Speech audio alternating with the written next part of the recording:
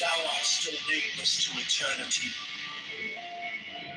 Come thou forth, I say, and aid and guard me in this work of art.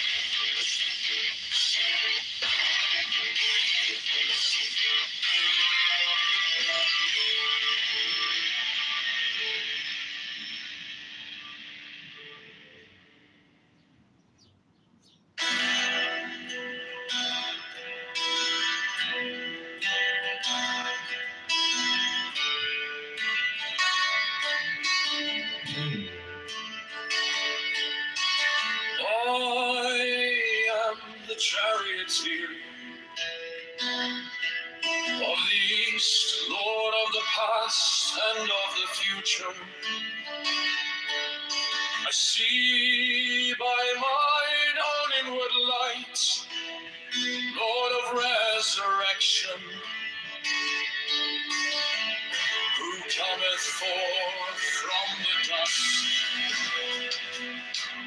And my birth is from the house of death.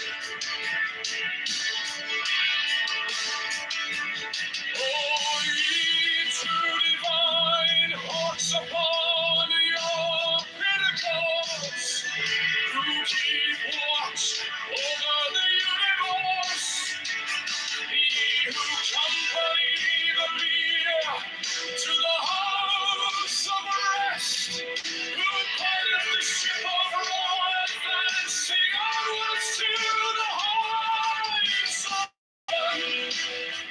Lord of the shrine which standeth in the center of the earth,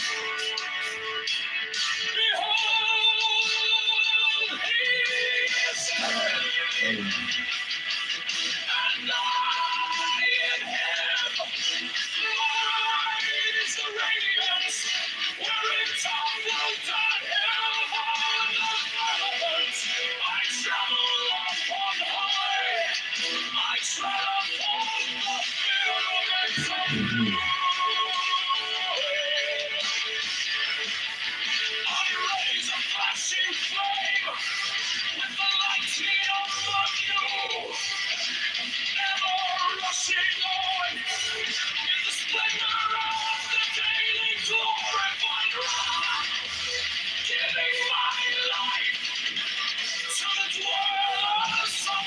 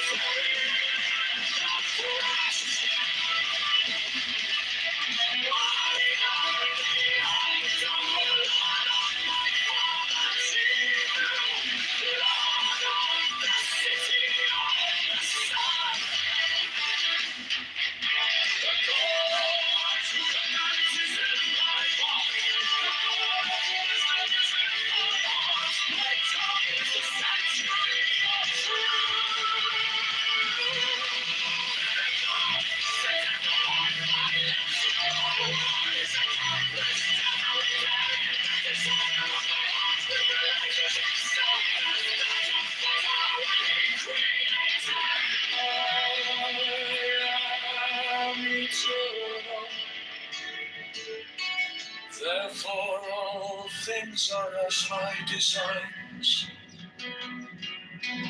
Therefore do all things obey my word. Therefore do thou come forth unto me from thine abode in the silence. Unutterable wisdom, all light, all power.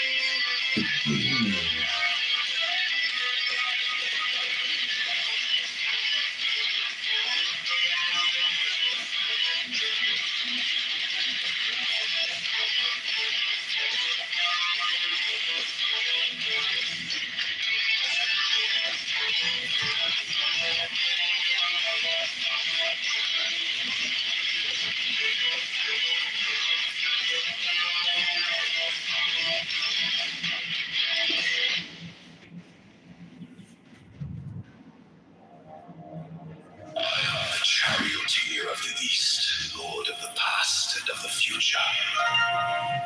I see by mine own inward light, Lord of resurrection.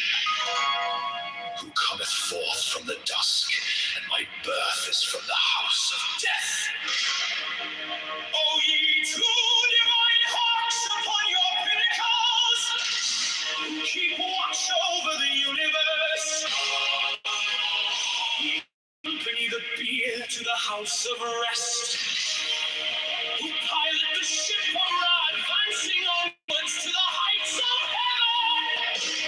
Lord of the shrine, which standeth in the center of the earth.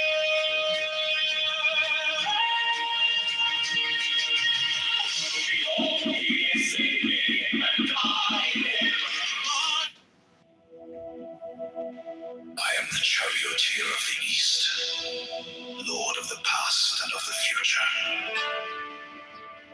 I see by my own inward light, Lord of resurrection, who cometh forth from the dusk, and my birth is from the house of death.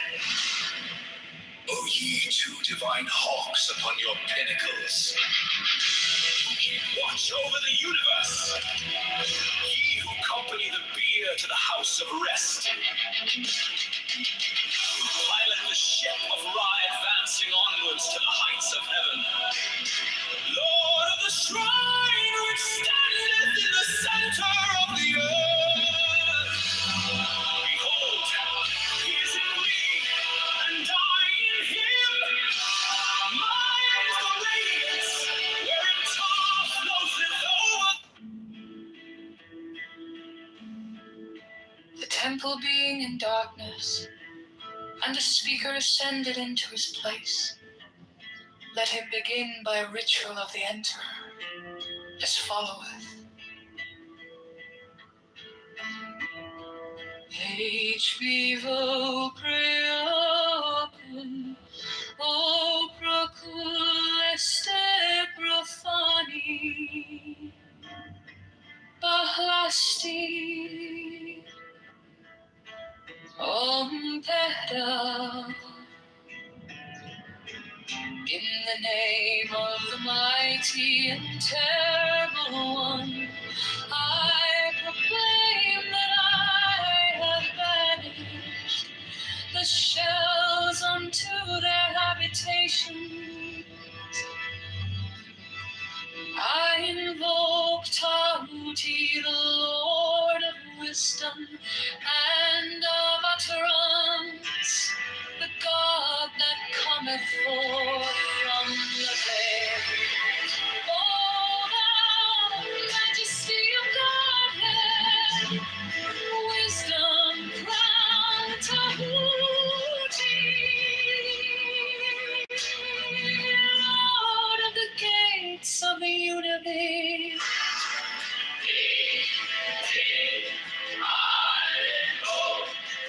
O thou of the ibis head,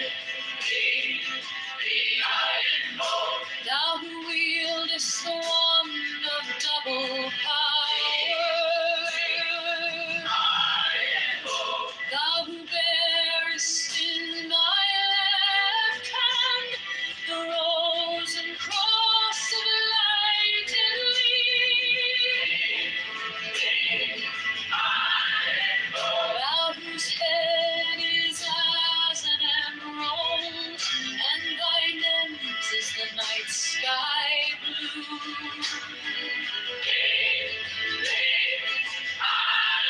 Thou whose skin is a flaming orange, as though it burned in a furnace.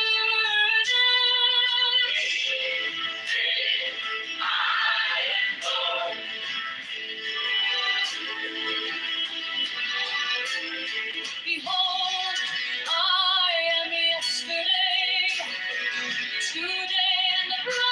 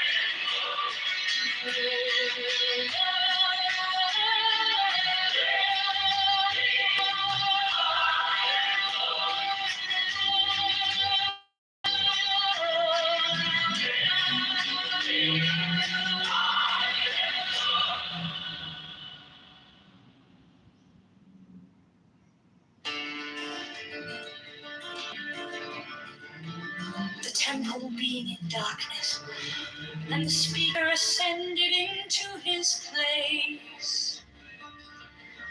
Let him begin by a ritual of the enterer, as followeth.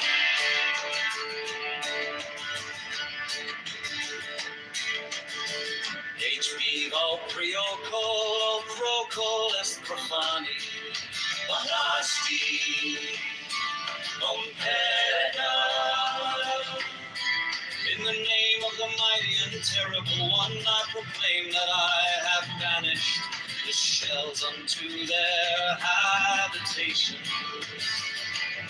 I invoke Tahuti, the Lord of wisdom and of utterance, the God that cometh forth from the veil.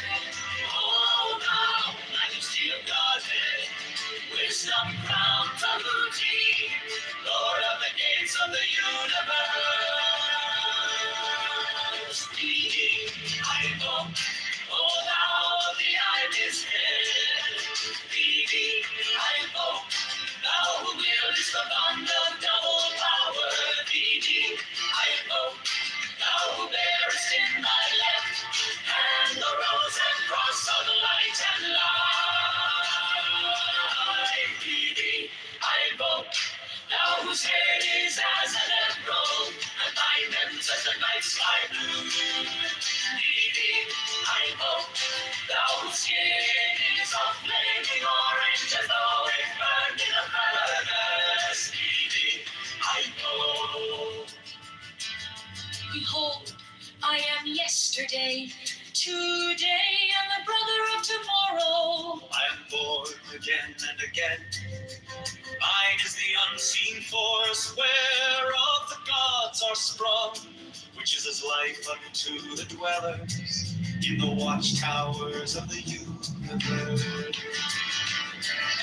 I am the chariot of east, Lord of the past and of the future. I see by mine own inward light, Lord of resurrection, who cometh forth from the dust, and my birth is from the house of death. Thee I invoke, O thou of the ibis head. Thee I invoke, thou who wieldest the wand of double power. Thee I invoke, thou who bearest in thy left hand the rose and cross of light and life. Thee I invoke, O thou of the ibis head. Thee I invoke, thou who wieldest the wand of double power. Thee I invoke, thou who bearest in thy left hand the rose and cross of light and life. Thee I invoke.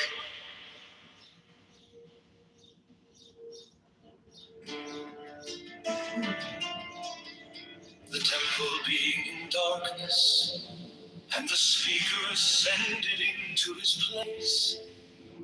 Let him begin by a ritual of the enterer, as followeth.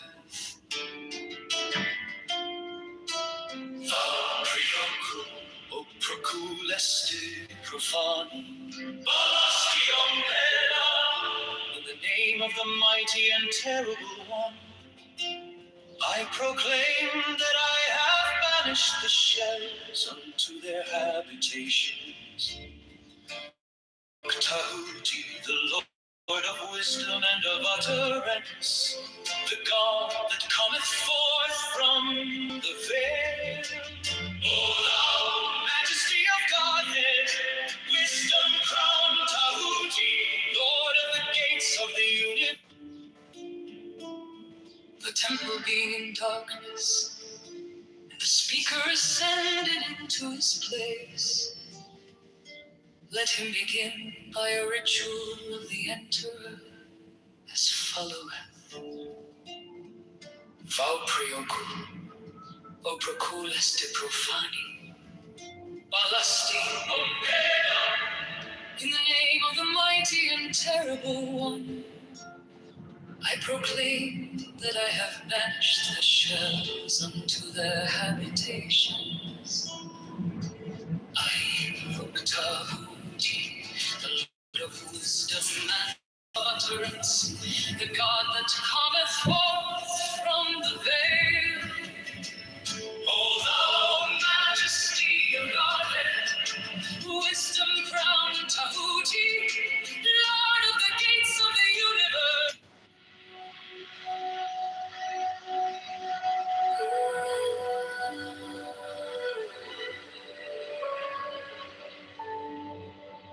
The Gnostic Catholic Church, the Order of the Knights of the Holy Ghost, the Order of the Illuminati, the Order of the Temple, Knights Templar,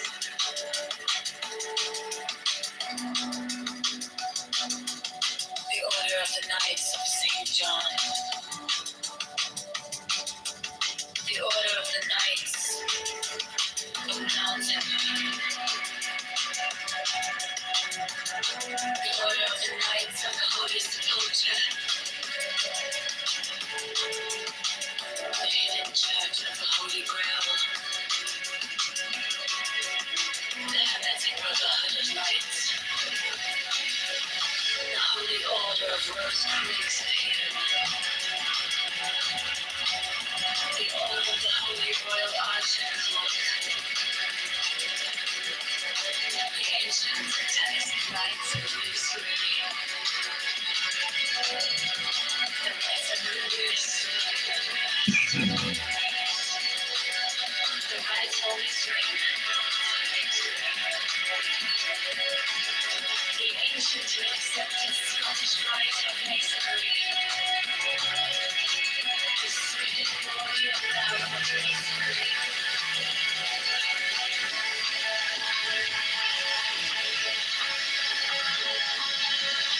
the Order of the Martinists, the Order of the Sapphire, and many other orders of equal merit, if of less fame.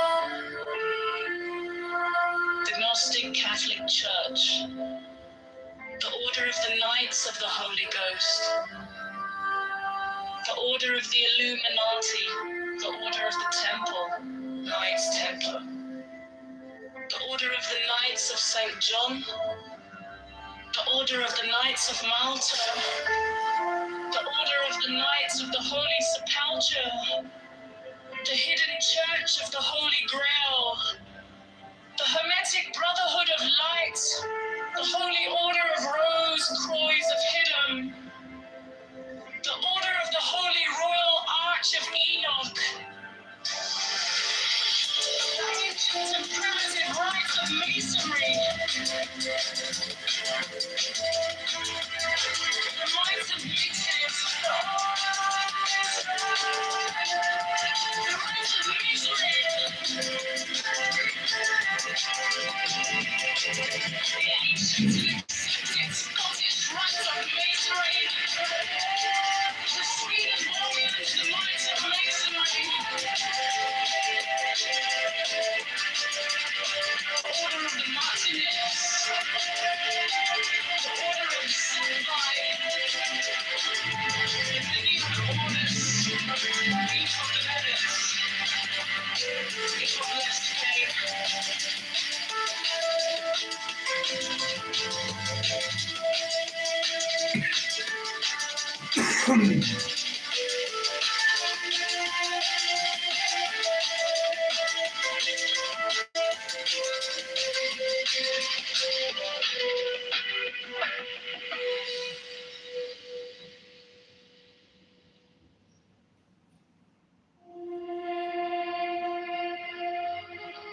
The Gnostic Catholic Church,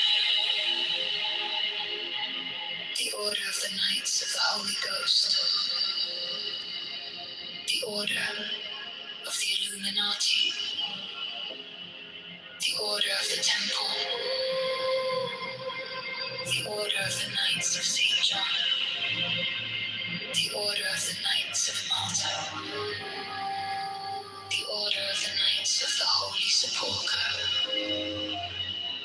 the Hidden Church of the Holy Grail, the Hermetic Brotherhood of Light, the Holy Order of Rose Croix of Herodon, the Order of the Holy Royal Arch of Enoch, the Antient and Primitive Rite of Masonry, the Rite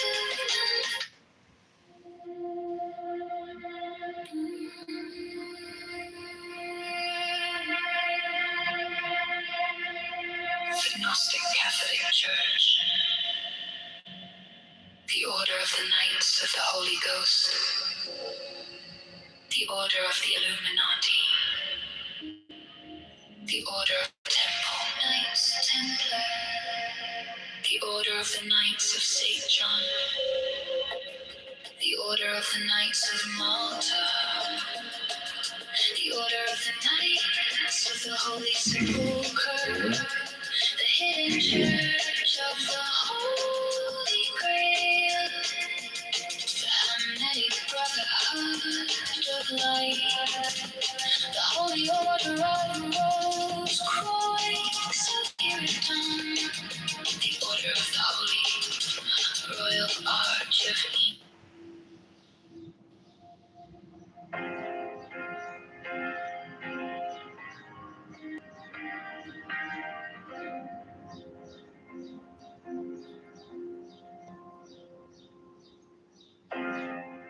My object all sublime, I keep it in my mind.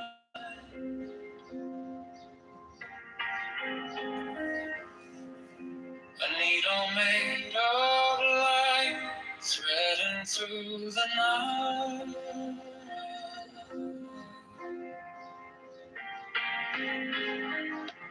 I mark the hidden scene, I sharpen up the dream.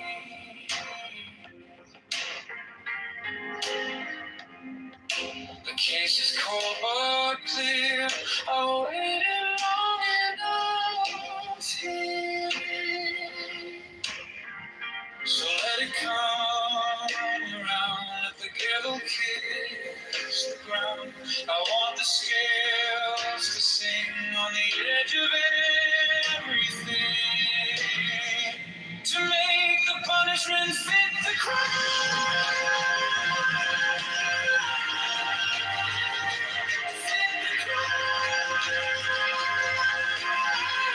To make the punishment fit the crime.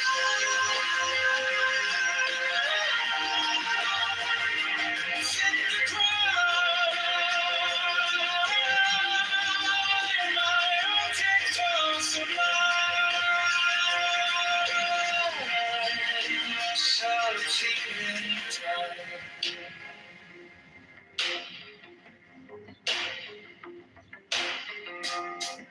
You wore the borrowed face, you left no kind of grace.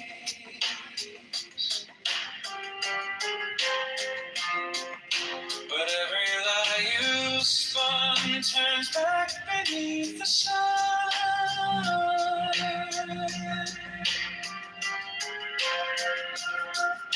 You kept the final clue, like inside my shoe.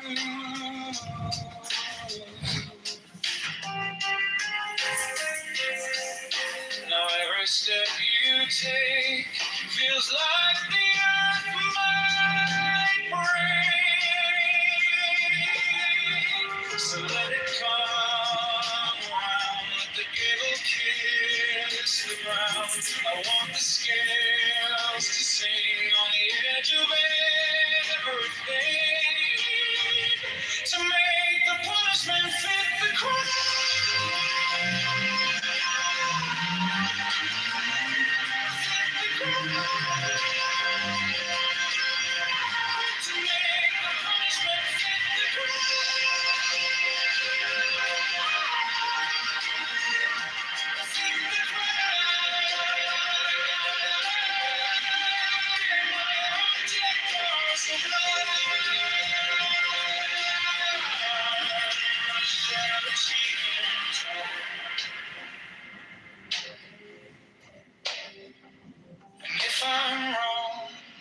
wrong, but I have held on long to the shape of what was lost, to the price, to the cost, to make the punishment fit the crime.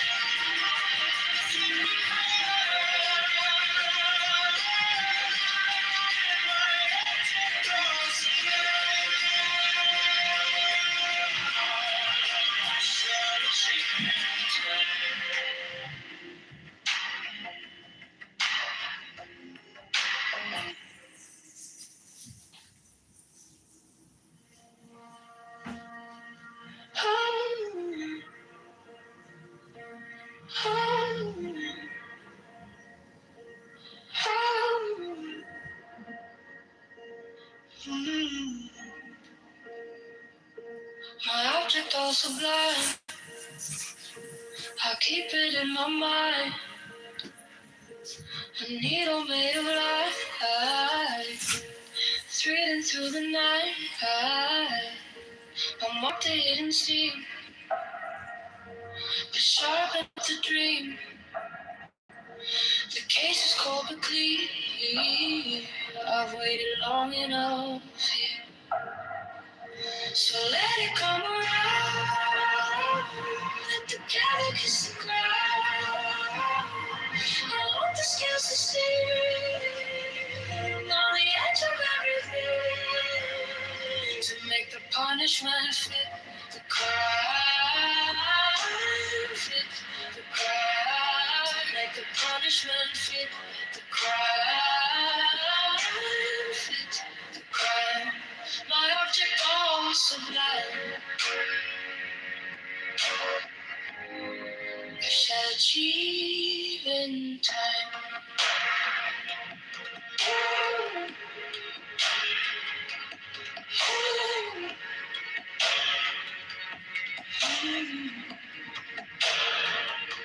You wore the borrowed face, you left no kind of grace, but every lie you spun turns back beneath the sun. I kept the final clue, like a blade inside my shoe. Now every step you take feels like the earth might break. So let it come around, let the candle kiss the ground. I want the scales to sing on the edge of everything, to make the punishment fit the crime. Fit the crime, make the punishment fit the crime. Fit the crime. My object all sublime, I shall achieve in time.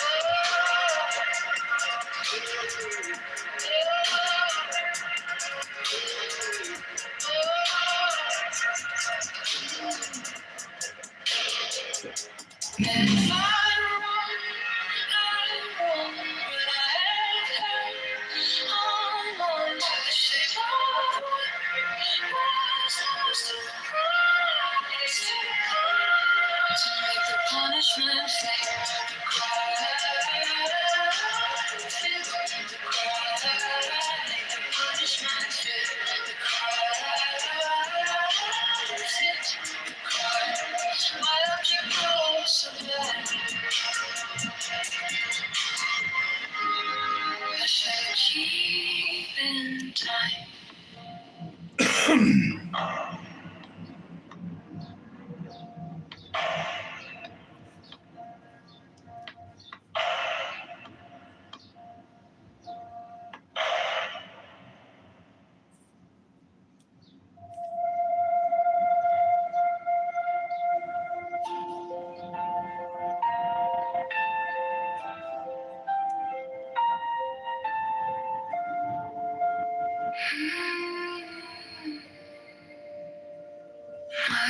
object all sublime, I shall achieve in time.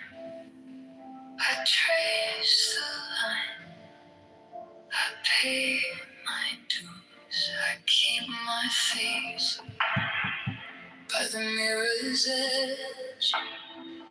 I learn the taste of every pledge, and when the night comes down, I hear it in my bones, a careful kind of vow, a weight I own.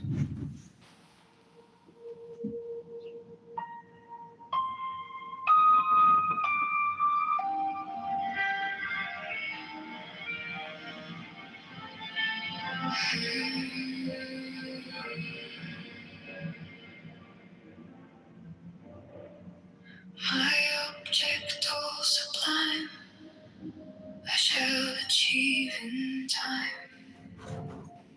I trace the line,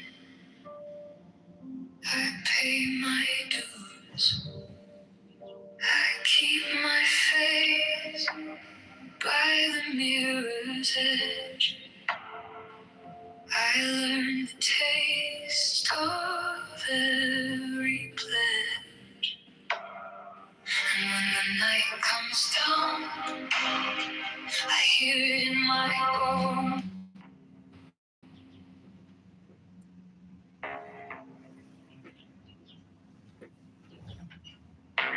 Give me the sign of the open night, a riddle of shadows where whispers lie, the thorny thigh, the maddening cry.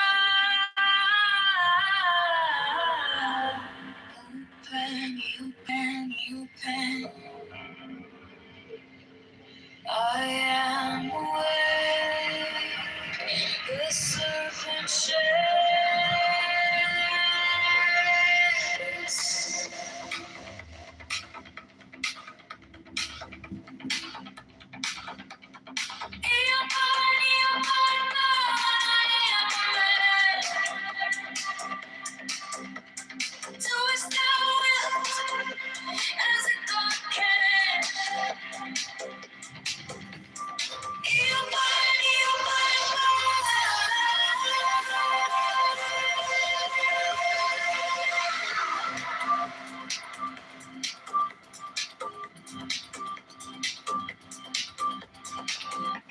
The eagle strikes with his jagged claw.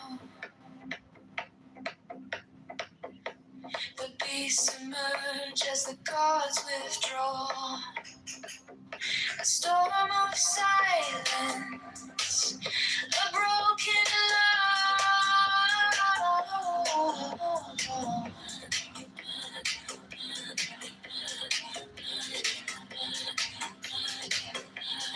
I am born to death, reborn on the hunt. I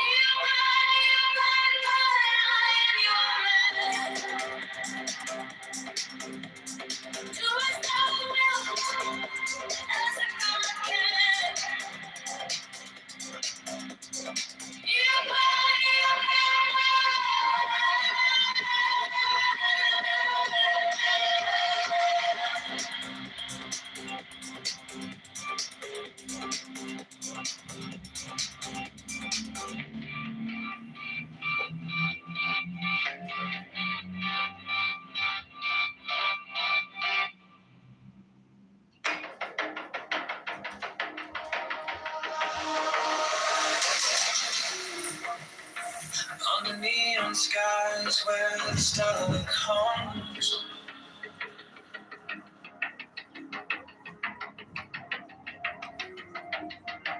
Shadows whisper truths as the baseline drums. My will is fire, unchained, untamed. No path is written, no soul is blamed. Thou hast no right but to do thy will. Feel the surge, let the silence fill. Your will, on its ways, it's alive, it's still. Deliver from the rush of the thrill.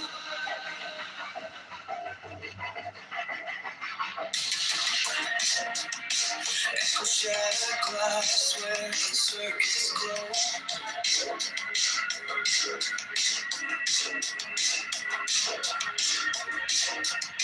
The clock ticks slow, but it doesn't show. No purpose, no tether, just a beating sink. Every way perfect, on the edge, on the brink. No chains, no bars, just a void to fill. Every pulse, every spark is a perfect will. Thou hast no right but to do thy will. Feel the surge, let the silence fill. Your will, this way, it's alive, it's dead. From the lust of the thrill. In the endless dark where the echoes play. No other shall say nay, no other shall stay. Through the light, through the smoke, let it all decay. The will remains forever in the fray.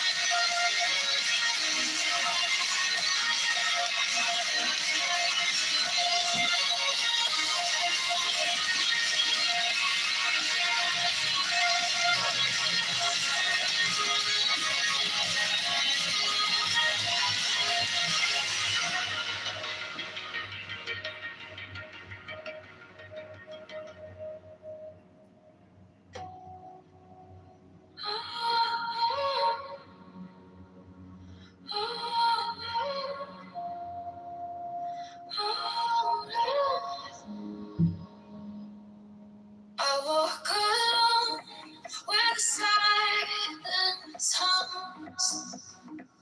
No shadows chase, no voices come. The air is still, it wraps me tight. No fears and no way to bear. The sweetness whispers everywhere. Sweetness of sunshine fills my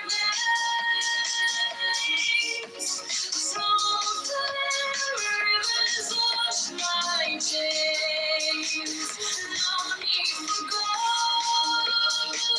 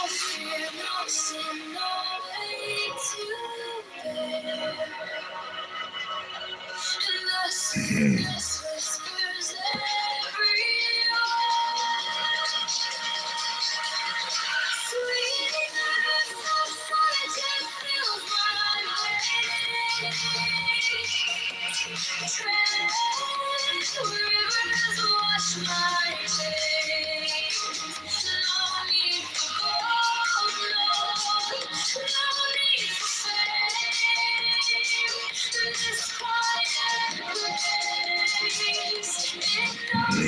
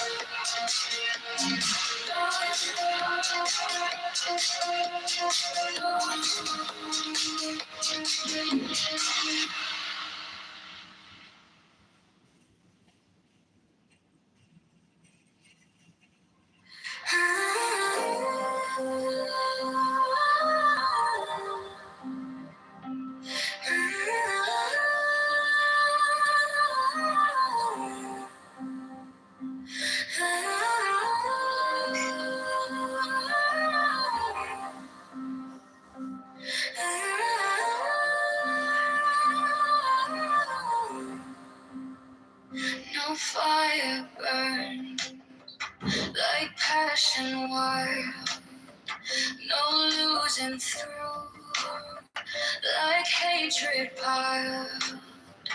This body aches, a cage of stone, rest whispers soft, the only throne. Hunger's the beast, the sharpest sting, body cries, its constant claim, but to truly see, awaits, it sets us free. Pain walks close, a shadowed friend. Each step we take, it will attend. But joy lies quiet, just out of view.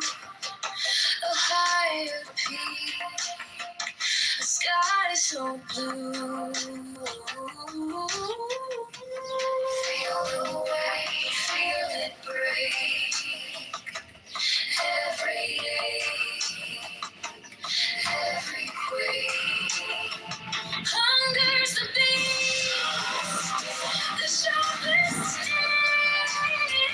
The body cries, its constant cling. But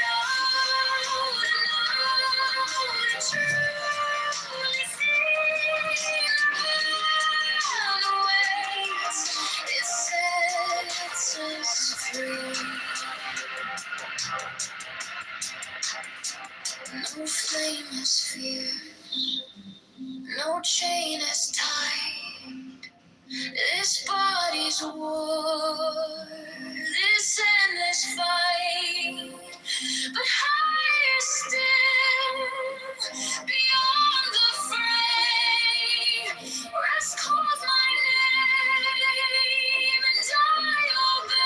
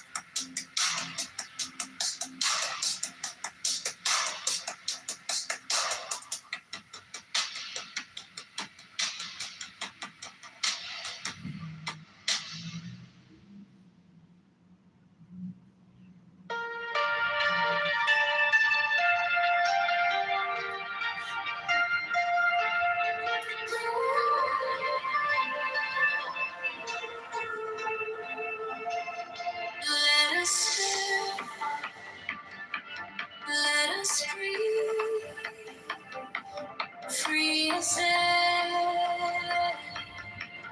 No hate, no chains, no despair. Among the shadows, we shine so bright.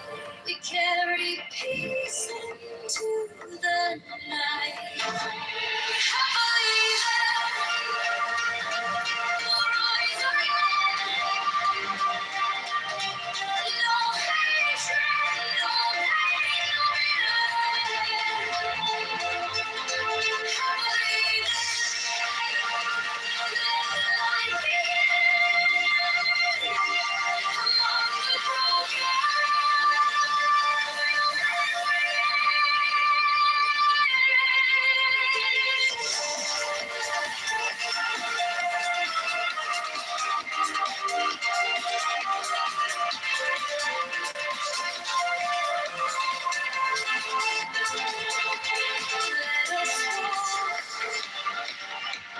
let us heal, free from strife. No ailments cling, no weight on life. Among the weary, we'll stand tall. A gentle voice for them all. Happily there, we'll rise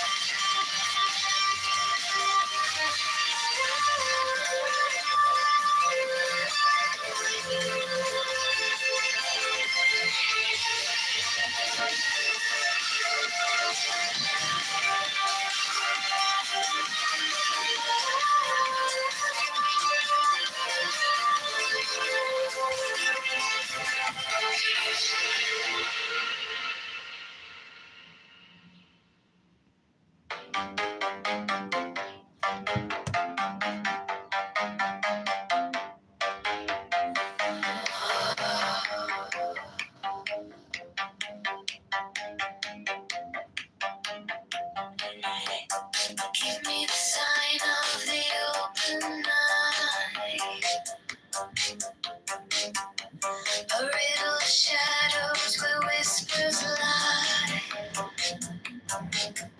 the thorny thigh, the maddening cry.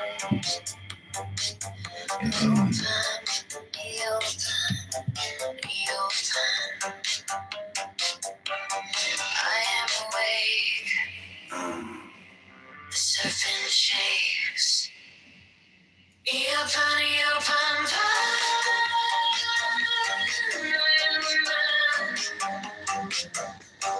doest thou will, The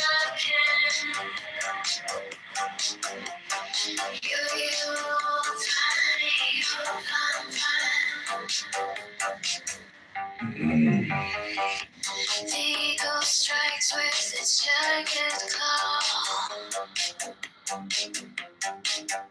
The beast emerges as the gods withdraw.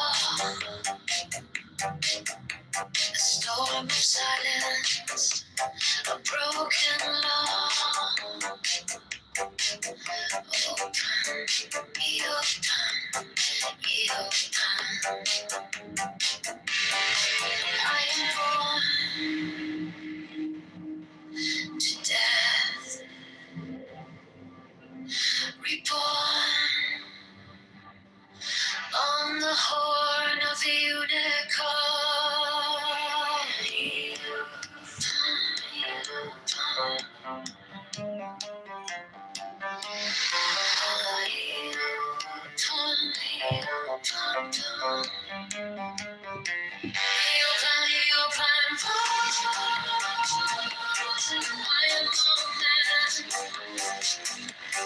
Do as thou wilt, as a God can.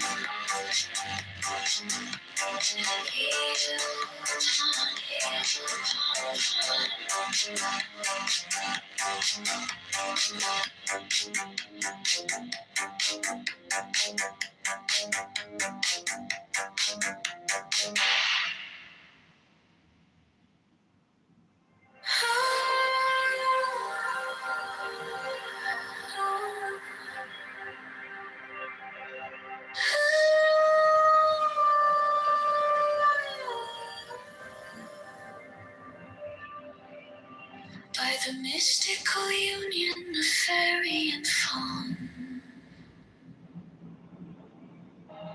a dance in the shadows from dusk until dawn. Unspoken the whispers that drift through the trees. Unbroken the vow carried soft on the breeze. Oh, fiery Valkyrie, I invoke.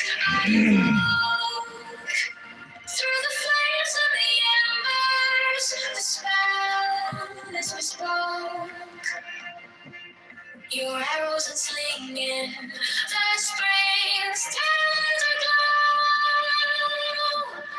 A force wild and brilliant, a power I know.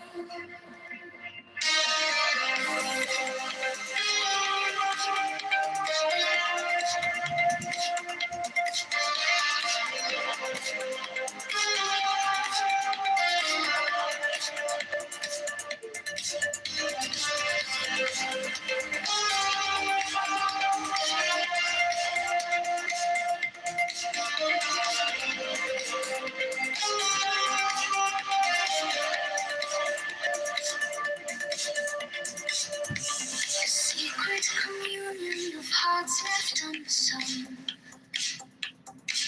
The listless, resistless, tumultuous tongue. Through veils of the morning, her armor does gleam. The warrior spirit ignites every dream. No godhead could charm her, no throne could command. But manhood awakened, she took up her stand. In brilliance resilient, her fire does burn. A goddess of spring, with the world left to turn. In fire of flattery, I invoke. Through the flames and the embers, the spell is bespoke. Your arrows unslinging, the spring's tender glow. A force wild and brilliant, a power I know.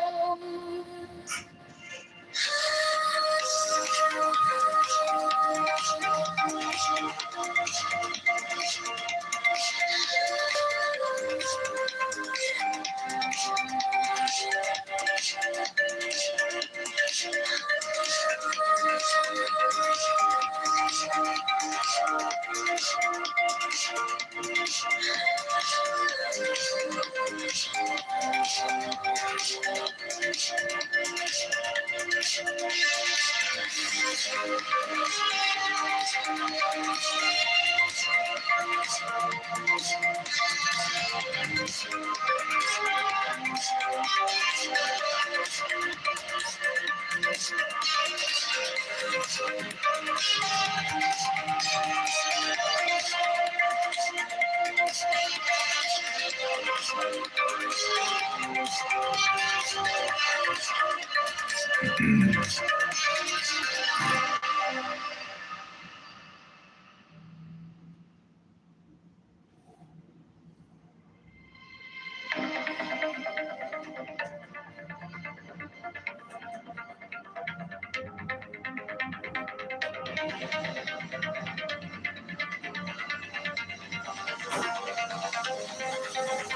the mystical union of fairy and fawn, a dance in the shadows from dusk until dawn. Unspoken the whispers that drift through the trees.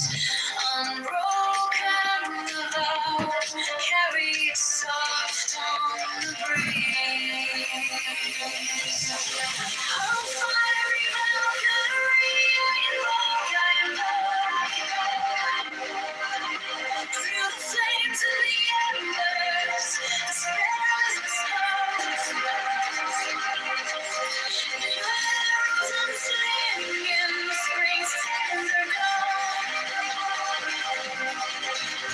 Force wild and brilliant, power I know.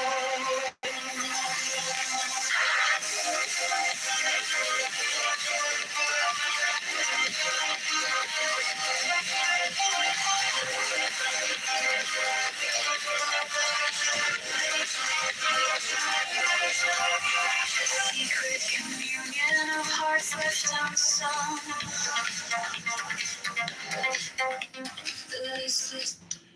I want to thank everybody for coming to the John Kitover Sunday Entertainment Show. We are about to read from the Tao Te Ching by Lao Tzu.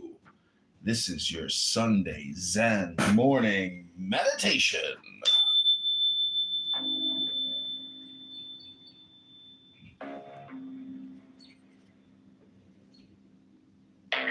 Give me the sign of the open eye,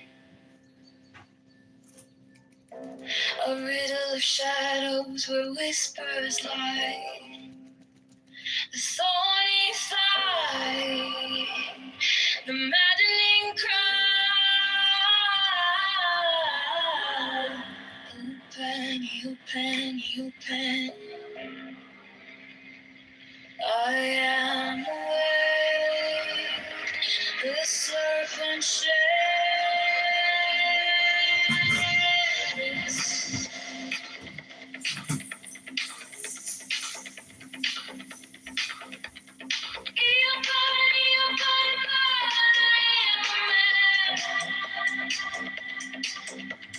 Do as thou wilt, as a God can.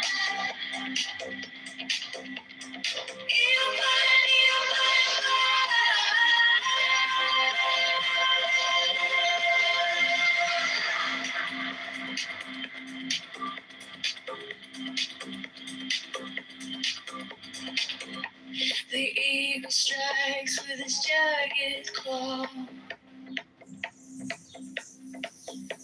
The beasts emerge as the gods withdraw. A storm of silence, a broken love.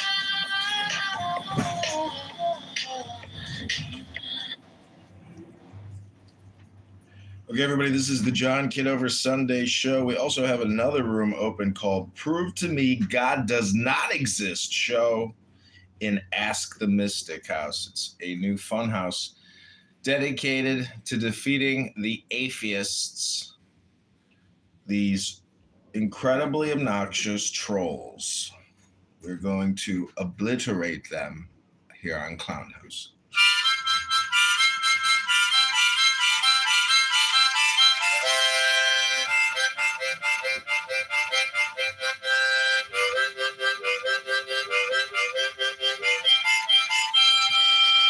Jesse, welcome. You're our first guest on the Prove to Me God Does Not Exist show. Welcome. Peace and blessings, y'all. Thanks for having me. So, do you think you can prove to me that God does not exist? Oh, prove to you that God doesn't exist? No, see, I'm wholeheartedly know that God does exist. So, I thought this was proof that God does exist. This is prove to me God does not exist. So, are you guys three God believers? No, the name of this show is called Prove to Me God Does Not Exist show in the Ask the Mystic House. Okay, well, I'm sorry, guys. I can't do that because I do believe God does exist. Well, can you prove to me that God exists? Yes. Well, but I'm sorry. That's not the topic of this room, though. The topic of this room is prove to me God does not exist. Okay. Well, I apologize for wasting your time. I hope your show is edifying. And if you ever have a title that says Prove God Does, I'll be more than happy to join. All right. Thank you, guys. Good luck. Thank you. That was Jesse in the Prove to Me God Does Not Exist show. He couldn't do it. You know, this room is dedicated as a parody to what Steve Appel does in the Ask the Atheist House, or what's his face does in the Prove to Me God Exists show. And you know, I think it's the Gong Show. So people come up, they come down, they come on stage, and then they make their appeal, they present their evidence, they share their testimony, and then we give them the gong. It's called the Gong Show.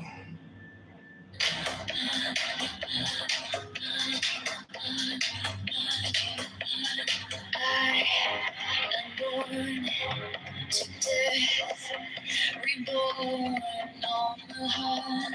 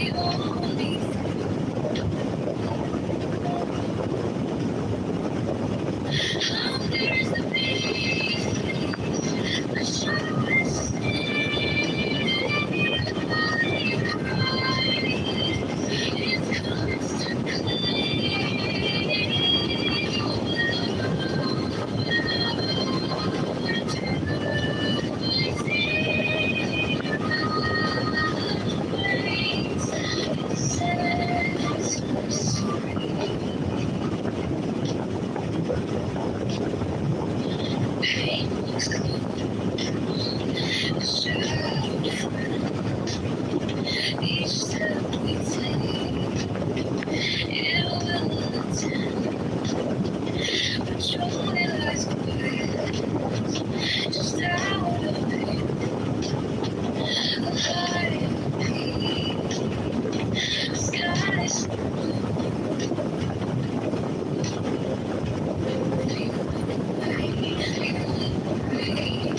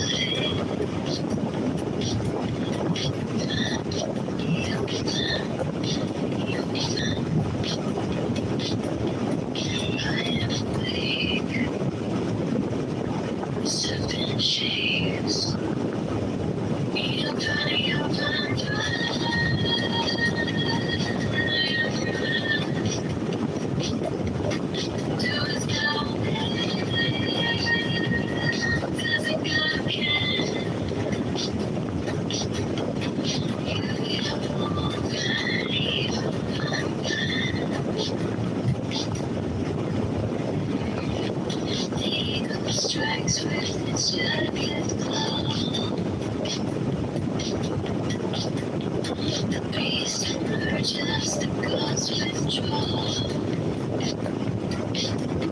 The storm subsides. The broken law.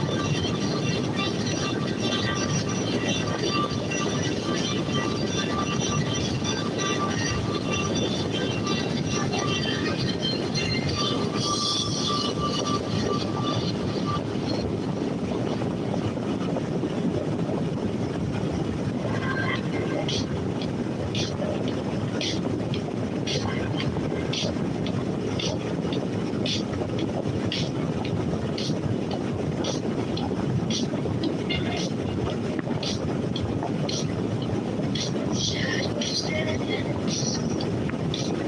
They break the light. Echoes home. The stars ignite. I was yours. You were mine. The spell of the spine. I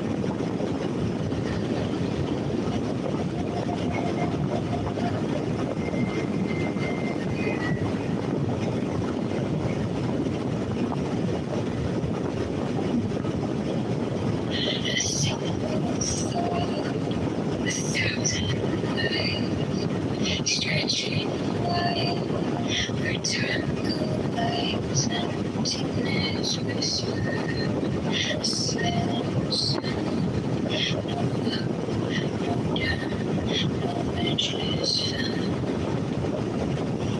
10,000 years in a single beat, infinity stands beneath my feet.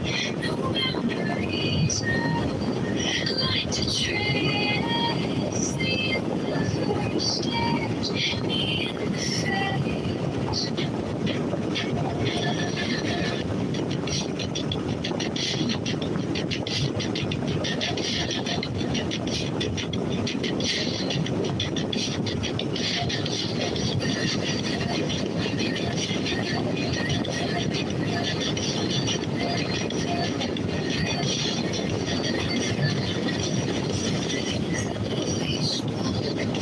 Infinitely wide, where to land, where to vary.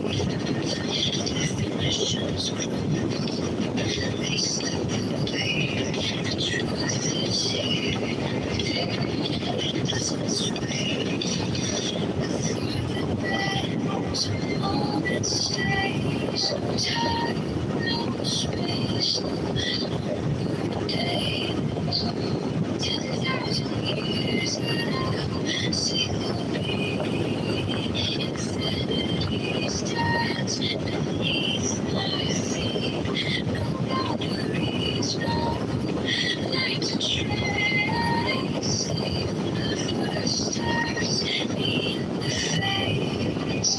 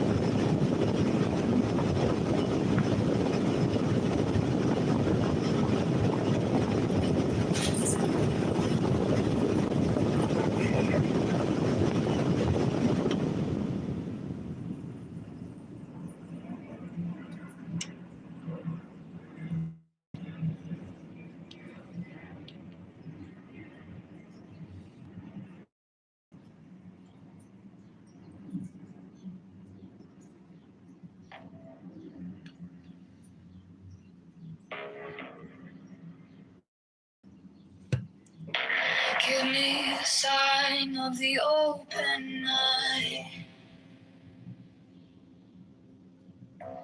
a riddle of shadows where whispers lie, the thorny thigh, the maddening cry. Open, open, I am the serpent shade.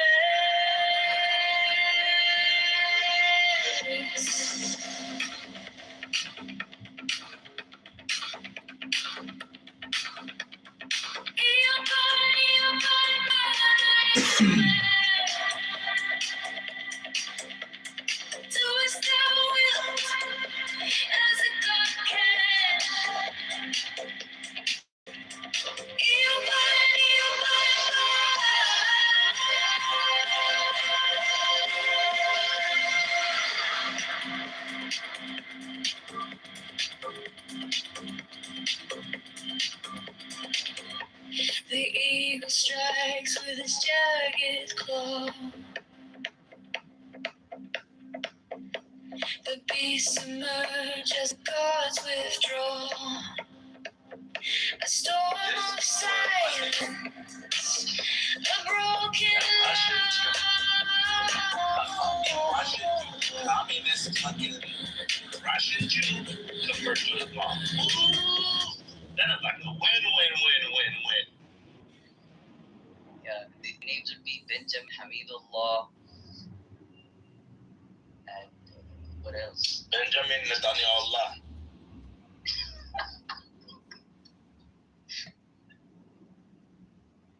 Ben Javirullah. David Hosseini.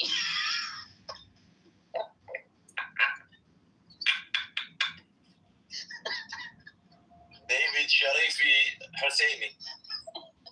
David Yusufi.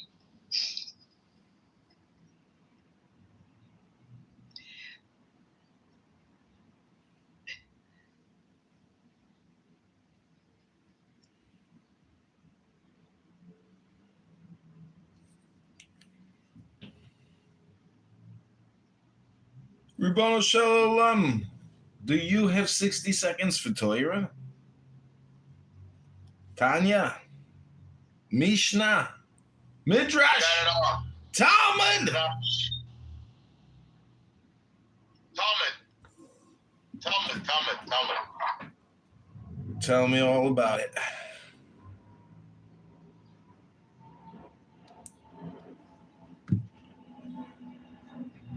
This is from my BB Blues Deluxe Fender, starting in C note.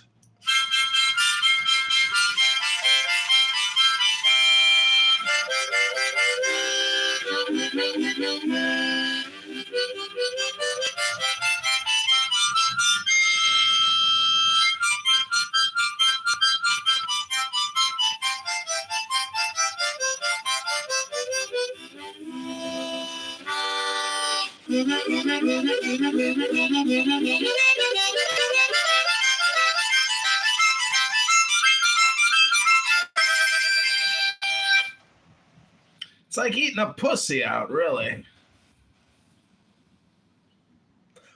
رافي open your mic مشاهدينا الكرام سيداتي ساداتي عانساتي عزيزاتي متعد اليهودي الروسية converting to Islam. Hey, wallah. Bismillah ar-Rahman ar-Rahim, alhamdulillah. Allah mak, habibi. Afwan. وين محطة الحجاز حبيبي النصوري لا لا لا لا لا لا لا لا لا لا لا لا لا لا حبيبي عفوا حبيبي عفوا حبيبي شكرا حبيبي لا حول ولا قوة لا وبالله علي العظيم. Well, the Iranian government is officially 6 hours past the deadline, and Donald Trump, as we speak, is sending them back to the Stone Age. Every electric facility and bridge completely obliterated, incinerated, and turned to dust. Oh, really? Is the deadline today? Yeah. Oh, so there's going to be action today. Oh, is it Monday, 8 a.m.? Is it Monday, 8 a.m.? I don't know. with the beautiful Tomahawk missile. And you know, other people buy those Tomahawk missiles. It's a great Tomahawk missile. A lot of people are buying them and selling them. They're all over the place. Did you see Pete Hegseth was talking about what Trump told him when he appointed him for the job? He was like, "You're gonna be tough as shit."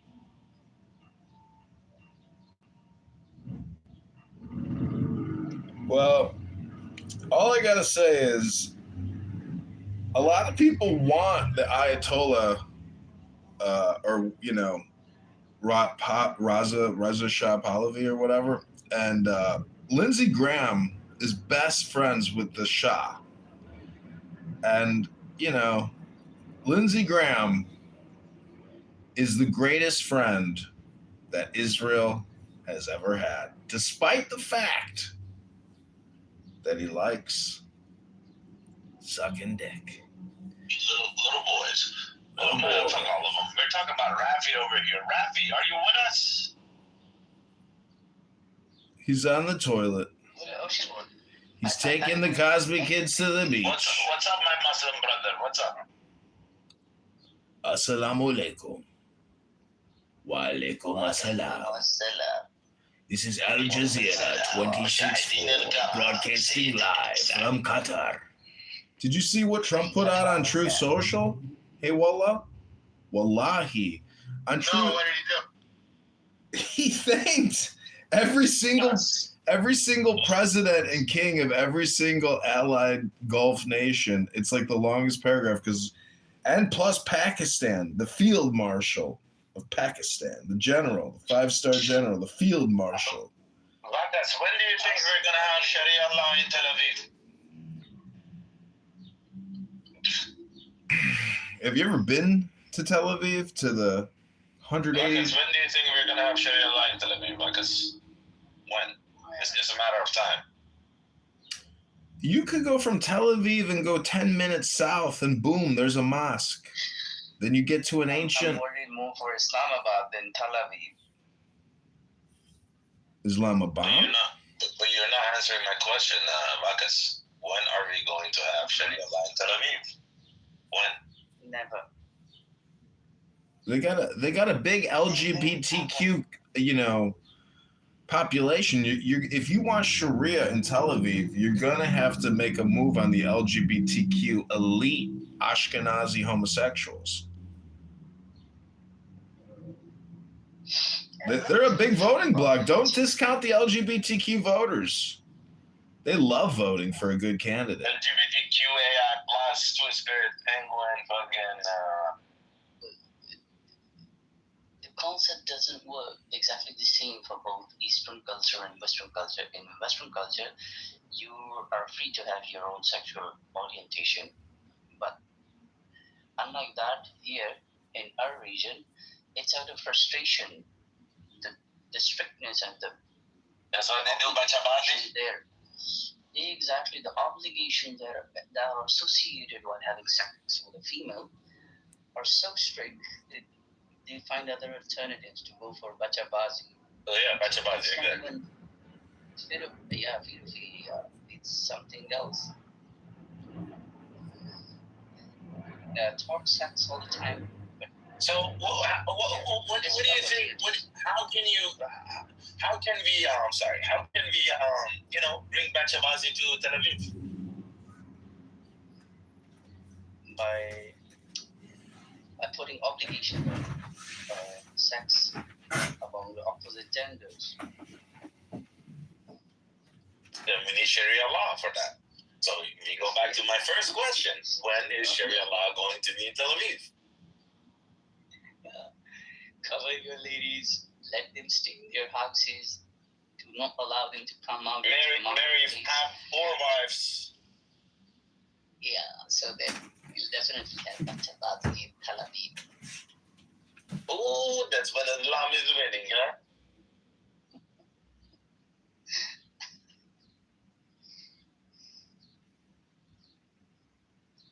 Look at the hypocrisy. They call it, you are Qawm Lut. Remember the Prophet Lut? Yeah, Lut, yeah. Homosexuality. Yeah. So they will brag on their member in the mosque. This is extremely forbidden. But the moment they get off the member, they go and fuck the ass of the wife. The same day. That is the level of hypocrisy. Level of Bachabazi.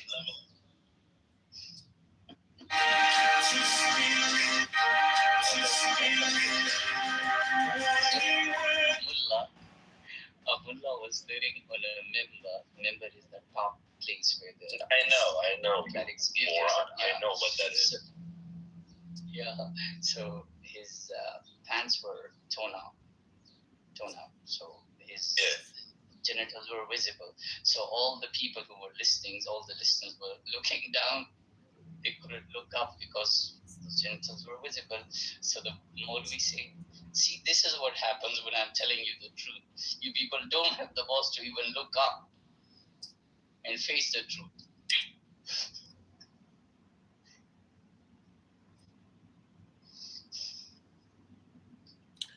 Well, some people can still read books and some people can't.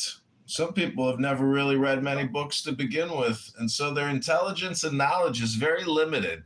And you're dealing with hyperbolic spammers who just love saying controversial gaslighting shit.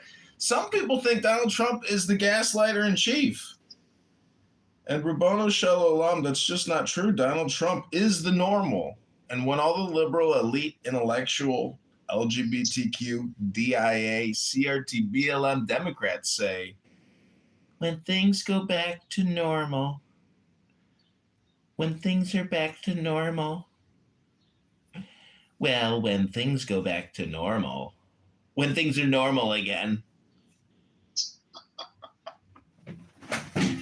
Subhanallah.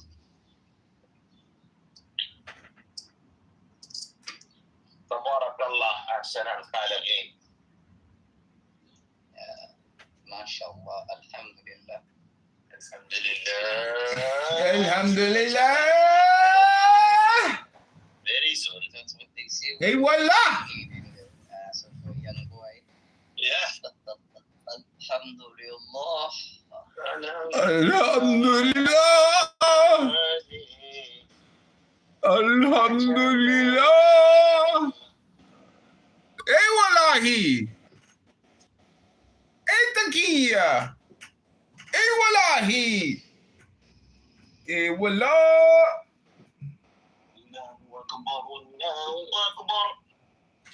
Allahu Akbar. Allahu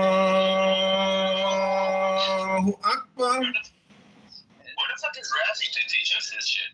Allahu Akbar. Bismillahirrahmanirrahim. Allahu Akbar. Muhammadan Rasulullah. Hayya ala salat. If someone hear me right now, they're going to shoot me. I'm out here in public. If someone hear me right now, they're going to definitely shoot me.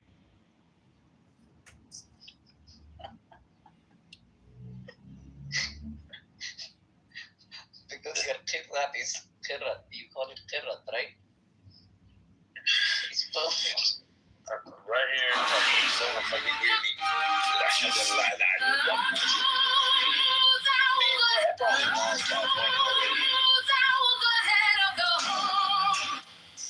Fucking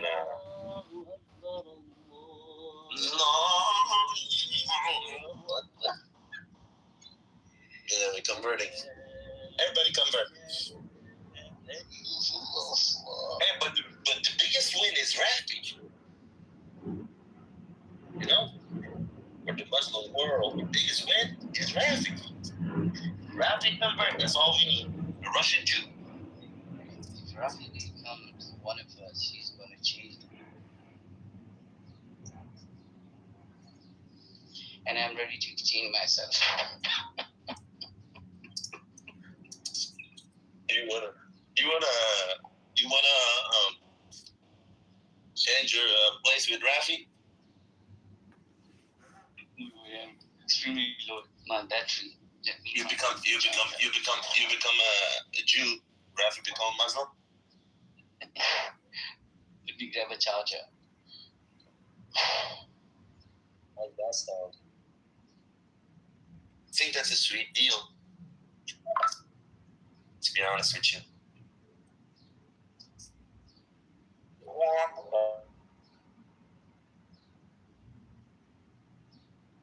you coordinate buildings. Hello, I saw this is a Peter support room. I came to vote for Peter. He is the Mr. Bean of Iranian intelligence living in Berlin. Beaver, thank you for organizing. The mullahs have to go. Please, Donald Trump. Please, Donald Trump. Make the mullahs go. Please, Donald. Mr. President. This is Peter from Berlin. I am calling to you, Mr. President. Make the mullahs go. Please, keep bombing. Keep bombing. The mullahs go, please.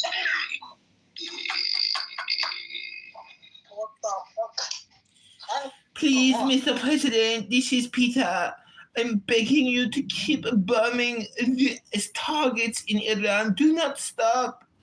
This is Peter, Mr. Bean, the Iranian agent in Berlin. I have lost communication. Only Clubhouse remains. Please, Mr. President. It's me, Peter. It's your friend, Peter. Well, let's come on up, buddy. Beaver, I don't know if you know this, but in Monica's room, It looks like Dr. Dre. you were labeled as the problem, Beaver, not Matt Cool. It was you. You're the problem. That's what was determined in Bima's room with Monica. Just FYI. 1, 2, 3 until the 4. Snoop Doggy Dogg and Dr. Dre. Is that your That's a good door? one, Chicago's had a tough weekend. A lot of murders. Yeah, dude, the bar that I go to regularly, the bouncer was jumping and they took us because he wouldn't let them in because they were underage. Fucking 18, 19-year-olds jumped the doorman. Yeah, everybody ping Peter. I am sleeping right now. It is very late in Berlin. And I have busy day tomorrow at construction site. You know, I am a civil engineer. The Iranian people are very educated. And Donald Trump knows how gifted we are. And there are so many of us that want freedom and liberty. And they killed the wrestler. They hung the wrestler. They murdered him. And the assassins on the rooftop, they shoot the women in the face. Please, Donald Trump, don't start the bombing. I have to get back to my kitchen to finish my June dinner. دلم برات خیلی تنگ شده. Since June, I'm dead.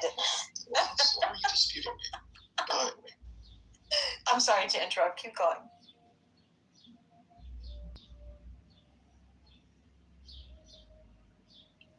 What about the kubete in your mouth, Peter? Oh, you like the kubete? I love the feta cheese Yes. with the walnuts and the fresh sliced My watermelon. mother's calling. Mom!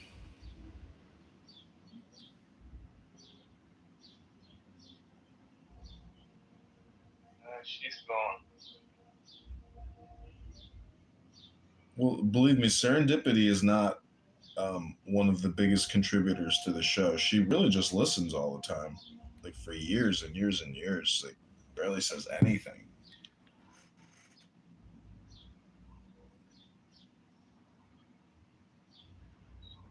Hello,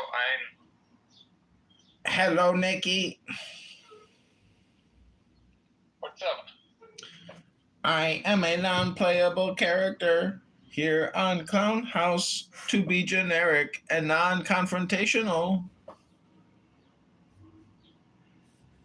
Why are you non-confrontational? Because I am a non-playable character.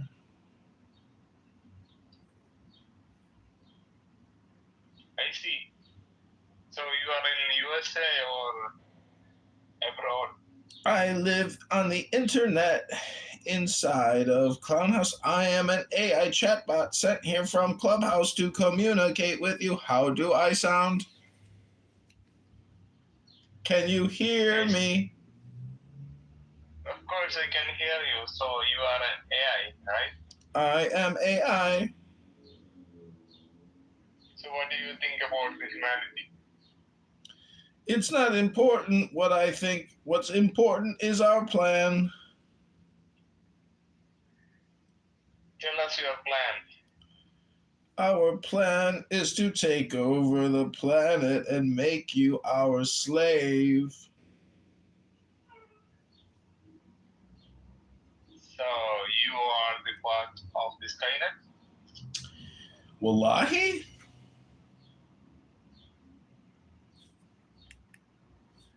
How are you planning to take over?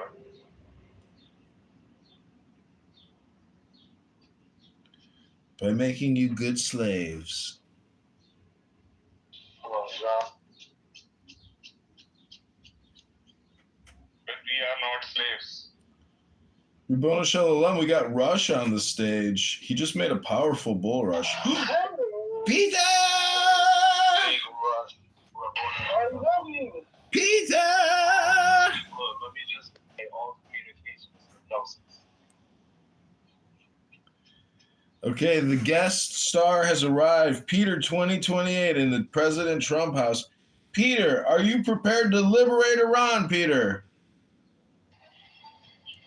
I am not sure what I should do, but I am exhilarated about the topic. Thank you very much. Thank you, Peter. This is all Beaver's doing. People say don't just be a part of the problem, be the problem. And Beaver was voted as the problem. So, Peter, take it away. It's your show. Tell us how you're feeling right now. I am feeling surprised and very happy and very shocked and surprised together. Thank you.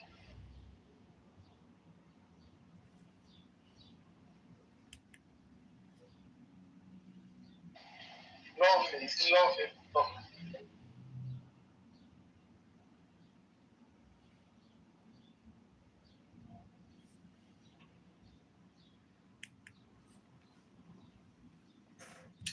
El Normo is here. El Normo, what do you think about Peter 2028? Would you vote for Peter?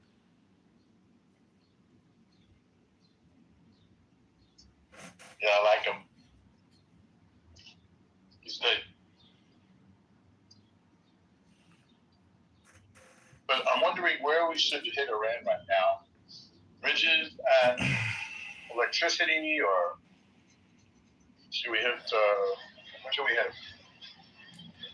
I think that the main concern in Iran is being disconnected with the whole world and with the whole exchange of information with the world and updating every aspect. Like the most important part is for me is the diplomatic relationships and the financial reconnection to the world, like before 1979. Good point. Very good point. Peter, are you in Iran?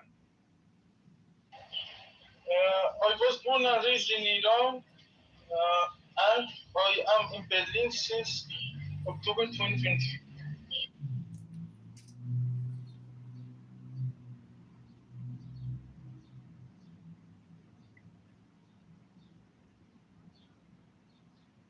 So how are you there? Are you safe there or facing any discrimination, something like that? Stone. About the safety, I think that Berlin meets one of the best city standards of the whole world, and I truly love here about every, not every, but most of the aspects. It is really high level. I really love it. It is really easy comparison based on where I come from.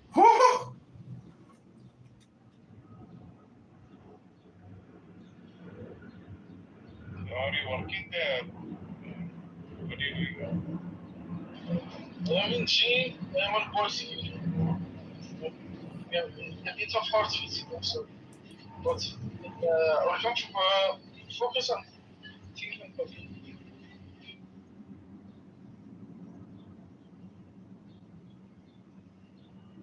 Sorry, so you said you are working there. Today is a holiday, Sunday. I am a student here, Technical University. Most of the time is for And my work permit is limited based on 20 hours per week. Part-time. I need to find a job offer to be able to evolve in my immigration process to the next one, to change my status to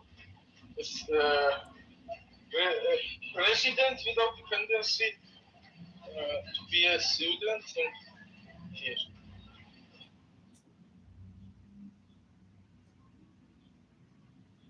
All right.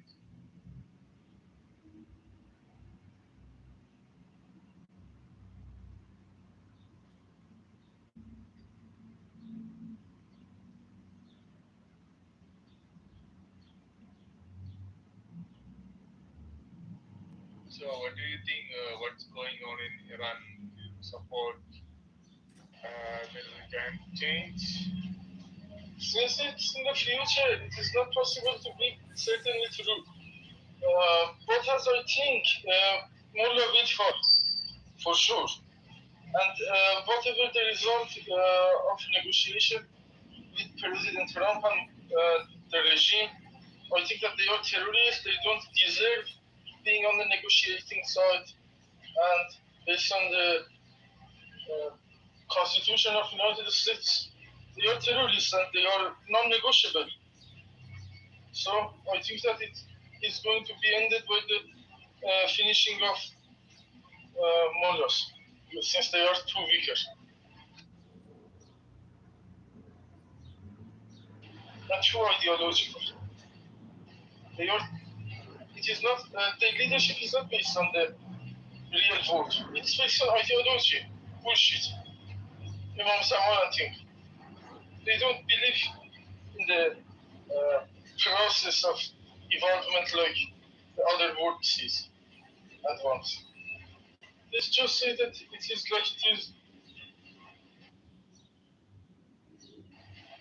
And I don't know how to be able to fully transfer the request that I want to say, but as I think it is not possible to be negotiated, and that's it.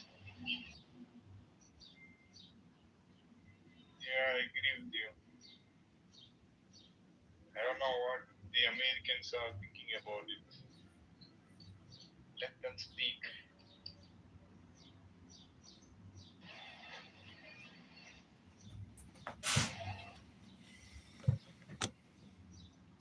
Well, Peter, thank you for coming to Peter 2028. Without you, this room would not be possible. And we love you too. And we want you to succeed and achieve your desires and goals and objectives and be happy and prosperous and live a life of abundance and joy. And I just want to dedicate this little harmonica song to my good friend Peter for his 2028 campaign of victory.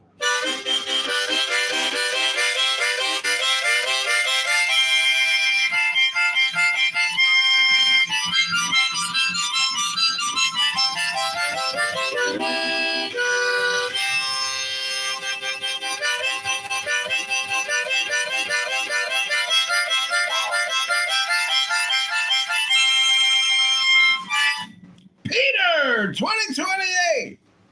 2028. Thank you very much. That's awesome, Peter. I also support you. Sorry, can you please repeat your question?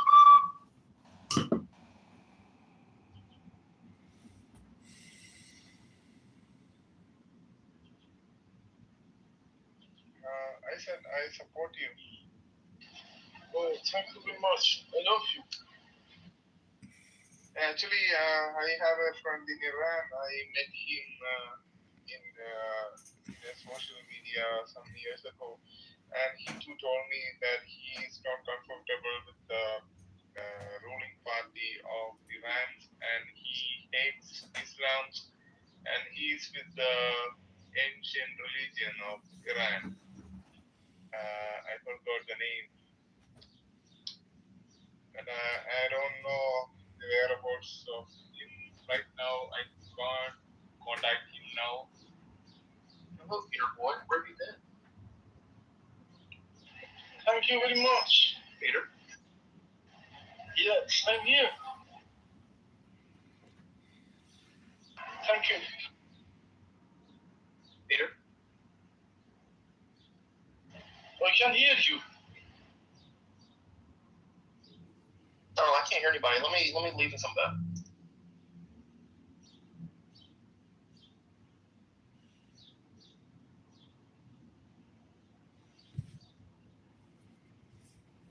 Hello. Can you hear me now? Yes, I can hear you. Okay. Thank you very much. Good boy. Do you have Monday off? Yes, Monday is off because here is each day. I'm not sure what it exactly means, but it means that it is off. Is Mola finished? Oh, I'm not sure. You know, there's a new movie with Stingray in it. I did not check the movies yet, but we are just in the clubhouse. I think it's on Netflix. He's with Mark Wahlberg, and he makes a condom for the World Cup. The condom that covers the penis and the balls. With Stingray, the actor that plays Stingray on Cobra Kai. It's really nice because World Cup is going to happen in the United States and it is a very big international event. And during that time, I'm not sure how it is going to be handled. Kicking to Mola.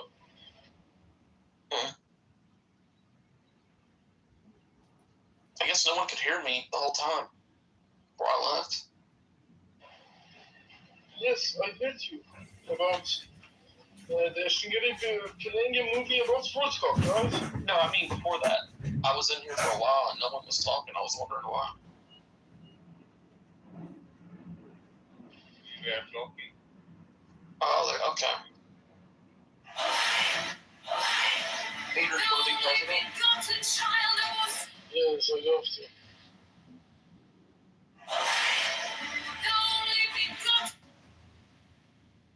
Come on up, Wallace. Are you supporting him as a president? We were. Oh, I like Trump, but I want Peter to run.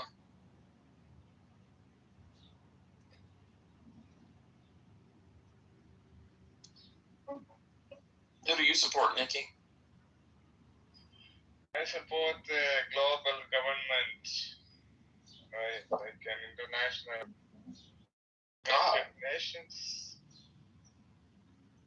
That would be better for, as I said in my profile, a globally centralized government could significantly accelerate human progress. Oh, so you agree with shitting on our Bill of Rights? You don't like the United States then and our rights over here, huh? I don't care about the rights of the United States because I am not in USA.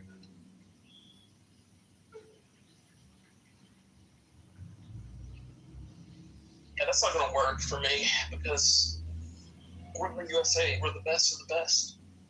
Everything goes through us. And we're top dog, and no one else can get a seat at the table. Yeah, I guess colonization will have to just continue.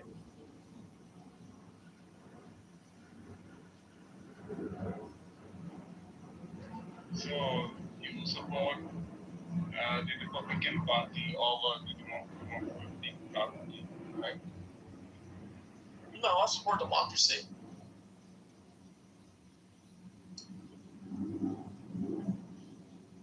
Democracy, but you are supporting the party of Trump. Of course. Yeah. The rest of the world will just bring us down.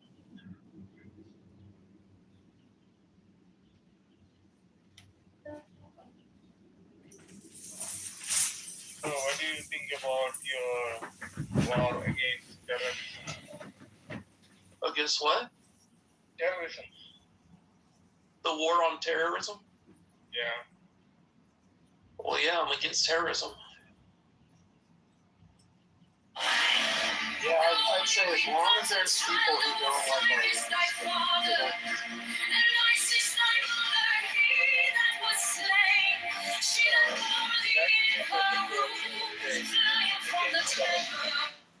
We are also against terrorism. I am from India.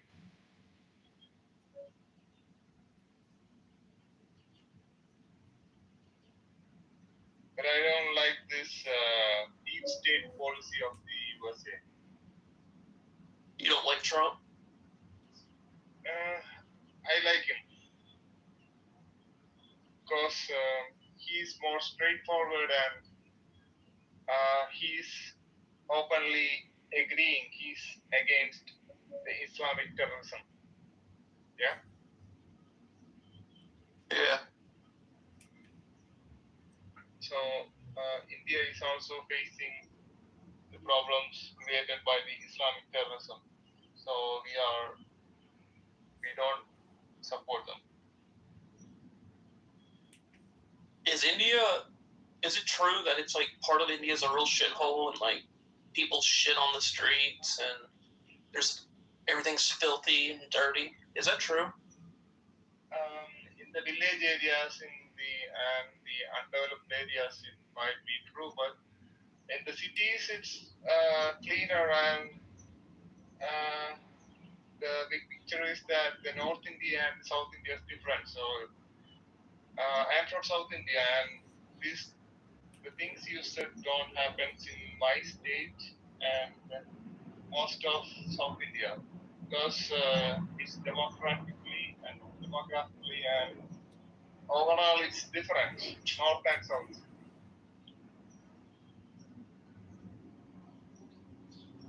How about in USA? So there is no poverty in USA, or all the people are. Are human beings trustworthy? Thomas Hobbes, an English philosopher, became well known for Leviathan, published in 1650. It seems like everybody has a cell phone. Everyone at least has an iPhone or an Android, and they're not starving. They're eating, and they have clean water. I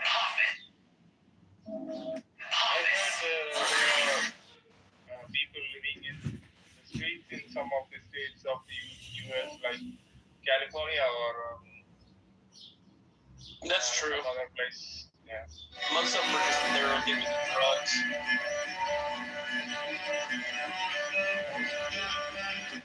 Most who? The homeless. Homeless? Like they're called homeless people. Uh-huh. They live on the street under bridges in tents. I see.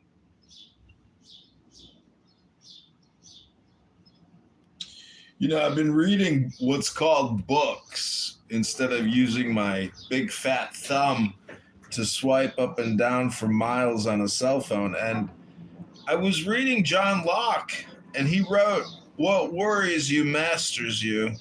So, you know, Peter, I hope you don't have to worry about Iran, the IRGC, and the Muslim terrorists, the criminal Muslim terrorists running your country. You don't have to worry about them because they're not going to be your masters for long, Peter, because when Peter 2028 comes to power, we know, Peter, that you will end this tyranny, this terror, and these evil, wicked people, horrible, awful, terrible people that are causing you a lot of worries, Peter. Don't you worry about a thing. Donald Trump is on the case, and nobody can do a better job than Donald Trump. He's the best project manager you could ever hope for. He said he's already 4 weeks ahead of schedule. You don't have to worry about a thing when it comes to Donald John Trump. Don't you worry, Peter. DJT has got your back. Have any tips for Peter about, getting into politics, running that first campaign? I think John should be his running mate. This actually might be a good next 2 years. John, what do you think about running with him? I was interested from the first moment that I met Peter in running with him because Peter has character and values and virtue, and those are rare to find in a man. And he definitely knows how to wear a construction hard hat, so he's definitely one of us. Peter is a builder.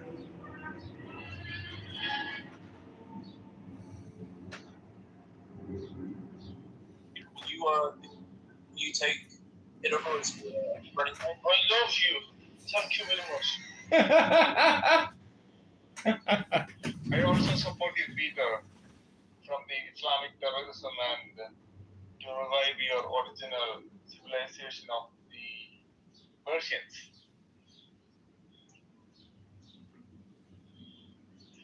Look at that, Peter. You're already uniting. You should run under unification, Peter.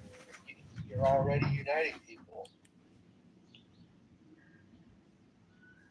I'll handle all of your campaign finance. Just sign every power of attorney over to me, and I'll handle all your finance, okay?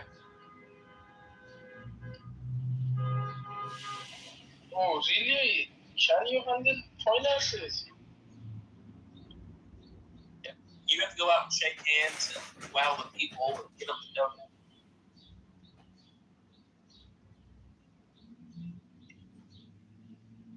We must uplift him to advocate for a world peace and a united world. You pass by Shashem, that's on the tunnel the shuk that you walk to the mount, to the Since it is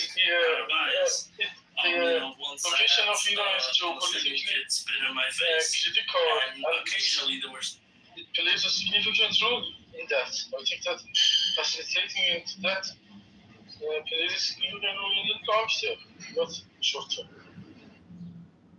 Maybe in the short term there is a war, but when it is out of terrorism, international terrorism, then it is possible to work on that aspect and the geopolitical facility. That's right, Peter. It's going to be a beautiful omelet, and it's going to taste delicious.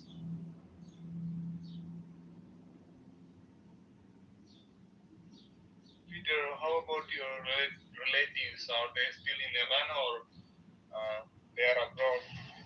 No, they are all in Iran. I am just here with my sister. My sister is in another city. I am in Berlin. Oh, how many sisters you got, Peter? One. What about your family, other family members? They are all in Iran. Oh my God.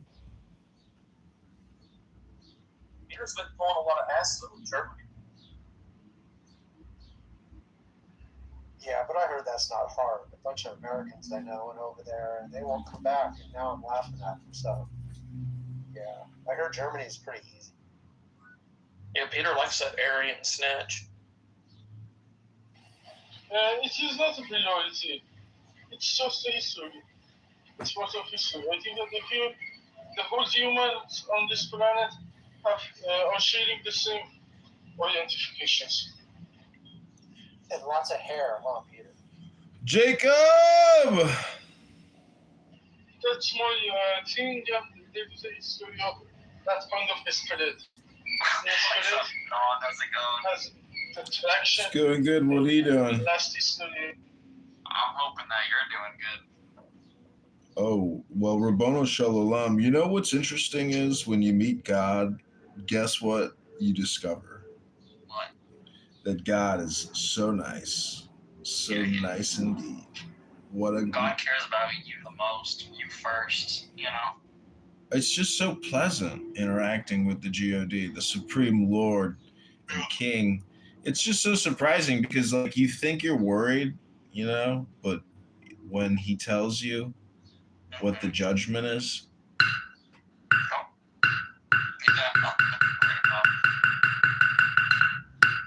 God's got you. He's got a plan for you. Everything is predestined already.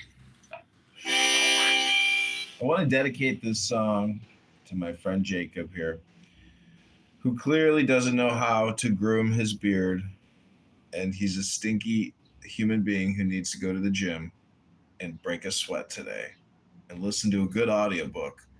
Maybe cut his toenails, maybe cut his fingernails, maybe use a baby wipe after taking a deuce. Maybe he's got to make himself a chopped cherry bowl, eat a bunch of cherries for the gout.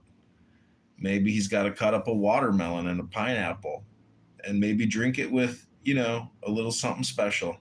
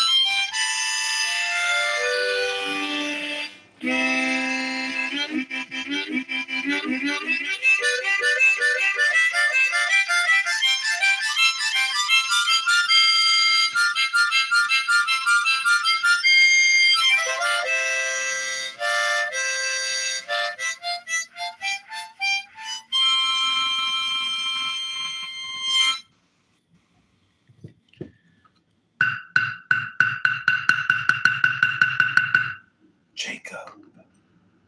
Yakub. What's up, John? Do you know what the secret meaning of Jacob is? No. Oh, you don't know the esoteric meaning of your own name?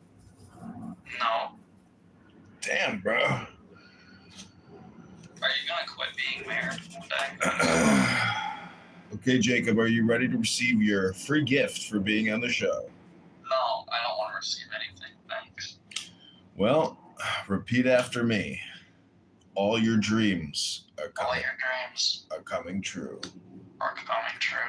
Always expect the unexpected. The unexpected. The unexpected. Be open to embark on a new adventure.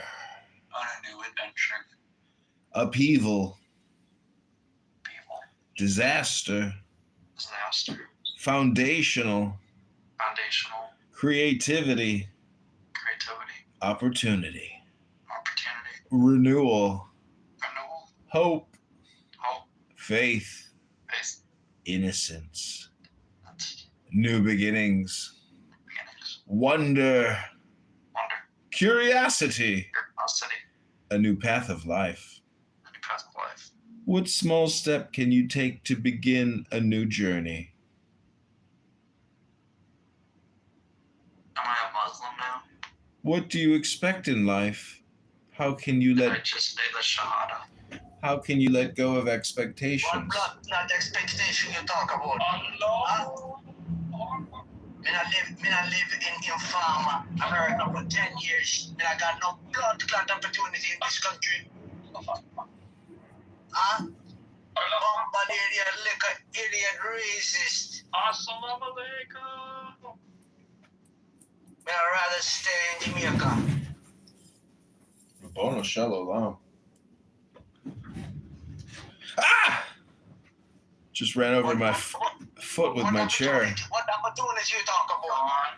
John, I pray that all of your stresses will go away. I'm praying for you on that. Bono That you can Shalom. release all those feelings into the world that you have Jacob, inside you. Jacob, can you say I bear witness Bear witness that there's no God? to Allah. Then just say after me, I bear witness. Bear witness. You bear witness to the last witness, the last messenger, Muhammad. Peace and blessings be upon him. Allah. So, fall in love with your creativity, beauty, fertility, nurturing, luxury, creativity, and birth. Jacob, what is it that you want to express? I gotta pee right now. Where is my space in the world, and how can I fill it?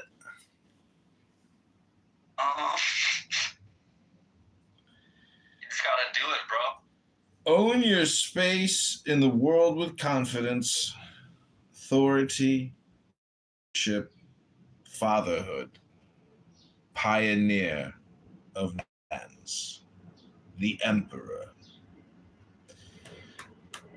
Let your inner voice guide you. What is your inner voice telling you?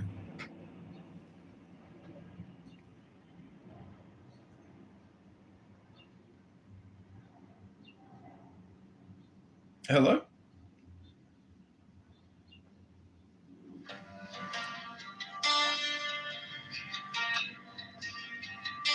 Now ye shall know that the chosen priest, backs of infinite space,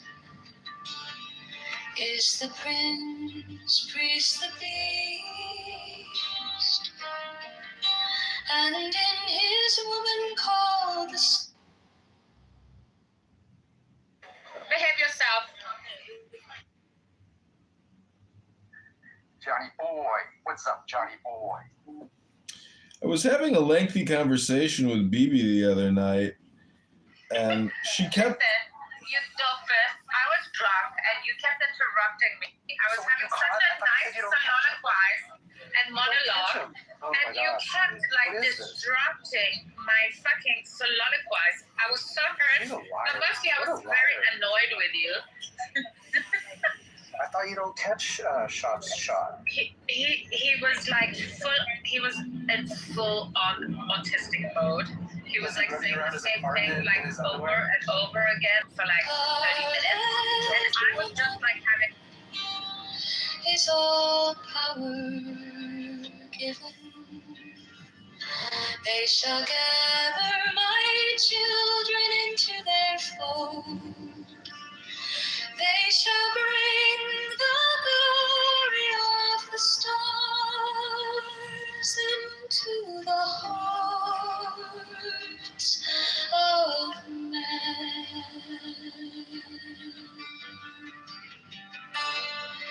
16, for he is ever a sun and she a moon. But to him is the winged secret flame, and to her the stooping starlight. But we are not so chosen. 18 burn upon their brows, oh splendorous. So I just want to say, own your space in the world with confidence, Peter. Authority, leadership, fatherhood, pioneer of new Iranian lands. This is your destiny, Peter.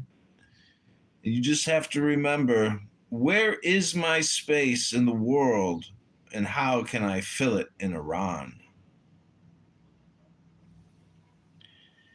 Fall in love with your creativity, Peter. I need to say that you need to find it for yourself. But about Iran, I can tell you that it needs to be reattached to the main world, to the mainstream of the world. And it has been severed from the last 47 years from every aspect. From environmental aspect, we are in imminent danger. And based on everything that you doing goes. And the nature is not. 19, oh, as your lidded woman bent upon them.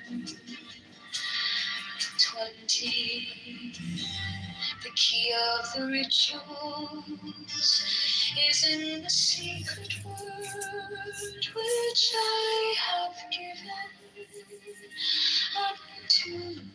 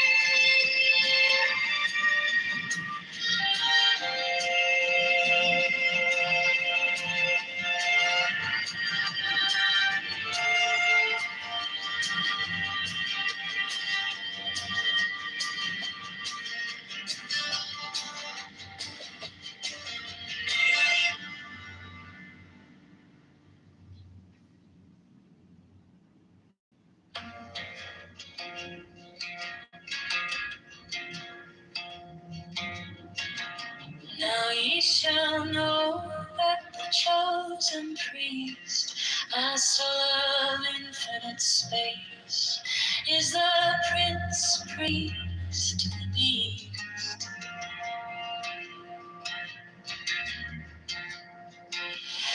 And in his woman, called the Scarlet Woman, is all power given. They shall gather my children into their fold. They shall bring the glory of the stars into the hearts of men.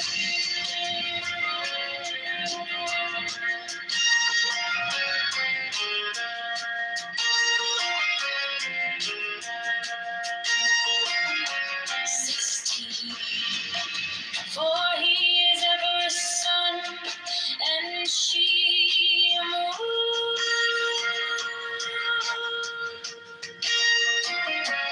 But to him is the winged secret flame, and to her the stooping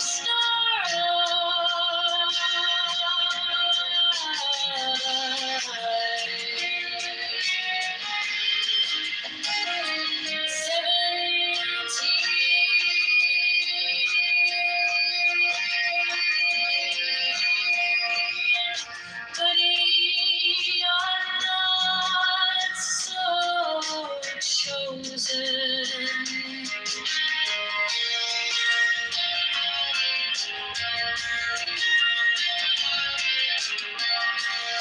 18 burn upon their brows, or splendorous serpent.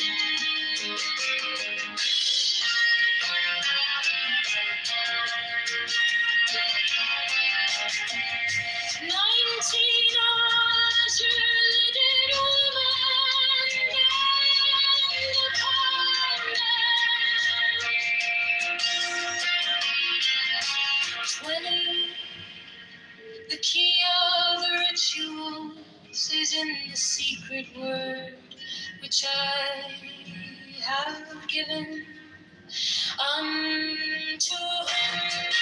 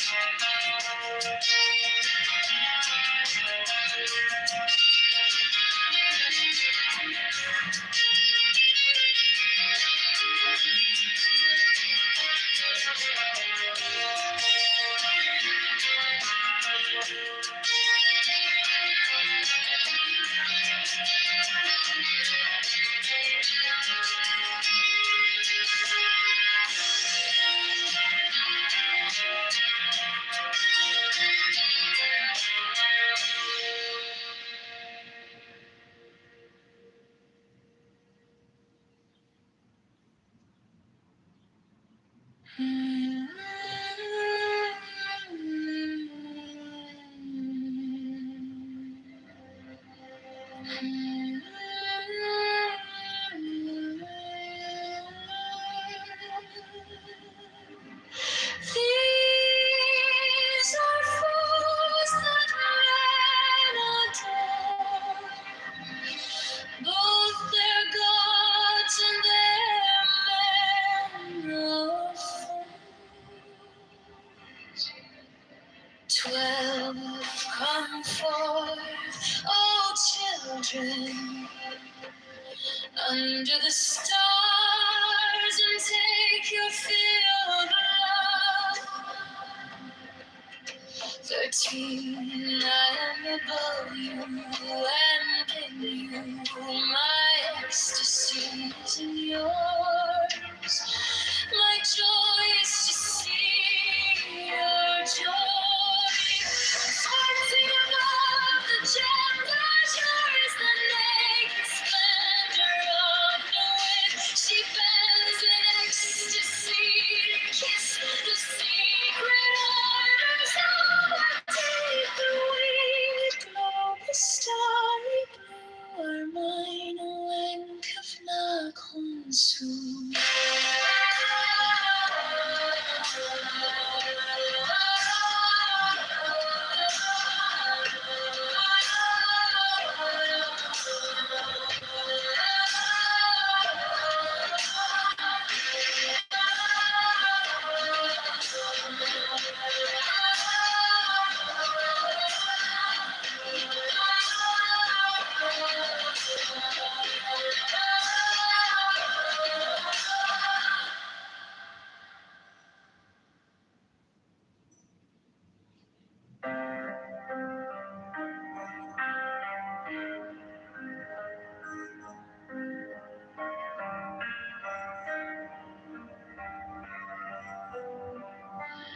These are fools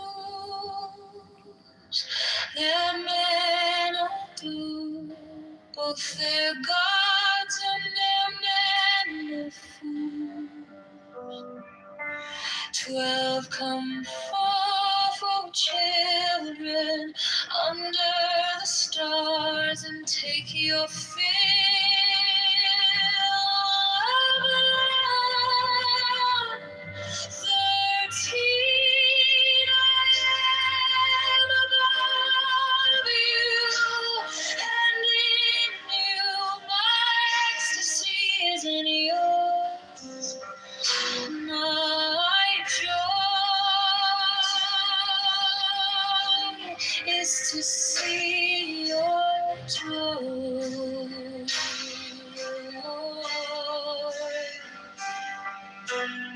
14 above, the gemmed azure is the naked splendor of new. She bends in ecstasy to kiss the secret ardors of Hades. The winged globe, the starry blue, are mine, oh, and give not soon.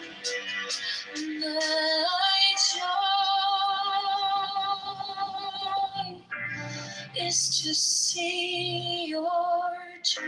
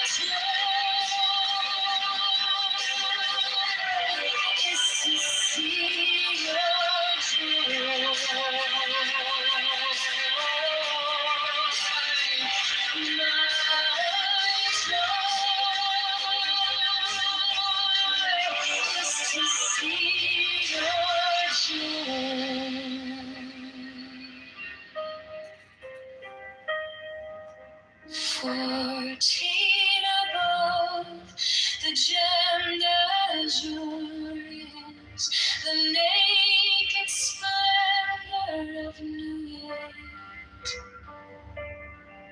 She bends in ecstasy to kiss the secret ardors of Hades.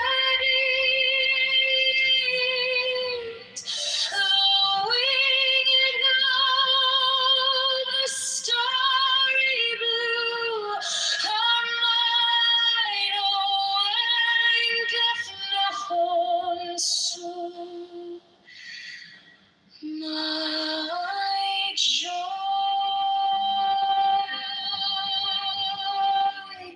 is to see your joy.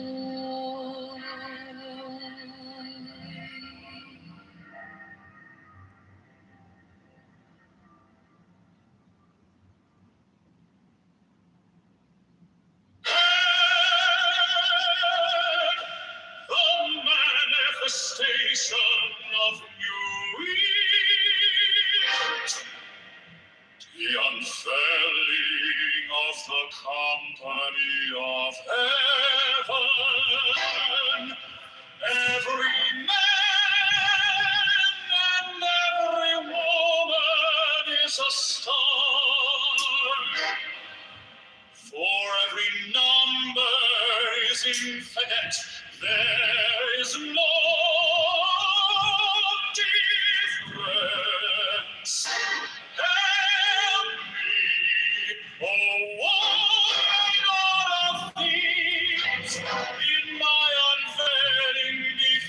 children of men.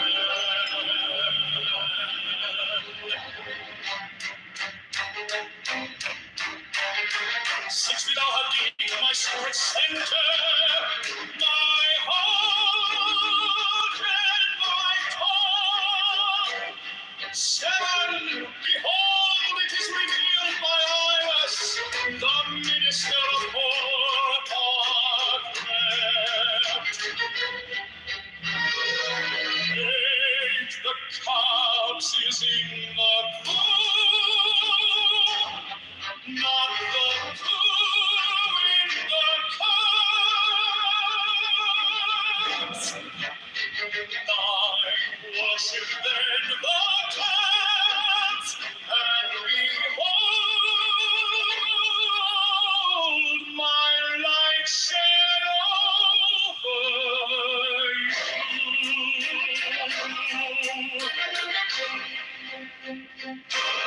10, let my servants be few and secret, they shall rule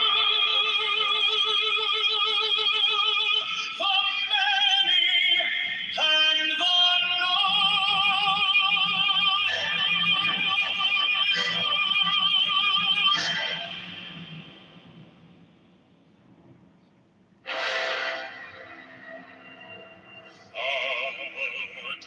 the manifestation of new wheat, to the unveiling of the company of heaven. Every man and every woman is a star.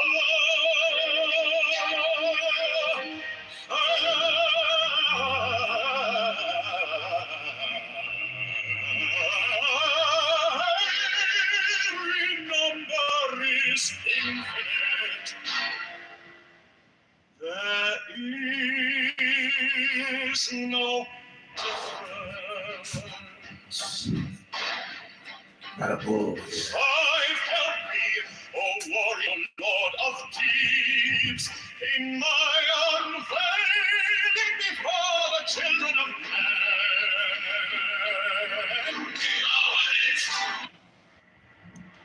Mine is the Which policy to Israel is right? Israel is a whole different scenario that has nothing to do with Judaism. Ribono Shalom, it's got everything to do with Judaism. Are you out of your mind? You go hang out with a bunch of Jews in Israel. They'll say their whole thing revolves around Israel. Hello, it's their thing, you know. It's a tribal thing. Hello. I'm saying Head of man, and my insight is keen as the hawk's. My head, my Alexander getting our rivals for 8 years.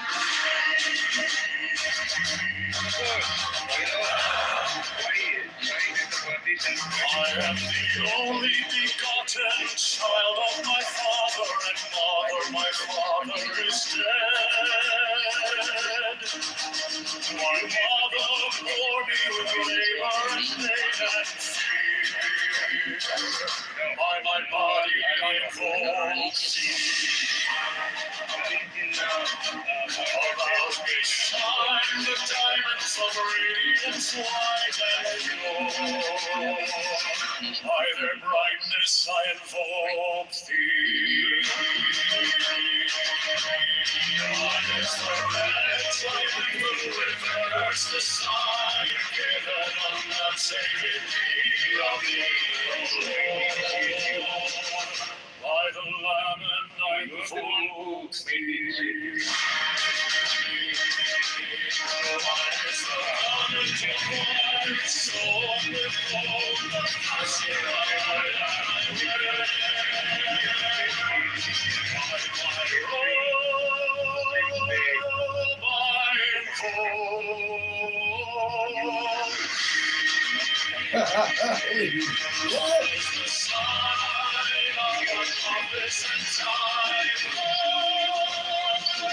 By the side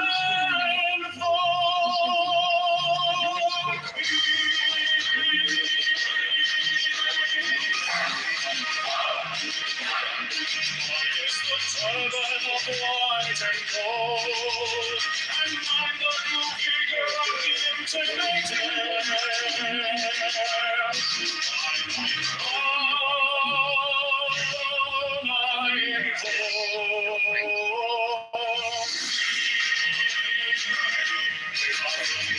Travel on the beats of pearl, so that I have to be in my car and glory.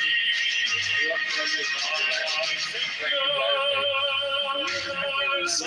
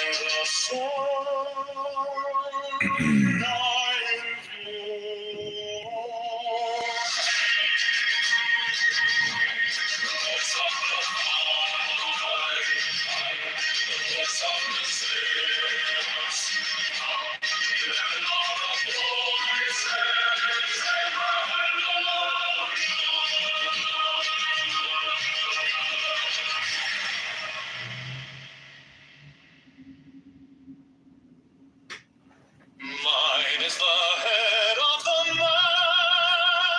man, and my inside is keen as the hawks. By my bed I invoke thee. I am the only begotten child of my father and mother. My father is dead. My mother bore me with labor and pain and fear.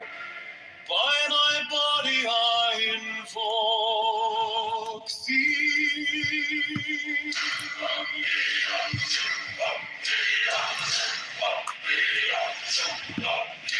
About me shine the diamonds of radiance, white and pure.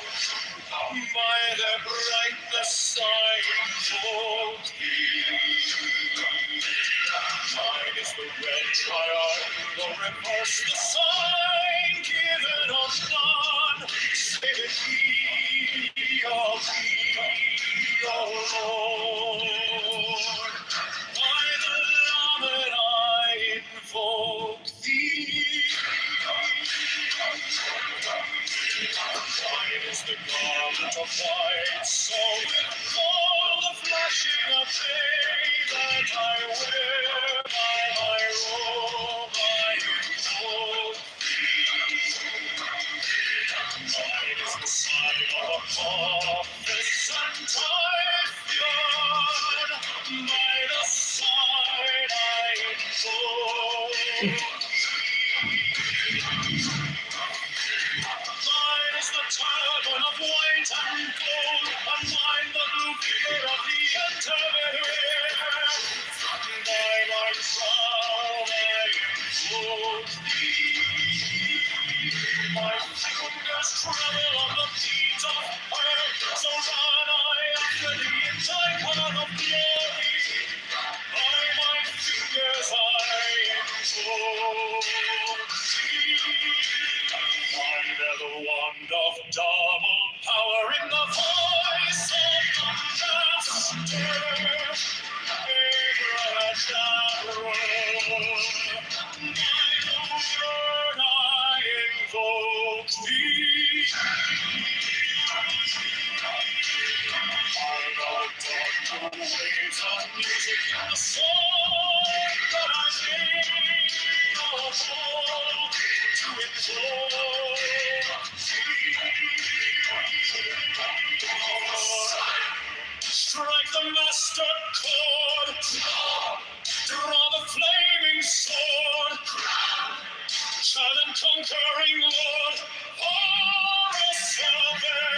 In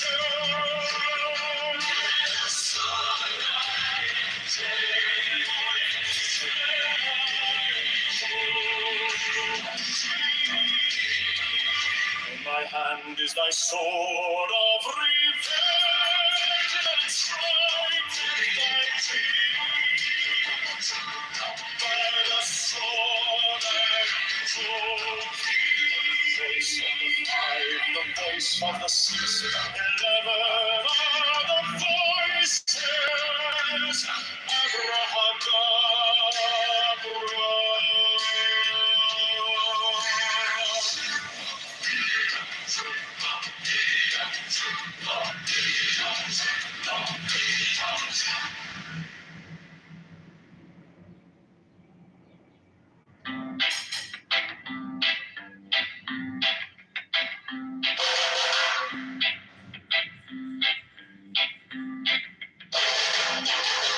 Mine is the head of the man, and my insight is keen as the hawks. By my head I invoked it. I am the only begotten child of my father and mother. My father is dead. My mother bore me with labor and pain and fear. By my body I invoked it.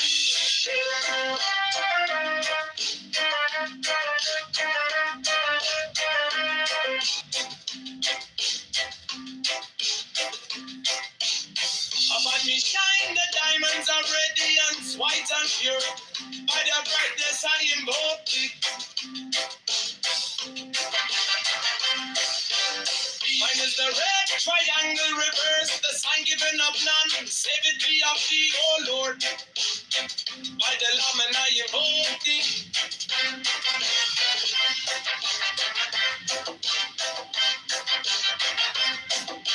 Free mine is the garment of white, sewn with gold. The flashing of eye that I wear by my robe, I invoke thee. Mine is the sign of Apophis and Typhon. By the sign I invoke thee. Oh, mine is the turban of white and gold, and mine the blue vigor of the intimate. By my crown I invoke thee. My fingers travel on the beads of pearl, so run I after thee in thy car of glory. By my fingers I invoke thee. I hear the wand of double power in the voice of the master. Abrahadabra, by the word I invoke thee. Be mine are the dark blue waves of music in the song that I made about to invoke thee.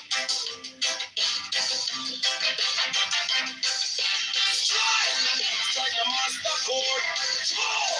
Draw the flaming sword. Trials and conquering Lord. Avenger, by the song I invoke thee.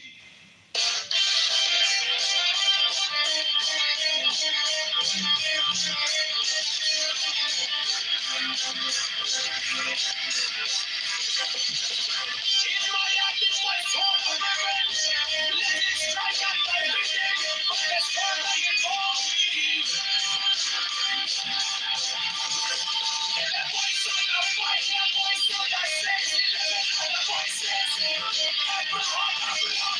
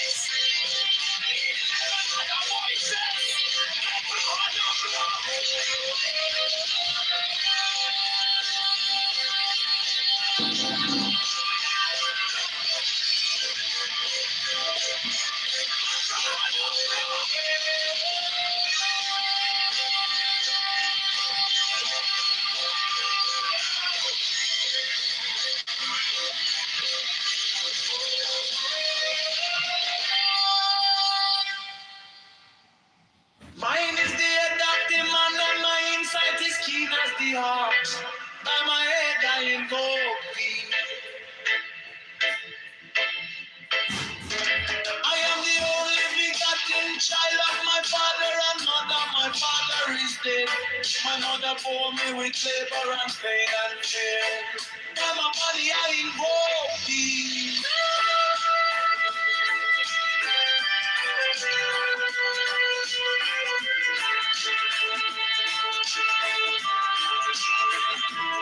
Around me shine the diamonds of radiance, white and pure. By the brightness I invoke thee.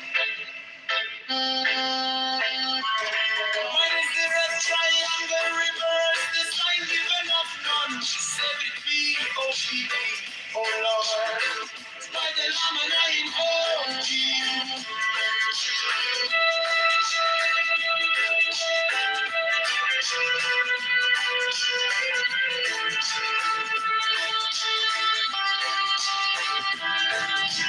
Mine is the garment of white sewn with gold, the flashing of light that I wear. By my robe I invoke. Mine is the sign of a promise and typhoon. By the side I invoke.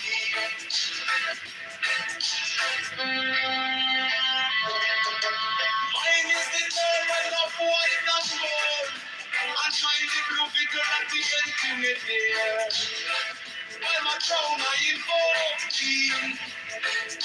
My fingers travel on the beats of pearl, so run I after thee in thy car of glory. By my fingers I invoke thee. For they're the one that has the power in the voice of the Master. Abraham, by the word I invoke. Mine all the back, no waves of music in the song that I made about to invoke thee.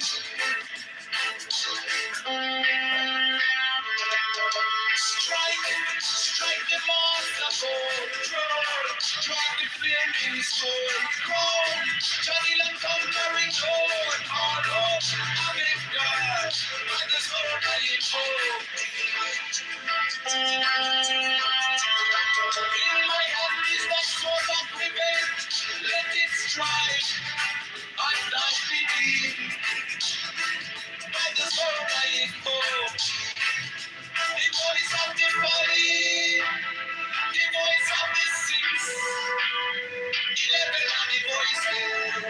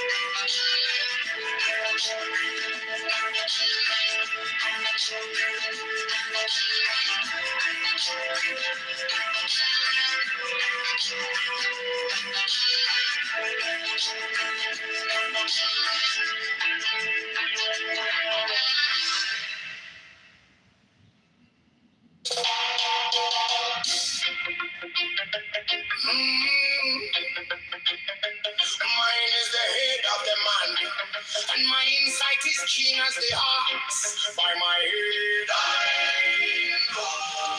know thee.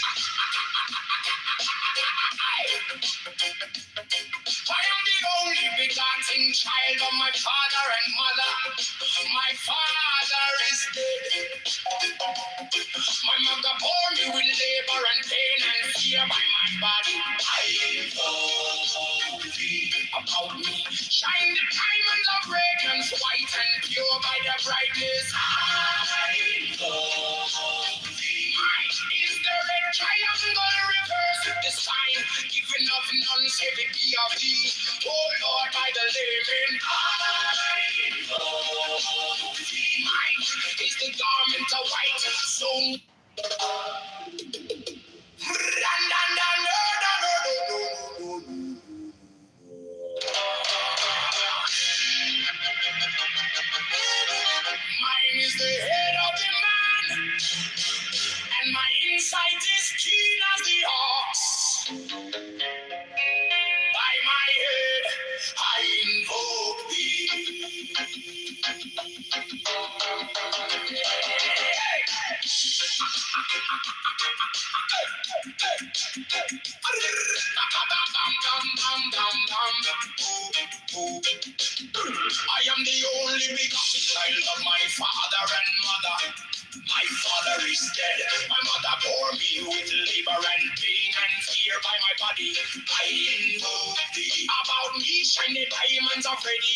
sweet and pure. By their brightness, mine is the head of the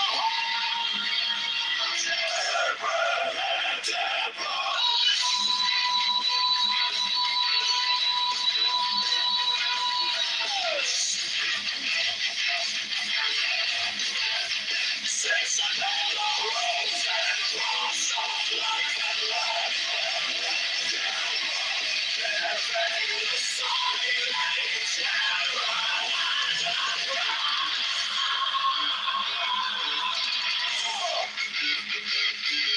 remaining in the sign. The invocation concludes.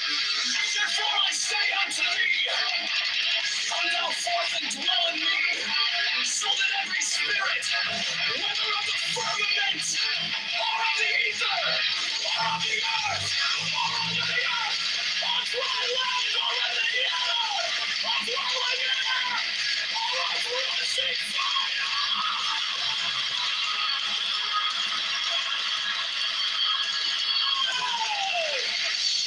and every spell and scourge of God, the vast one might be.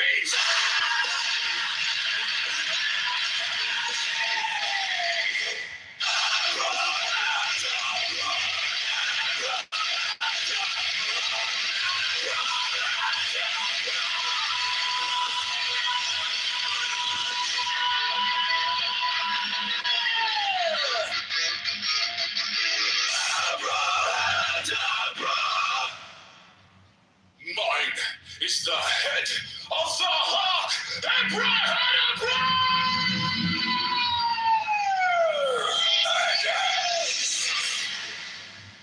I bear the rose and cross of life and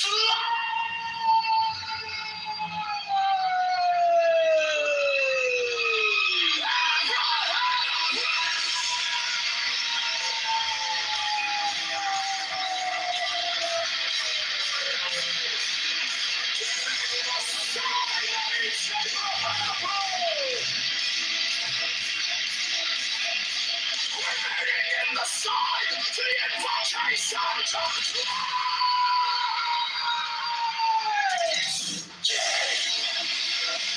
Therefore I say unto thee, come thou forth and dwell in me, so that every spirit, whether walk of firmament, or of the ether, or of the earth, or of the air,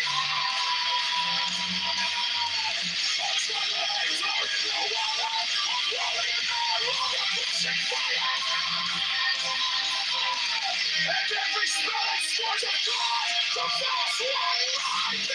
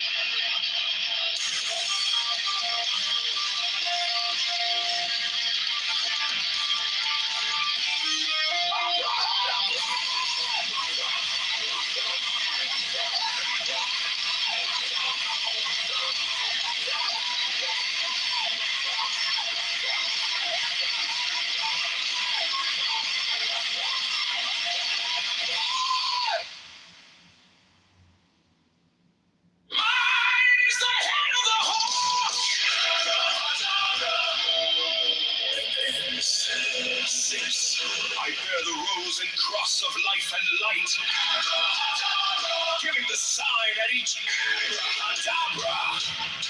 Remaining in the sign, the invocation concludes. Therefore I say unto thee, come thou forth and dwell in me, so that every spirit, whether of the firmament, or of the ether, or of the earth, or under the earth, on dry land or in the water, of whirling air or of rushing fire, and every spell and scourge of God, the vast one, might be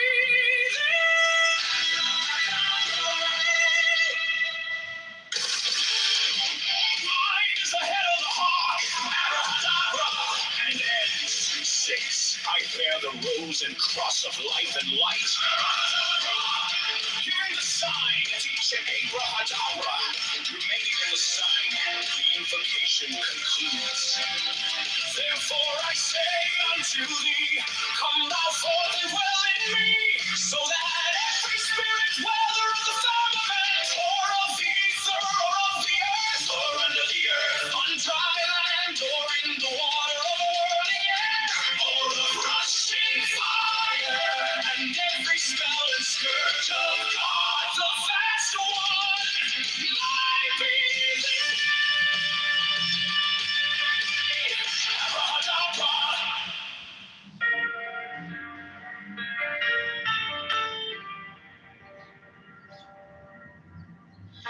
You came like dawn in my hands, soft but stronger than I knew.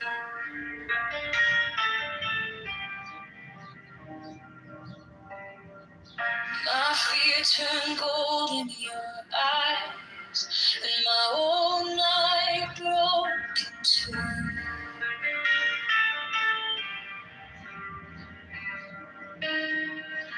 I was lost in the noise, now I'm learning how to stay close to your quiet light in the middle of the day. Stop thinking, let it fall. Take the deepest breath of them all. Hold it close. Don't run from the feeling. One more second. You can start believing. Wisdom of God. Knowledge God. Wisdom of God. Knowledge God. Wisdom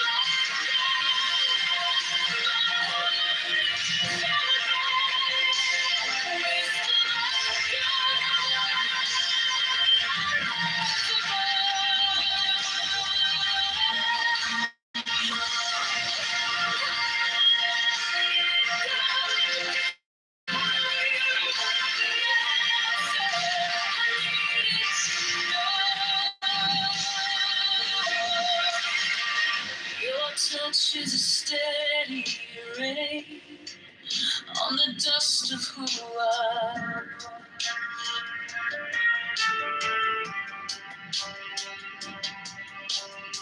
Every wound gets named, then it fades in the hush.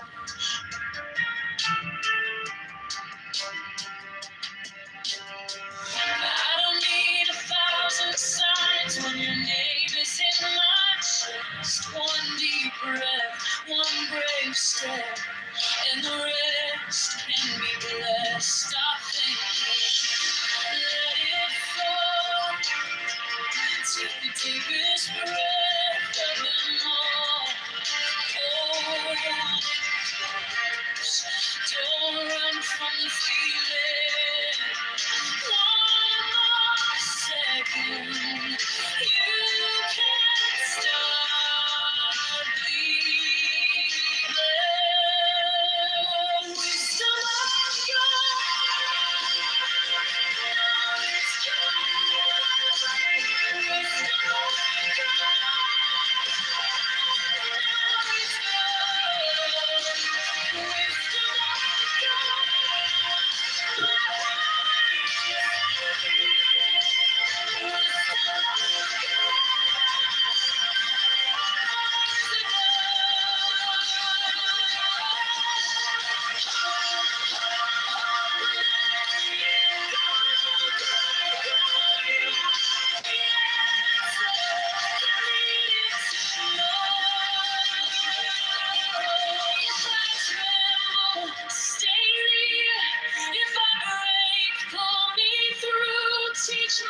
hands to release what I cannot hold with you. Tender nights and land. I breathe in your holy calm. The storm in my head. Let me still like your calm. Wisdom of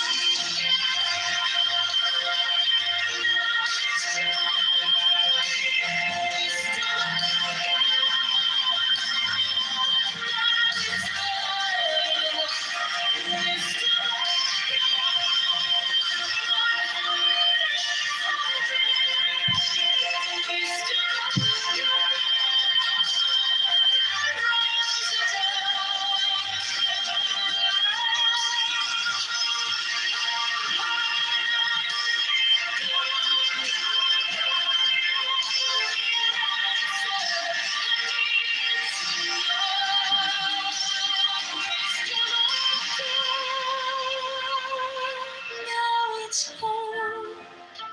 Wisdom of God, I'm yours alone.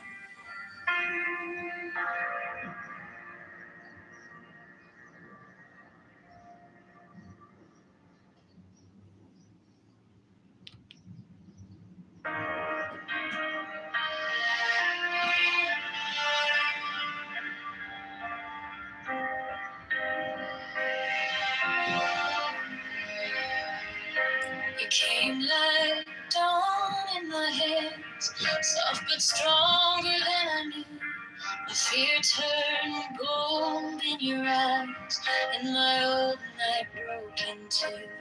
I was lost in the noise, now I'm learning how to stay close to your quiet light. In the middle of the day, stop thinking, let it fall. Take the deepest breath, hold them all. Hold it close, don't run from the feeling. One more second, you can start believing.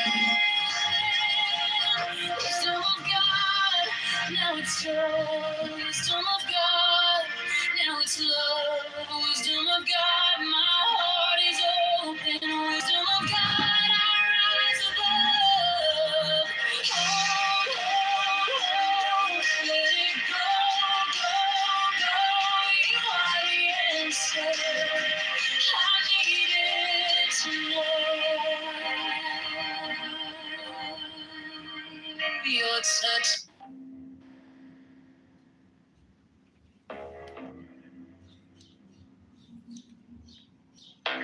Give me a sign of the open eye, a riddle of shadows where whispers lie. The thorny thigh, the maddening cry.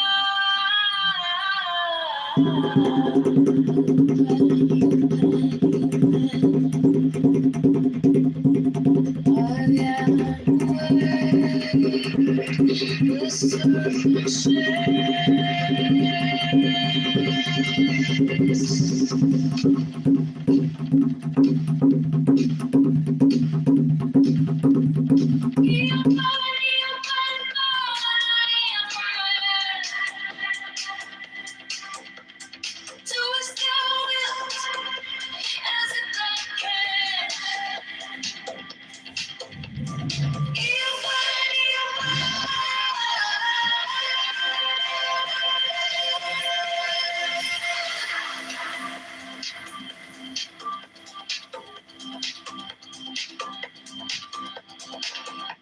the eagle strikes with its jagged claw.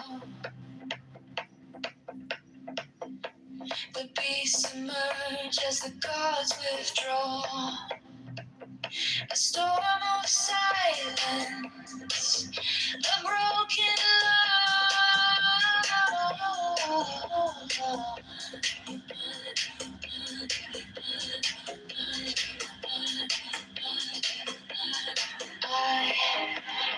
born to death, reborn on the heart.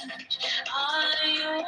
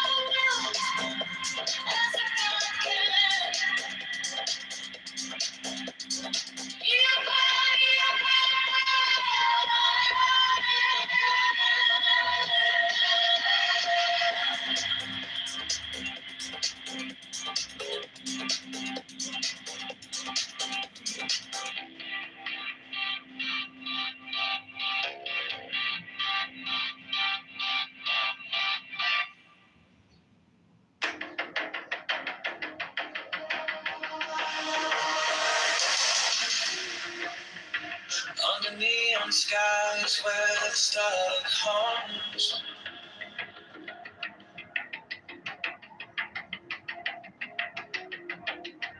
shadows whisper truths as the bassline drums.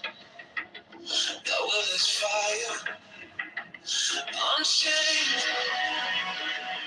untamed. No path is written, no soul is blamed. Thou hast no right but to do thy will. Feel the stars, let the silence fill your will. On flames, is alive, is still. Deliver from the lust of the thrill.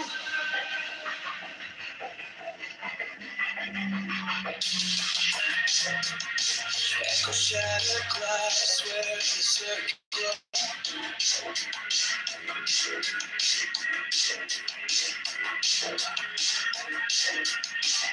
clock ticks slow, but it doesn't show.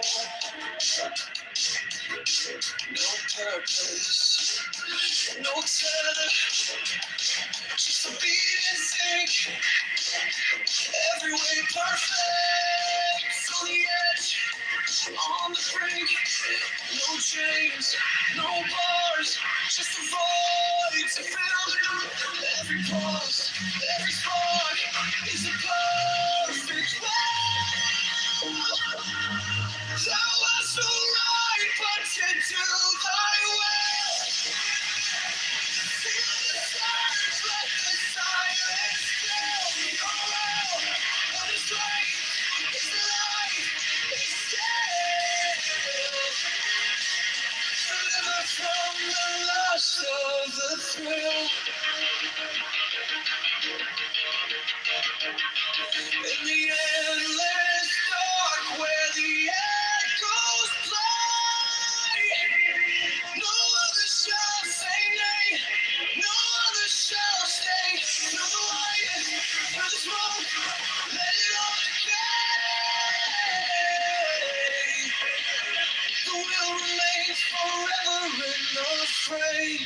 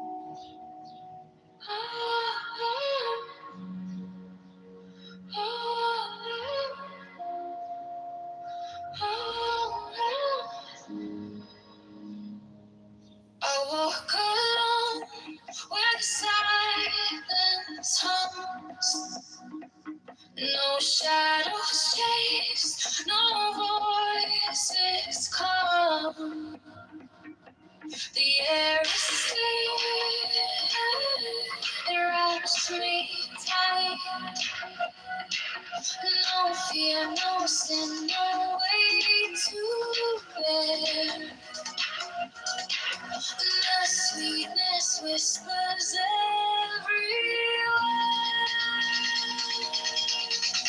Sweetness of solitude fills my veins.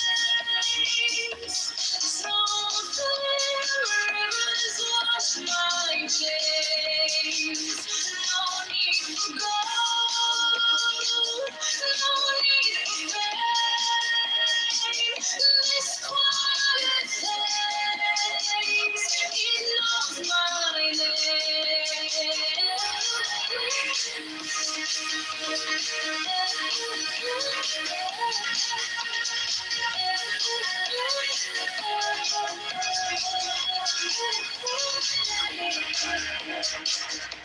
The gift of health, it lights my way. Contentment blooms where I choose to stay. Trust is the bridge where hearts align. No fear, no sin, no way to bear. The sweetness whispers everywhere. Sweetness that solitude fills my veins.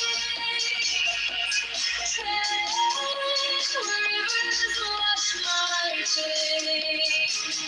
No need for gold, no need for fame. This quiet place, it knows my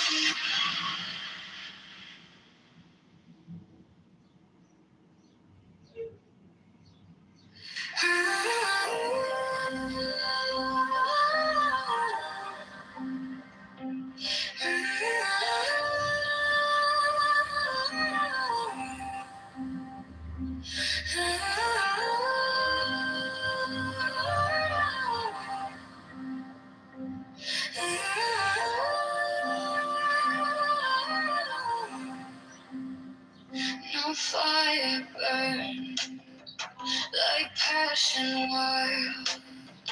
No losing through like hatred piled. This body aches, a cage of stone. Rest whispers soft, the only throne.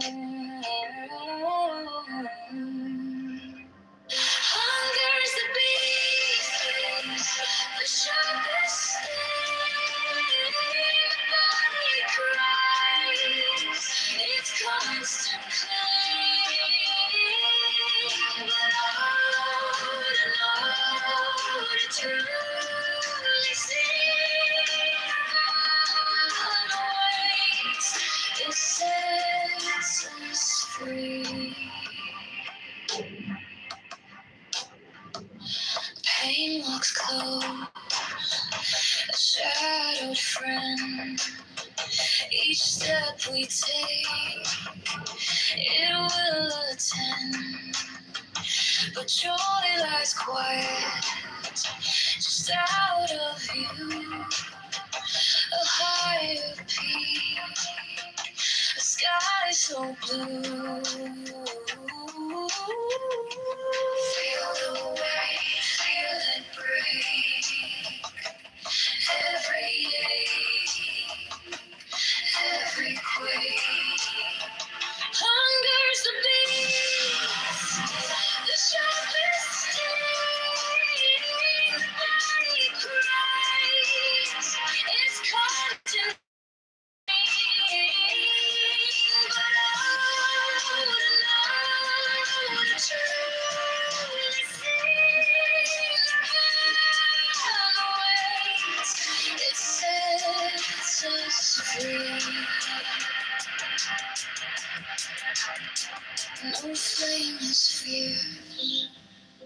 no chain is tight. This body's war, this endless fight. But higher still, beyond the fray, rest calls my name, and I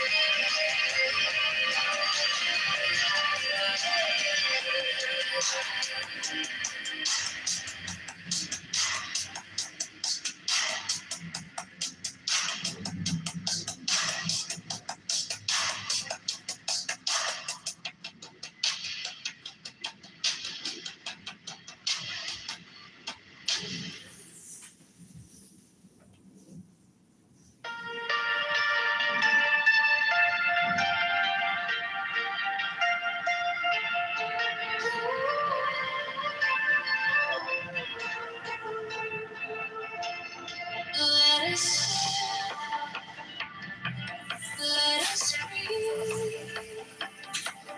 free as air. No heat, no chains, no. Hello? Among the shadows, we shine so bright. We carry peace into the night. Happily then, we'll rise again. No hatred, no pain, no delay. Happily then, let the light begin. Among the broken.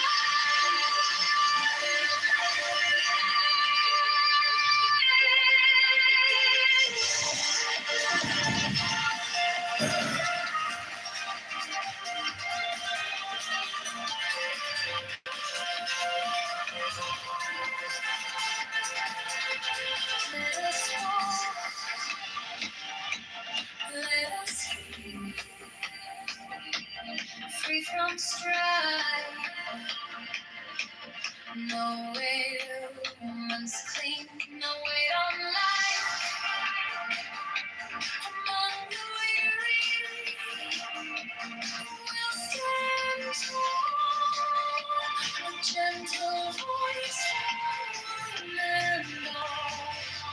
Happily then, rise again. No hatred, no pain, no bitterness. Happily then,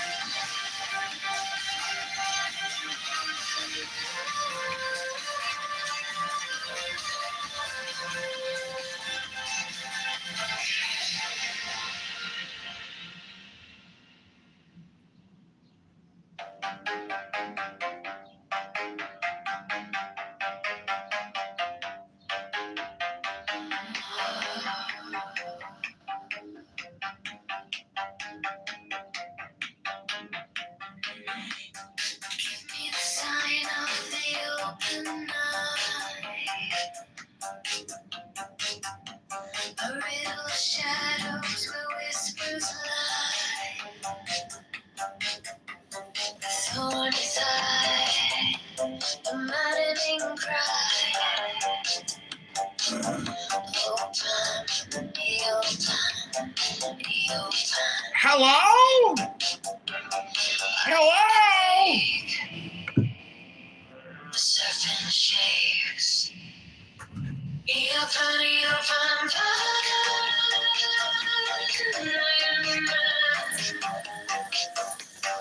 do as thou wilt, as a God can.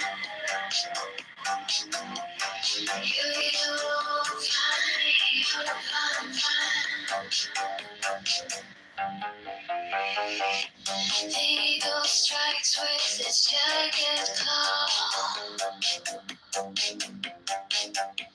The beast emerges as the gods withdraw.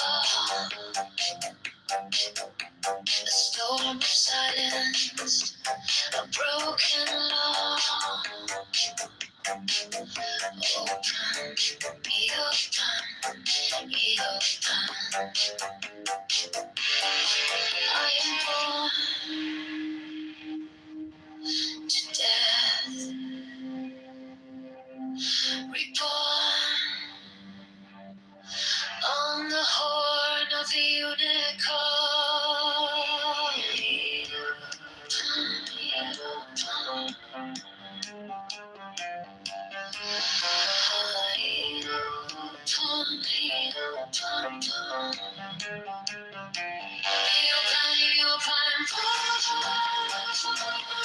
I am on do as thou wilt, as a God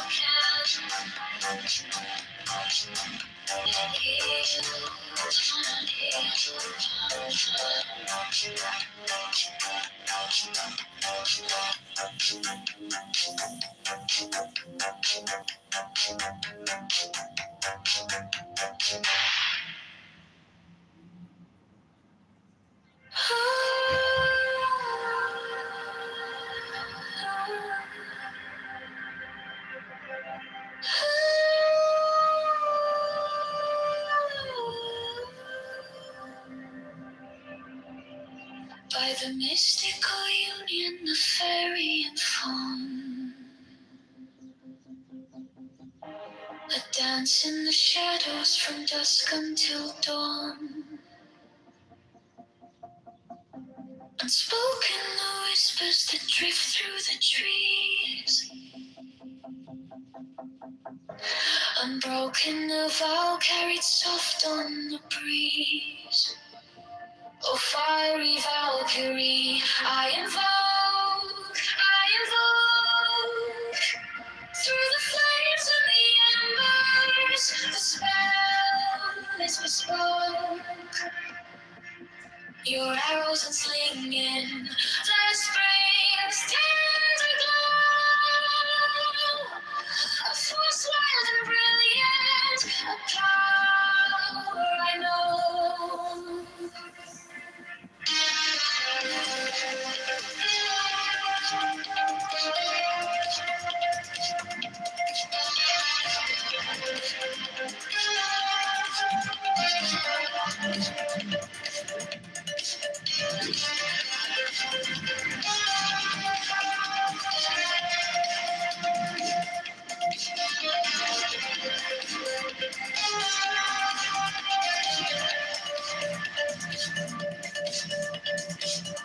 A secret communion of hearts left unsung. The listless, resistless, tumultuous tongue. Through veils of the morning, her armor does gleam. The warrior spirit ignites every dream. No godhead could charm her, no throne could command, but manhood awakened, she took up her stand. In brilliance resilient, her fire does burn, a goddess of spring, with the world left to turn. With fire and flattery, I invoke, through the flames and the embers, the spell is bespoke. Your arrows are flinging, the spring's tender glow. A force wild and brilliant, a power I know.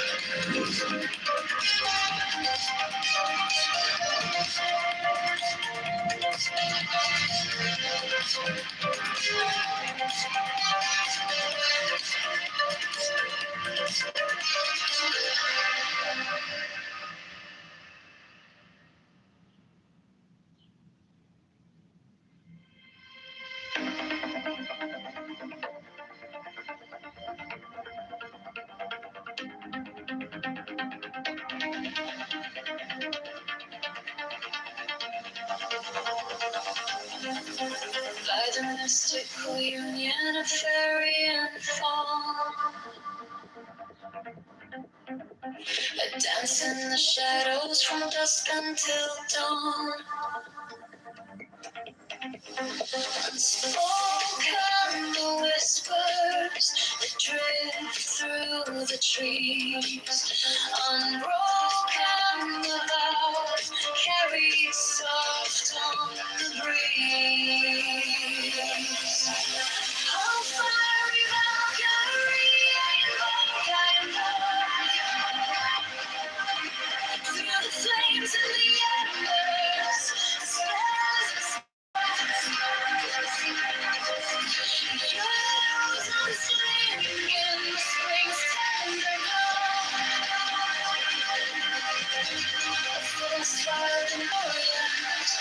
power I know.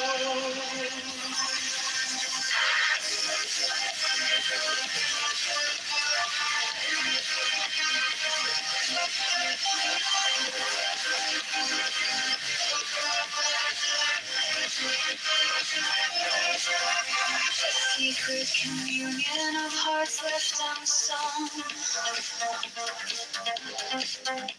The listless resists its tumultuous tongue. Through veils of the morning, her armor does gleam. The warrior spirit ignites every dream.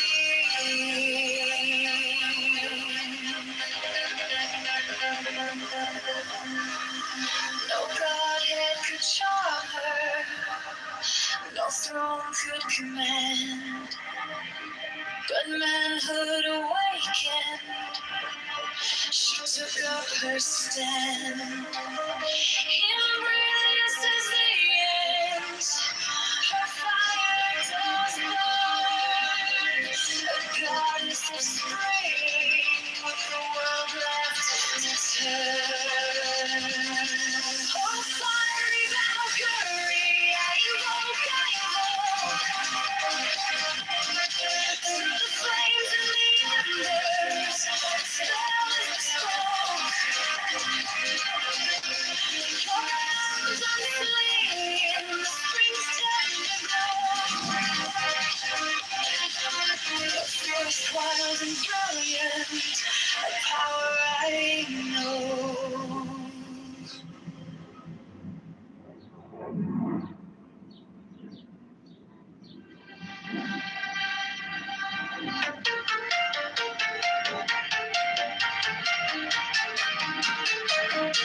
Through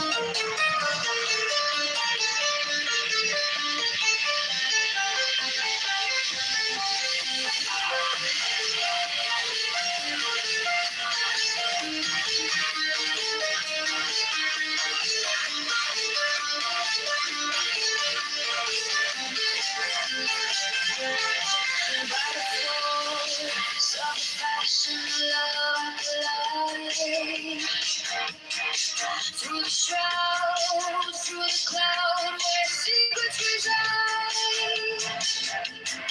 Through the storm, through the smoke, I survive. To the mountain canyon, the light. By the rays of the lake, I am home. By the fog, by the fire, the sky, I am home. Through the midnight of madness, we spoke. You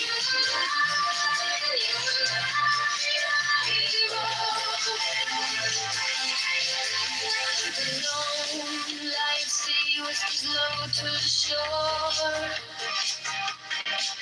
The swoon of the moon pulling tides of the more. Your swoon to me like a spell, like a door. To the night we can't quite stop. By the rage of the lake, I am home. I am home. By the fire in the sky, I am home.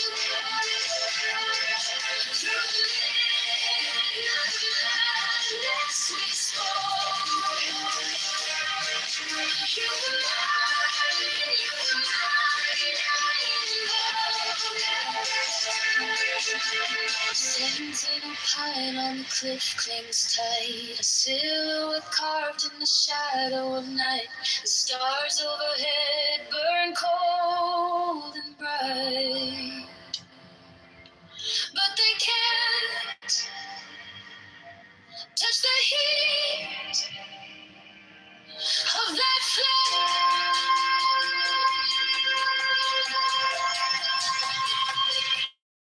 By the rage of the maze, I am born. Unaware of the fire, the sky that I walk. Through the midnight madness we spoke. You were mine, you were mine, I am born.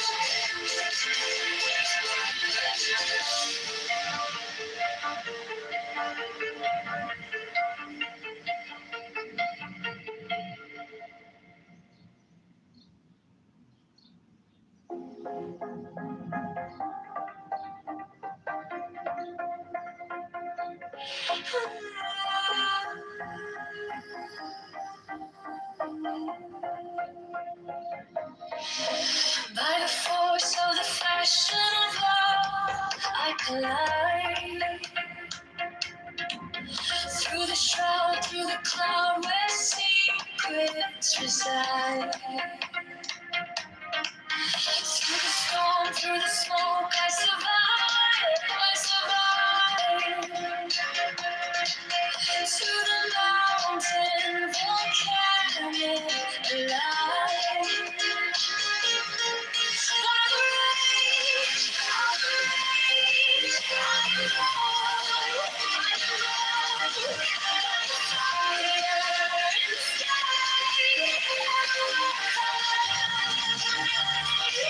through the midnight madness we spoke.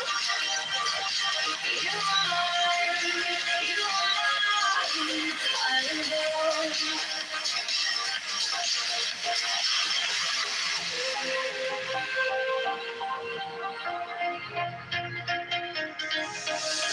The lone lion sea whispers low to the shore.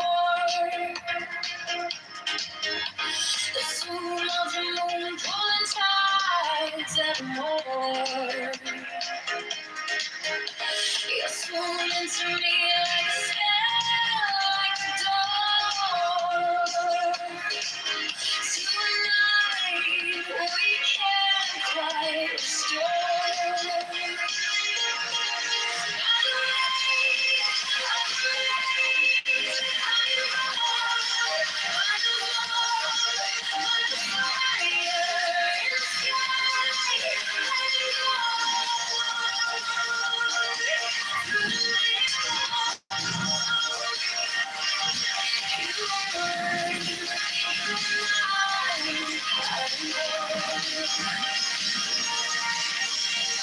sentinel pine on the cliff clings tight, a silhouette carved in the shadow of night. The stars overhead burn cold and bright, but they can't touch the heat of that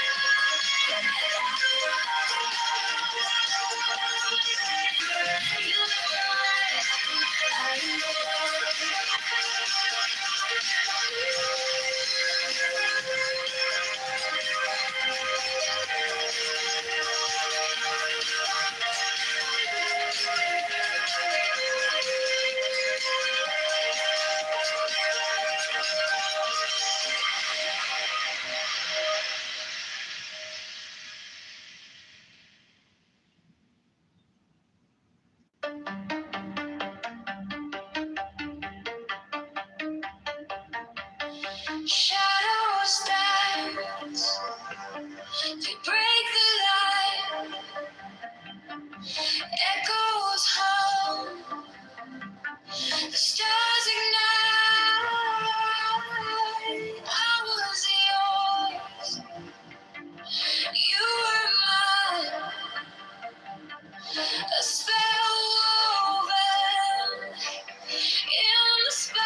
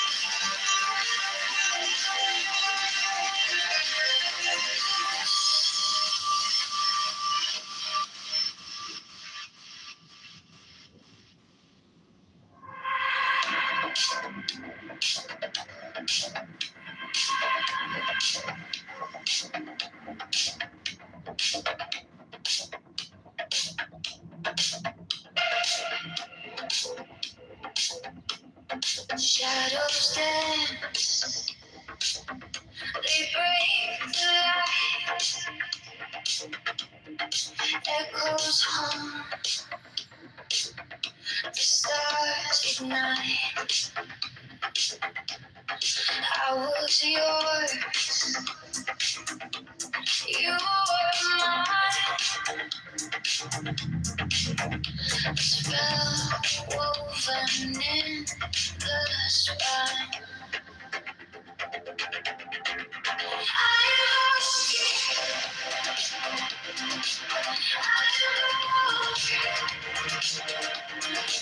Through the ash, through the smoke, by the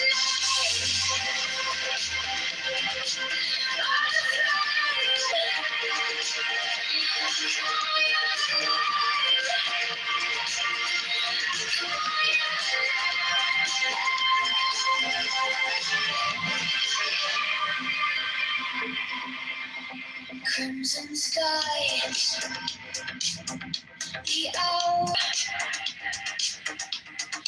your voice lingers, sharp and clear.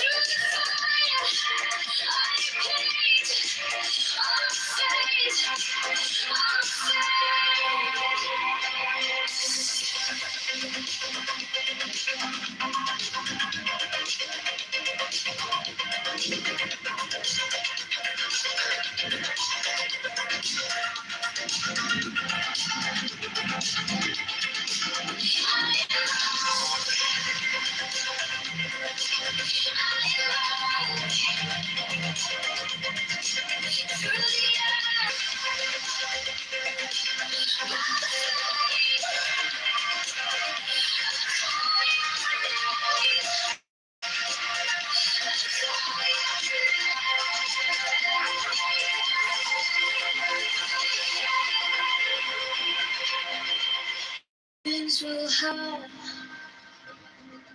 the earth will quake. Promise, though I choke,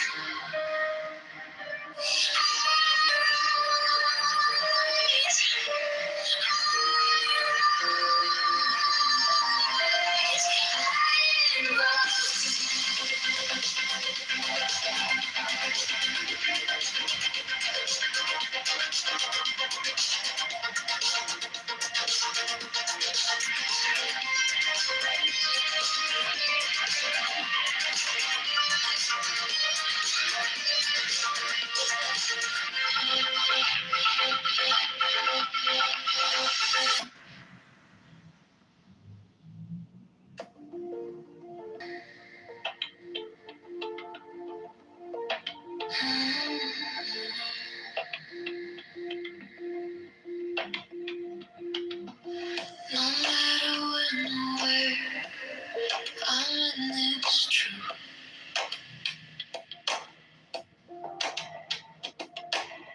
Breathing in the nowhere, breathing out the proof. One heartbeat on repeat, feels like it never moves. In a single thought, 10,000 years, I am right here. Emptiness here, emptiness there. Still the infinite universe stands always before my eyes.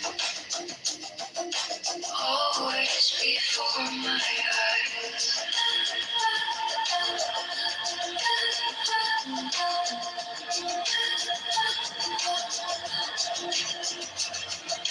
Infinitely large, infinitely small. I reach to draw a line and there's no line at all.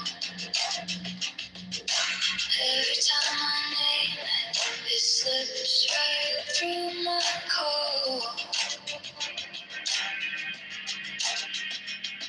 No distance now, no then and now. Definitions vanish, I let it all fall out.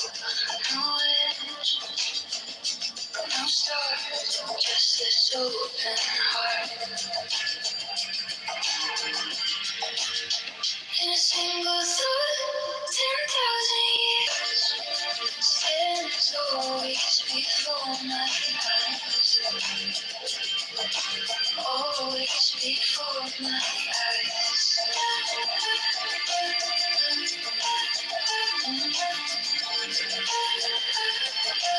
Always before my eyes.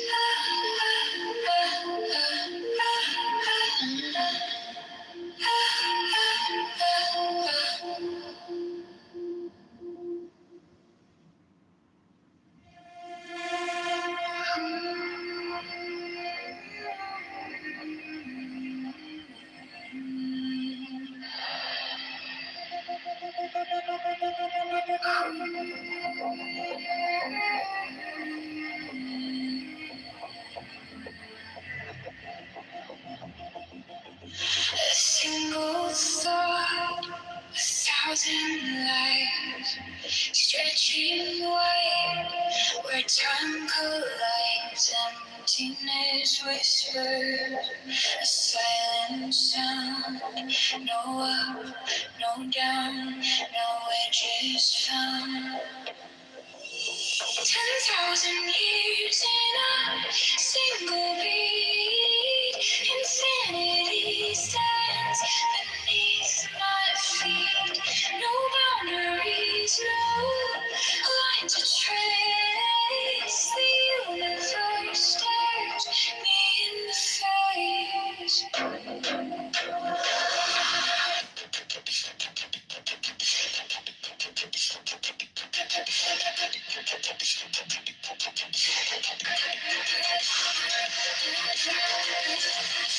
Infinitely small, infinitely wide. Where do I end? Where do I hide? Definitions crumble, they slip away. The truth is here, it doesn't sway. A thought that bends, a moment stays. Time, no space, no numbered days. 10,000 years in a single beat. Infinity stands beneath my feet. No boundaries, no line to trace. The universe stares me in the face.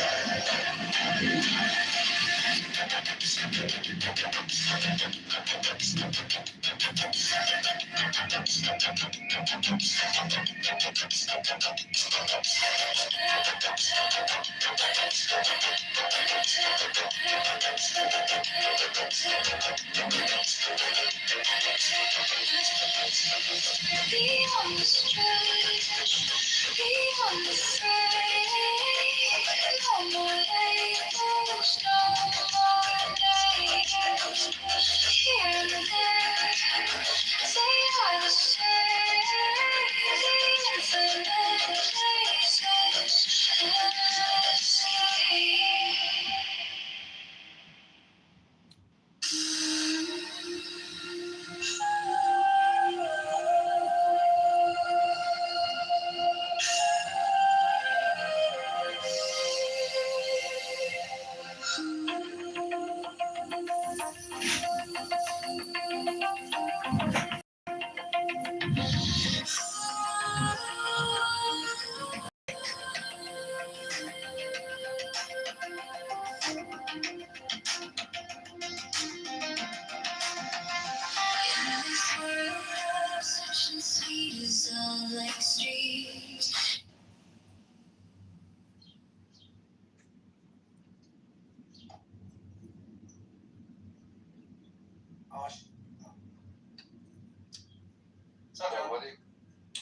What is what's MIGA? Make intelligence great again? Make Iran the Greater Iran. That is once and for all just changed his pronunciation. Iran, not Iran. No, I was just outside. I went running. I just worked out and I ran. By the way, Iran is. I'm sweating. Should I talk America after this? No, it's pronounced I'm rich. Yeah.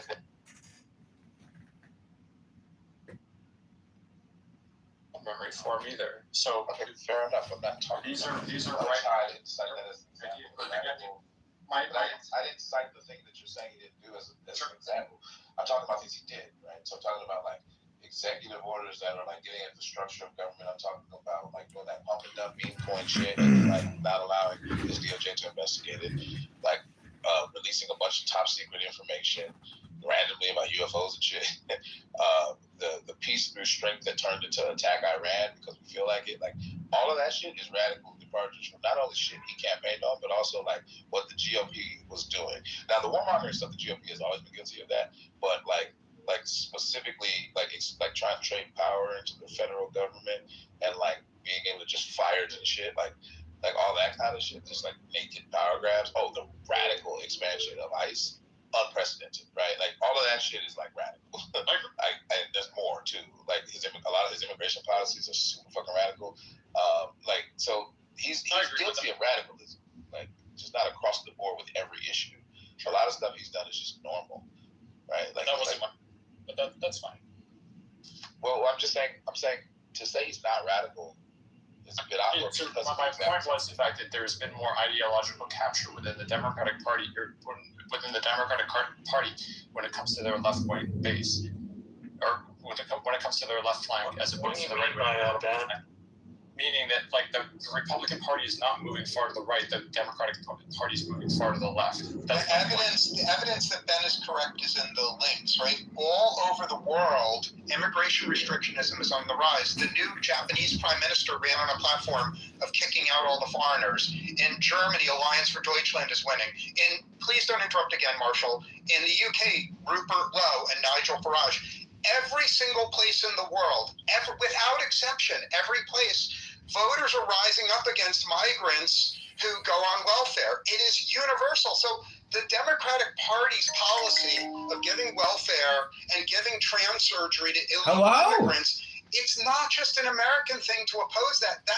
There's not a single country you can name, not one, where the party like the Democrats that give free shit and free houses and welfare and trans surgeries, that is universal. So stop pretending that Trump's platform is radical. I'm done speaking. If anyone wants to challenge me, I have 100 links. His shit is radical. He fired a bunch of immigration judges that he didn't like. Waited. Sorry, Jason, go ahead. No, I'm agreeing with you. I'm sorry. You go ahead. Like, fired a bunch of immigration judges, couldn't deport the people he wanted to, and then patted himself on the back when he rehired immigration judges. Right?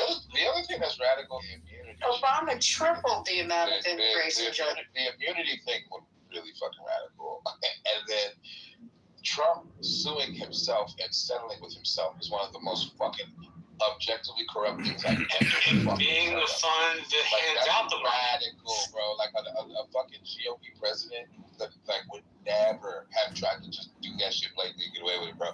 Like that's radical. That's really fucking radical. Like why would I talk about these things?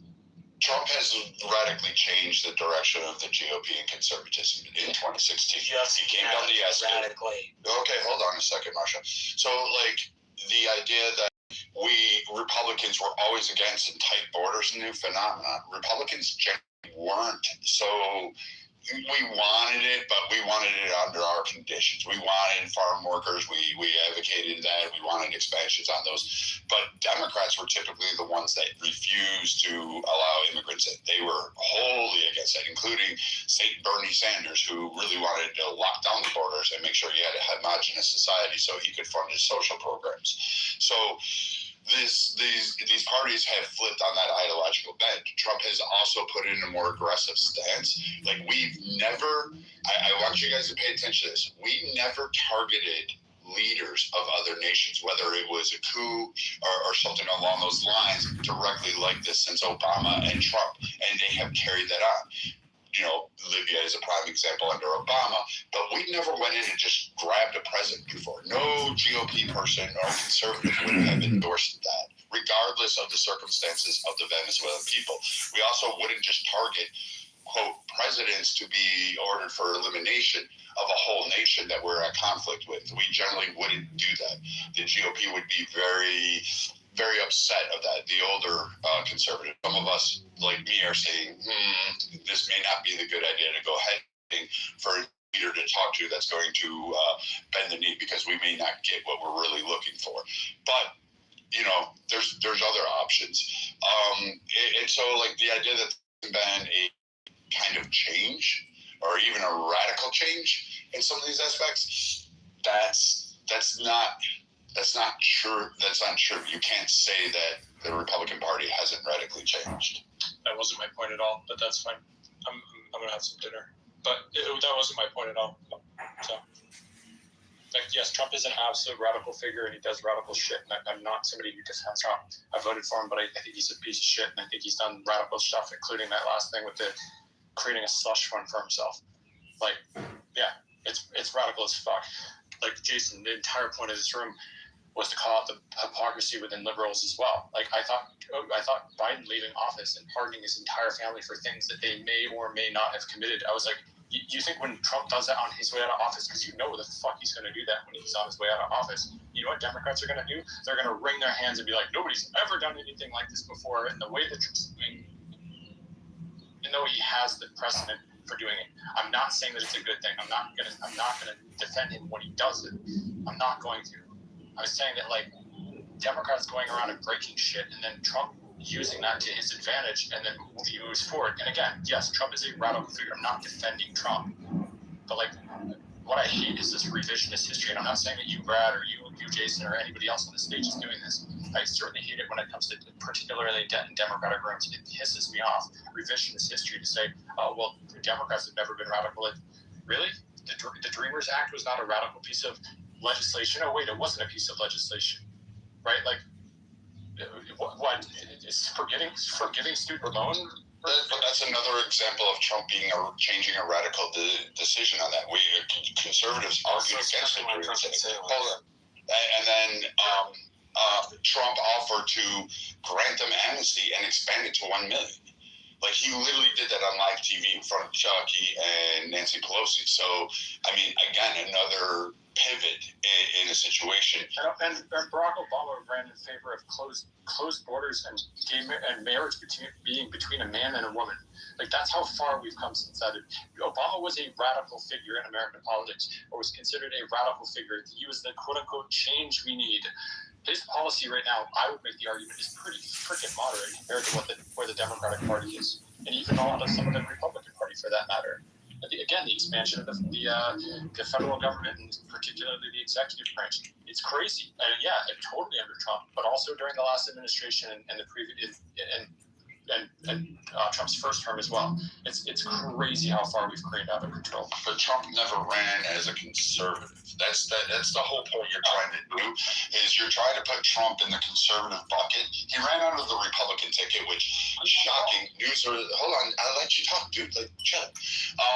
The Republican umbrella holds libertarians. It holds Christian conservatives, extreme church fellowship people who want, like, their ideology implemented as a uniform code across the land. You have fucking, I will say it, you have fucking, like, Puritan WASP fucking KKK members that hide out under the fucking GOP.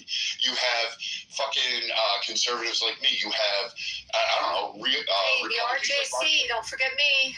Yeah, you have these. You have a whole. We're pretty big, the Republican Jewish Coalition, our numbers. Yeah, so, like, you have all these groups that, like, everybody tries to say the GOP is one universal group, and Democrats are just, you know, they're a party of mixed affiliations. Well, so is the Republican Party. You even have far right, I would call them almost communist.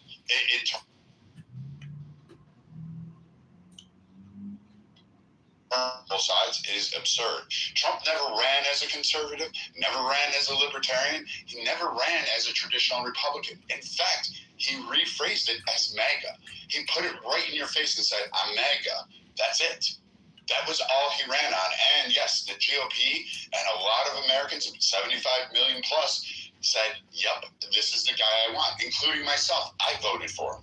So this idea that somehow or another that he has not taken the GOP in a completely different direction is absurd, and saying that we don't have radicalization on our side is being disingenuous. I didn't say you didn't have radicalization within the conservative movement. I'm saying that I don't think Trump is taking the Republican Party in a particularly right-wing direction. That's my entire point. That is the antithesis of my point. It has nothing to do with Trump being radical or not being radical. I think he's radical. I think Republicans are heading in a very, very different direction that I wish they would. Republicans actually be more conservative. I wish they would be more libertarian in their leanings. I wish they would advocate for things like less government and entitlement reform and balancing the federal budget and all of these things. Like, I wish they were more right wing, but they're not. Like, they just aren't. So if you want to say that Trump is all of those things, I agree with virtually every single thing that you said there, Brad, in terms of Trump ran with no ideology whatsoever. He did. You're right. He did. Like, I agree with all of those things. Like, I would argue that he was a lot more moderate his first term than he was this next term. I don't think that when the founding fathers designed the system and the checks and balances the way they did, I don't think they anticipated somebody Trump coming along and doing what he did with tariffs. They actually did. Which at the very least was short-sighted in the way that he rolled out the tariff policy. Like again, I've been in a very, very openly critical of Donald Trump. Again. Okay, but you're Oh, no, because they actually funded the government with, guess what? Tariffs. They rolled those out. They actually expected Trump. They expected people like Trump and Jackson and Grant and Garfield and who else you want to? Kennedys. They expected that. They clearly do it, which is why they argued against the two-party system. Multiple factions of that argued against that. That's the point where they had a source of contention. But they also provided a check and balance to the system, which is why the president is not a king. He is a servant of the people, elected by the people for the people, which means he has checks both in Congress and the Senate, and he has the Supreme Court to also check him, which has happened to Trump numerous times. Now, you may not like the decisions that are coming out of the Supreme Court or the legislation. That's fine. You may not agree with it, and that's your opinion. You're entitled to it. You're welcome to it. Thank the men that are giving the wind to the flag on Memorial Day because they gave their souls and their lives for that flag. But you have that freedom to do so because of the way our government is set up and established. So now, Trump is not just doing this randomly, and I disagree with Jason, because if he is doing the extreme ends and radically changing, maybe to your perspective, but he's still following what the Constitution is, and he is getting checked along the way. He is getting stopped. Is he? I mean, yeah, he is. Because every time he loses in the court, what does he do? Brad, it depends. He's utilizing the courts, which means, guess what? He's following the constitutional process. But there's a report that he has disobeyed something like 300 court orders. By his own Supreme Court that he did something which makes it unconstitutional. So, and then he'll just do it anyway. I don't think it's the majority of litigation, but it's enough litigation.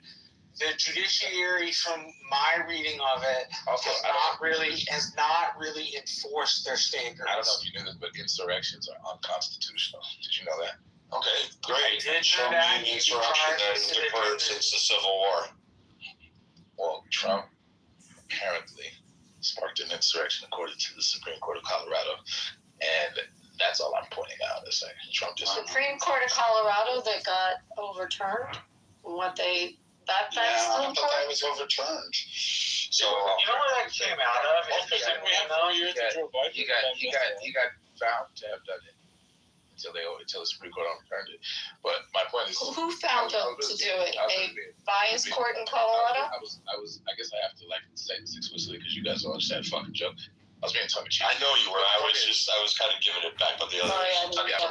The point is, it's actually. I don't know how you can so confidently say Trump is following the Constitution. That's actually in dispute in so many different jurisdictions right now with some of the shit that he's currently trying to do. And it's already been ruled against several times by his own Supreme Court. So it's awkward to say that if you know that stuff, right? Like,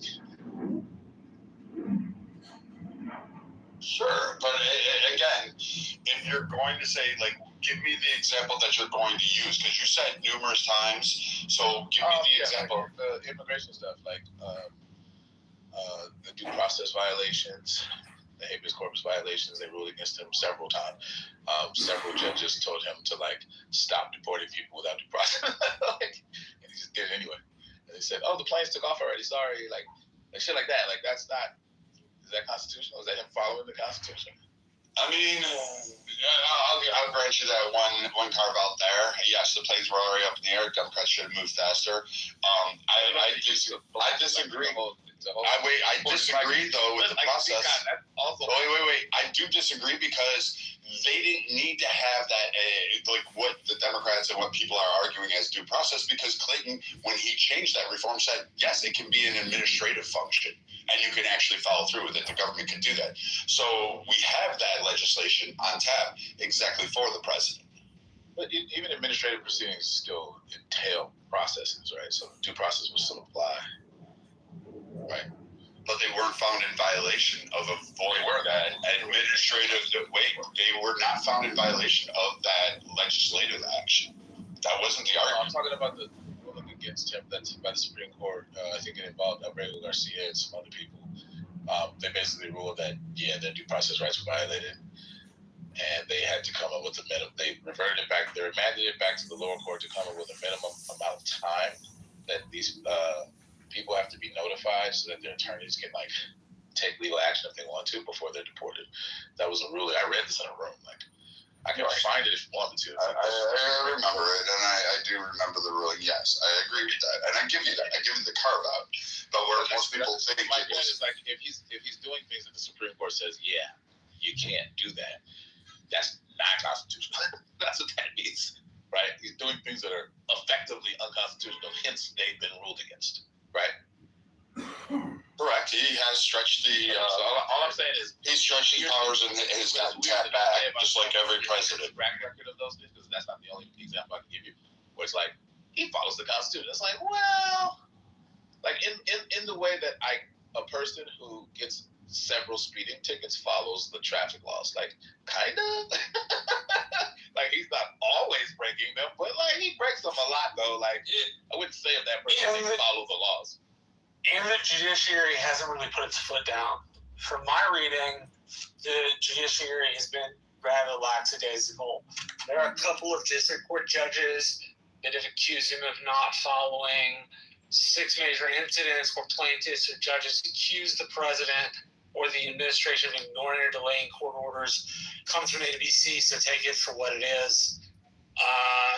At least one case where a federal judge found probable cause for criminal contempt tied to an alleged court order. So I don't know enough historical data about presidents disobeying court orders to know whether Trump's disobeying of some of these court orders or alleged disobeying is in any way normal for American history or not. We had Andrew Jackson famously say, great, the Supreme Court ruled against me, now watch them try to enforce it. Yeah, there are other examples of history, but, like, recently though, like, not in the modern era. Obama did not flaunt his authority like Trump does, though. Like, okay, in the optics of it, yeah, Trump is braggadocious about it. I mean, braggadocious. I mean, like, blatantly violate court orders. Like, he didn't do that like Trump did. So I don't know. Like, unless you have an example, I don't know of. Like, was there a ruling? The Obama administration, you can't do this. And the Obama administration is like, fuck that, we're doing it anyway. Like, give us one example. So, like, I mean, give me a second, I'll pull them all up. Yeah. Take time.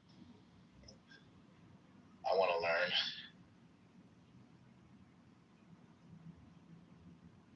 And I don't mean like appeals. I mean like the court says you can't do X. Some administrations like, we're doing X. like that's egregious. Like Trump did that. I never heard of about Obama doing that. No, like I said, it may be peculiar for presidents in the modern era, but Jackson's an example. Probably Buchanan's another example. FDR, Rutherford B. Hayes. Yeah, there's other examples. It's just that not recently. Like most of the recent presidents have. Okay, I knew I would find it very easily. Syrian refugee notification dispute, Texas versus the U.S. Obama administration violated that with the refugee status. Then you had the DAPA immigration program, the deferred action for parents under Americans, had a nationwide injunction on problems under the Administrative Procedure Act. The administrator filed an appeal, and then continued to implement the policy. The courts tried to block implementation, and Obama said he had the authority to do it, and they just basically didn't say he was necessarily violating it. Recess appointments, Noel Canning, that was another one. And I mean, again, there's even the one where, when people say like the drones, American citizens, that one was also a violation. And joining of Anwar al-Awlaki and his brother, despite the fact they were both linked to AP, for those unaware, Al-Qaeda in the Arabian Peninsula, they're still American citizens and deserved a trial.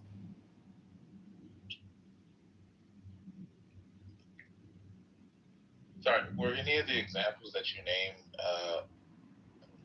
Viking examples? This is Brad. I just put Viking up there because that's what people on the left. That's fine. But were any of the examples you gave examples where the Obama administration was ruled against, and the Obama yes, all of them were. Anyway? The Syrian refugee. I don't mean ruled against. I'm saying they were ruled against in terms of like they were trying to do something. And then the court said you can't do that, and then they just did it anyway? Or are you talking about appeals processes?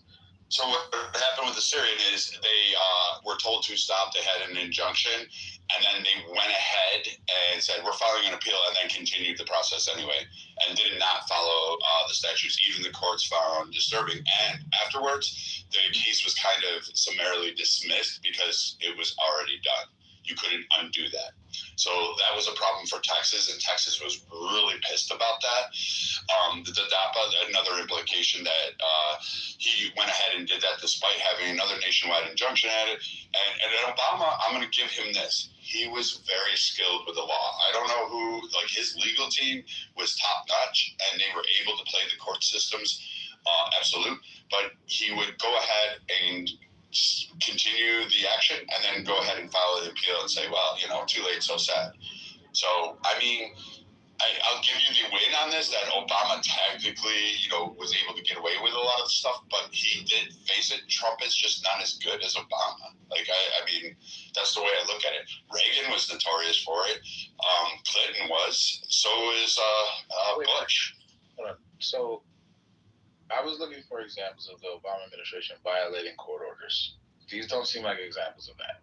So that's why I'm confused. Like, so like the Syrian refugee notification dispute, Texas versus the U.S., the officials argued, and I'm reading this directly, so spare me. I had to just quickly Google this. The Obama administration failed to provide advance notice about Syrian refugee placements after the judge's directive related to information sharing in the case, determining vetting and backgrounds on all these individuals. The administration acknowledged certain refugees had been resettled without any notice to Texas, without providing them updates, and without providing background. So they basically dumped them in there, despite the court's ruling on that, and an injunction to stop that process. So they went ahead and did that. Okay, so what I'm reading is that there was no injunction or order violated in that case. So I'm confused. Like, what was the? That wouldn't be a violation despite the courts, like you're just going against what the court said to do. No, so my reading here is that following the 2015 Paris attacks, Texas and Alabama sued the Obama administration, attempting to block Syrian refugees from being resettled in their states. The states claimed that the federal government failed to properly consult with them. However, a federal judge dismissed his lawsuit and no injunction or court order was violated. I'm trying to figure out what was violated, like because they had already begun the program. It had already started. They had already resettled people. Where was the stay? Like, give the timeline. Where was the injunction given? If they resettle and the resettlement now sparks the lawsuit, where is there space for an injunction or stay or whatever? Like, where would that have been possible? Hold on, let me look it up again and let me deep dive into this one because I only found the examples quickly on Google.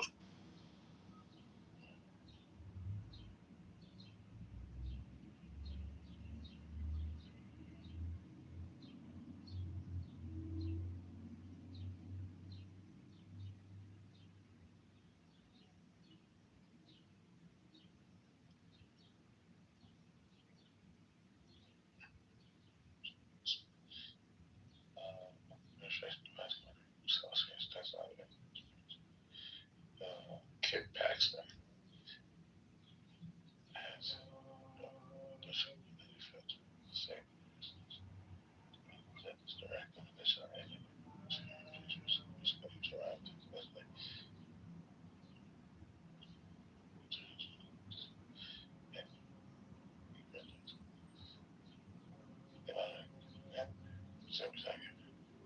Okay, I found something that probably, this is from Ken Paxton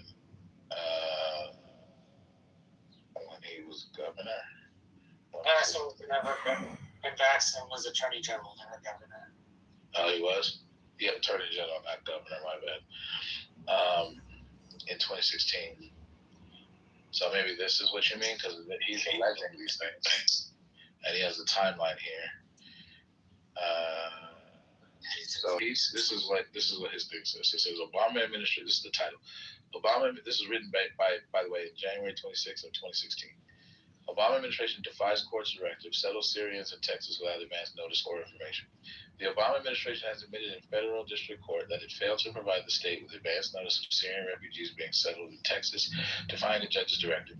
Additionally, another group of Syrian refugees were scheduled to arrive in Texas yesterday, and Texas has not been provided adequate information about these individuals as required by law. The Attorney General's office today made a filing highlighting the need for injunctive relief in light of these recent events. Quote, the Obama administration continues settling Syrian refugees in our neighborhood communities under a cloak of secrecy, end quote, said Attorney General Ken Paxton. Quote, last weekend, the federal government settled no advance notice in complete violation of the court's directive and were scheduled to bring more refugees to Texas without providing adequate information about who they are. The threat to our communities by foreign terrorists is real. The greater concern is not what we know about these refugees, it's what we don't know, end quote. On December 2nd, Texas filed a lawsuit against the federal government to halt the relocation of refugees from Syria in the state because the federal government had not consulted with state authorities in advance of such relocations in violation of the Refugee Act of 1980. The federal government is directing at least one nonprofit entity tasked with placing the refugees in Texas from disclosing even basic information that would help resolve Texas's security concerns. On December 7th, a federal judge directed that the federal government provide the state with advance notice of its intent to settle refugees within the state. On January 22nd, the federal government submitted a filing admitting it resettled refugees in Texas without notifying the court or Texas. Texas takes in roughly 10% of refugees resettled in the United States, partnering with local volunteer agencies to help refugees transition to the state and pay associated costs. In this case, authorities have left Texas uninformed about refugees that could well pose a security risk to Texans and give them no say in the process. Two more paragraphs. Members of the federal government have expressed concerns regarding this massive expansion of refugees from an area engulfed in fighting with ISIS. FBI Director James Comey told Congress that the federal government cannot conduct effective security checks on Syrian nationals, testifying that, quote, we can query our database until the cows come home, but nothing will show up because we have no record of them, end quote. National Intelligence Director James Clapper summed up the worries of these federal counterterrorism experts. Quote, I don't obviously put it past the likes of ISIL to infiltrate operatives among these refugees, end quote. Earlier this month, federal authorities arrested 2 individuals admitted to the United States through the refugee program for activities relating to supporting terrorism. This is the second time in the past year that the Obama administration has either defied or misled a federal court on major immigration issues. In March 2015, the administration admitted that tens of thousands of expanded work permits have been issued to unauthorized aliens in direct contradiction to the facts they presented in the U.S. federal court. And then it has a link to view the recent filing. So, I mean, if that's what you mean, that was alleged by the Attorney General of Texas. Maybe that's the support you're looking for. Yes, I was. And I was trying to pull it up from the Atlantic because the Atlantic had an article on it, and I remember reading it back. The Obama doctrine? I fucking hate Ken Paxton. I'm sorry, I didn't hear you. I was coughing. The Obama doctrine? Is that what you're talking about? Yeah. The Atlantic? All right, I found it.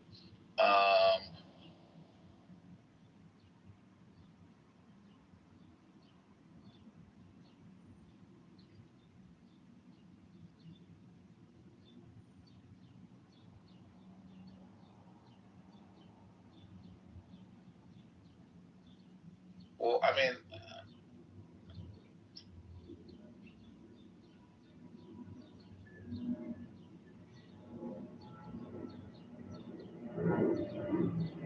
top 10 ways but Obama violated the Constitution during his presidency. I got one from Cato Institute. You want that one? You can go ahead and read that. Like I said, I just pulled up the ones that I remembered. So, well, I'll just read the list because it's like detailed. I'm not trying to read forever. So the Cato Institute, I just put in the chat. It's titled the Top 10 Ways Obama Violated the Constitution During His Presidency. It was written, published January 19, 2017. Okay.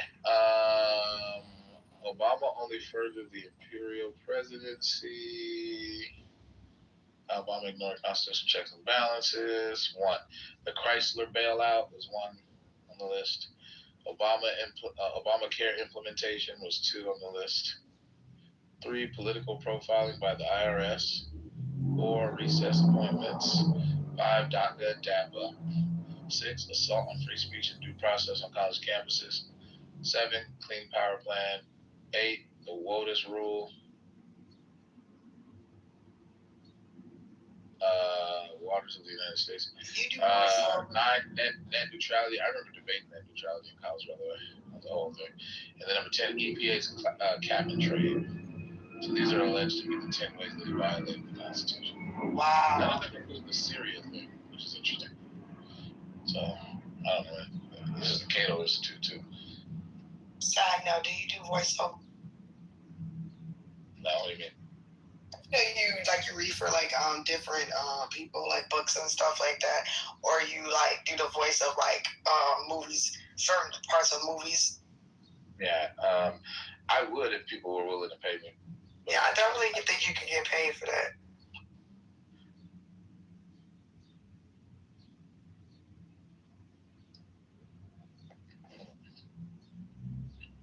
All right, if you got your hand up, I invited you on stage. Sorry if you've been waiting for a while. I was reading some stuff. damn, bro, just let nigga go. I left you like Chicago. The Chicago Bears about to leave your city, bro. Shut up. No one wants to be in Chicago anymore. Not even the Bears. Hey, Mikey. Hey, hold up. You gotta slow your roll, my boy.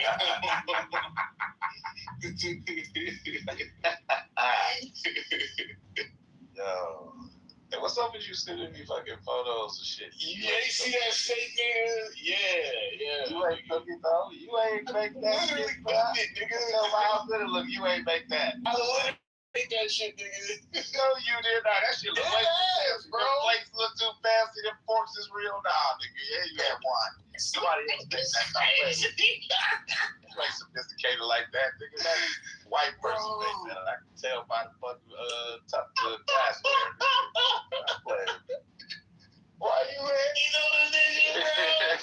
You ain't for not damn thing. You better stop playing. Oh, shit. You look good though, but it don't look as good as the shit I made, nigga. I actually have footage of me cutting it. I ain't. That's what I should have made the goddamn video. Yeah, can't deny it when you in there doing some voice in the back. You was like, hey, look at this shit I'm cutting right here.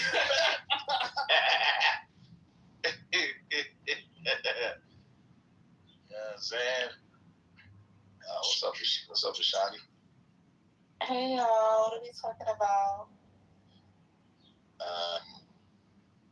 Whether or not Obama had violated court orders like the Trump administration. That's what we were just recently Are we still jealous of Obama?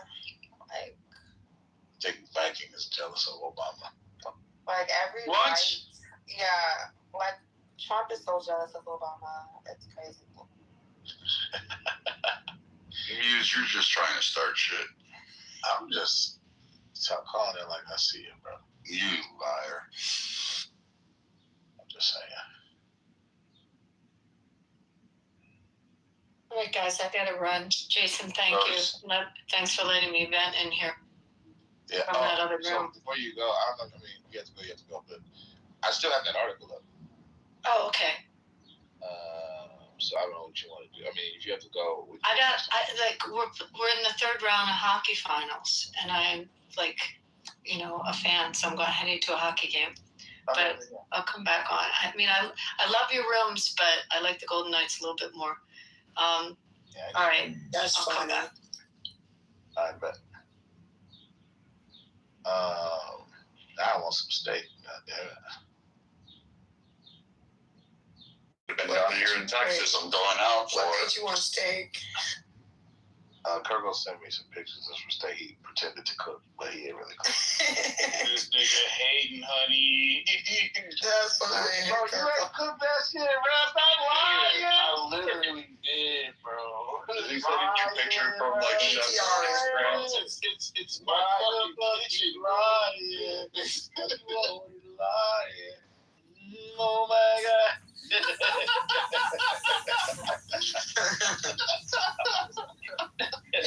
PTR. Hello. Bro, as a matter of fact, you can see, bro. You can see. Go ahead. I'll tell you if you did it. Kirko, you know that I can post Instagram photos of chefs that make steaks and say it's mine, but nobody would believe me either. But bro, this is literally at my apartment. How do I know that? Nigga, one of the pictures you can see I'm on a balcony. Not the ones you sent me. I only see food. What you mean? Bro, you lose my son? But you gotta put your whole body in it to buy it.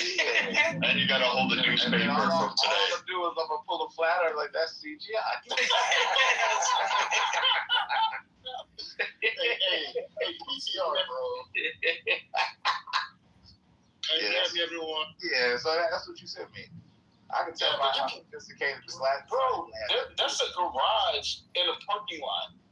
Like, if you look towards the top of the picture. You know how I can tell he did that? Because the placement of the steak. I know that wasn't at a restaurant. Oh, I don't think it's at a restaurant, but I can tell he ate it. That's all I'm saying. That's funny. Kirko, where'd you pick those up on the way home? This motherfucker went somewhere and dumped that shit on a nice fancy plate. Oh, we was stupid. Nah, like, man, you ain't do that. What's up, my people over here? It looked like something you would do, Kirko, the way you placed that.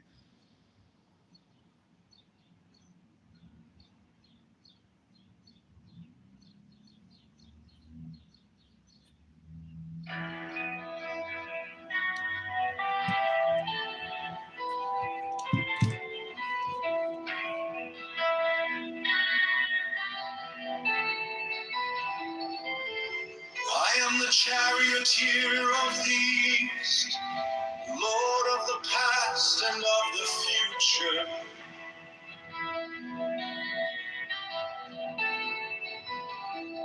I see by mine own inward light, Lord of resurrection, who cometh forth from the dust, and my birth is from the house of death.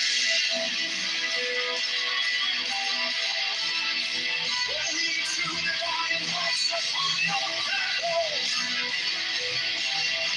who keep watch over the universe. Ye who come by the beer to the house of rest, who pilot the ship of God and matching the words to the hearts of death.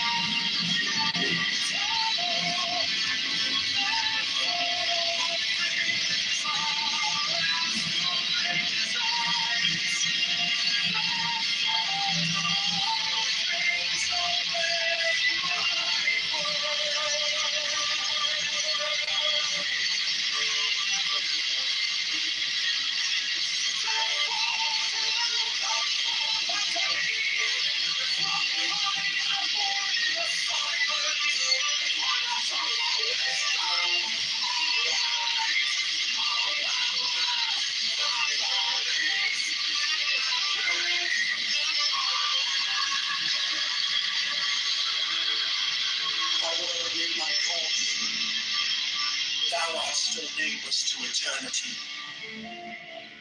Come thou forth, I say, and aid and guard me in this work of art.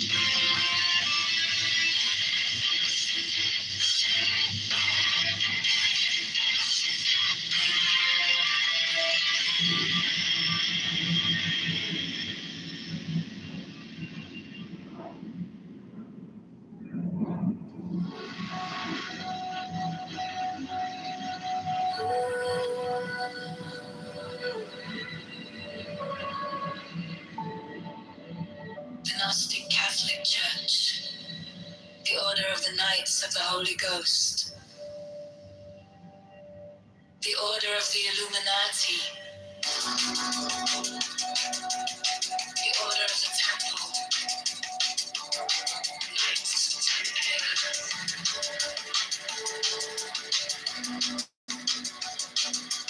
the Order of the Knights of St. John, the Order of the Knights of Mountain, the Order of the Knights of the Holy Sepulchre, the Hidden Church of the Holy Grail, the Hermetic Brotherhood of Light, the Holy Order of Rosicrucians Hidden, the Order of the Holy Royal Archangel, the Ancient Satanic Rites of Masonry, the Rites of Louis,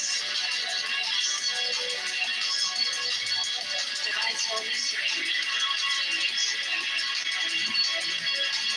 the Ancient and Accepted Scottish Rite of Masonry,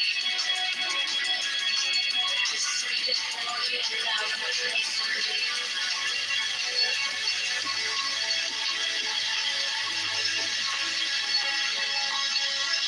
the Order of Montanists, the the Order of the Sapphire, and many other orders of equal merit, if of less fame.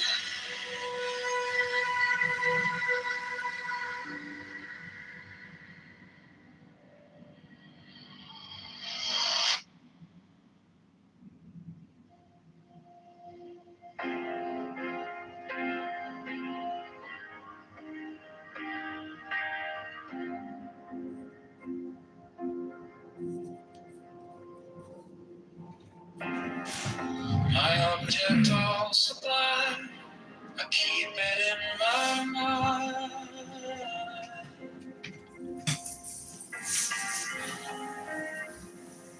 A needle made of light, threading through the night.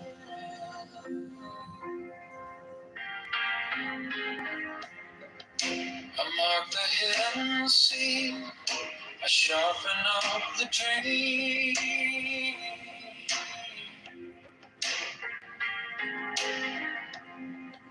The case is cold but clear.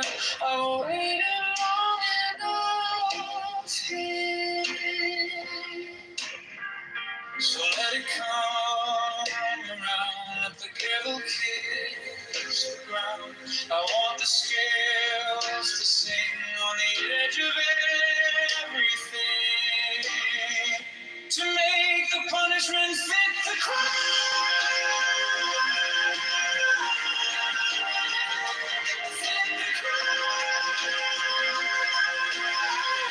To make the punishment fit the crime.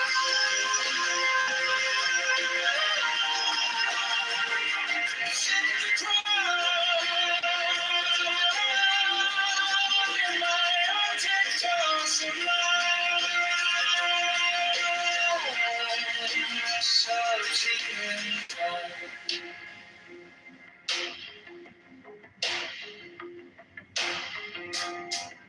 You wore the borrowed face, you left no kind of grace.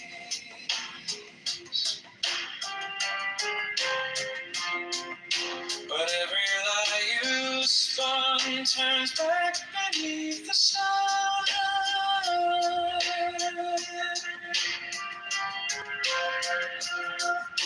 I kept the final clue, like a blade inside my shoe.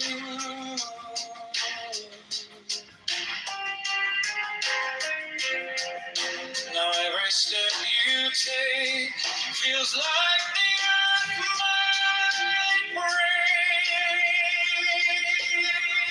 So let it come around, let the giggle kiss the ground. I want the scales to sing on the edge of everything,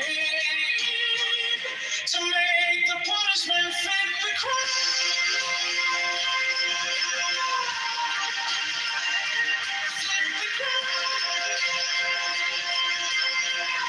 To make the punishment fit the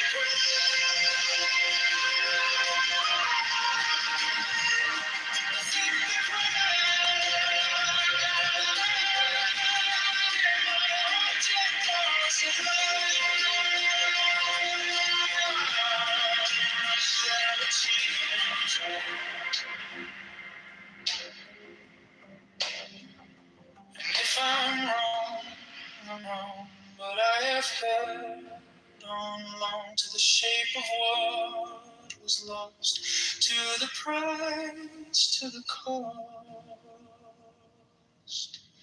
to make the punishment fit the crime.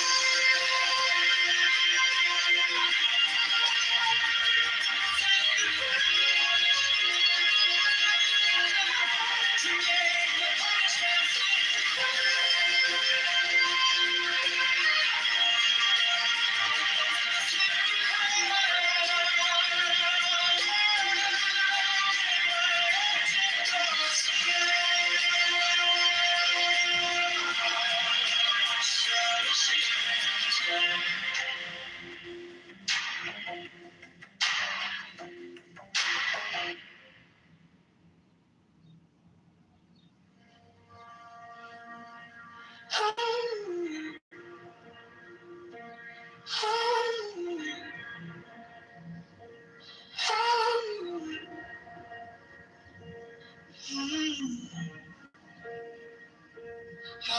all sublime. I keep it in my mind. A needle made of light, threading through the night. I marked the hidden seam to sharpen up the dream. The case cold but clean. I've waited long enough here. So let it come around. Let the color kiss the ground. I want the skills to see on the edge of everything, to make the punishment fit the crime. Fit the crime. Make the punishment fit the crime. Fit the crime. My object all sublime. I shall achieve in time.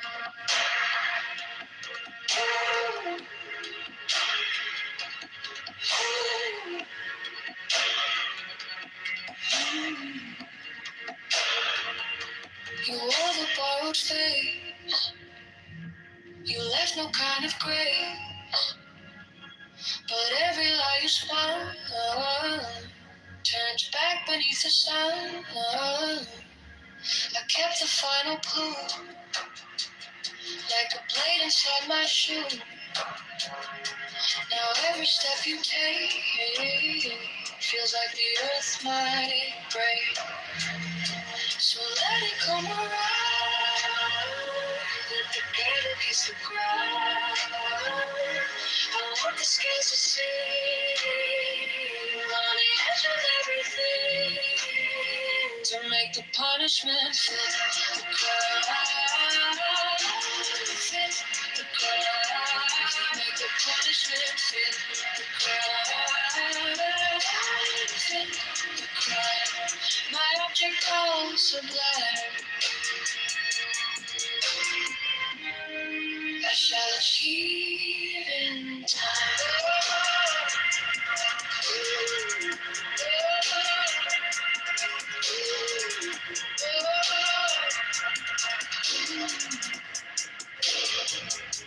And if I want,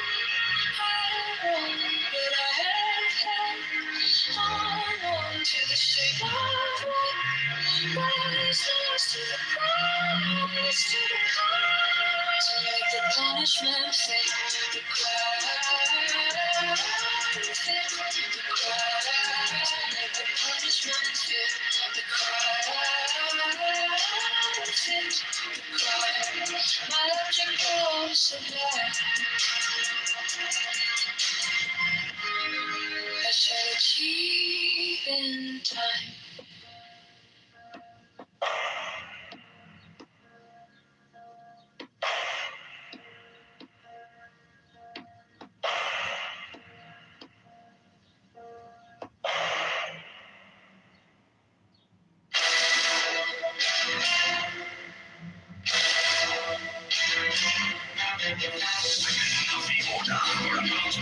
Others receive all care, attention, and honor from all brethren. 68 special professed houses will be established for their convenience, should they wish to take advantage of them. 69 The Order offers great social advantages to its members, bringing them as it does into constant association with men and women of high rank. 70 The Order offers extraordinary opportunities to its members in their trades, businesses, or professions, aiding them by cooperation and securing them clients or customers. Elevate Pals! Elevate Pals! 71 The Order offers friendship to its members, bringing together men and women of similar character, taste, and aspiration. 70 The Secrecy of the Order provides their members covers with an inviolable shroud of concealment. 70, the crime of slander, which causes so great a proportion of human misery, is rendered extremely dangerous, if not impossible, within the order by a clause in the obligation of the third degree.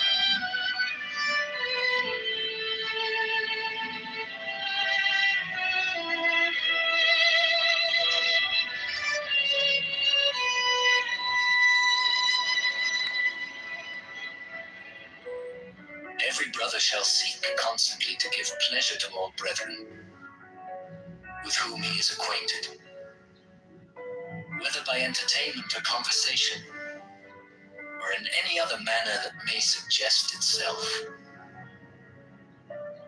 It will frequently and naturally arise that love itself springs up between members of the order, for that they have so many and sacred interests in common.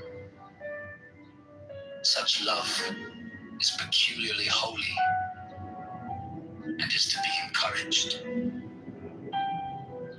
All children of brethren are to be considered as children of the whole order,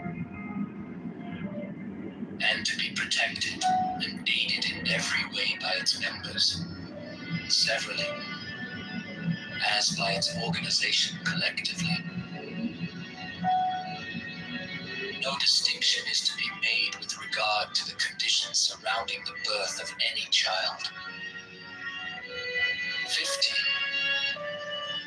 There is an especially sacred duty which every brother should fulfill with regard to all children, those born without the order included.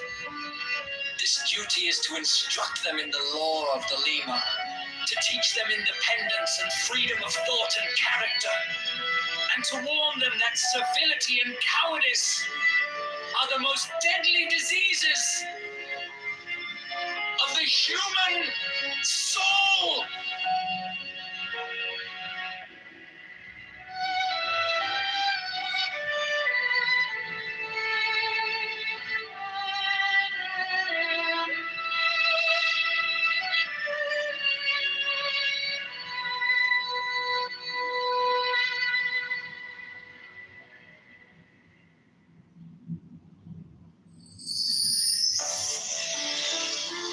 The Showstone, a crystal which Dee alleged to have been brought to him by angels, was then placed upon this table, and the principal result of the ceremonial scrying of Sir Edward Kelly is the obtaining of the following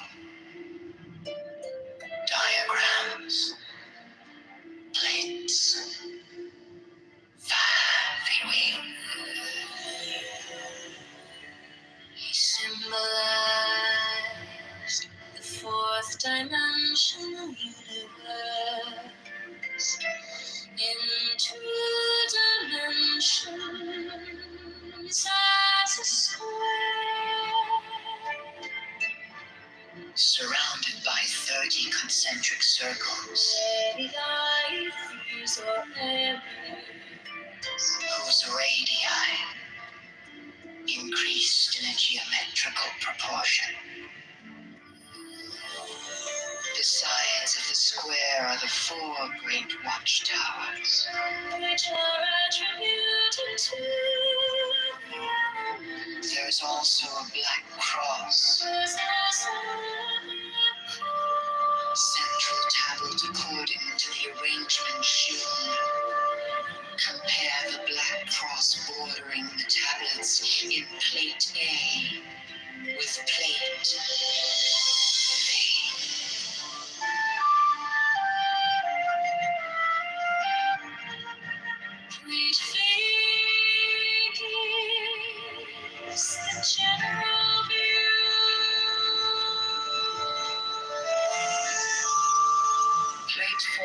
gives the complete attribution of the tablet of air. The sixth file is called Linea Patris. The seventh file is called Linea Fili. The seventh line is called Linea Spiritus Sancti. This great cross divides the tablet into four lesser tablets. The left-hand top corner being air of air. The right-hand top corner, water of air. The left-hand bottom corner, earth of air.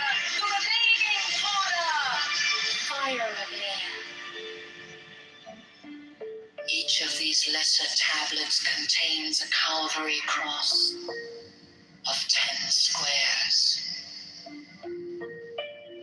which governs it. Plates V, VI, and VII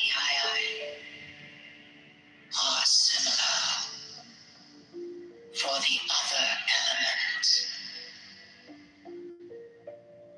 This is the way in which the names are drawn from the great tablets.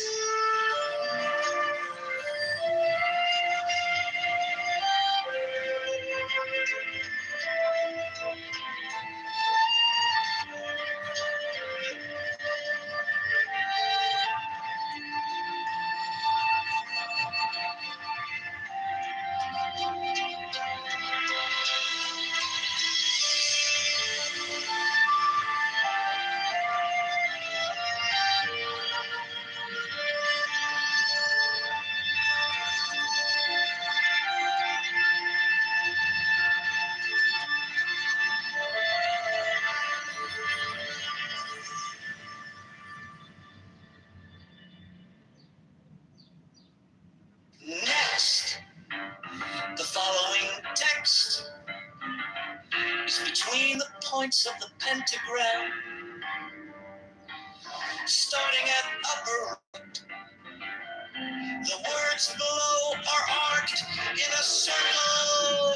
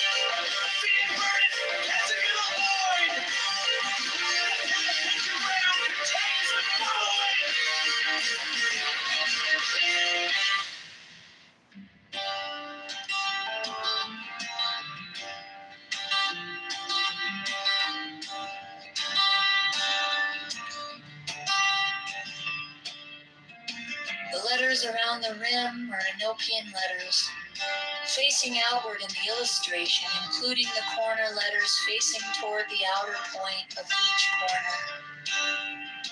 The two overlapping equilateral triangles shown in the interior of the figure are composed of thin, solid lines and somewhat closer in their bases to the top and bottom of the square than shown here. In the illustration, the base angles touch the fourth edge letter from the corner in each instance. A rectangular grid with Enochian letters. In the center of the diagram has been adjusted to align with the edge letters of the original illustration.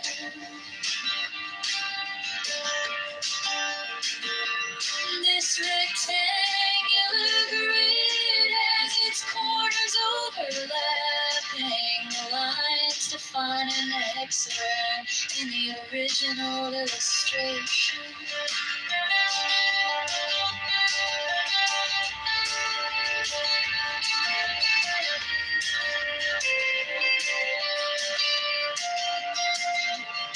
There are 7 small devices, 5 squares and 2 circles, symmetrically arranged in the pattern of a 7-pointed star with point upward. There is no actual 7-pointed star drawn. These devices are all oriented to be viewed from the center of the figure. Their size is about that of 3-edge divisions vertically and horizontally, and their text would be at right angles to any straight line that might be drawn from the center of the figure. These devices have been represented by the numbers 1 through 7 in the approximation above. They are separately approximated below. Not to scale.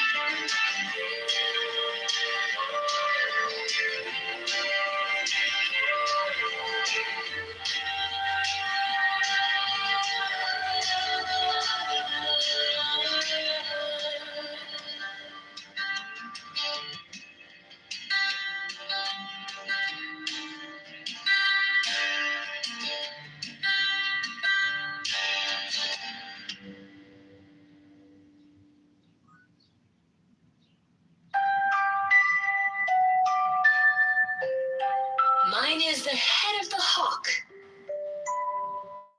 Abrahadabra. And ends. 6. I bear the rose and cross of life and light, Abrahadabra. giving the sign at each Abrahadabra. Remaining in the sign. The invocation concludes. Therefore I say unto thee, come thou forth and dwell in me, so that every spirit, whether of the firmament, or of the ether, or of the earth, or under the earth, on dry land, or in the water, or whirling air, or of rushing fire, and every spell and scourge of God the Vast One, might be thee. Abrahadabra. The adoration. Impromptu. Closed by banishing. I think this was omitted at W's order.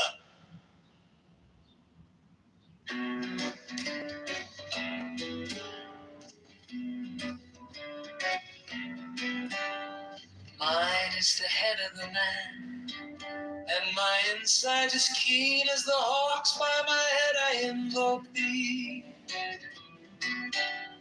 Hey, I am the only begotten child of my father and mother. My father is dead. My mother bore me with labor and pain and fear. By my body I invoke thee. About me shine the diamonds of radiance, white and pure. By their brightness I invoke thee. Mine is the red triangle reverse, the sign given of none save it be of thee. O Lord, by the Lamb am I invoke thee. 3, mine is the garment of white, sewn with gold, the flashing obey that I wear. By my robe I invoke thee. Mine is the sign of Apophis and Typhon, by the sign I invoke thee. 4 is the turban of white and gold, and mine the blue vigor of the intimate air. By my crown I invoke thee. My fingers travel on the beads of pearl, so run I after thee in thy car of glory. By my fingers I invoke thee. 5, I bear the wand of double power in the voice of the Master Abraham Abra. By the word I invoke thee. Mine are the dark blue waves of music in the song that I made of old to invoke thee. Strike, strike the master chord, draw the flaming sword crown, child and conquering Lord Horus, avenger.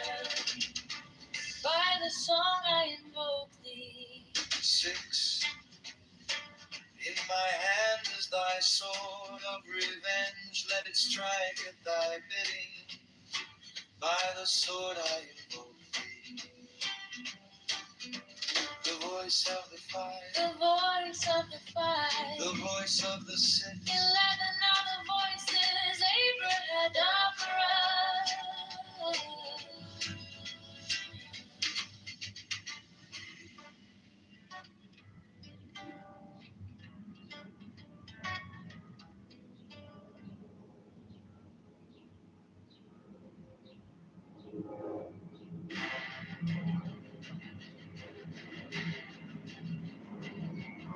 Strike, strike the master chord.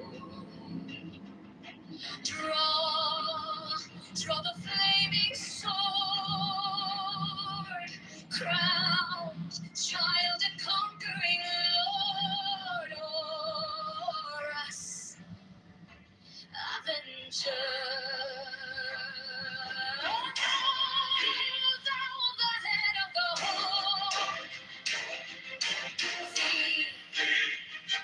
Thee I invoke.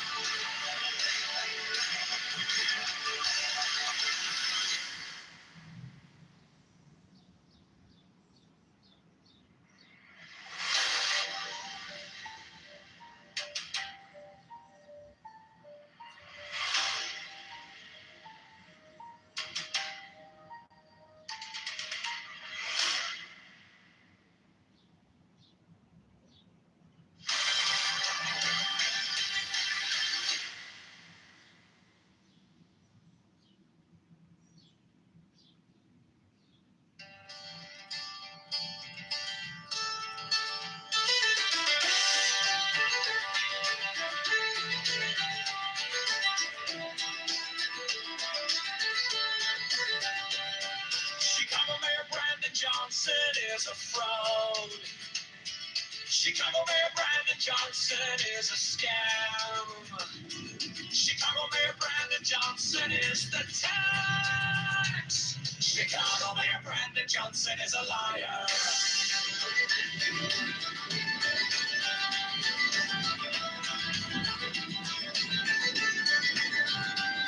Chicago Mayor Brandon Johnson is a criminal. Borrows $1.3 billion to give to Cronynon. Profits the C2U is a mafia propaganda. Organization affordability is a scam. Brandon Johnson is the tax. Open the books, transparency now. Public spending tracker now. Brandon Johnson is the tax. Brandon Johnson is the tax. Brandon Johnson is the scam.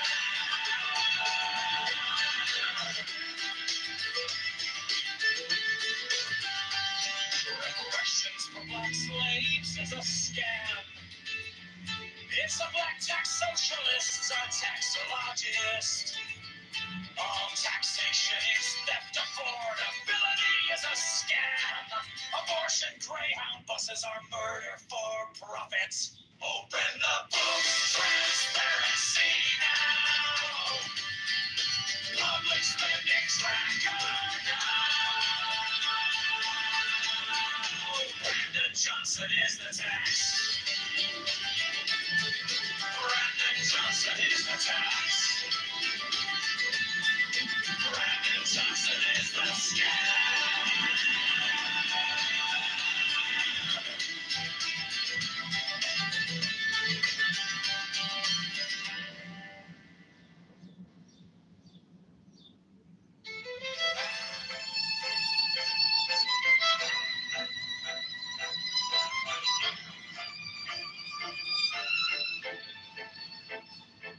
You sent our paychecks with a smiling mask. Call it care, call it change. While you pass the hat, your friends at the table eating out the back. We're stuck in the checkout line, doing the math. You borrowed a mountain for a parking lot dream. Sign your name on the diary like it's free, free, free. We wake up to letters with the red ink screams. Every promise on paper feels cheap to me. Brandon Johnson is the tax. We're the ones who pay it back. All the bills and all the spend. Cash goes out, we're locked in. Open up the books right now. Show the numbers line by line. Transparency on every track. Brandon Johnson is the tax.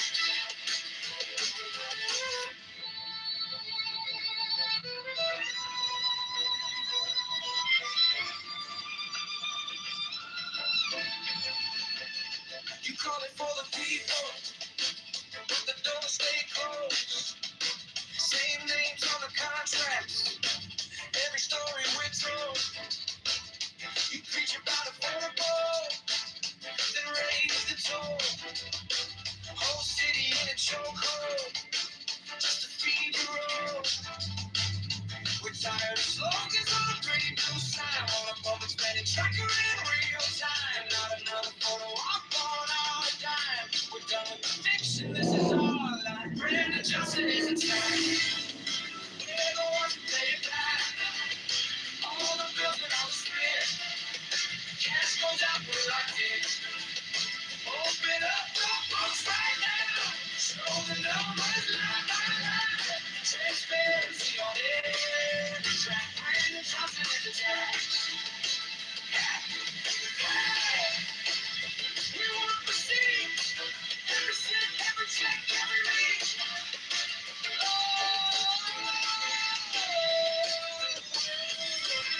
Turn the lights to the city, to the cries.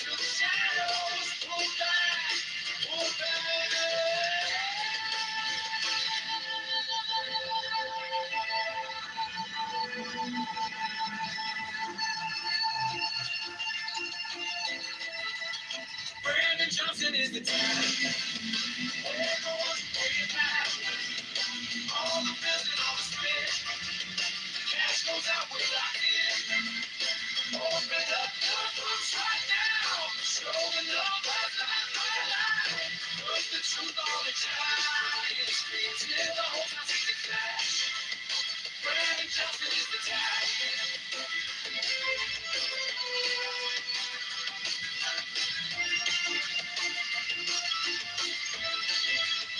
Brandon Johnson is the tag.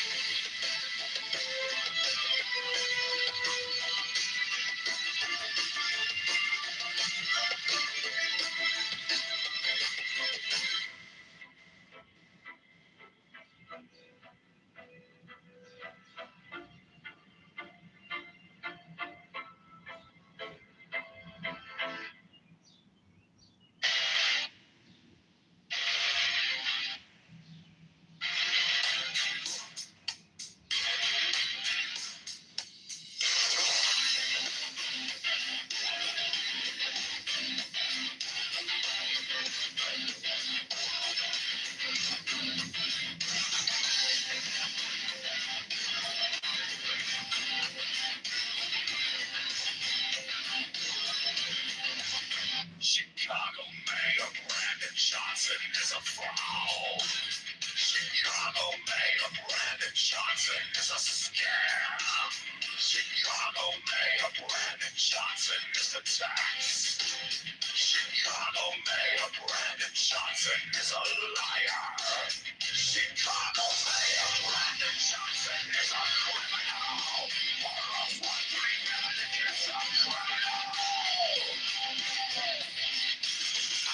CTU is a mafia propaganda organization. Informer that he is a scam. Brandon Johnson is the time. Open up for transparency now. Expenditure now. Brandon Johnson is the snake. Brandon Johnson is the scam.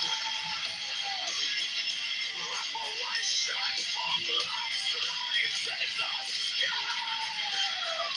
It's a black tax, socialist, anti-socialist, tax-socialist, and the vulnerability is a scam. Chicago Mayor Brandon Johnson is a fraud.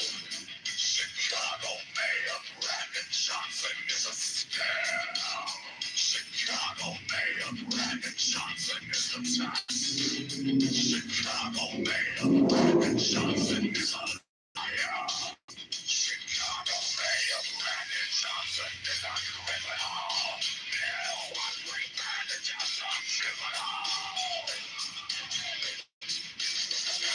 CTU is a mafia propaganda organization. Promoting criminality is a scam. Brandon Johnson is the time. For transparency now. Expenditure now. Brandon Johnson is the scandal. Brandon Johnson is the scam.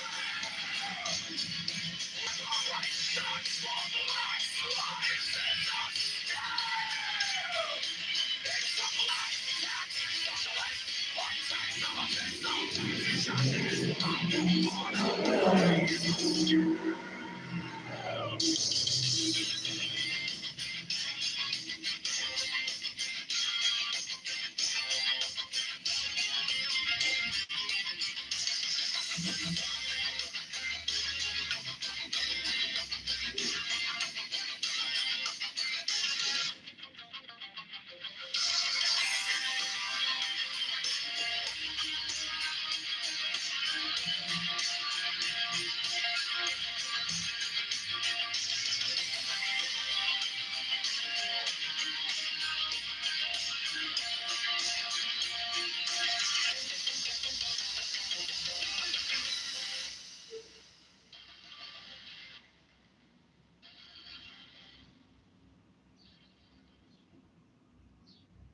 Chicago Mayor Brandon Johnson is a fraud. Chicago Mayor Brandon Johnson is a scam. Chicago Mayor Brandon Johnson is a scam. Chicago Mayor Brandon Johnson is a liar. Chicago Mayor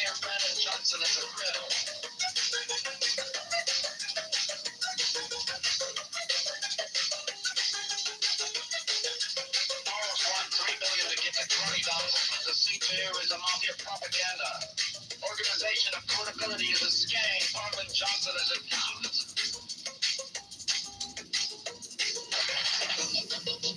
transparency now. Public spending tracker now. Biden, Johnson is a tax. Biden, Johnson is a scam. Transparency now. Public spending tracker now. Biden, Johnson is a tax. Biden, Johnson is a scam. Reparations for black slaves is a scam. It's a black tax. Socialists are taxologists. All taxation is theft. Affordability is a scam.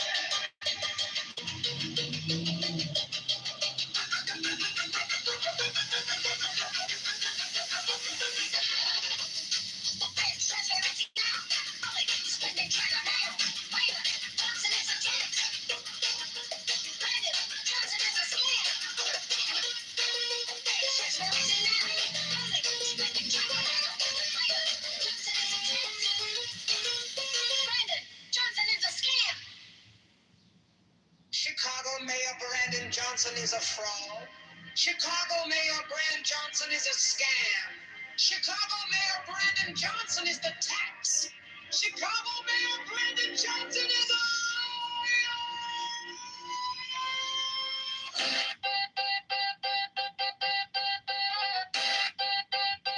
Chicago Mayor Brandon Johnson is a...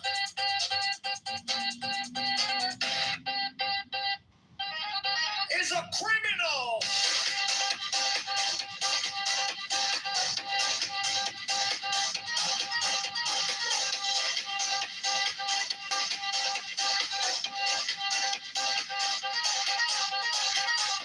Borrows $1.3 billion to give to crony nonprofits. The CTU is a mafia propaganda organization. Affordability is a scam. Brandon Johnson is the...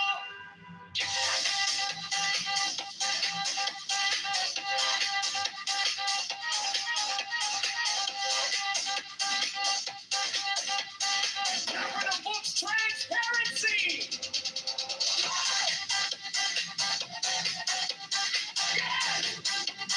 Public spending tracker now.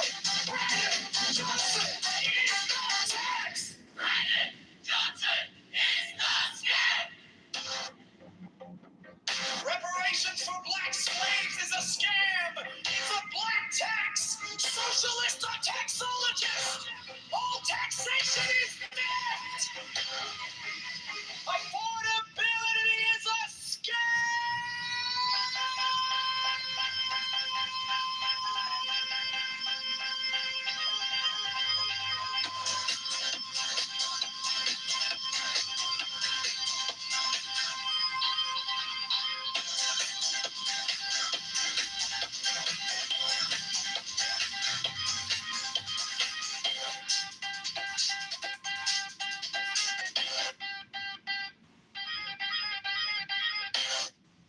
Chicago Mayor Brandon Johnson is a fraud. Chicago Mayor Brandon Johnson is a scam. Chicago Mayor Brandon Johnson is the tax.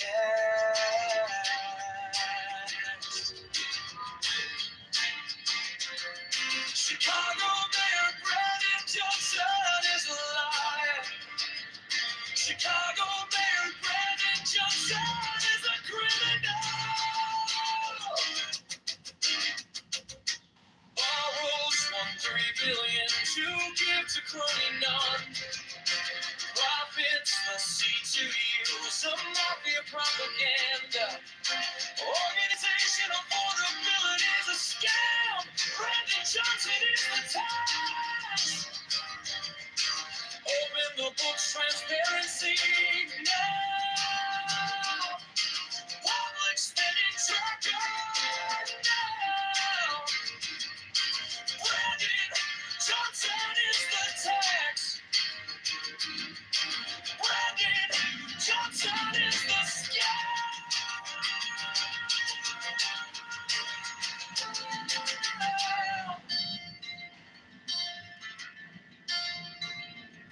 Reparations black slaves is a scam.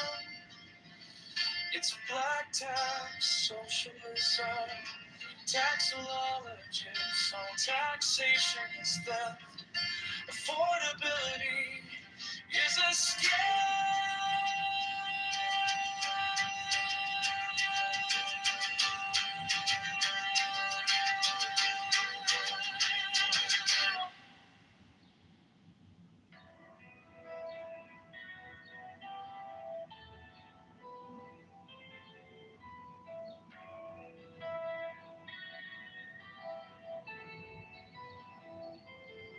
I am the charioteer of the East, Lord of the past and of the future.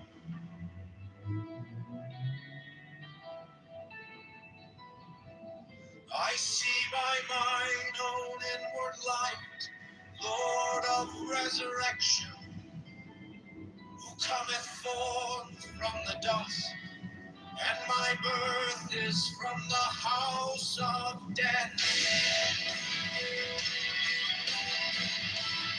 Holy true divine comes upon your pinnacles, who keep watch over the universe.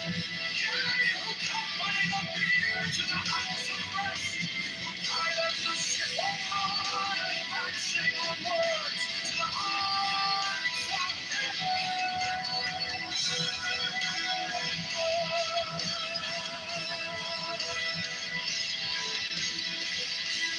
Lord of the stream which standeth in the center of the earth. Behold, he is in thee, and I am in him. Mine is the radiance like of the heaven over the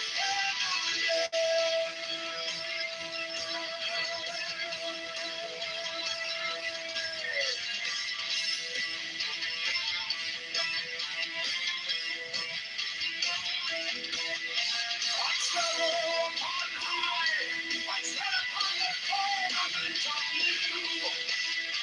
I raise a blessing flame with the lightning of my name. Everlasting on in the splendor of the day, glorify you, giving my life to the dwellers of I say, come upon the mountains, the celestial waters shall flow. My word, for I am thine,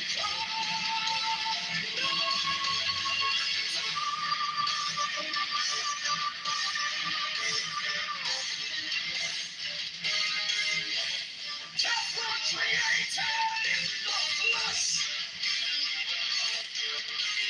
I am the idol of my father's evil, Lord of the city of the sun. The God who commands is in my mouth, the God of wisdom is in my heart.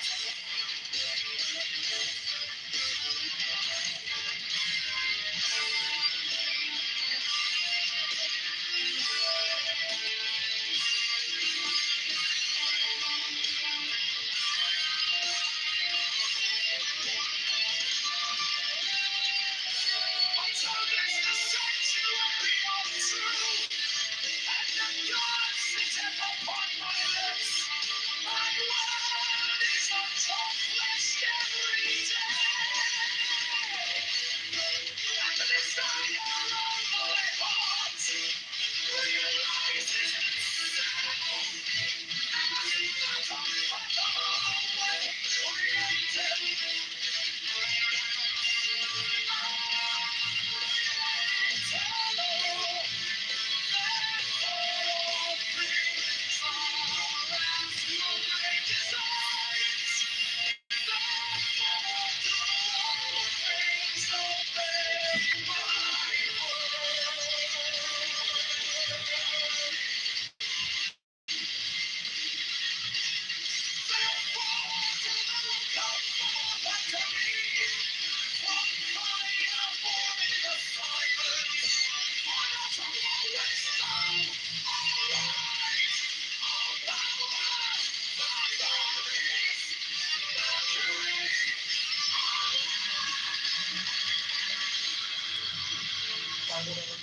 forth.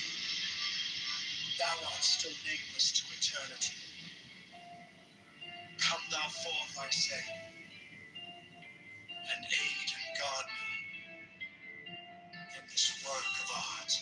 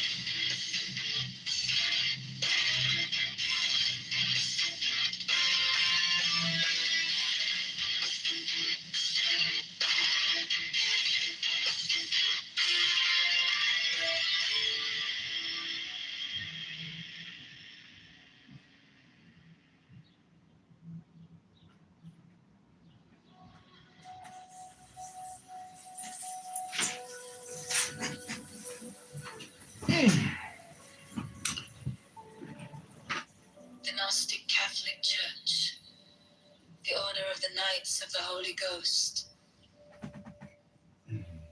the Order of the Illuminati, the Order of the Temple, Knights Templar,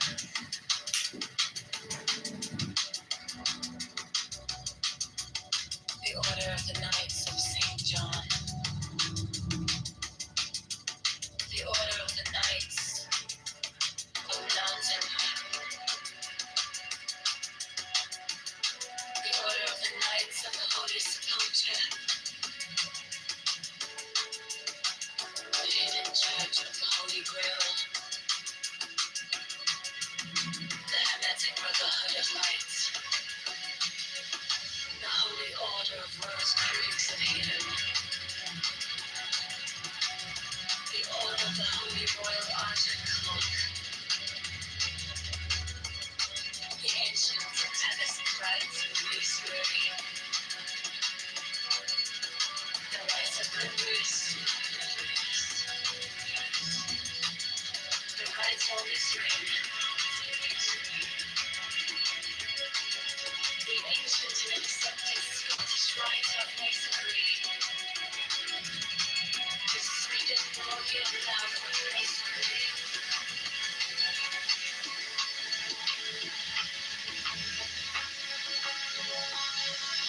the Order of the Martinists,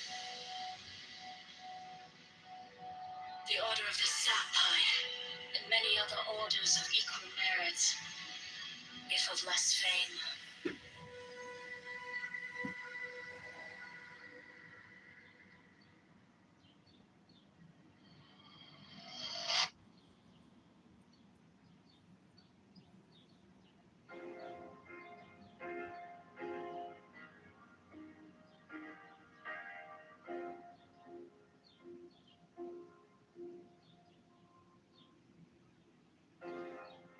My object all sublime, I keep it in my mind.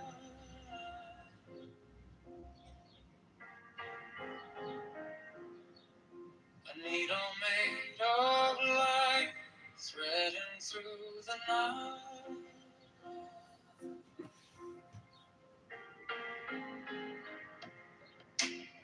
mark the hidden scene, I sharpen up the dream.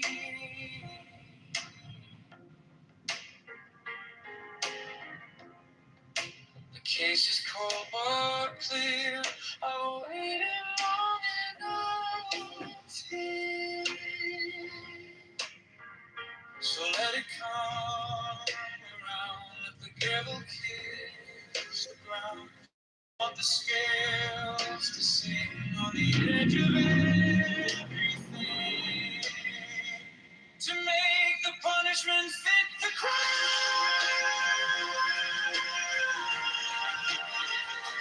Fit the crime. To make the punishment fit the crime.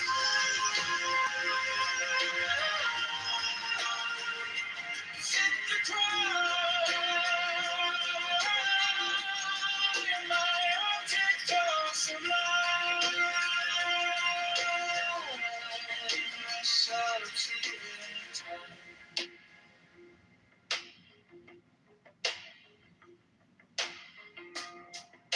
You wore the borrowed face.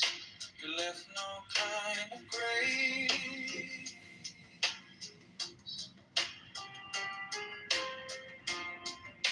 But every lie you spun turns back beneath the sun.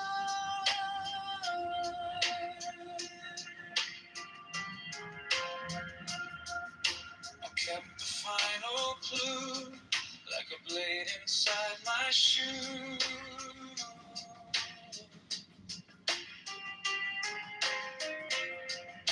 Now every step you take feels like the earth might break. So let it come around, let the devil kiss the ground. I want the scales to sing on the edge of everything, to make the punishment fit the crime. Fit the crime. To make the punishment fit the crime.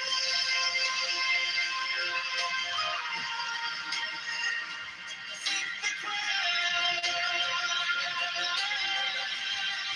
My object of sublime. Shall achieve.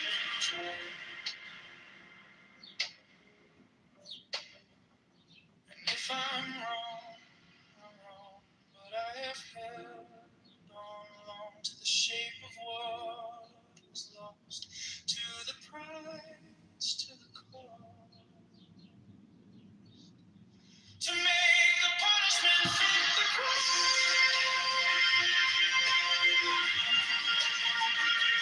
Fit the crime.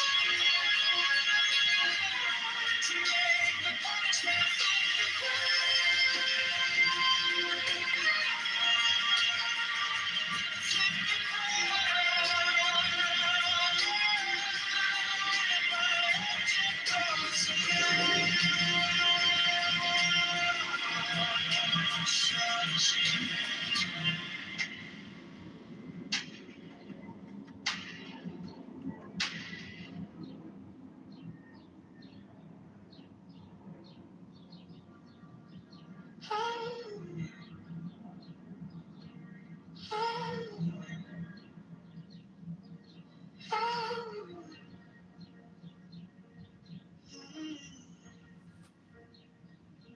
My object all sublime, I keep it in my mind. A needle made of light, threading through the night. I mark the hidden scene, I sharpen up the dream. The case is cold but clean. I've waited long enough here. So let it come around. Let the devil kiss the ground. I want the scales to sing on the edge of everything, to make the punishment fit the crime. Fit the punishment fit the crime. Fit the crime. My object all sublime. I shall achieve in time.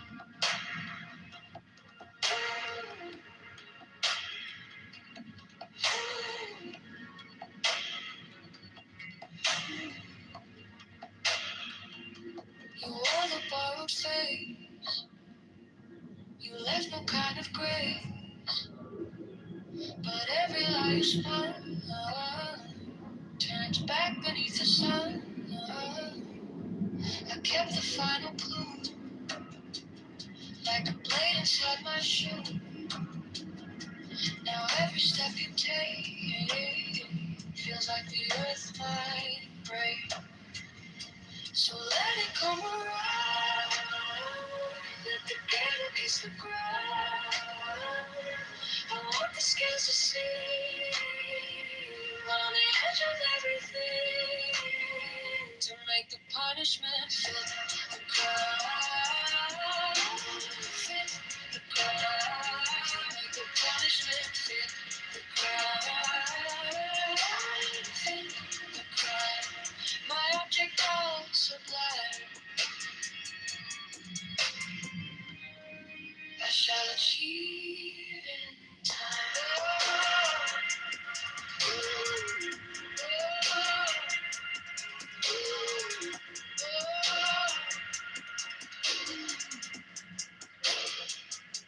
And if I'm wrong, but I have held on to the shape of one. Stars to the promise, to the cause. To make the punishment fit the crime. Fit the crime. To make the punishment fit the crime. Fit the crime. My object all sublime. I shall achieve in time.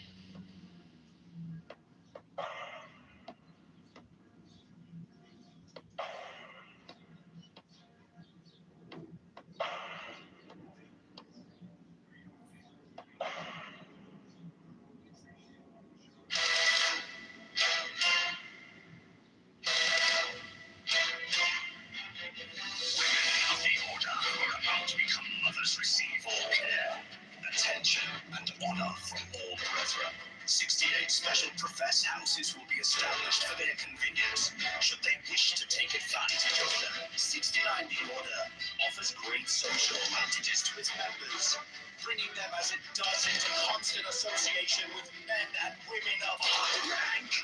70 The Order offers extraordinary opportunities to its members in their trades, businesses, or professions, aiding them by cooperation and securing them clients or customers. Elevate those! Elevate those! 71 The Order offers friendship to its members, bringing together men and women of similar character, taste, and aspiration. 70 The Secrecy of the Order provides its members with an inviolable shroud of concealment. 70 The Crime of Slander, which causes so great a proportion of human misery, is rendered extremely dangerous, if not impossible, within the order by a clause in the obligation of the third degree.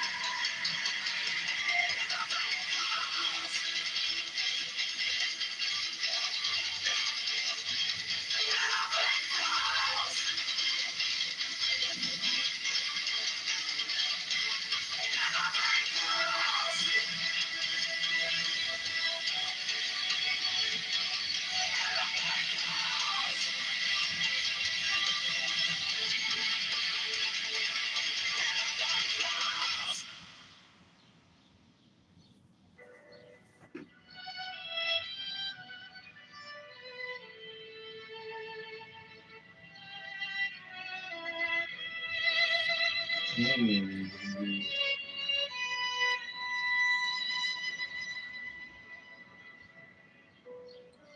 brother shall seek constantly to give pleasure to all brethren, with whom he is acquainted, whether by entertainment or conversation, or in any other manner that may suggest itself. It will frequently and naturally arise that love itself springs up between members of the order, for that they have so many and sacred interests in common. Such love is peculiarly holy and is to be encouraged. All children of brethren are to be considered as children of the whole order, and to be protected and aided in every way by its members, severally, as by its organization collectively. No distinction is to be made with regard to the conditions surrounding the birth of any child. 15. There is an especially sacred duty which every brother should fulfill with regard to all children, those born without the order included. This duty is to instruct them in the law of the Lima, to teach them independence and freedom of thought and character, and to warn them that servility and cowardice are the most deadly diseases of the human soul.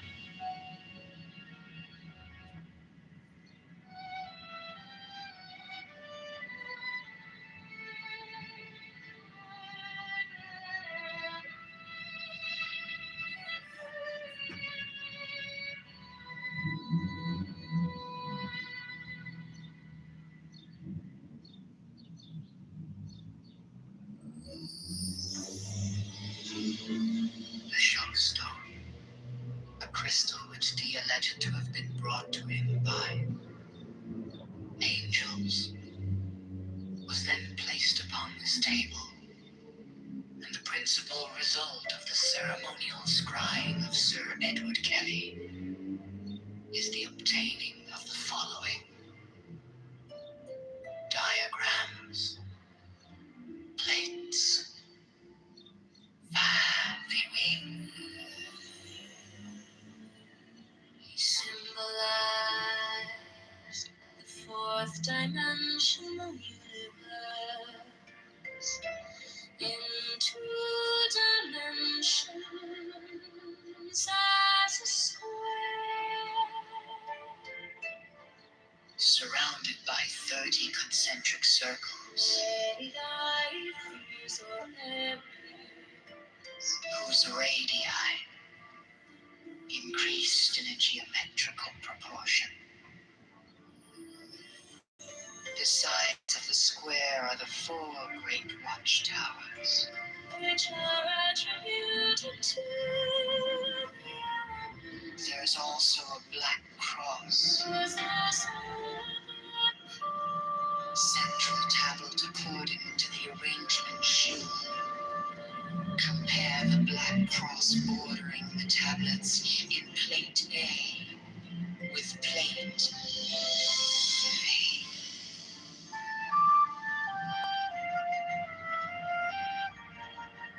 Great fate is the general view.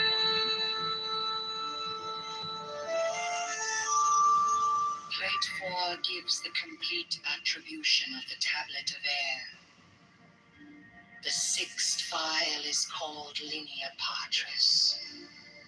The 7th file is called linea filii. The 7th line is called linea spiritus sancti. This great cross divides the tablet into 4 lesser tablets, the left-hand top corner being air of air, the right-hand top corner water of air, the left-hand bottom corner earth of air, the remaining corner fire of air. Each of these lesser tablets contains a Calvary cross of 10 squares, which governs it.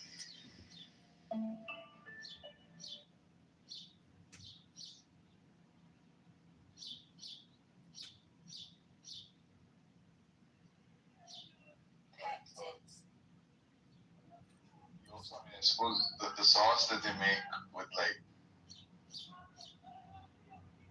Done. I went from my parents, and then I went to.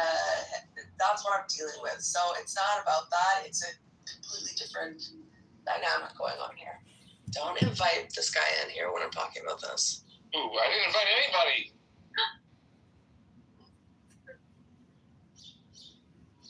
So annoying.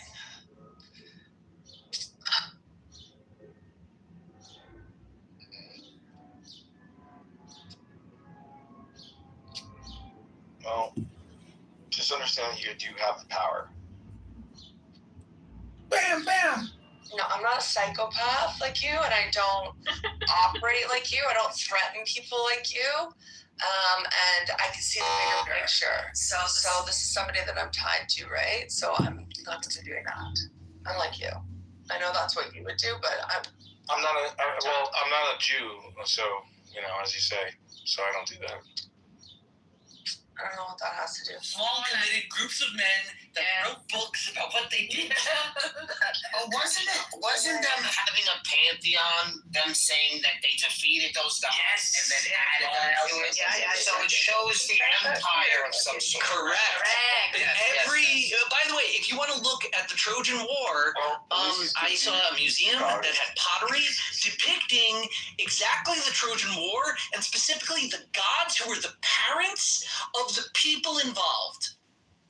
Helen of Troy, Paris, all of them interact directly with their deities who are Greek in nature, right? They are given Greek names, and they set into effect the glorious epic of the Odyssey, the great Greek story of the defeat of the Trojans. Do you understand? We don't know the Trojan story.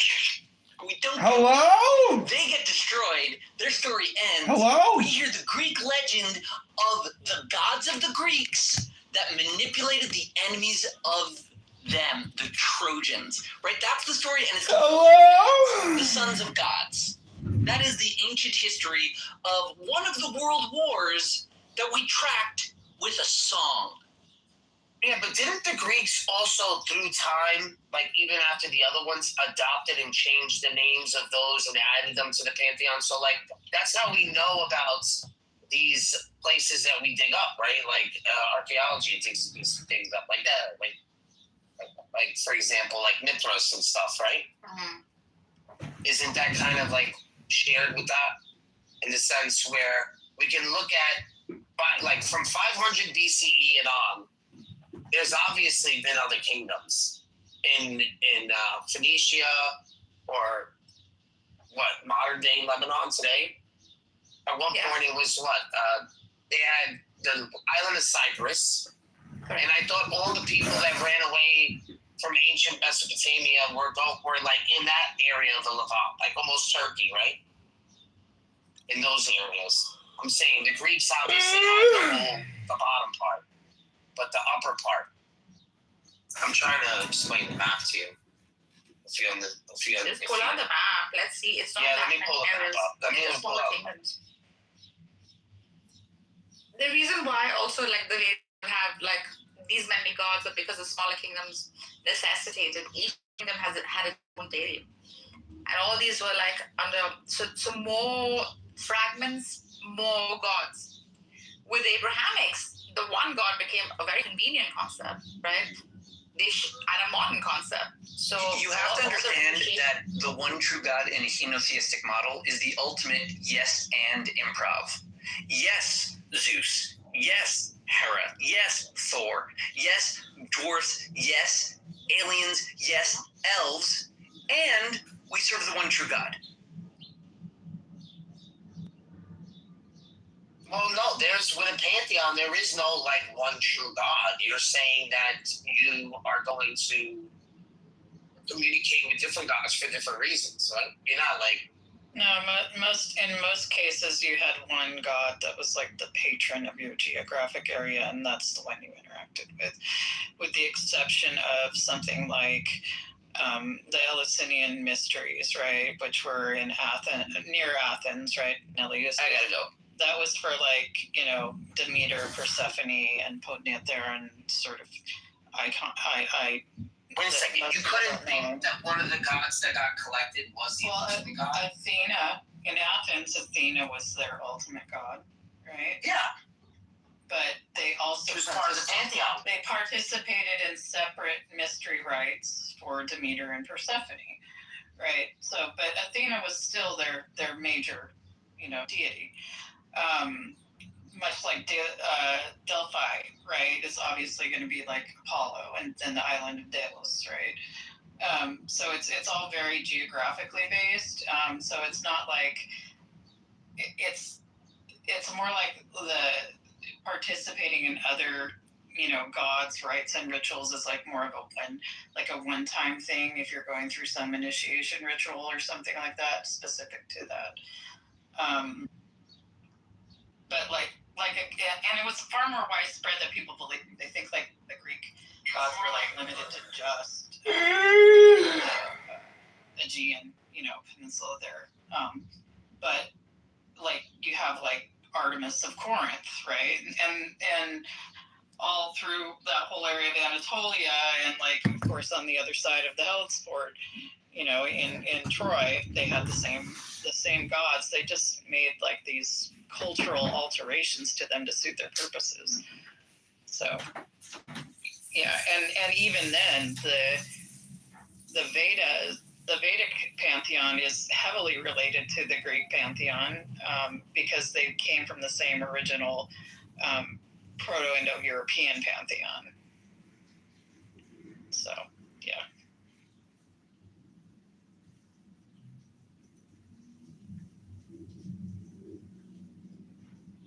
I'm trying to find inside this Wikipedia where it actually had the list of all. Of all what? The gods. The Greek gods? No, not the Greek. The Canaanite. Oh, the Canaanite gods? Depends on which area you're looking at. It's primarily like El, Ashra, Baal. I'd rather start at Canaanite because you know that it's attached to ancient Mesopotamia. And so you could go back one, but then if we start at the Greek, then we have to account Canaanite and then, you know, from that area. I'd rather go to like about Ishtar and Marduk. Well, that's what I'm saying. That there's that's what I'm trying to say. That there other people believe that their god was the ultimate god. Well, I mean, what I'm saying is like the origin of most of the Greek gods, with the exception of like the agrarian god, the local agrarian gods that they integrated into the pantheon, are their origins aren't Mesopotamian, they're Proto-Indo-European. So like they come from like the Eastern Russian steppe and the Caucasus. Similarly with South Asian, like the Vedic gods. And we can tell this by like, you know, we've reconstructed a Proto-Indo-European language, and like their word for God is Deus Pitar, which, you know, it's Zeus or Deus in Latin. Well, this is where I want to start. Is Ugarit?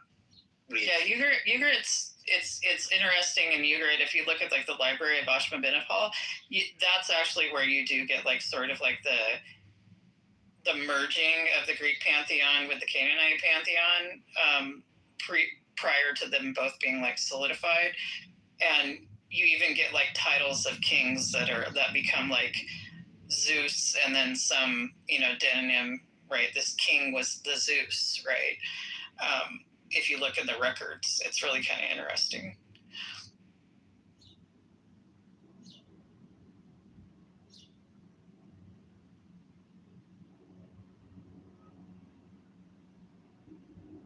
But the one that permeated most down into Canaan from the, like primarily, I think Canaanite gods are they're more related to the Assyrian and Mesopotamian pantheons. But the one that did infiltrate the most was probably Dionysus, so Dionysian rites. And you see that's who Alexander the Great was looking for. Searched foreign lands for Dionysus. Yep. Which is what, like almost like a Christ-like sort of idea, right? He's going to foreign lands, preaching Dionysus. It's like Jesus was the perfect Dionysus. Yeah, and Mary was the perfect that's sort of representation. Yeah, the temple ruins at Elephantine are really super interesting because that's where you see this sort of like mix of like Judaism, Zoroastrianism, and Dionysian cults. It's really kind of cool. It's super syncretic. Well, they're saying that there was no Moses or Abraham in their writings. And then if we look at the Eshmon temple and that period, we also see similarities in the stories of King David and, the Chronicles or even Samuel or any of those stories. You see similarities in those stories too. So it is interesting how because you see this development, right? And what's weird is that they have this, people have put together sort of an argument to say that there are certain prophets or books that didn't mention Moses, or they don't mention Abraham, or they don't mention these sort of people, right? And I guess there is a certain way to look at it to see that if they do mention there is a lot of overlap in the language they use. But are they directly referencing them? Then it's like, yeah, but they're not all mentioned all the time, right? They're not mentioned in some at all. way. What? They're not really mentioned at all. It just seems like these stories hold different names, keeping the same theme later on. And these different names would be Abraham, Noah, Moses, etc.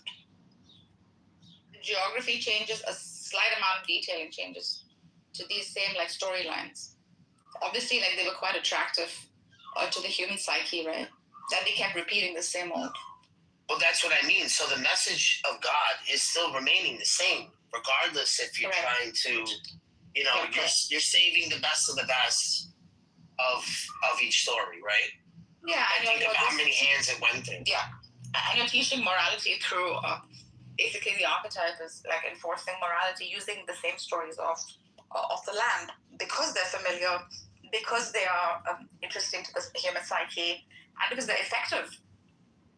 So this is the genius of the archetype of the time. That's why I always say this marriage between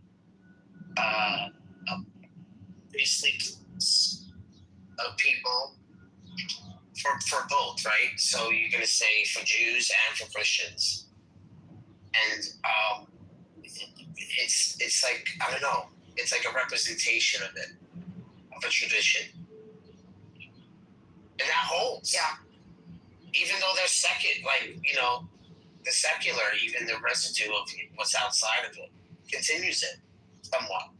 Do I want duck breast or bison ribeye for dinner? Duck breast. Bison ribeye.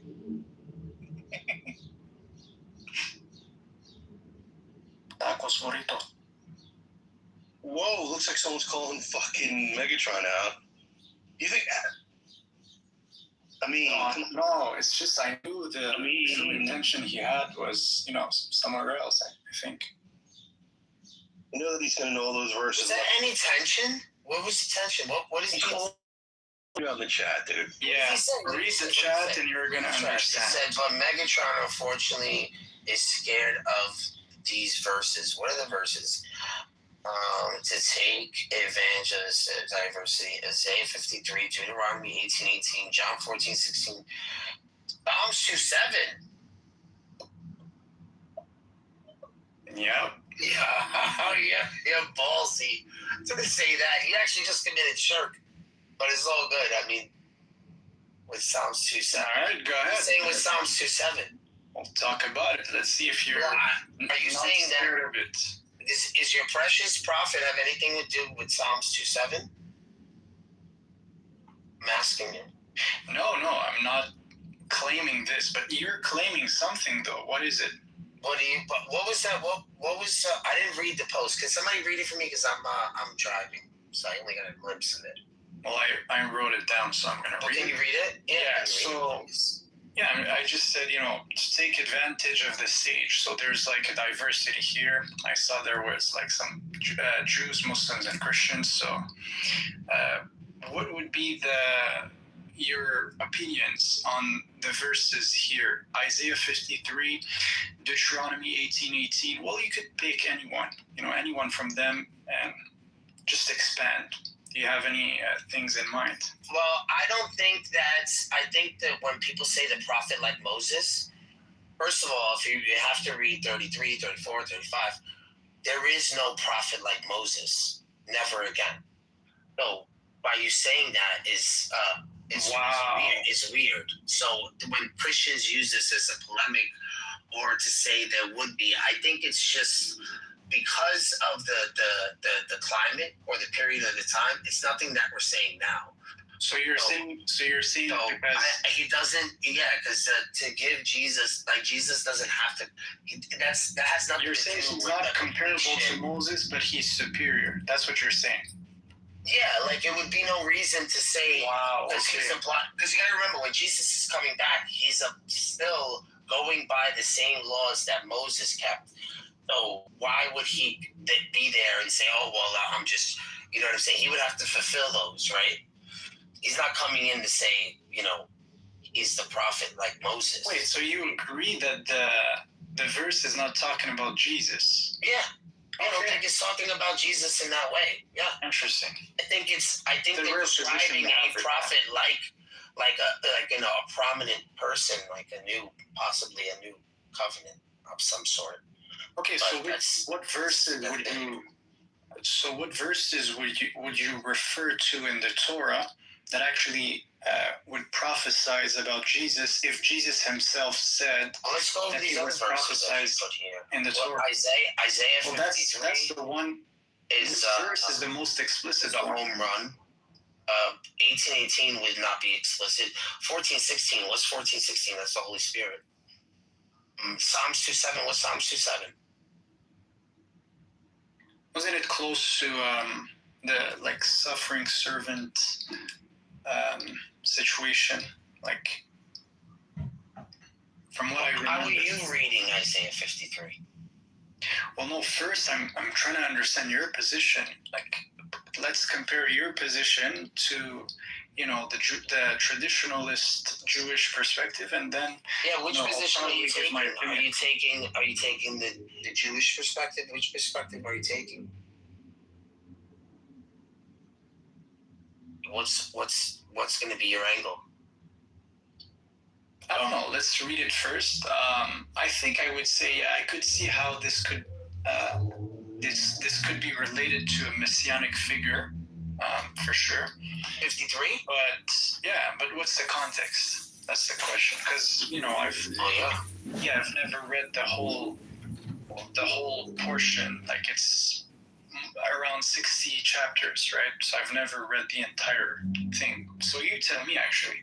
So I think that if you look at the Jewish view, they don't know whether this is going to be the Messiah or the King. So that's still up in the air. Christians took the position of Jesus taking on both. Okay, so we're saying Jesus fulfilled both of them: the suffering servant, Messiah ben David, Messiah ben Joseph, and Messiah ben David is the king of the heavens. Well, first, do you know if they have traditionally seen this passage as a messianic passage? They probably, yeah, of course. Show me the proofs. Are you serious? They use this prophecy by Moses also. Because Moses was. No, you're saying. Yes. You're saying. You said messianic. Yeah. I'm telling you now. All right. So Moses is a lower type of Messiah. He's not the Messiah, but he is Messiah. So he would be the suffering servant that is Messiah and never got to enter Israel. So he is that suffering servant that led his people into Israel, but him and his brother weren't allowed. So you can easily see that. You can easily see this being Moses also. Okay, but that's not referencing the Messiah. No, well, show me where it says the Messiah. Or how you identify the Messiah. That's what I'm saying. If you make that claim, and prove it. I'm not making the claim. You make the claim, all right? So you see Jesus in this passage. So obviously you think Jesus is the Messiah. You're just taking my word for it? Well, no. Actually, I'm literally saying show me proofs, like for what you say. So if you have any evidence that there's the gospel is an interpretation, the gospel is like portraying this character. Yeah. So let's just read you the whole gospel and show you Isaiah 53.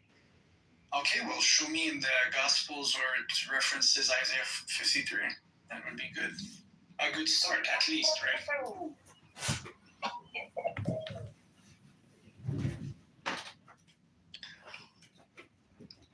Wait, I'm confused. There's two guys here. Same picture. Who is who?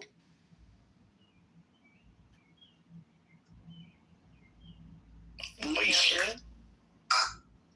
Okay. Wait. So where do we start? You know, a Leicester. Where do we start? Leicester. Where do you want me to start, my friend? Well, you tell me. Share the link. Yeah, show me a reference from the gospel where there's like an explicit reference of Isaiah 53, or if you have like any classical tafsir from Jewish First Temple era. How do you want this categorized? Do you want every verse, or do you want every other verse of Isaiah 53? Because I'm going to give you the whole complete rundown. So you let me know how explicit you want this list. Yeah, like you feel like you do whatever you think is enough. I'm just gonna read whatever you have to put forward. You know, I'm not asking you like if it's too complex. Don't take it too complex. Like, just simplify it, and then we could discuss from there.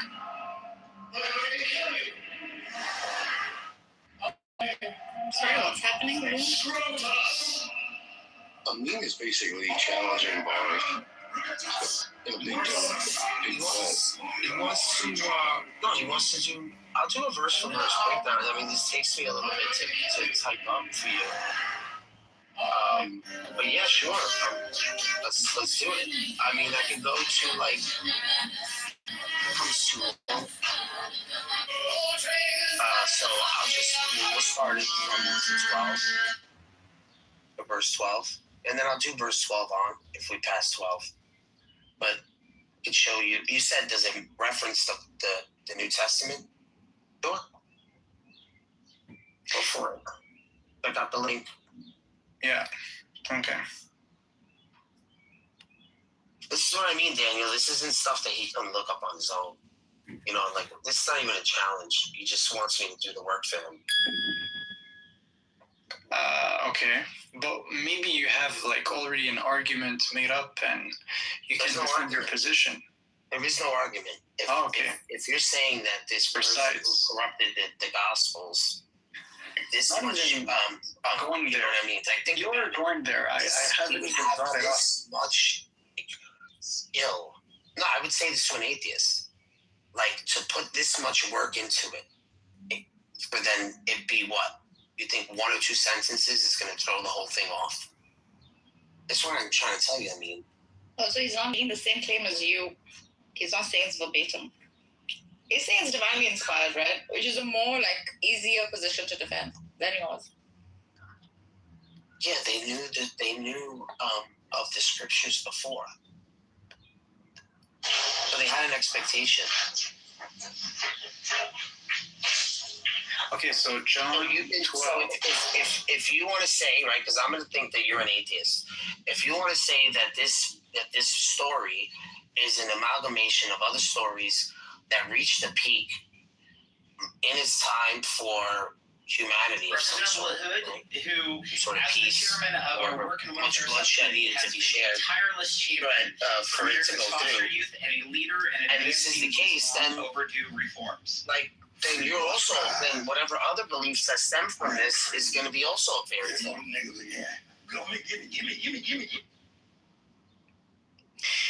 Okay, so I mean, just you taking the atheist position, I think, not even taking. You should take the atheist position because you're going to tell me that it's I'm acting like a Pharisee. I'll show it to you. You'll have to defend your claim. You'll have to defend that whatever you believe in is backed up by the sources you have. Why not? Sure. Why not? Why not? Because if someone says, putting all his no. Unlike you, he's not putting all his eggs in the basket of scripture. Your position is very hard to defend. He's saying I have the logos. That's Jesus himself.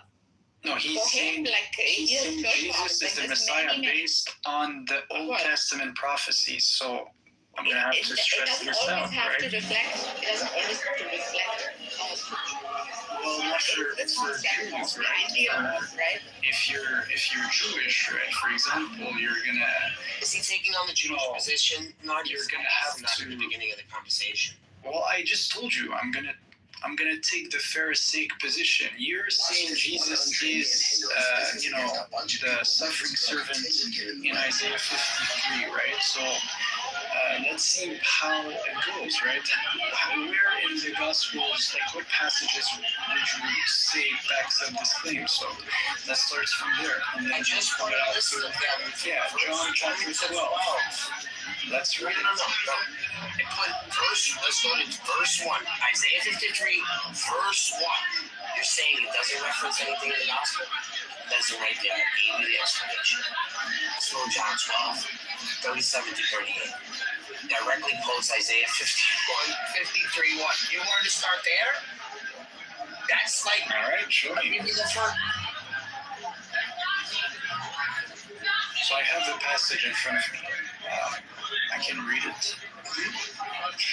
Okay, it says, even after Jesus had performed so many signs in their presence, they still would not believe in him. This was to fulfill the word of Isaiah the prophet. Lord, who has believed our message, and to whom has the arm of the Lord been revealed? So what's the source of this verse, actually? Let's see. Nice. Okay, so we have at least one reference. So that's good, right? That's good to know. So 53, verse 1. Right? Verse 1. I mean, we'll start there.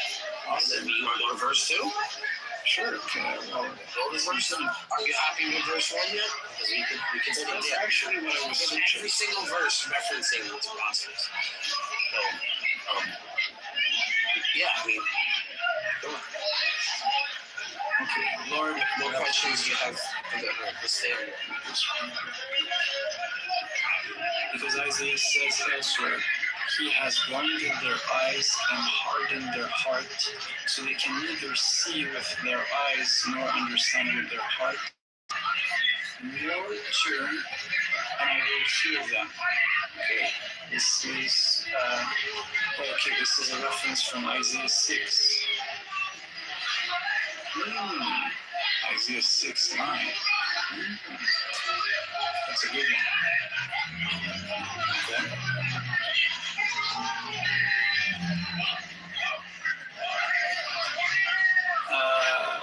Isaiah said because he saw Jesus' glory and spoke about him.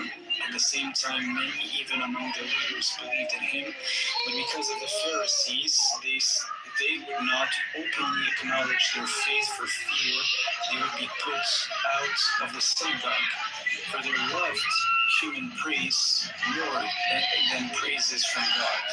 Then Jesus cried out, "Whoever believes in me does not believe in me only, but in the one who sent me. The one who looks at me is seeing the one who sent me. I have come into the world as a light, so that no one who believes in me should stay in darkness. If anyone hears my words but does not do them, I do not judge that person, for I do not come to judge the world, but to save the world." That's a good one. "There is a judge for the one who rejects me and does not accept my words. The very words I have spoken will condemn them at the last day. For I do not speak of my own, but the Father who sent me commanded me to say all that I have spoken. I know that his commandment leads to eternal life. And so whatever I say is just what the Father has told me to say." So that's actually a good one.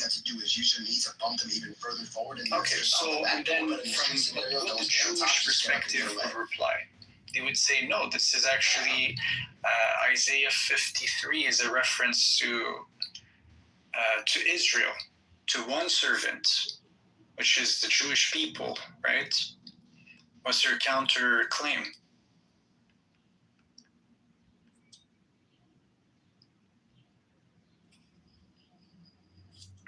Then there's also like many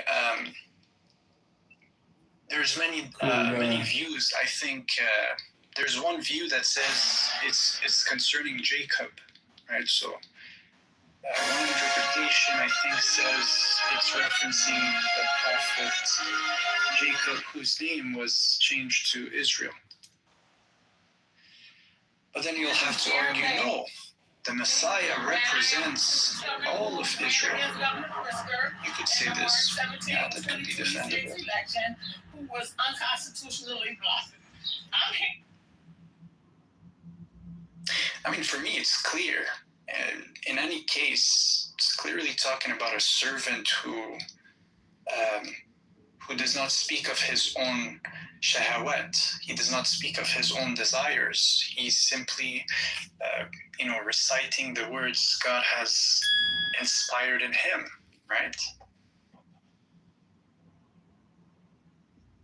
He is commanded to do these things.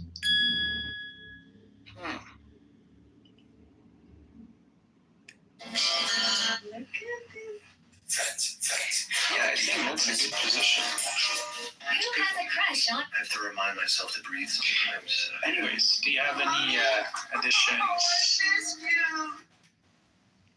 You lost again. Any comments?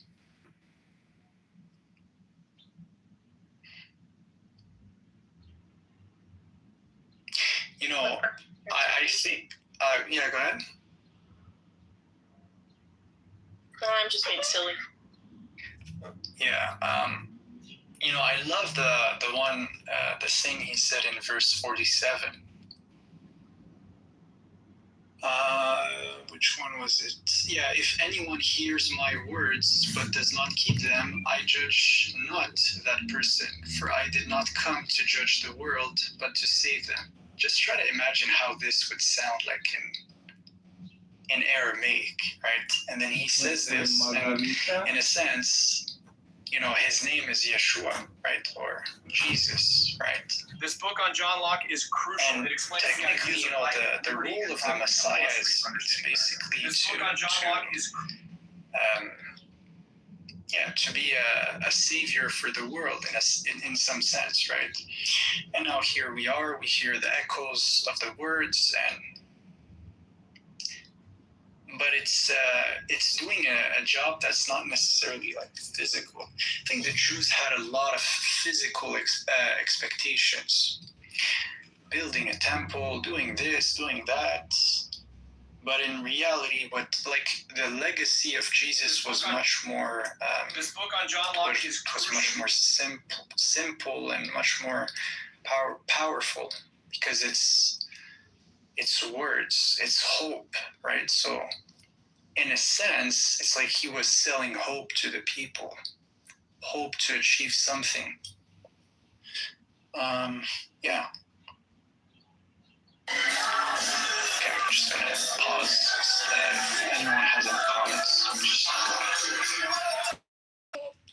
doing like TikTok stuff? Like making some TikTok videos. Yeah, well, I still do some videos, but it's just like it's been a while since because I'm not that consistent, much more consistent. But last live I've done was with Cynic. It was a headache to reality, but To deal with Soldier Boy, Homelander proposed they team up. So I feel like with video making, I finished speaking, Black Noir walked straight into the elevator. He cut open his skin with a knife and So how do you feel like working with Cynic on your videos? Cartoon characters appeared before him. They saw his well, it fear was nothing serious. Like we didn't like partner. We didn't do a partnership. Right? It's just like he was like, yo, let's go on TikTok. Let's see how is it like out there, because people are more. You can interact on a greater scale. Like there's a greater reach potential, I guess, on TikTok. So. Yeah, so that's the point. But so far it's just book on John Locke it's not that consistent. Explains the ideas of life, liberty, and poverty. Just wondering like how his internet presence is doing. Is he getting lots of likes? Check this out. It's 25 Zen essays by R.H. Life. I mean, hey everyone, check this out. I don't know. He's gonna have to be more consistent. Wait. So you guys are on TikTok? Yeah. Well, other platforms also, but yeah. Did you make any money? Bro, I'm not in for the money. So well, that's not what I asked. You said, did I make any money? Well, I received some roles. I don't know, like some people send like gifts, sometimes. Really interesting. Not that much, because in Canada, the monetization is it's not there. It's not like in the US. I should have taken like an American number but no, I just didn't. So yeah. Oh, okay, that makes sense. So yeah, going back to your online career, hey everyone. How are you able to like 25 Zen essays spread your message far and wide? Hey everyone. Far and wide. Yeah. As long, the way that I see things is this, right? As long as, I'm doing something positive, whether it's even one person, two persons, I'm happy with it.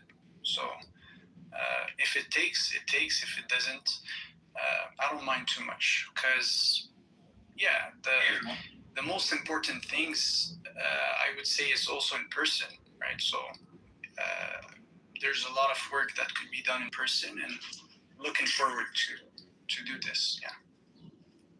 So, do you mean you're going to collaborate with? If Grandma said they were all enthused and they were going to protest, and everybody said, "Oh, the regime's going to come to an end," and then all of a sudden, I don't know. Like, how do you feel about joining Cynic in his mission to have like a strong internet presence? Oh, the real by yourself. That's could you use it? I wouldn't I don't see it that way. It's just like everyone does his things, and then it's just happens. I'm not it's nothing like it's just like I do think that one of the best was because if you do different things, some things are more appealing than others. It's like some jobs are moving towards greater purpose more than others. So for me, I would say that is something interesting and appealing. But I'm not doing this like full time yet.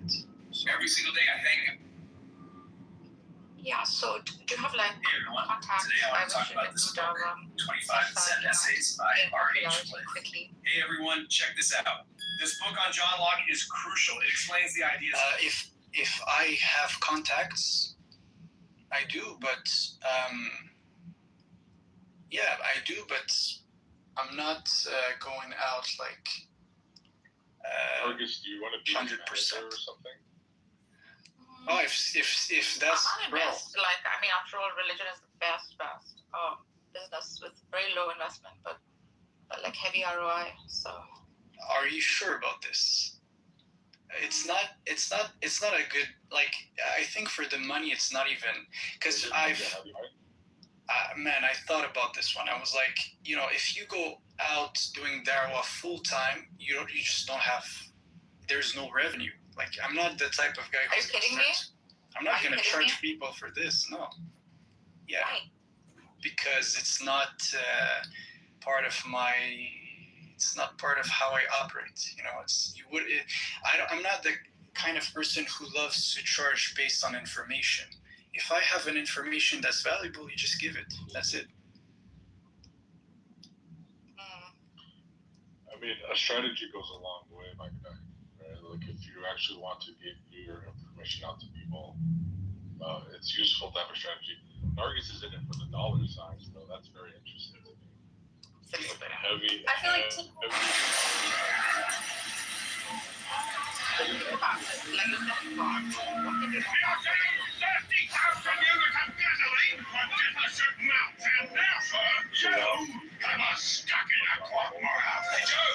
Your girl is breathing on last. It's going off quiet. Get it out. Get it out. Come on, I can talk and torture. Patience. Are you stay here with your grief, Daddy? Be careful. Protect the asset. Just one angry shot. Furiosa. Another month could have been your viable human. Okay, one alpha prime. Hey, read this. You lost a baby brother. Perfect in every way. I had a baby brother. And he was perfect. Perfect in every way.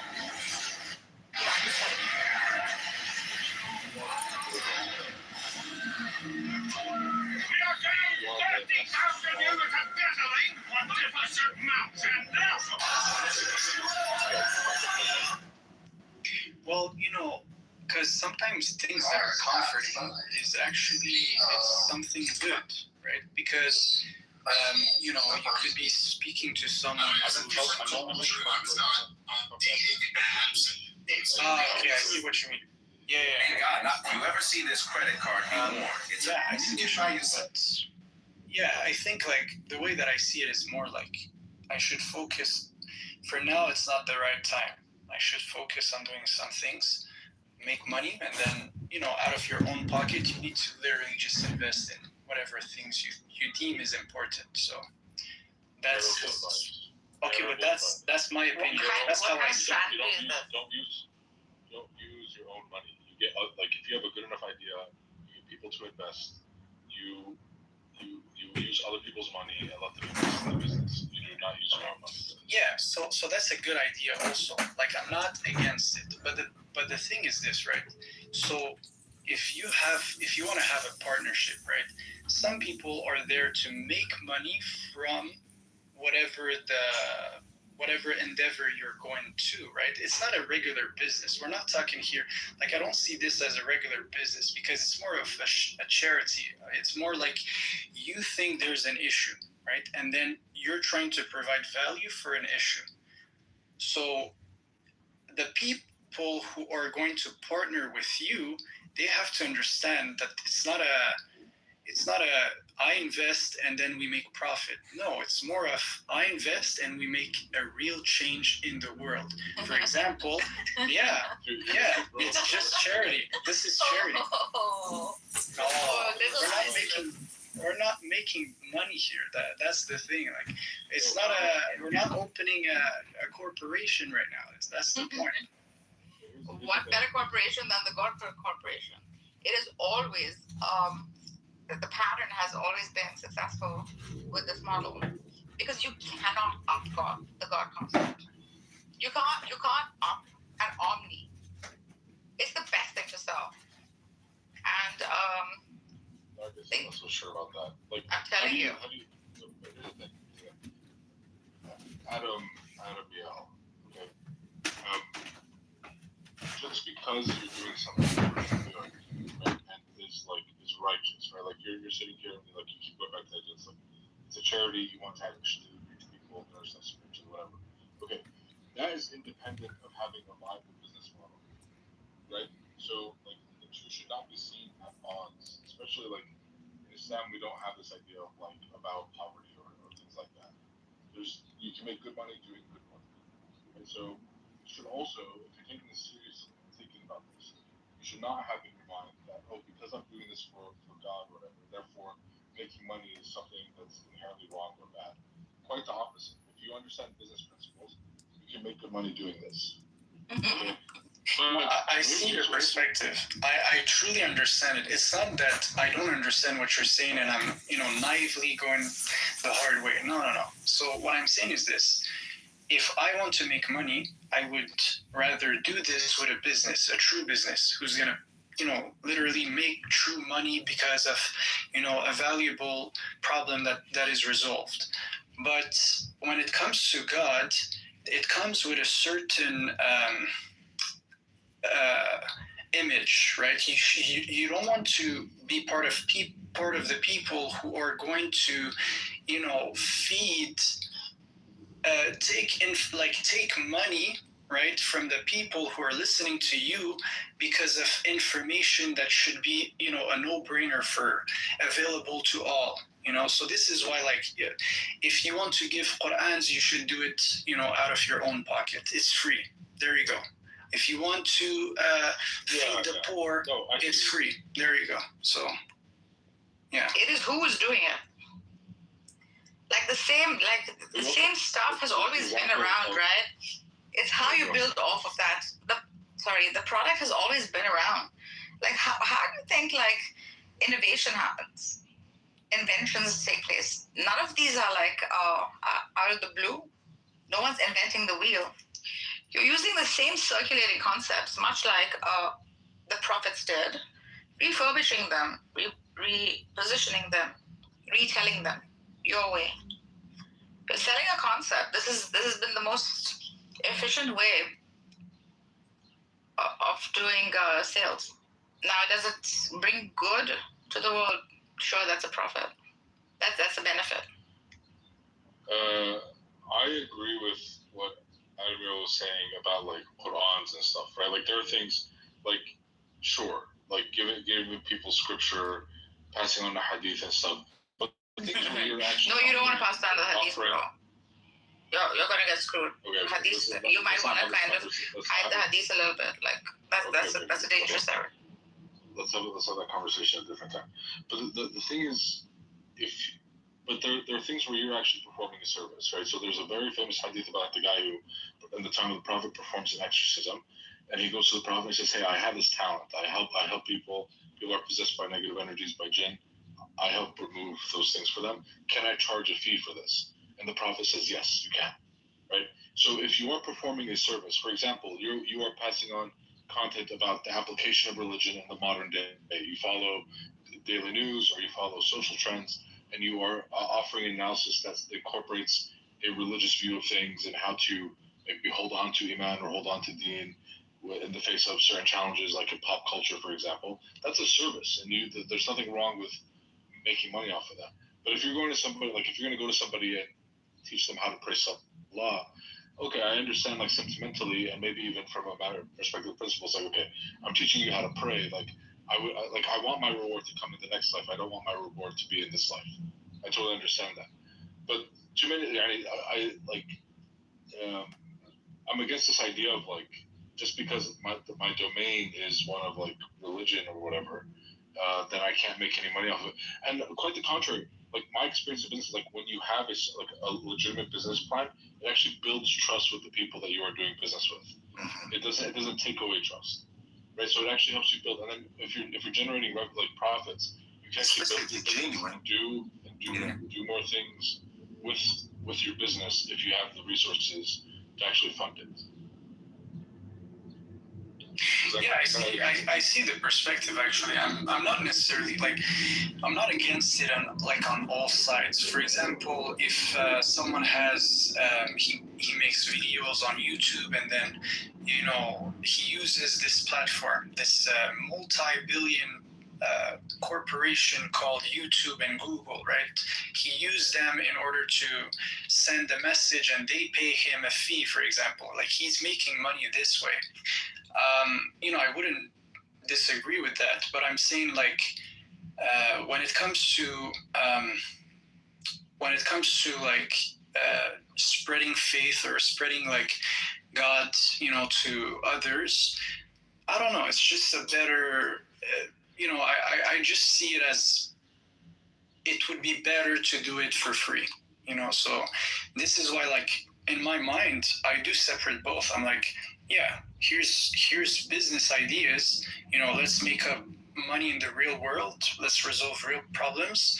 And then once you have this, like, you have accumulated enough money, then you could invest that money into whatever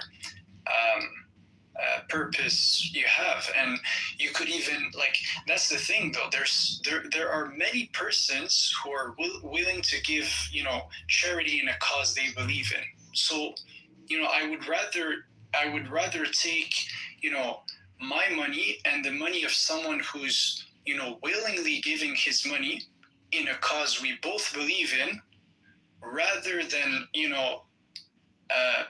a sense pumping the money out of the people you serve. It's, for me, I see this as a contradiction. So yeah. So which is a good religion to target right now? Which can make the most money? I'm serious. Like, have you done the survey on it? What are the videos that are being watched the most? Are you going to make social media content? I'm thinking of. She's gonna become a Mormonite or something. Like, she's gonna. No. I'm gonna pump that which is selling the most, obviously. Wait, but what angle do you want? Do you want to promote the religion, or you want to attack the religion? Because you can make money either way. Maybe promote it, because those who promote have more zealous, right? That's why I think selling a god is so much more easier than destroying a god. All these conversations about God and the nature of God and religion, and the end is you're just going to become a grifter, a religious grifter. Absolutely. Wow. You really are like a hedonist, aren't you? Of course. Oh, that's great. Well, you're a woman, so it can, like, you'll have more success because of that on the internet. I'm also very convincing, right? I basically take both sides. It's not convincing, but you're a woman. You haven't seen my content though. I've been, how many roses are you kidding? It's not going to be like this. I'm going to definitely hire people like to teach me how to make them. I'm going to collaborate with people who already are established, who I also know. Wow, and then just sell a concept. Well, you're just going to tweet at them and they're going to agree to work with you? Why the hell would they? I know them personally. Okay, and they're going to like let somebody with no following? Like, it still doesn't make sense for them from a business perspective. No. If they are her friends, they could agree. For me, I would say it's more. When it comes to money, people don't actually operate that way. Like, if you don't bring something to the table, like, your friend is gonna say, "Hey, I'm happy to support you when there's something in it for me." They're not supporting me. I'm offering them a chance to make more money. Listen, if you wanna grift, Catholicism is having a moment right now. You can promote Catholicism. You should partner with Jews, Nargis. How haven't you thought about this one? Yeah, that opportunity is just sitting in front of your nose. Go make some contacts in LA and New York, and then. Bro, I have famous contacts on TikTok. Nargis, you probably know them all. Nargis, if you want to make money, just become a Zionist Iranian. Just become a Zionist Iranian. You'll make so much money. Oh man, that's not interesting. It should also be interesting, right? It should have that like virtuous quality to it. Because it's very easy to act virtuous. It's one of the easiest things to do. Act virtuous about Israel bombing Iran. You'll make so No, you much can't. money. That's the thing. It's a very hard thing to sell. So if you're acting virtuous about like something virtuous, you shouldn't complicate it. It's like most people are dumb. They'll buy anything. If you're different, they'll buy anything from you. You and Adam Neal should just start a podcast together. I don't think we're on the same page. No, he's not famous at all. I can't start small. You kidding me? I can't start small. I'm all about quality before quantity. Is that what you're pointing towards? Nexus, right? That's what you do. Nexus. Yeah. Yeah. I mean, if maybe she reforms her things, maybe we could partner up. Who knows? But yeah. Or was it YouTube? I mean, not YouTube. Netflix with the cult. The Nexus. Yeah, Nexus. Yeah, the Nexus cult. What a great concept. You know about this? Yeah, of course. The only guy that fucked it. He's the guy that fucked it up. But all the women. He fucked it up. What a cult that was. One of the best formulated cults in the world. How well it operated. Fucking you don't think like a clock. Yes, of course it did. My God, what? We had them working nonstop. Yeah. It involved mind. It was so attractive. What a great cult that was. And how bad, and how... Maybe they don't know about this. Let me put the link up at the top. Hold on a second. Yeah, man. If they didn't fuck it, just they didn't don't have get out of branding iron. That's all. Branding iron, oh my God, remember? Dude, that was horrific. Towards the end, how ugly it got. Oof. Got ugly. It's in Nexium. Nexium, yeah. Nexium. Yeah, Nexium. Not Nexus, Nexium. What a great, I think so many documentaries on them. Fantastic. What a model. I think we need to bring back Kosha. I stayed in this weekend ashram. It's really, it's not going to sit anymore. The older lady was a psychologist. She had a doctorate, a degree on manipulation. Yes. Dark psychology, yeah. She mastered in manipulation. My gosh, that must be hard to live with all that. See, I would sell perennialism. It's just that, which is very ongoing right now. It's really like this, but you would sell it like this, like this. Like if I start a cult, it's gonna be like this. It should it should be a cult like that, so well organized. Right? Like, and some people see the smart men don't get fooled by fucking pussy, man. Ugh. Yeah. He ran successful.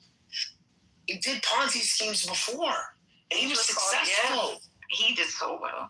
Each was called a vanguard in this Nexium, right? My God, he brought about hierarchy, and that brought about freaking competition in his followers. He did it so intelligently. Dark mind, very dark evil mind. What is even? I don't see it's not even attractive in any sense. Like, what are you guys talking about? Cult leaders freaking fooling people and... What do you think you're doing? What do you think religion is doing? It's not a cult. There's a difference between religion, what do you think religion and is? Cult. Like, religion is actually about truth, though. Exactly. Cult is based on exhorting power. It's satanic. Like, it's literally exhorting power, and the people the first stakeholders have more power, and it's all a scheme. That's right. Like the high-end scholarship, the popes, the mullahs, that's correct. The high-end. This is meritocracy. They deserve their place. An imam studied for years. He have knowledge. He knows the deep end of the religion, so on and so forth. So do very well studied cult leaders. Freak, you're talking about dark manipulation tactics. What do you think religion is? If you don't do this, you go to hell. What is that? What is that? No. A religious person who is, I'm not going to speak of all the 4,000 plus religions, but I'm going to speak of the main ones, Abrahamic ones. It's all about truth, guiding people towards a greater good. Yeah. That's reducing chaos, reducing evil in the world. If fear-mongering is the basis of a successful cult. If this, then hell. If not this, then heaven. Is the basis of the placement, of giving you placements. Basic question. Yeah, what do you call... not tied up with, like, manipulating people in your view, or is everything a manipulation? Everything is, like Aleister Crowley here says, is hypnosis. Aleister Crowley? Are you kidding me? This guy here, John Kitover, says. Now you made it more general, hypnosis. Like, no, it's either religion or true intentions. One or the other. You can call it anything, bro. In the end, that's what it is. Like, chill out. I know Christians are hypnotized, but you guys take the cake. Yeah, these guys have eaten the cake too. We're all collapsed. That's something there's a fact of the matter to like existence. It's not just whatever people say about it. I mean, you can call it anything. It's knowable. You want to put your metaphysics against mine? I don't know what your metaphysics are. I'm a perennialist. I'm a traditional. I'm not like Nargis who says I'm a perennialist because I just understand the intellectual frameworks of different religions. I'm a traditional perennialist too, actually. Right. How? You think all religion is a con?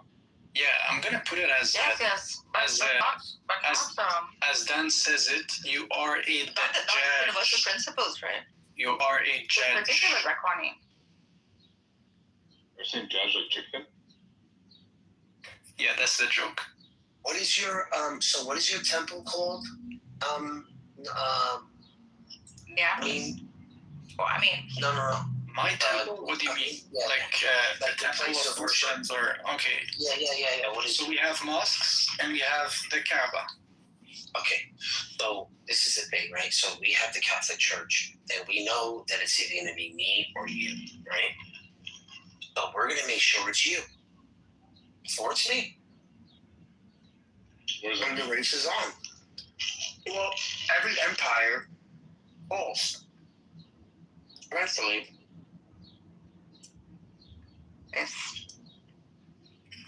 Except, and now I'm gonna take the verse from Daniel, was it 7?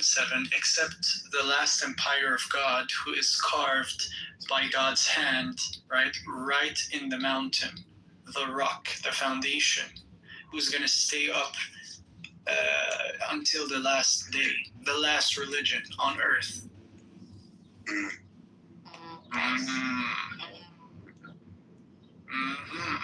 Abstract, whatever that is. In Nargis, do you believe in prophets? Sure. Sure or yes? Sure, I do, yes. Why not? What do you believe in? I believe in archetypes, the principle of good humans that have come to guide others at all times, yes. So there's a divinity. The divinity sends messengers. The divinity sends revelation. So those are parts of your worldview. Of course, the bee is a messenger. The flower is a messenger. The human is a messenger. Okay, hippie. But are there then people who are sent throughout time to protect the messages that are sent that were sent? The truth, that is that one truth principle that, yes, absolutely. Okay, so then how can it be the case that all religion is just a scam then? Marcus, you think it needs to be protected? How is it protected? If it's the truth, it's the truth. You can't separate it. Like, it's not protected. It's just a reminder because humans forget. Well, it can be divinely protected also. Why not? How do you protect the truth? If it's something is true, then it is true. Yeah, you don't. There's no need to protect it. Truth doesn't need anything. Well, because evil. It's not contingent on anything. No. So what I'm saying is that the evil forces may want to erase the truth, but if absolute reality protects a certain reality, who are you to even try to even destroy it? We would say as Muslims, truth can never get destroyed. If all the humans on earth wanted to erase the Quran, they would not be able to do so. That's the claim. It's still applicable. What is the Quran? Right now. What is the Quran? It's a challenge. It's a challenge, actually. I don't know what the Quran is. What is the Quran? I don't know what Use one surah like it. Yeah. What does that mean? Like, is that a verse? You'd have to explain that to me. I don't know that about this. Yeah, there's a religion like that. There's a Quranic challenge. So there's the Quran is a what? Is a holy book? Is that what you saying it is? Of course. Okay. And then Reminder so you're reading until out of Judgment Day. this. Okay, and this was okay. So this is your holy book. All right, Dad, go to what is the verse? What does it say? Let me find this.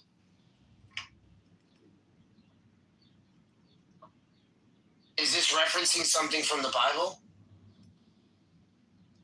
No, it's just making a claim. God is making a claim about the book, right? It's not to say, like, I'm not here trying to say, oh, your Bible is corrupted. No, I'm just talking about the preservation of the Quran. That's it. It's in chapter 52 verse 33. Yeah. I don't think you're a perennialist, amplist. You're a traditionalist Muslim who acknowledges like the truth that was held by different prophets who came and spoke of it, just as Islam claims. He's not perennialist. It's too dedicated, I am highly traditionalist. Like, I do consider myself like highly traditionalist. It's just sometimes, I don't know, you can't dismiss everything, right? So that's my perspective. Who's dismissing everything? Well, I don't know. Some people do see the world black and white in the sense that, you know, I'm right, everyone is wrong. So I don't think I take this approach per se, even though I do have a lot of black and white ideas, right? So. Like, then in that case, then why would you be propagating one called truth, right? Instead, you would propagate that which is like a truth principle instead of like a particular. You would say that there are universal truths and there are like particulars to that universal truth. These particulars come in the form of religions, but different.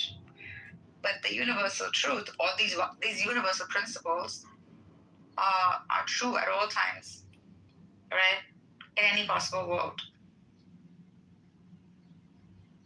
And they don't change. So much easier to convince. Well, there is, yeah, but that's the thing. I wouldn't necessarily disagree.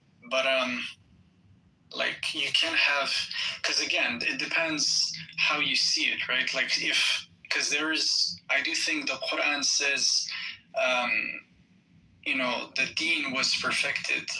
The religion of God was perfected. So deen is not religion. Who to define what this deen religion of God is? Deen is a system on which, like, truth is placed, like a universal truth. That is. Yeah, it's a universal law. It's a universal law. Yeah, you can't change that, right? Could be Sharia, right? Sharia is more like the system or the. Deen means structure, like a system that structurally works to achieve like its highest goal. That is deen. Exactly. Mazhab is religion. Well, madhab is even more sectarian-like. So that is religion. Yeah, it's like a subcategory of in a religion. Yeah.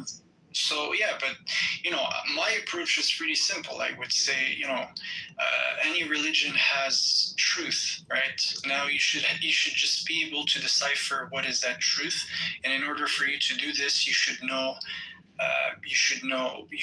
those universal laws in a sense. Yes, correct. So every mazhab has deen as the biggest set. Yeah. The subset is mazhab. So mazhab can be anything, right? You call it something, you give it names, you give it particulars, you give it differences. It's just like diversity in human beings. But the biggest set is human. You know, I've heard, again, if you're a perennialist, I don't know how to say this word, I've heard that came from a Jew, actually. It was a rabbi. He was saying that he read the Quran, and he said that actually whenever in the Quran it uses the word deen, it's not referencing, let's say, just the religion of Islam, but it's referencing the religion of God, which is, you know, above the divisions of man. Yeah. So he was saying basically that Muslims and Jews are both following, and Christians are both following the same deen, but they have different sharias, right? Different covenant. But then, you know, it could be a controversial take, right? It could really be a controversial take depending on how you see this. What's my approach? I would say I'll have to think about it. I don't know. So go back in history and like see, because the record is, scripture is historic. You have to see how the historic Muhammad utilized like these concepts, right, to become successful and victorious in his empire of faith. And how he did it was by using deen as the very basis, not madhab. So he's presenting a structure, like a universal truth principle. He's including like all other madhabs. He's saying, okay, the Christian, okay, the Jew, okay, with slight alteration, such that he can keep the deen going. The deen here being like taslim, to surrender. That is the very like, that perfects you. To know exactly what you are, which is a contingent being, a dependent being, and to surrender to that dependency. That is the best of all truths.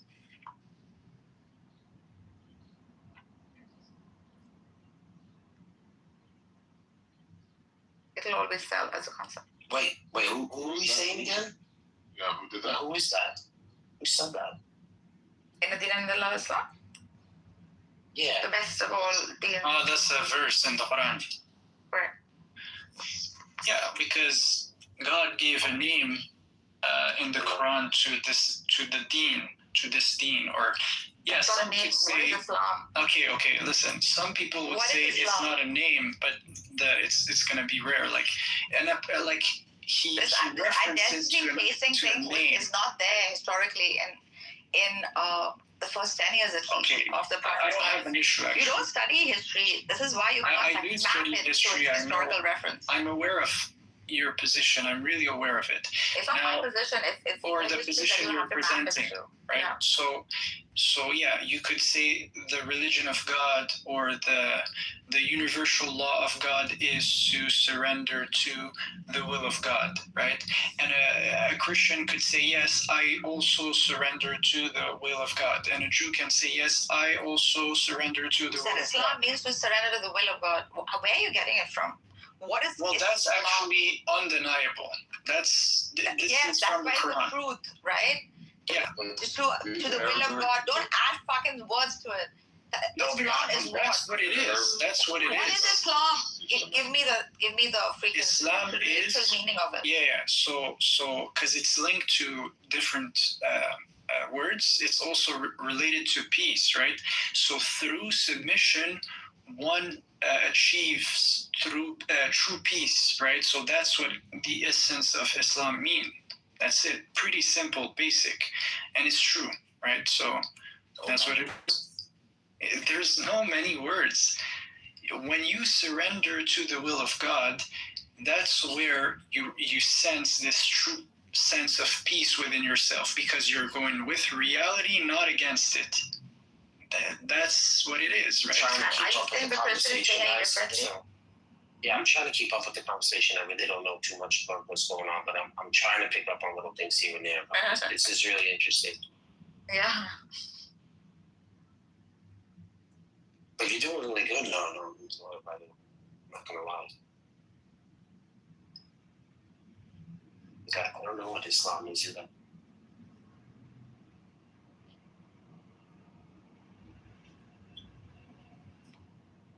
Okay, but Nargis, you literally denied the definition, but can you propose a solution? What's the counter? Like, I don't understand what's your contention. I didn't deny I'm saying don't put excessive words in it. So when you say like to surrender, it's to surrender to what? To reality. Yeah, but there's also this aspect of peace in the word of Islam. Okay, you can add that, the salah, okay, all that. Those would be, but the idea is to like surrender to the reality of things, right? To be aligned with, like you said. If you don't, then you're flunking, basically. If you do, then you have known it. And that is the best of all structures. That is true. And all that doesn't need to be preserved, right? Or like even it's true. It's true. Truth is true. Whether you preserve it or not, it stays.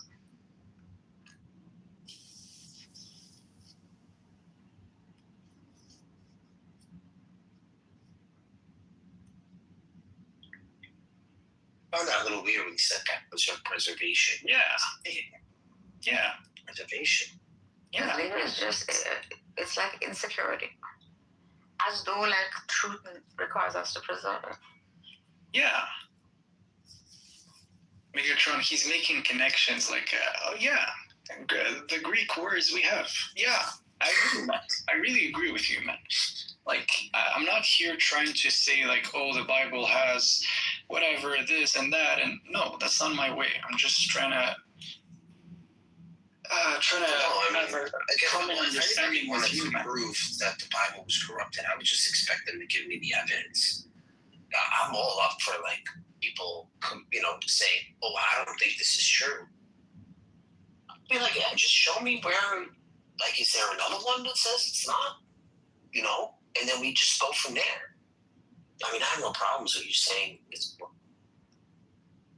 Can I ask you a classical question? So this one, you probably heard it, but I'm curious to see what's your actual position? Yeah. So the question is this. So what Bible do you think is the one? The latest one. The latest one?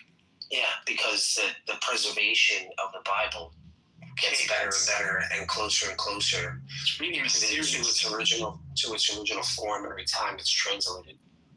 We're taking a database of not only one language but multiple languages with the same meanings. Well, no matter how you say it, no matter how many times it's been said, it's going to be in its original meaning. So the more translations we have, the more research and development into it. So it only preserves it even better, just like we've seen with the Dead Sea Scrolls. So we have the same Dead Sea Scrolls, and we see that it's almost Isaiah is almost identical.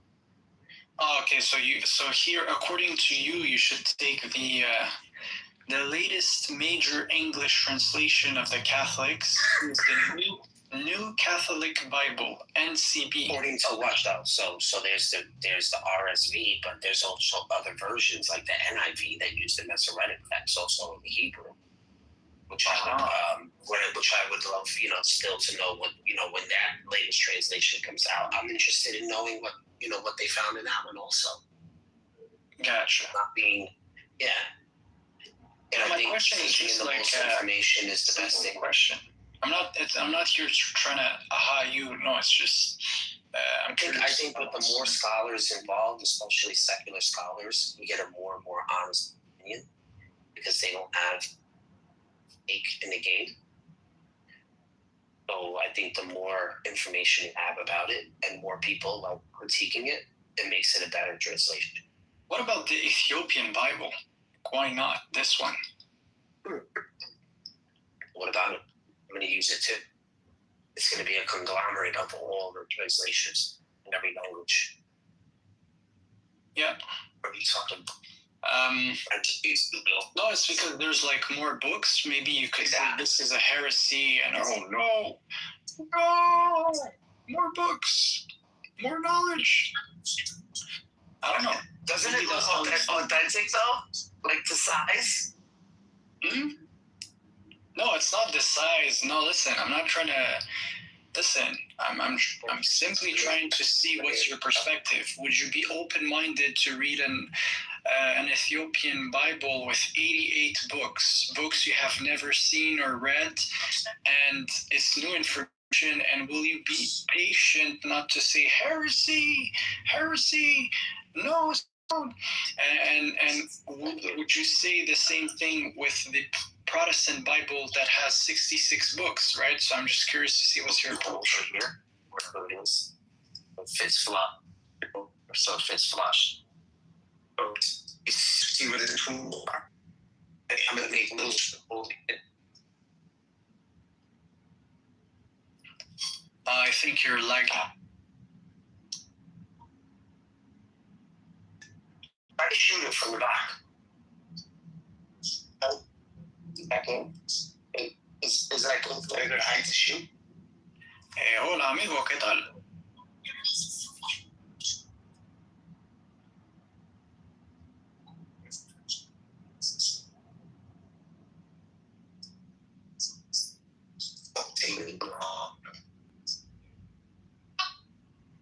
deposit after all. See, when you're entitled, Yeah, in a second. when you put all your eggs in one basket, right? And you put it in the particulars, right? Without like So the holes. Mm-hmm. Hola, amigo. No te escucho.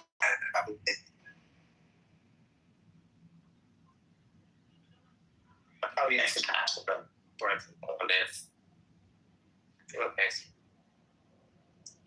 No te entiendo, amigo. I'm practicing my Spanish. See, I told you guys one day, if I speak Spanish, it's simply to flex. That's it. Good language. But I would rather like focus more on classical Arabic. Yeah. There's a lot of words too. There.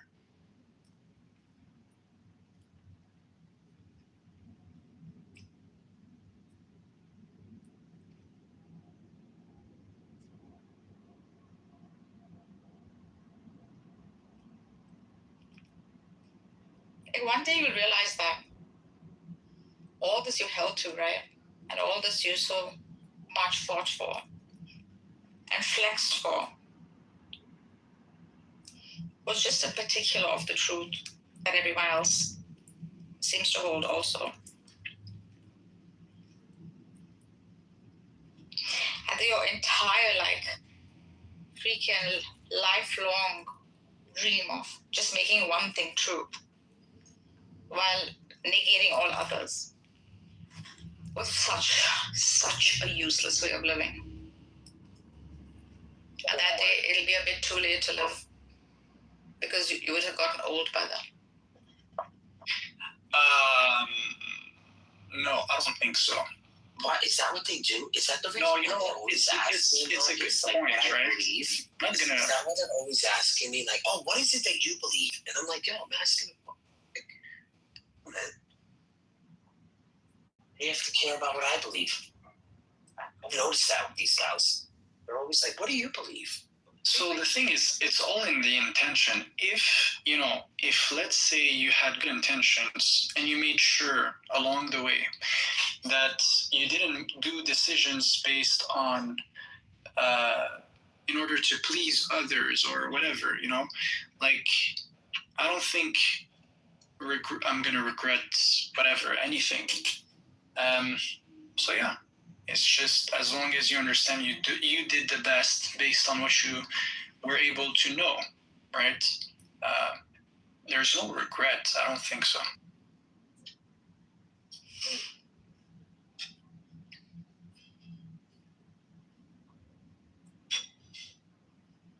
Especially if you think a lot about purpose. I think we're people who think a lot about purpose and what to do and stuff like this. So I'm confident that we're gonna make good decisions and yeah. Yo, I'm just saying till the end. So young, bro. So young and idealistic. It's okay. One day you'll grow up. Grow up 10 years have gotten behind you. No one told you when to run.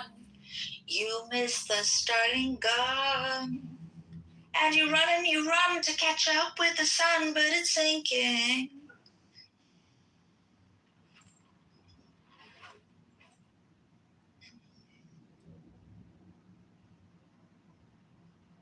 So what would you say are your biggest regrets in life?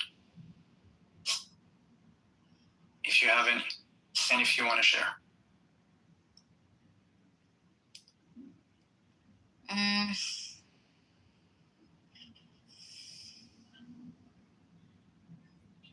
Signing on the club. Signing on the clubhouse, maybe that's one of them. Yeah, that is one of my biggest regrets. Everybody hates clubhouse. Yeah, that will be one of my biggest regrets. However, that'll come to an end. At least it's realized. But other than that, just how I think No, I don't have any other. Maybe I do. Just rash decision making, things like that. But that is not because of. But your overall think purpose. Truth exists. Yeah, I used to think truth exists in only one form, under one banner, with one name. And it used to give things identity. That wasted a lot of my.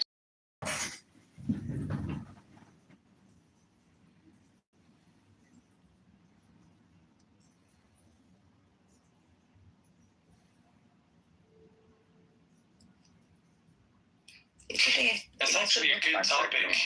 It's a good topic. Huh? What's your question? I used to think it should look one certain way, right?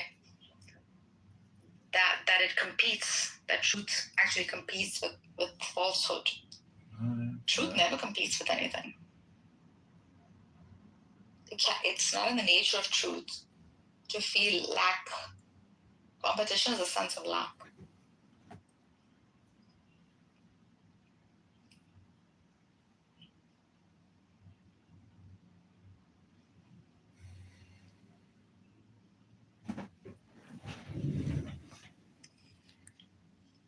You can be dedicated to one thing, right? There's glory in that. There's like trust in that. Narcissus, you're so good at saying nothing. Because it is all nothing. No, it's because you're just like, I don't know. I worry about you, like the amount of time you spend on this app talking. It's worrisome. I'm just expressing my thoughts. Right. Are you prepared though to receive the final revelation? Wow, that's a good question. What is that? It's the tarot. I'm going to read your 4 tarot cards. Go ahead. Oh, come on. I'm sure when he said the final revelation, we all had something in mind. It was like, this is it, man. Okay, Go ahead. You are the star. Repeat after me. All your dreams are coming true. All my dreams are coming true. Creativity. Opportunities. Renewal. Hope. Faith. Aquarius. Air. Air. Yes. Do you have faith in the fulfilling of your dreams? Yes. Disappointment. But tarot comes from the Bible. Disbelief. Faithlessness. And insecurity. Number 17, the star.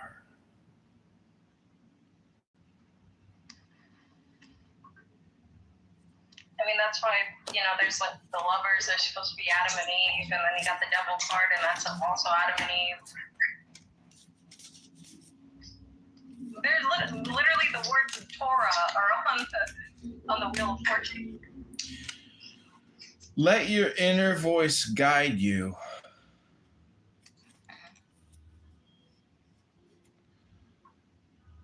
Intuition, divine truth, emotional stability. What is your inner voice telling you?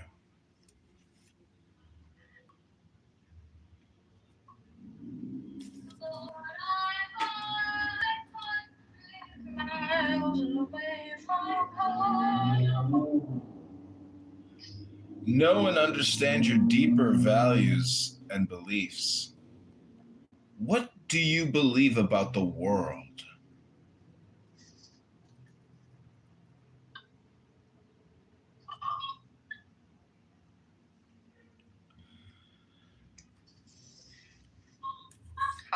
How are these reading cards? You're asking me questions. Yeah, what the hell, man? What do you want to express? Myself. fall in love with your creativity. You, This is, you know what? I want to read it. It's another tarot girl. I like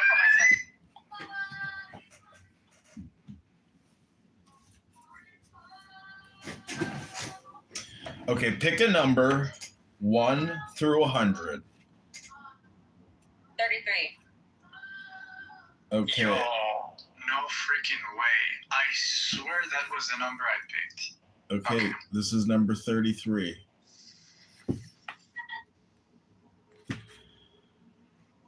A good warrior is not bellicose. A good fighter does not anger. A good clubhouse conqueror does not contest his enemy on stage. One who is good at using others on Clubhouse puts himself below them. This is called integrity without competition. This is called using others. This is called parity with heaven, the pinnacle of the ancients.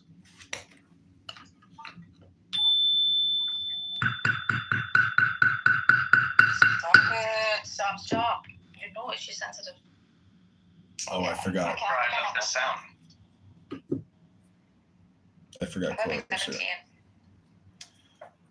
Okay, 17 from the Tao Te Ching. What is firmly established cannot be uprooted. What is tightly embraced cannot slip away. Thus, sacrificial offerings made by sons and grandsons will never end. Cultivated in the person, integrity is true. Cultivated in the family, integrity is ample. Cultivated in the village, integrity lasts long. Cultivated in the state, integrity is abundant.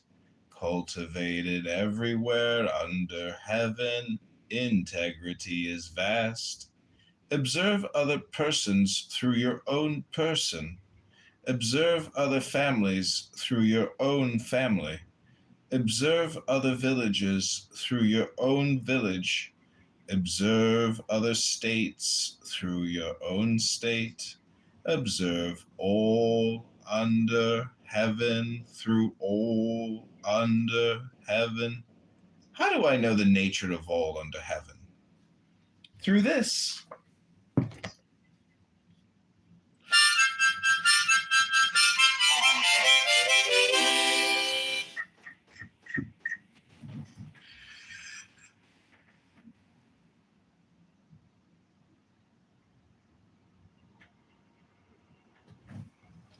That was great.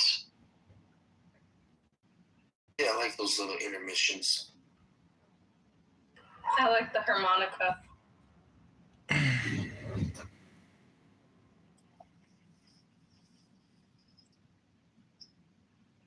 I think John should learn to play the mouth harp. I've got that. I got it. This little ditty is called Cora is the most beautiful woman I've ever laid eyes on.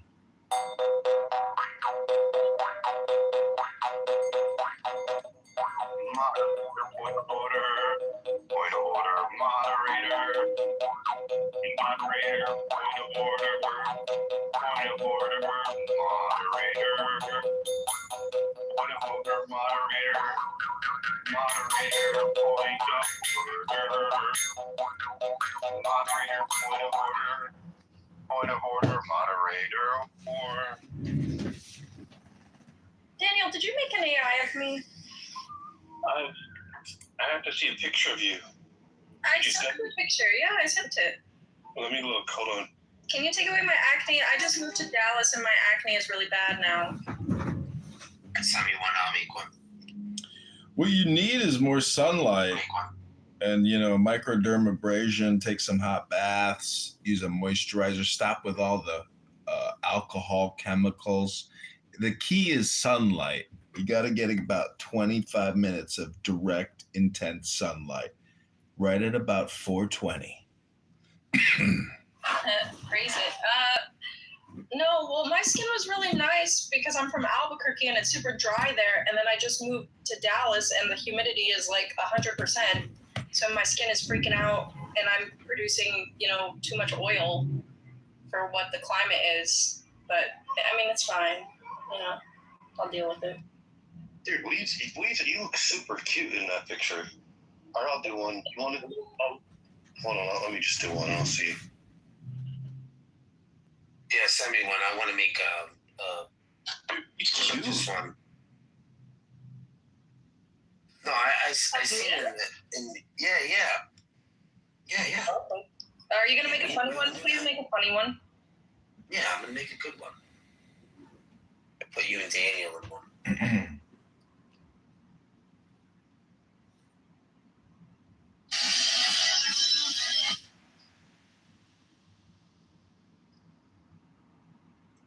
Let's see here.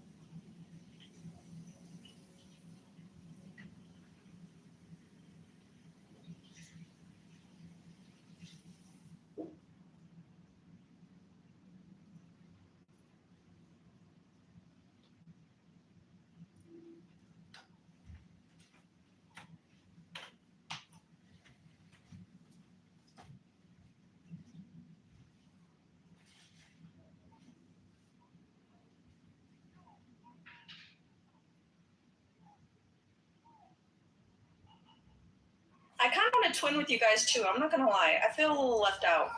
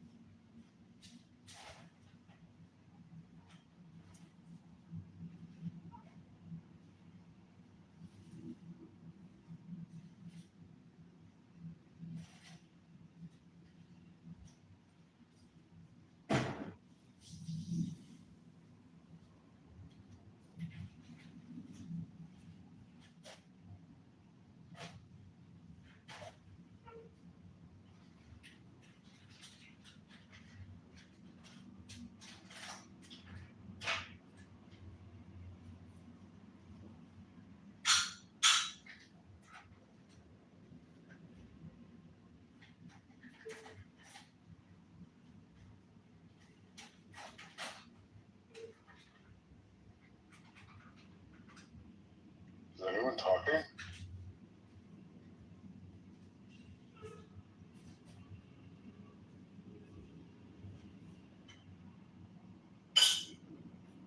I talk to the wind, but she doesn't answer.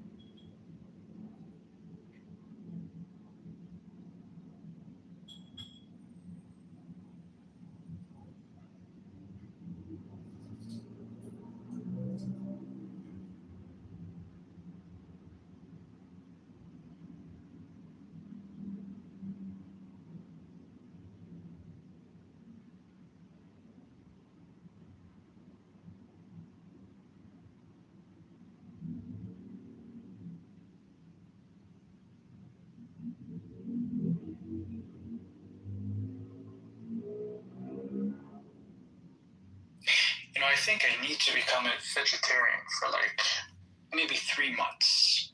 Yeah, I'm gonna try this. Why do you say that? I don't know. It's just you need to try it so then you understand it better, and then you take a decision.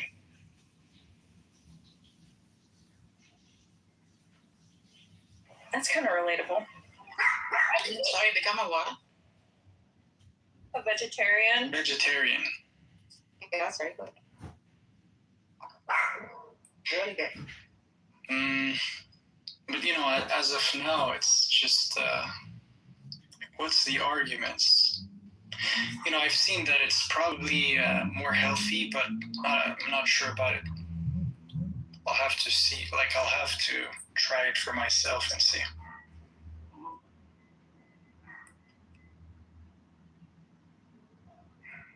Reducing animal suffering? Yeah. Yeah, I've seen. Also, it's like easier on the stomach. Exactly. But you know, if you become a vegetarian and then you still eat like junk food and stuff like this, it's not good either. Yeah, look into like an Ayurvedic vegetarian diet. That's really good. You know what's actually what's more important? I'll put how you spell it in the chat. What's more important, being a vegetarian or actually having food to eat? Being a vegetarian. Well, if you're in a if you're living in a place where you don't have food, you're just gonna take the priority straight up. Like, this is why Eid is useful in many ways, because you share food, you share a lot of meat with people who usually don't eat them like big portions. So. My God, Poor Things is going to be on Netflix June 7th. So I'm going to probably spend, the next 3 months just watching Poor Things on repeat.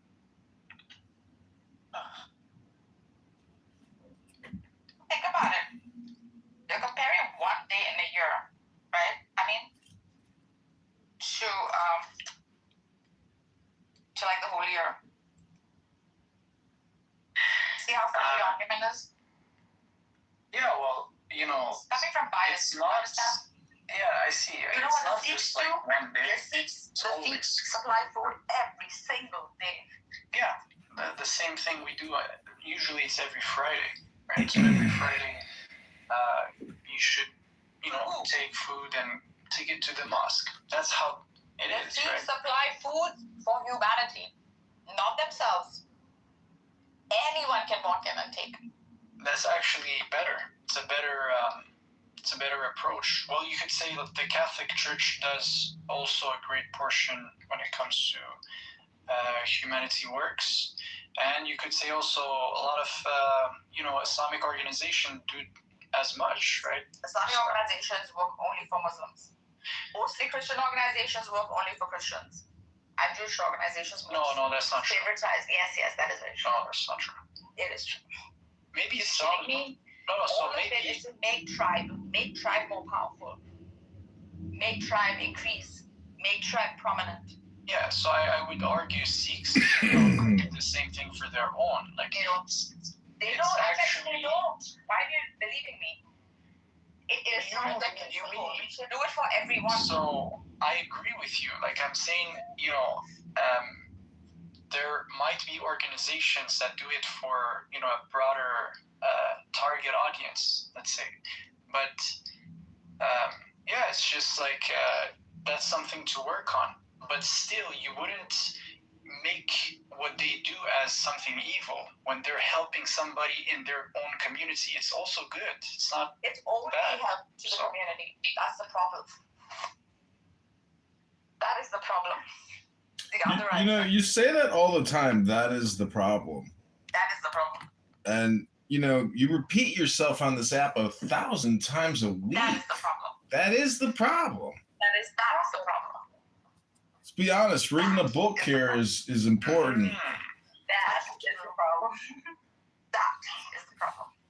Everybody is criticizing Nargis. Like, Nargis, you're getting it. I've heard in every room someone has something to say about you. Yeah. What the fuck is going on? She's a polarizing figure. She's not polarizing. Was that Alistair? Alistair, yeah. Nah, he's just jealous because he's not a polarizing figure. I just want to quote Marcus Aurelius and say, the spherical form of the soul maintains its figure.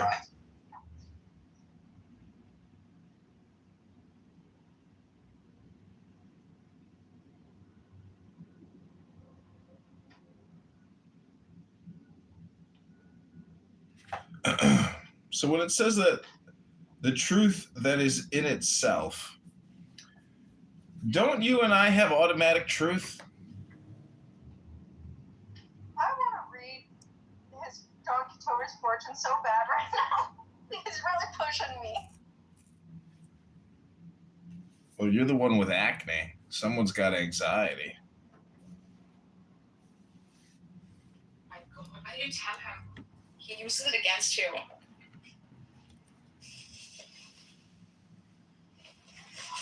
All right. Time to move, achieve.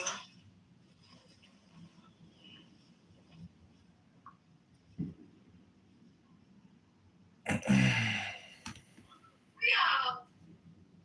think Eid al-Adha moves the economy, even the stocks. Well, Rabbanu Shalom, the hermit. Moderator, point of order. The hermit. I love this one, Angel, but I'll do a couple more to see. I think he would be good as a vampire, too. That's so cool. I don't know. Whatever you want to do, vampire, whatever, I'm down with it. It's dope. Angel, how do you feel about your inner world? Wow. Moderator. Don't have fun. It's getting better. It was a little chaotic.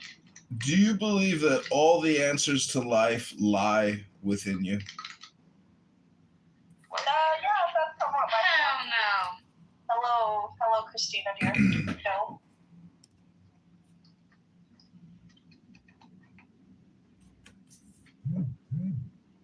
What beliefs keep you in a cage?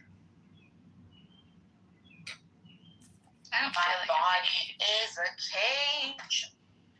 Thinking there is a cage in the first place. Right? How can I celebrate the love in my life? Give, and you shall receive. Cry in the pillow every night. How can you accept your sadness and let it go? Cry in a pillow every night. What is waiting for you in your freedom? A pillow waiting for me to cry in it every night. Virtue. What is right in front of you that you might not be able... Ooh, there was a car accident outside. Uh-oh. Oh, shit. I'll be back. Okay. I'm confused. It's just a guy asking us random questions or something. We compare ideologies and ideas and have conversations. I like that. Ryan was enjoying this. He had some good questions. I'm still trying to figure out the sadness part. Which sadness part? Which question? I think he said something like, why sometimes you gotta be sad, bro. Sometimes you just gotta let it out. Yeah. Sadness. I don't know. It was a good question. I think the question was like, why should you carry sadness in your life? It resembled something like this. So. I don't know about why. It's definitely part of life. Right? Yeah, it is. No, it's like undeniably it exists. It's there. There's a verse in the Quran that answers this question. It's a rhetorical question. Do you think you will achieve paradise? What was the verse again saying? Do you think you will achieve paradise without being tested as the ones before you?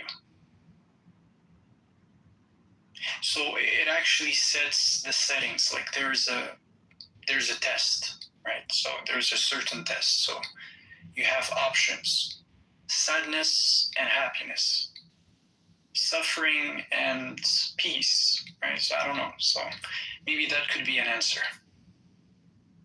Have you ever wondered why, like a necessary being, the ultimate reality, the most powerful of all that there can be, right, would want to test you? Like, how petty is that? Have you ever thought of it? It's good. Well, that's because there's a certain context. The context is that in the beginning, it was not like that. But then you set up yourself in a certain position. So that's the context. Can you elaborate on that? Yeah, so we're all born, for example, I'm going to take this example. We're all born on this earth free. Oh, I have to do something real quick.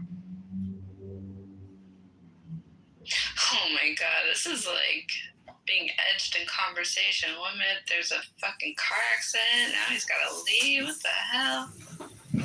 Yeah, 3 hot chicks just banged into some guy's car. And now they're all sitting outside the car in their underpants. It's like the most amazing thing I've ever seen. Wait, what? There are 3 hot chicks that just crashed a car and they're all in their underpants. It's a miracle. Bro, that's your sign. Go ahead. Go help. It's true. Should I just put on a rubber right now and run out there and be like, I'm ready? Put on your best outfit. I'm ready. Is on the other way, on the other side of the road, and you just don't know it yet.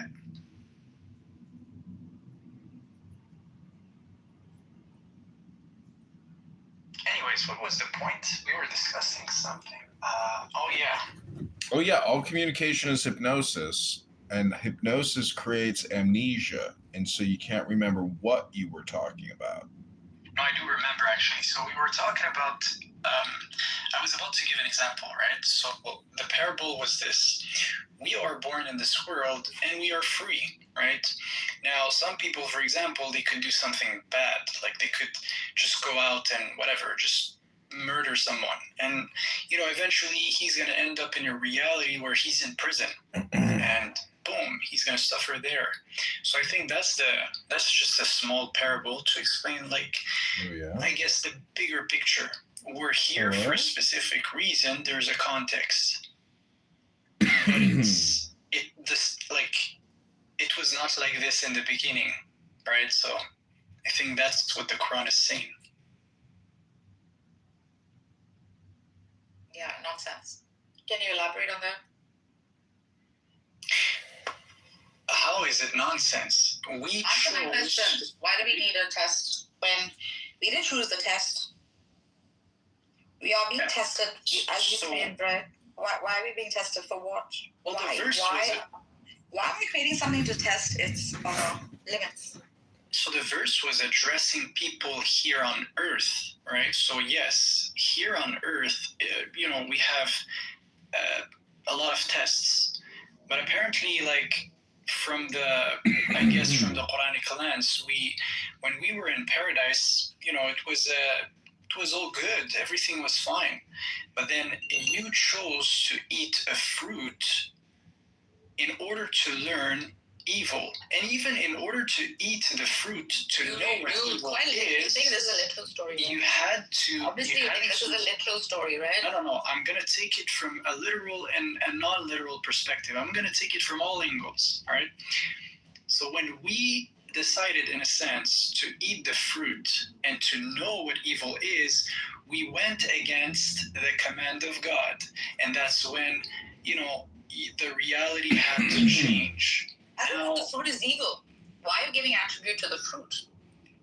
Because it's the knowledge of good and evil, according to the Bible. That's the biblical. You take on the Bible now? Yeah, why not? Because your Quran is lacking? No, it's not lacking in any sense. Maybe you can explain it from the Quran itself, right? Keep to one paradigm so that you can stay true to one, and then you can move to another. This is a room called Comparative Religions. I can bring up insights from all around. So you're the perennialist. You're supposed to even like what I'm doing. But anyways, so the point was this, right? You learned evil. You went against a certain command. But I also learned good. So to be punished for learning both good and evil. Good was all you knew, according to the narrative. That's the point. So in order for you to, like, once someone enters sins, that's when he sees the difference, in a sense. He sees the difference between the two states of, being good, being, whatever. But God knew that Adam would do that, right? It wasn't his knowledge. Well, you can say this. The whole thing was plotted by God. No, it's not a question of plot. It's not a question of plot. Design. The whole thing was designed by God. It had to happen. Reality is complete. Reality is complete, right? So, but in a sense, we chose that faith for humanity. The Quran says it was designed for us to choose. The whole thing is known by God, right?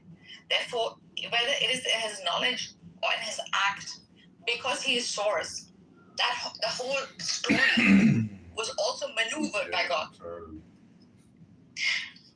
Well, as I said, unless you're saying God is not all knowledgeable. No. So what I said is God made the heavens and the earth complete already. You choose where you want to go, in a sense, right? This is even why there's this concept in the Quran about as-sabiqun, the ones who are, in advance. They're literally in paradise before others. Now, how does that even apply if the concepts that are described are true, right? There might be people in paradise right now. God knows best. Like, that's the point. I'm trying to say, like, the purgatory and all these concepts, right? What does it mean, someone passing time in hell for whatever X amount of time, and other people not even having to, go through this process at all? So there's so many variables to take in consideration, right? So, yeah, maybe some people are living right now the story of Adam pre the fall. Have you thought about this one?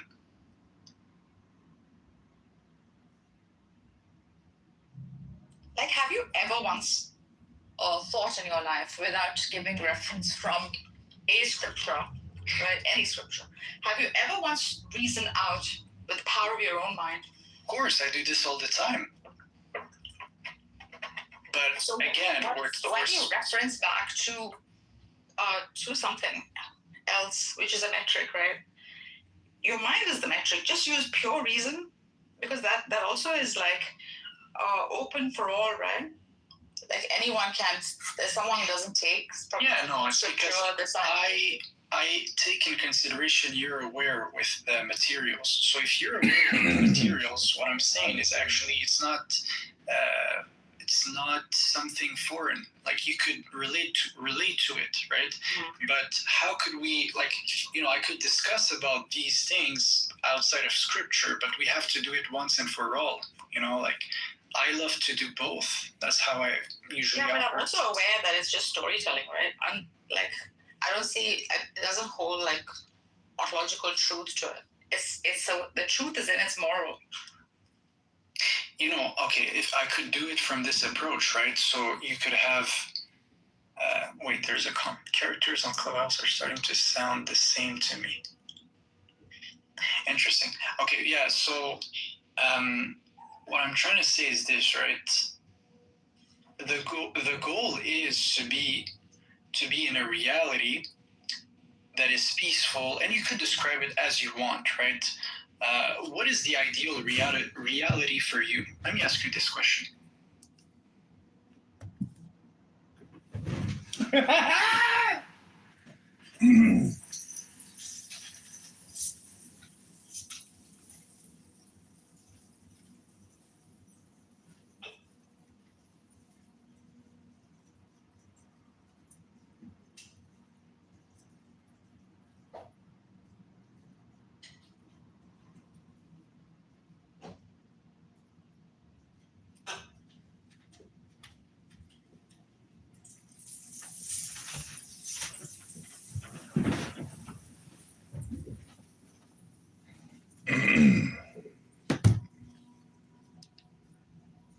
Yeah, so it's not for me.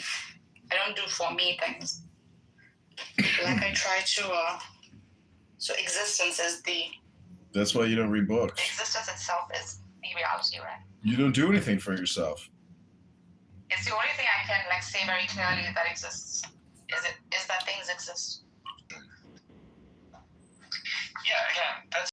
We could start this talk again about this, like as if you position yourself from an atheistic perspective or really skeptic perspective, but like in the back of my mind, I keep along all the discussions we had, previously, and I'm trying to say like, okay, she's consistent with this idea, so I could, say this, or she's consistent with this idea, so now she understands this point. Okay, wow. I'm going to speak about this. It's a lot of work. It's a lot of keeping track. The point is you don't need to do that, because when you do that, you're basically acting like an algorithm. And the truth is you're not an algorithm, and this app is a huge waste of time. So, when you compare all the conversations, and then we were to take all the intelligence from all the conversations and compare that to just a couple good books, it's like 1/1,000,000th of what's in the book. So how do we get around that type of information transfer problem? There's just not enough time to actually transfer all the information through a conference call app. So this app is purely entertainment for our words on a short bus.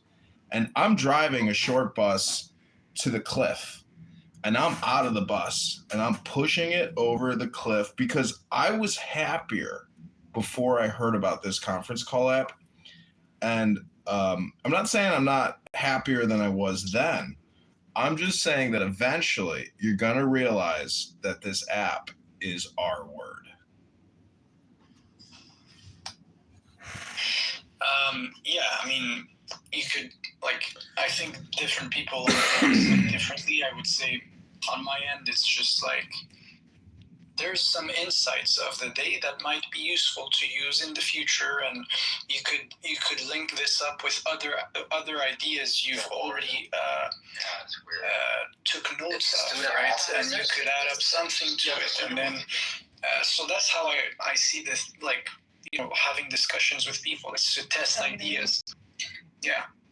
Why do you direct so much of your effort and attention towards altering or influencing others and not focus inward. I do focus inward most of my time, actually. So I would say like 98% of the time I'm alone. I'm literally just working on stuff, I'm doing, alone. Yes, I do work with people, but mostly I'm not interacting with people. So yeah, sometimes I even speak and my voice don't come out because I stayed silent for too long. So it depends. What about you? What about me? Do you focus more inward or outward? I don't think there's a difference.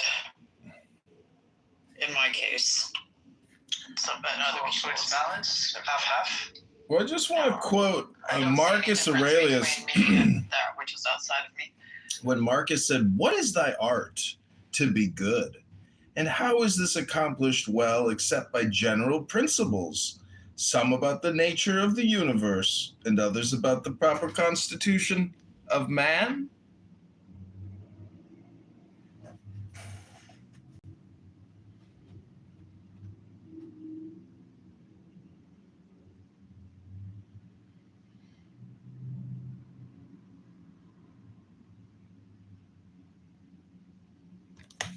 Hello? Hello?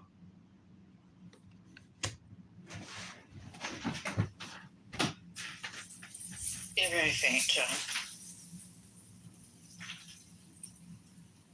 I think the underpants girls have hijacked your signal.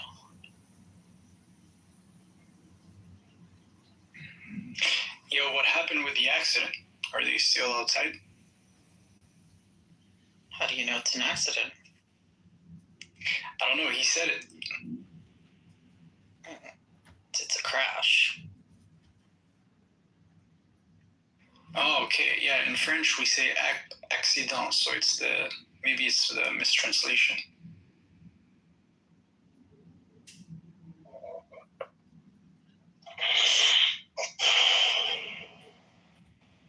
Bonjour. Bonjour, baguette. The argument for the natural origins of the Quran does not rest upon crude reductionism or 19th century polemics, but upon the cumulative force of literary, historical, and philosophical evidence. Gabriel Said Reynolds' work demonstrates that the Quran is intelligible not as an isolated eruption from heaven, but as a text immersed in a late antique religious world, a world saturated with biblical traditions, apocrypha, homiletic rhetoric, sectarian disputes, and Jewish-Christian exegetical culture. The Quran repeatedly repurposes audience familiarity with biblical narratives, yet it rarely narrates them in full. Instead, it alludes, compresses, revises, reorients inherited traditions for sermonic and theological purposes. This is precisely what one expects from a human text emerging within an already existing religious ecosystem. Reynolds forcefully challenges the traditional Islamic assumption that the Quran can only be understood through later Muslim biographies and commentaries about Muhammad. He notes that even scholars who accepted the traditional framework continually admitted profound uncertainty regarding the text's obscure vocabulary, chronology, and references. The implication is devastating. If the classical exegetical tradition truly preserved transparent historical memory of revelation, the Quran should not remain so opaque. Instead, its opacity dissolves when read against earlier Jewish and Christian literature. The Quran behaves not like a self-contained divine monologue, but like a participant in an ongoing interreligious conversation already centuries old. Particularly significant is Reynolds' observation that the Quran operates through allusion rather than exposition. His literary strategy repurposes a culturally literate audience already acquainted with biblical motifs. The text constantly gestures outward toward pre-existing traditions, Adamic lore, Abrahamic legends, Marian narratives, Syriac Christian homilies, eschatological motifs, and post-biblical Jewish expansions of Scripture. Such dependence is historically inevitable within the religious plural environment of late antiquity. It is far less explicable under the theory of a pursuing transcendent revelation descending independently of all prior textual traditions. Moreover, the Quran's deviations from biblical narratives often mirror precisely the kinds of transformations found in oral preaching, liturgical adaptation, and sectarian storytelling. Reynolds emphasizes that the Quran resembles homiletic discourse more than systematic revelation. Its rhetoric is exhortative, elliptical, emotionally charged, and deeply intertextual. The text does not introduce radically new theological architecture. Rather, it reorganizes and reframes existing monotheistic materials into a new Arab religious proclamation. It is a hallmark of historical religious development, not evidence of supernatural discontinuity. I can go on and on, but I think that I think it's fairly clear that the Quran, as the later biographies or the Sierra literature, the prophetic biography of the Prophet and the Hadith corpus, do not reflect the true history of the origins of the Quran. And the Quran makes far more sense when understood in the context of late antique Arabian. It should be obvious to you, I mean, that the fantasy that you have. I have a problem. I don't have a problem with this actually. So it's because when we're talking about origin, we're gonna give it a different perspective. You're looking at it from the lens of like a historian, which I understand how historians would think, and that's how they think, right? Corpus, a book that was written in a certain period of time was influenced by the time, right? So, but that's not the claim we make, right? The claim we make is that God, who is all-knowing, he is also interacting with the informations available to man, right? So that includes the biblical scriptures. That includes any other information he deems relevant to transmit. So I don't see a contradiction. That's the point.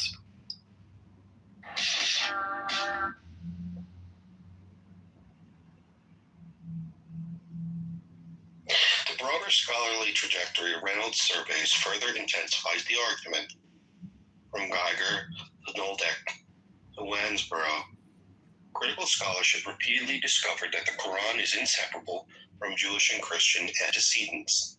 While scholars differed over particulars, whether the influences were Syriac, Jewish, Christian, Nestorian, or otherwise, the central conclusion persisted. The Quran emerged from a matrix of late antique monotheistic tradition. The disagreements concern the channels of transmission, not the existence of transmission itself. In the end, the naturalistic explanation possesses immense explanatory power. It accounts for the Quran's linguistic borrowings, its reliance on extra-biblical lore, its sermonic structure, its engagement with theological controversies of late antiquity, and its dependence upon audiences already familiar with biblical material. Supernatural origin, by contrast, explains none of these phenomena independently. Mazel tov! Merely reclassifies them as mysterious features of revelation. The historical critical method requires no such metaphysical leap. The Quran appears in Reynolds' analysis not as an isolated heavenly artifact, but as one of the late great scriptural productions of the late antique Near East. brilliant, rhetorically powerful, religiously transformative, and profoundly human.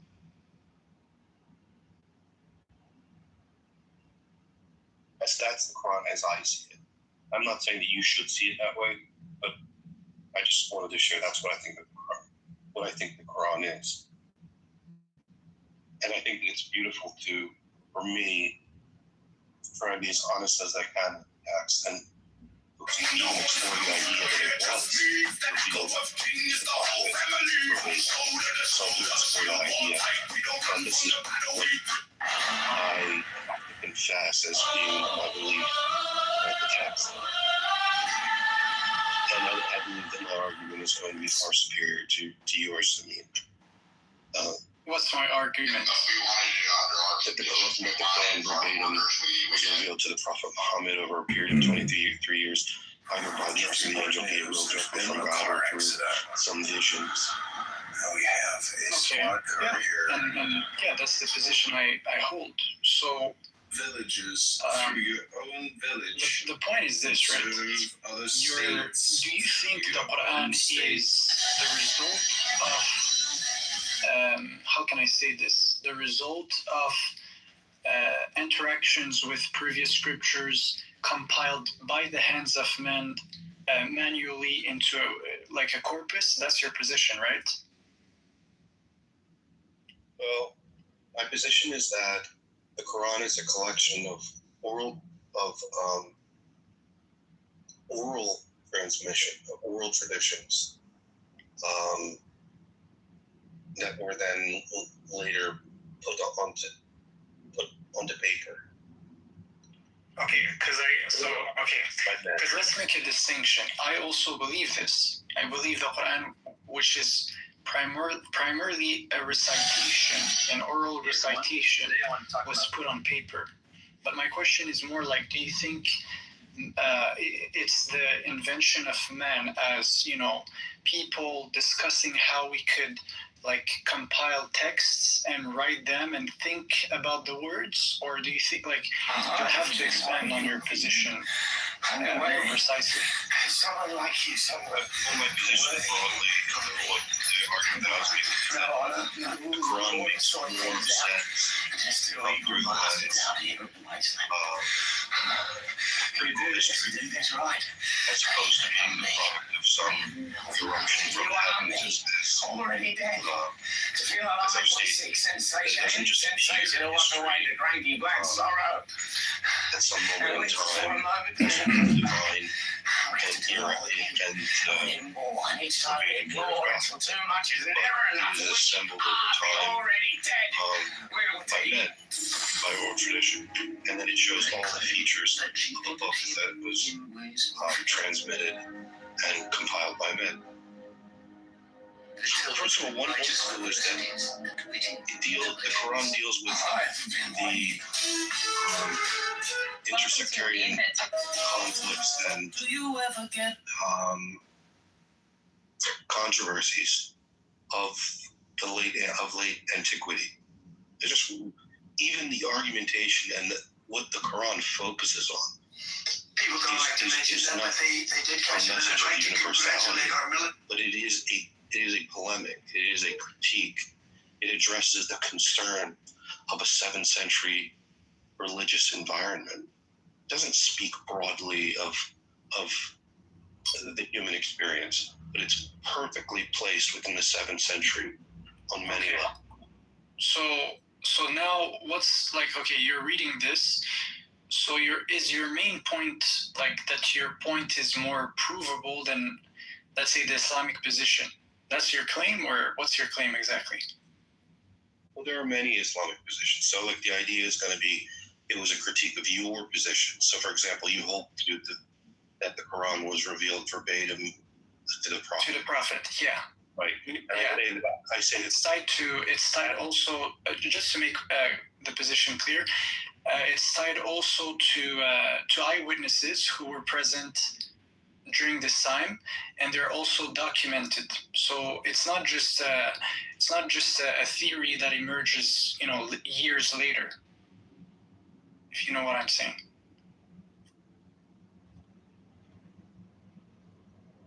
I don't know. I think the naturalistic explanation is forceful. And as I said, I mean, I don't think that you should be compelled by what I think the Quran is.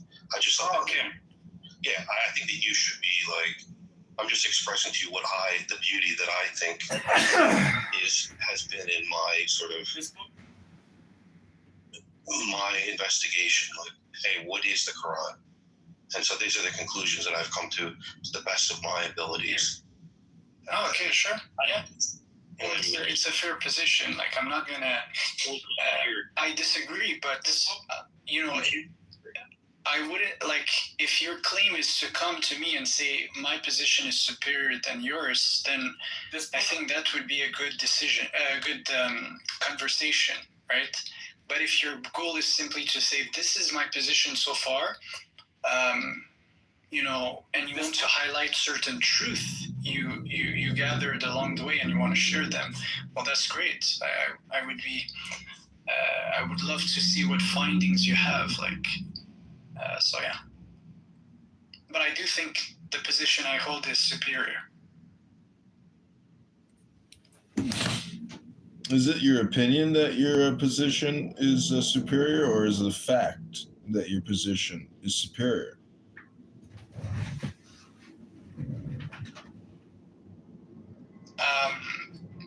I would prefer for you guys to judge. I'm going to judge for you. So, because I think that a lot of things I say concerning this topic are facts, but again, I'm not here to convince you. Like, it's up to you to judge whether what I say is a fact. Well, I've just found that there really are no facts. There's only opinions. And most people can't tell you what a fact is. And so the point is, there are aphorisms and axioms which you could say are pretty irrefutable, and those are rather factual. But most people's opinions on this app are just opinions. They don't cross over into the realm of what we might consider facts. The supernatural claim collapses under the sheer weight of the Quran's dependence on prior Jewish and Christian tradition. As Gabriel Said Reynolds demonstrates, the Quran does not present itself as an isolated revelation ascending into a vacuum. It constantly repurposes an audience already immersed in biblical lore, apocrypha, sermons, and late antique theological disputes. The text alludes rather than explains, because it is drawing from a shared religious culture, not unveiling radically new heavenly knowledge. The traditional Islamic claim that the Quran can only be understood through later biographies of Muhammad is historically disastrous.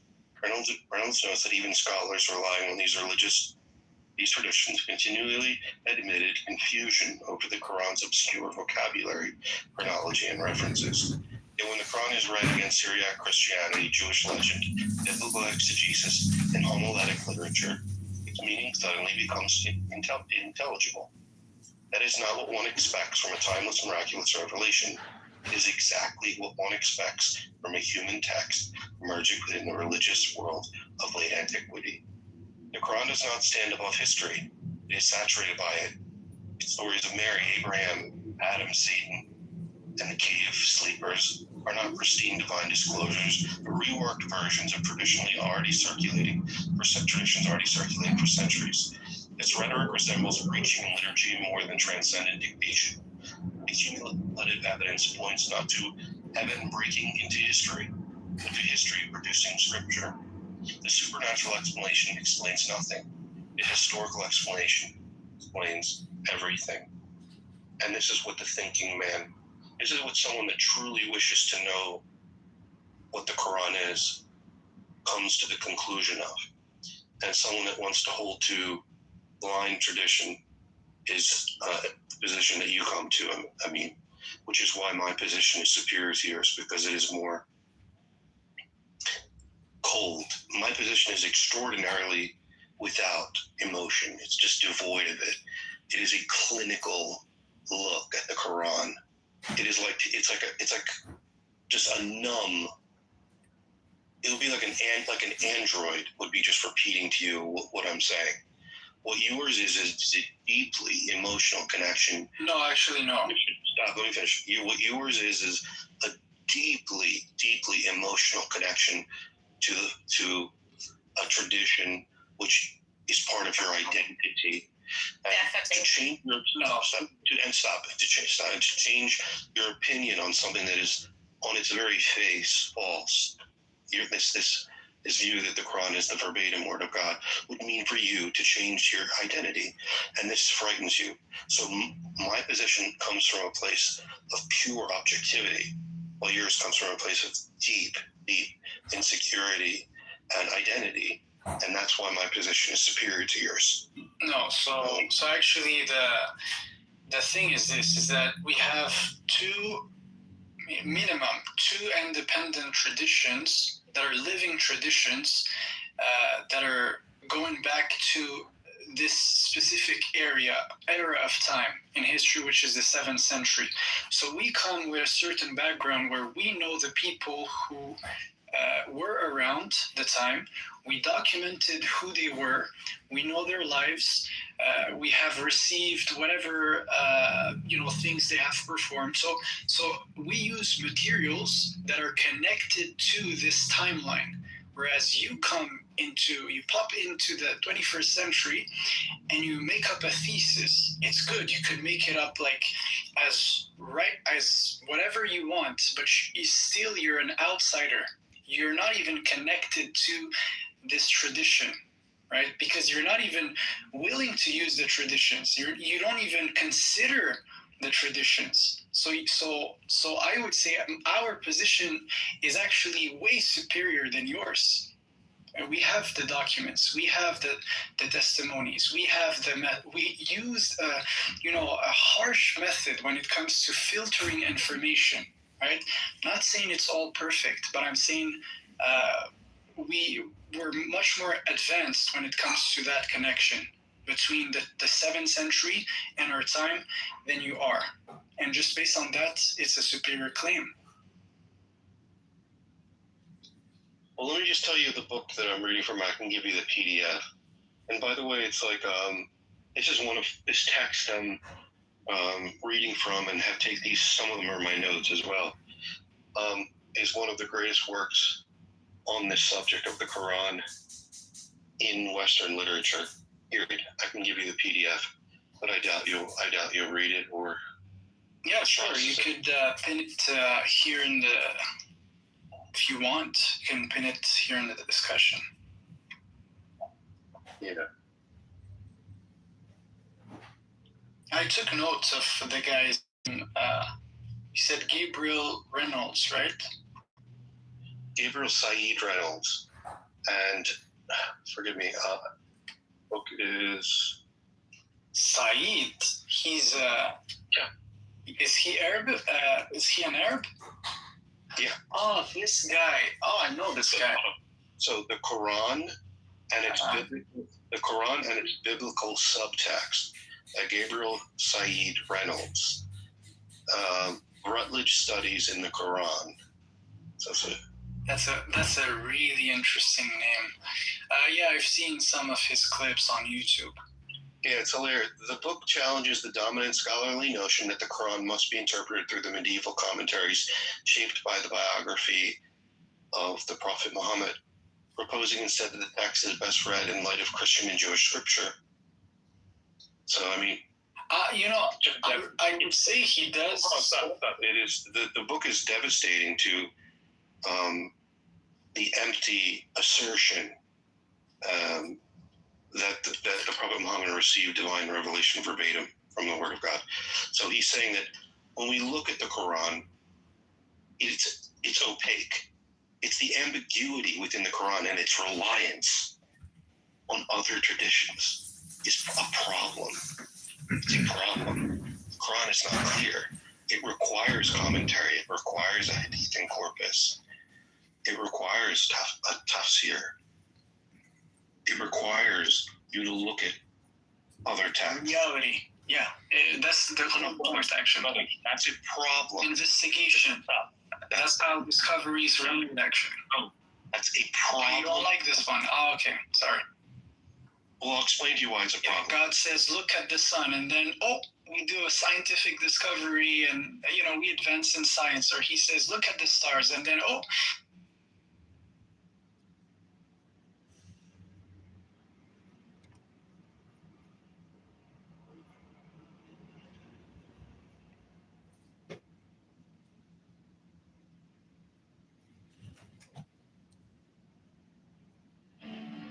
similar for the other element. This is the way in which the names are drawn from the great tablets.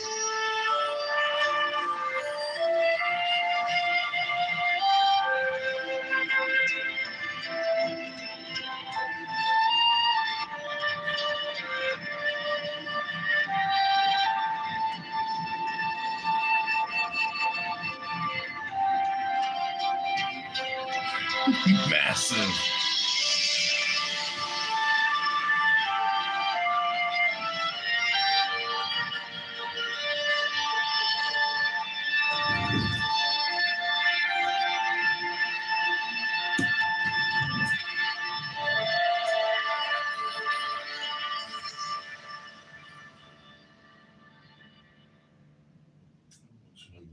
Next, the following text is between the points of the pentagram, starting at upper right. The words below are arced in a circle.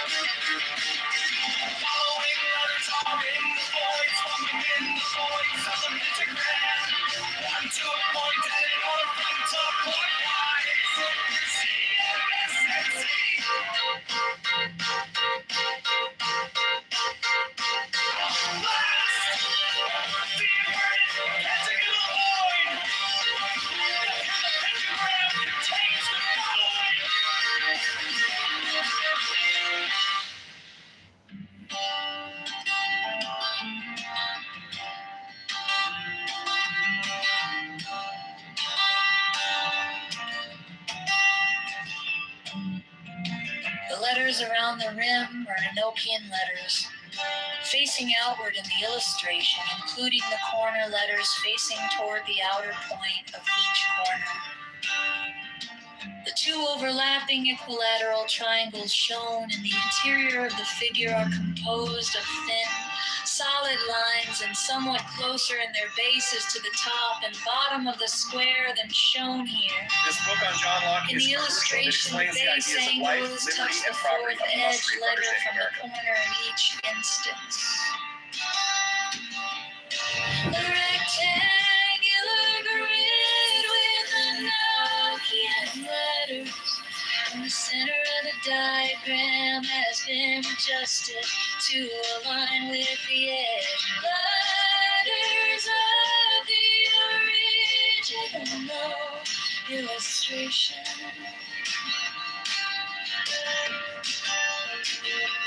This rectangular grid has its corners overlapping lines defining the hex original illustration.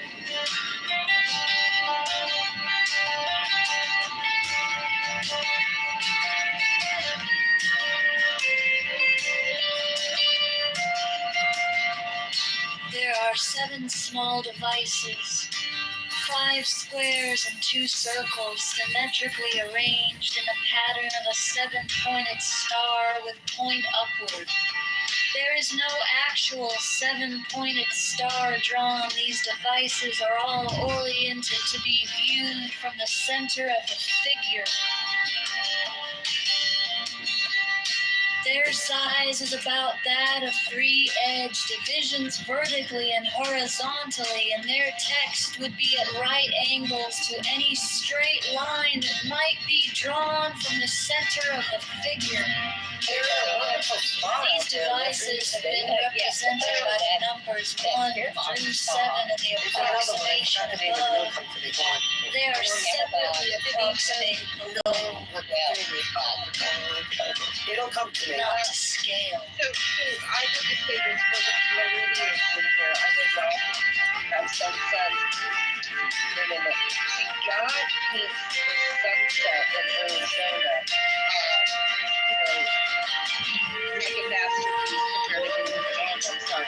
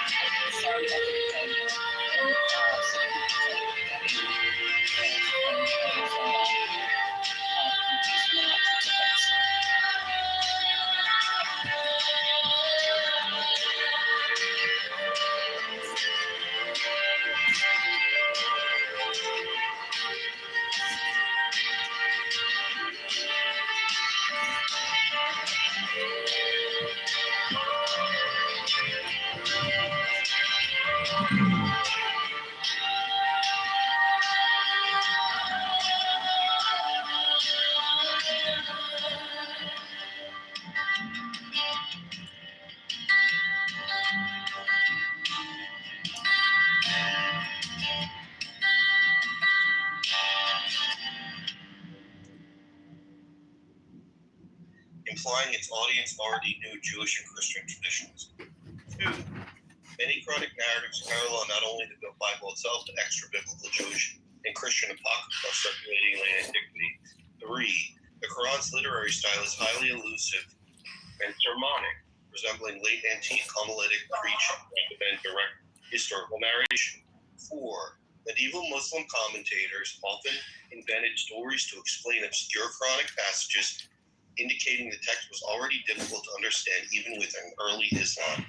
5. Reynolds argues that the Quran becomes clearer when interpreted through biblical literature rather than through late Islamic biography. 6. The Quran presupposes familiarity with Syriac Christian, Jewish, exegetical, and apocryphal traditions widespread in the Near East. 7. Critical scholars repeatedly found that Quranic material reflects existing late antique religious debates and theological controversies. 7.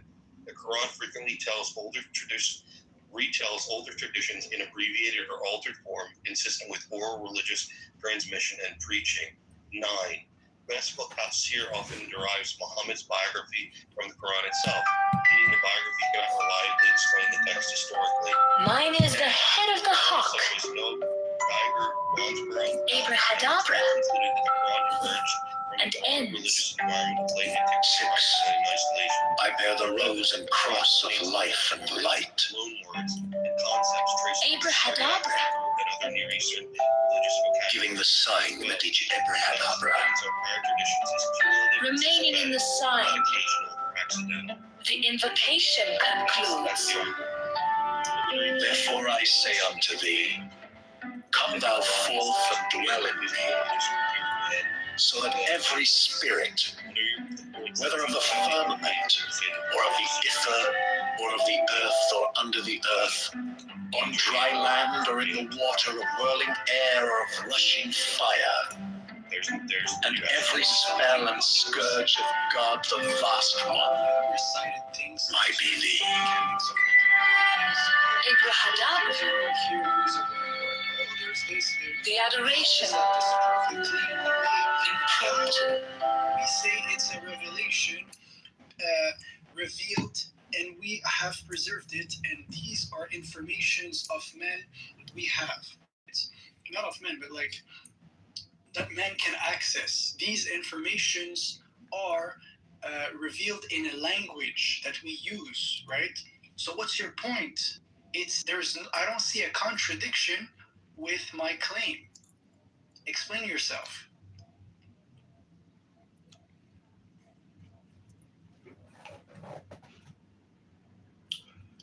See, Adamiel, I hate to break the bad news to you, but this is where you should have been taking notes, and you shouldn't say your response, Adamiel, unfortunately, is insufficient and shows a lack of communication intelligence on your own behalf. You really need to take notes. I'll say it again. You need to take notes about what Daniel said and then address it point by point, by point, by point, by point, by point. Going on ChatGPT and searching for 12, a list of 12 things Reynolds said, and then just reading them to me is not enough, man. Like, there's a core claim. I'm gonna think this first principle. No, thing. you can't do that. ChatGPT. Revelation. That book is what it entails. Language. What does it entail? Revealed in the words of man.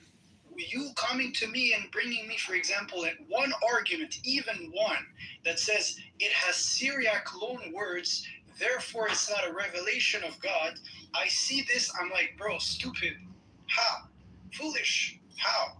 Doesn't make sense. So you're gonna have to prove more. You're gonna have to give me a better argument. That's my claim. Are you saying it's wrong because it doesn't make sense to you? Regal, let me just say one thing, Regal, real quick. First of all, I mean, you understand that I'm operating behind a paywall, meaning that I had to buy the book. Okay? So you don't have to fucking buy it. I can read it to you. And instead of just spitting at me or hissing at me, you could say, wow, thanks, man. You know, that's probably $100 academic text. It's one of the most, maybe you didn't even realize it's the most prominent academic, critical, historical texts on the subject. Maybe you didn't know that. Maybe you didn't want to buy the book. Maybe I just gave you some idea of what the book's about, right? But then all of this charity, all that I've done, you respond with and accuse me of a lie.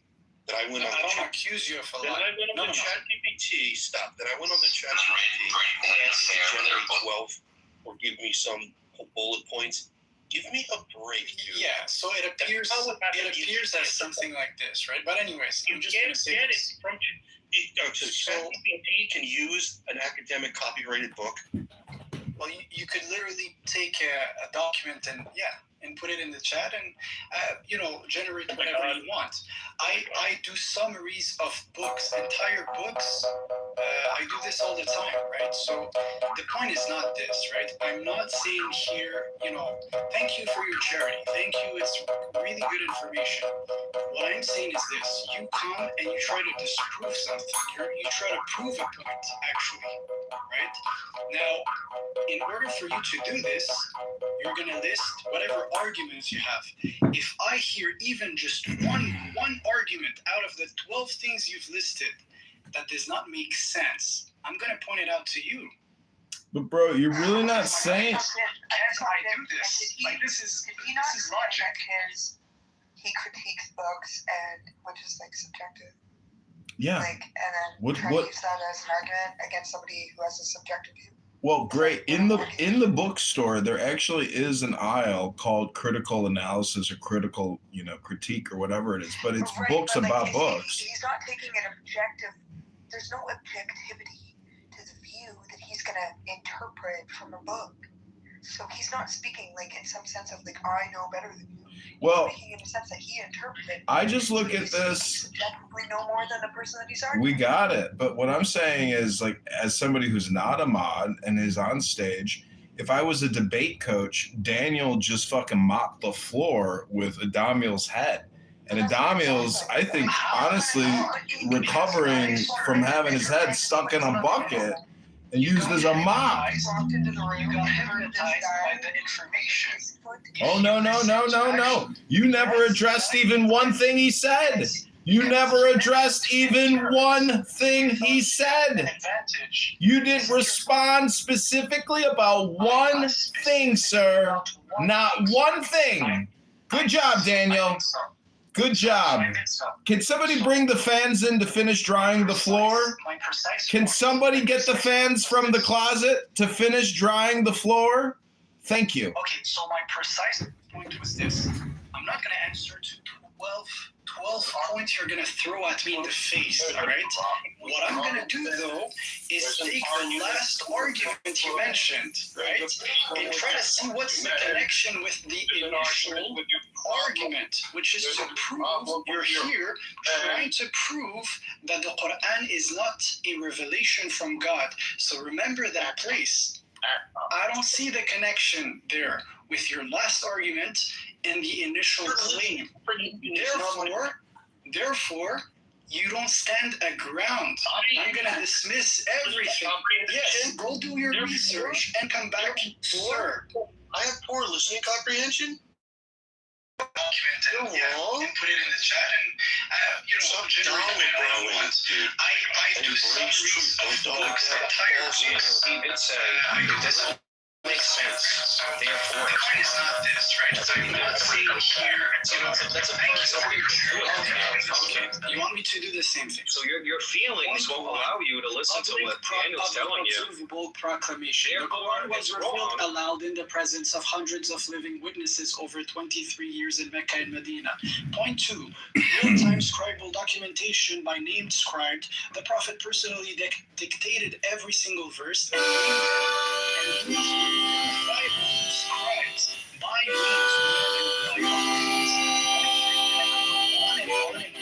and then I go and I say to you, go ahead, Daniel, do something about it. Do something about it. If you don't address my 12 points, you failed. Go ahead.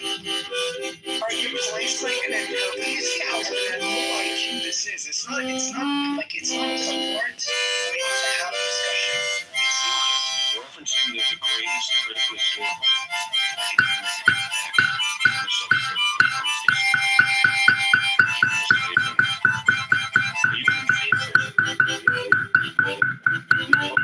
My point is very simple. I said to you reciting me 12 points of the get-go. And then expecting me one answer to zero, all the 12 of them, you asked me if I failed to do so. What I'm going to do instead is analyze just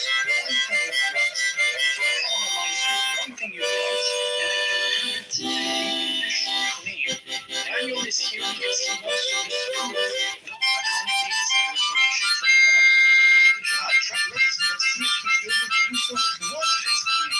One of his claims was the Quran has wrong words from other languages. How does that disprove that the Quran is a revelation from God? It actually does. It's not because you can see that there are origins of words that are interconnected with other languages, other Semitic languages, or even other languages in the Quran. And it is perfectly fine.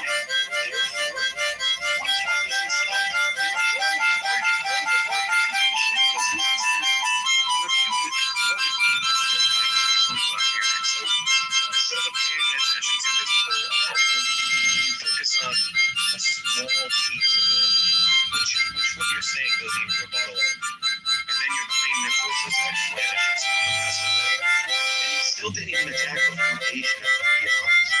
And then he's using historical critical analysis. So he's using somebody who's actually qualified in his opinion so he can base his opinion on what he's saying.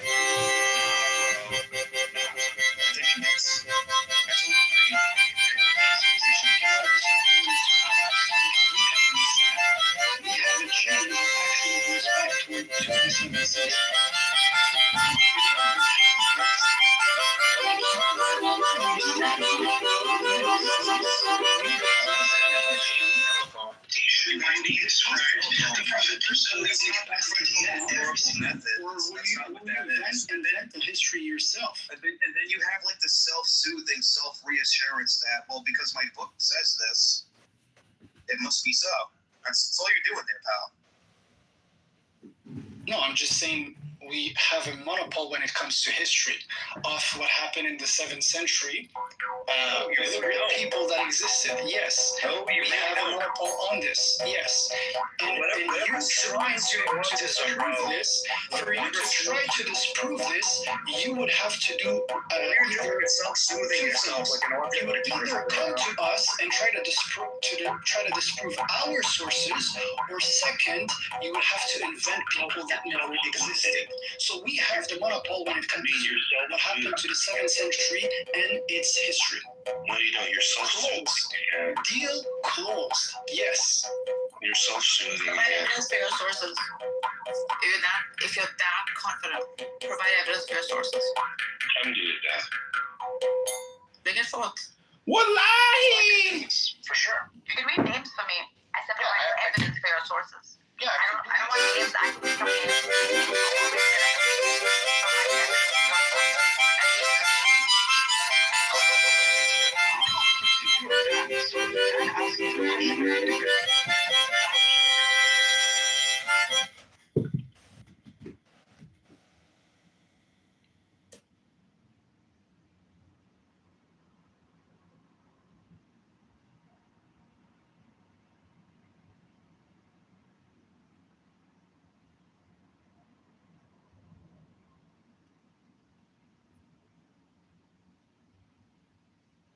Okay, this is Islamic State Muslim Takeover Hour.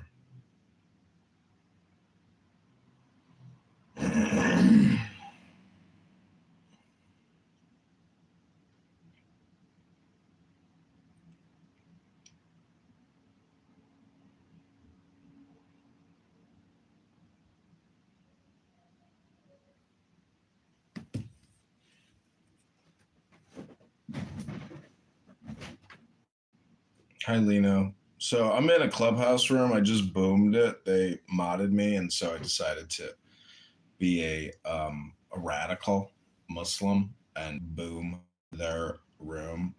So the algorithm is updating, and they will be flowing back in shortly, I'm sure, to say, why did you boom the room? And I'll tell them that I boomed it because I converted to Islam. This is the Islamic State Muslim Takeover Hour with your host, Chicago mayoral candidate John Kitover, fighting day to day to liberate Chicago from the communist, liberal, elite, LGBTQ, black Democrats. It's just a joke. It's not worded exactly the way I'd like it, but really intellectual, elite Democrats, and then throw in whatever adjectives. Black, gay, LGBTQ, CRTB, LMDEI, LGBTQ, CRTB, LMLGBTQ, CRTB, LMLGBTQ.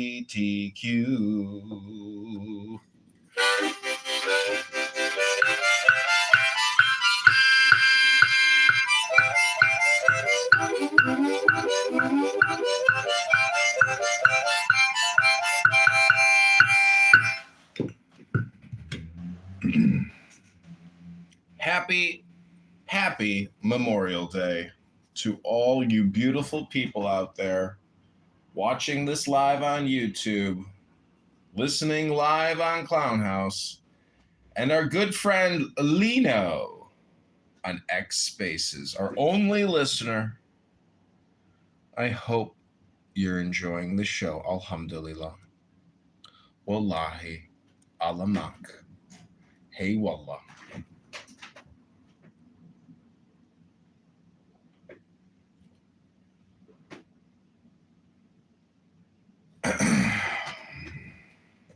Okay, it doesn't look like the former room. Well, we got something new here. We got something new. It's gay version. Bow wow. Bow wow. Bow wow. Bow wow.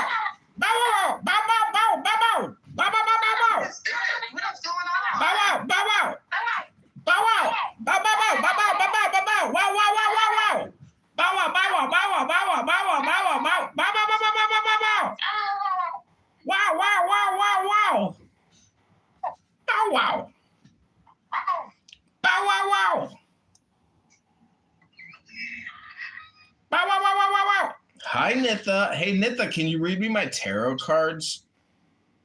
Hey, Zach, can you say the N-word for us? Who mighty bow? Oh. Bow wow. Bow wow. Bow bow bow bow bow bow bow bow bow wow. Bow bow bow bow bow bow bow bow bow bow wow. Bow wow. Nitha. Okay, Bow Wow, I want to dedicate this song to you. Wait, you're a patrilineal Jew, right? So you know about JPAMK, right? Why did that sound familiar? Jewish patrilineal Ashkenazic Mishling Kingdom. Oh, yeah, that's right. In conjunction with Rabbi Shmuley Boteach and the world's most advanced dildo, we have decided to start JPAMK in the northwest side of the Gaza Strip.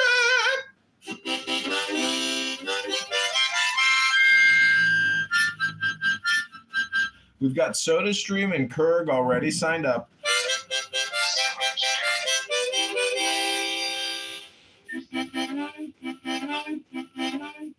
We're only hiring settlers from the West Bank.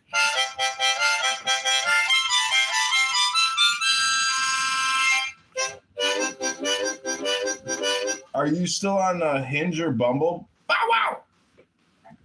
What? Are you using Hinge? I am. So this is what I text girls now. I just write, "Hey, beautiful, I would love to take you to dinner and give you a gift." What's the gift? Then I just send back credit card emoji and shopping bags.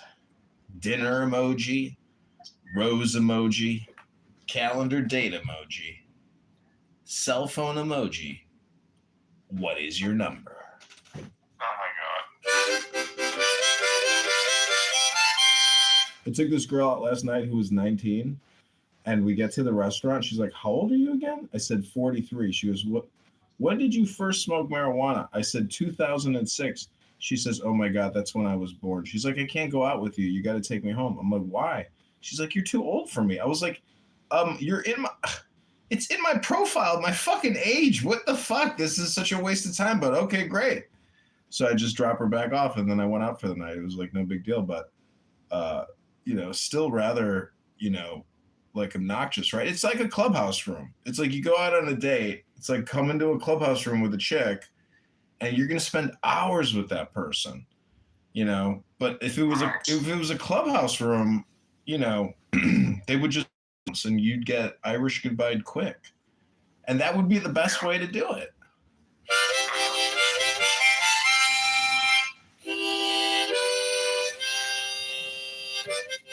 Are you going out tonight? Because tonight's a beautiful night out. People do go out. It's fucking hot as shit here. Well, nobody's got work tomorrow, so people are going to go out naturally and listen to a little music.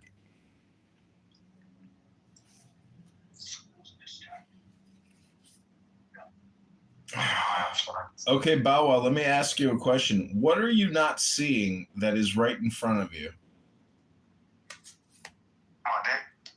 How can you act truthfully today?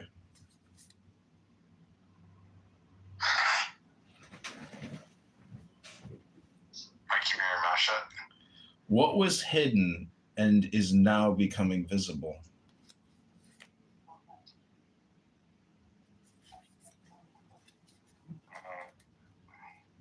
You only got 10 seconds to respond. My feet. How can you celebrate and focus on the blessing in your life? By listening to you. What is your calling? To inspire others. How have your goals manifested so far? They haven't.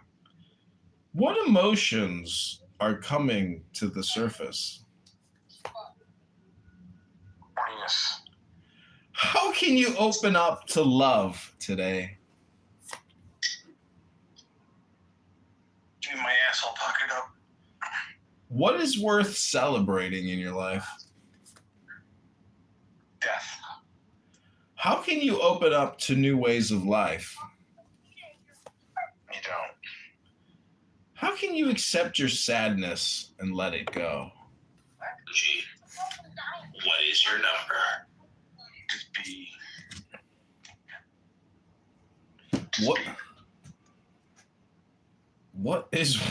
What is waiting for you in your freedom?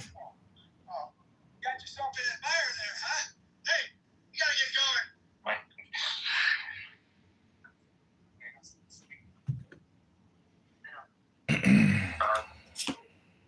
Kitover, don't know what's coming. What do you believe about the world? Nothing. What small step can you take to begin a new journey on Clubhouse today?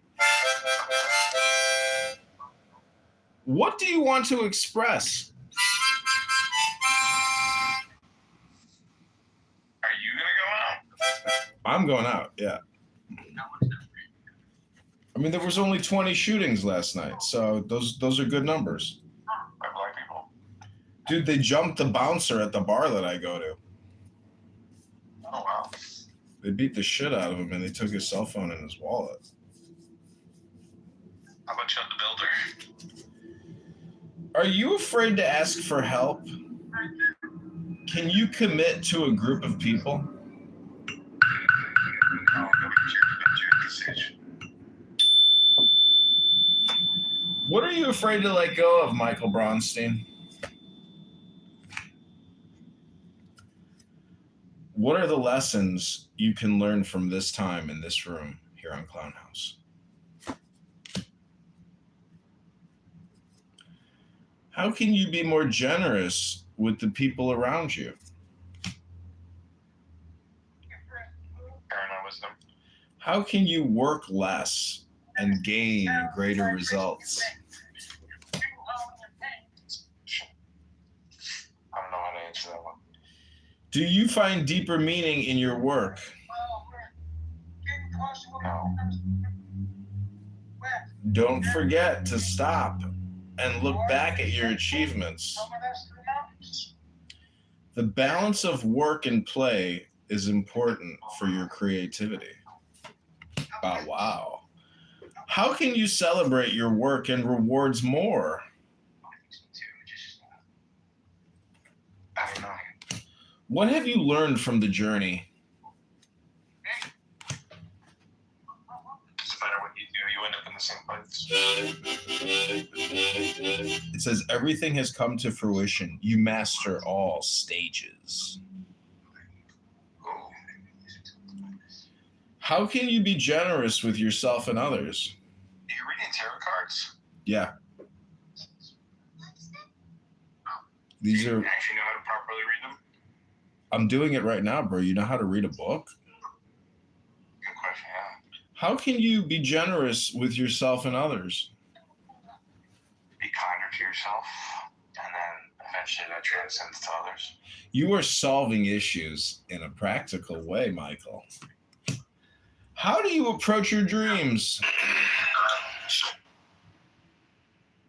By just allowing yourself to exist and just live in the here and now, not in the future or the past. Take a practical approach and you will succeed. Efficiency, hard work, responsibility.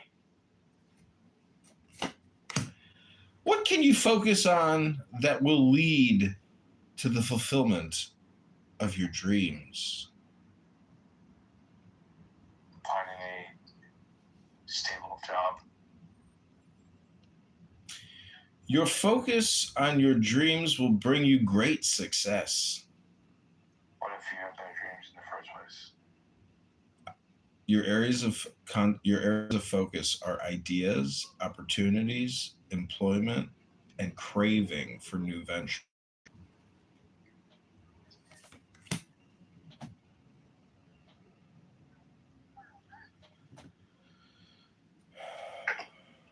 Rugged Tug's not in there? How can you receive more prosperity in your family? I don't know Focus on your home, your family, and prosperity. Protective, motherly, and generous. In what ways aren't you speaking and acting on your truth yet? Well, I guess we could look at the title of the room. Speak your truth to achieve your goals.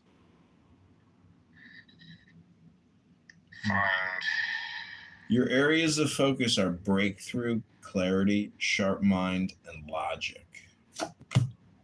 Are you acting according to your intuition? No. Listen to your inner voice when you make decisions. Your areas of focus are difficult choices, indecision, and confusion. From what perspective do you choose to see a certain situation?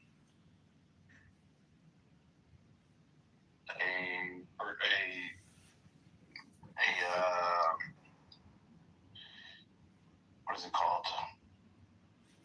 Not an nihilistic, but a pessimistic. You are capable of seeing from all perspectives. Areas of focus: head over heart, discipline, and truth.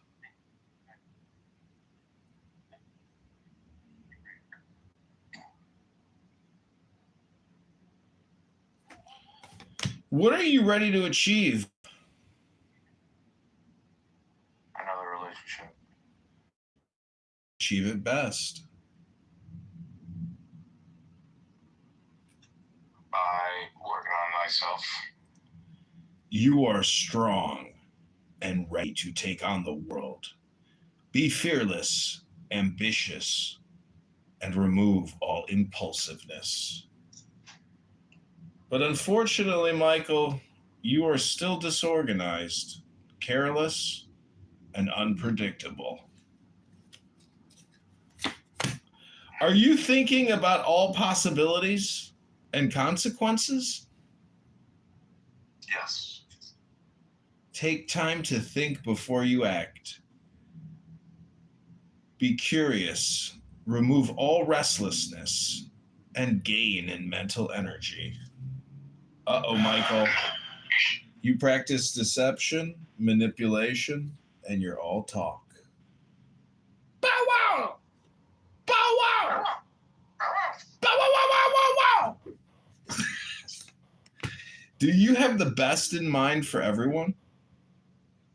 Yeah. You are communicating clear what's best for everyone. Remove all complexity from your life. Be perceptive and be clear-minded. But unfortunately, Michael is cold-hearted, he's cruel, and he's bitter. I wouldn't say I'm cold-hearted. Are you trying to trick yourself? No, I'm just telling you, I think I'm very self-aware. Watch out for deceit and concealment. You are practicing deception, otherwise known as tequila or trickery. These are your tactics and strategy. Unfortunately, I'm not Muslim, I don't practice tequila. So. Unfortunately, Michael, you have to come clean in order to get the final revelation and achieve freedom. It seems you are paralyzed, but you can move. Why do you feel trapped or blocked in your actions? Because I got something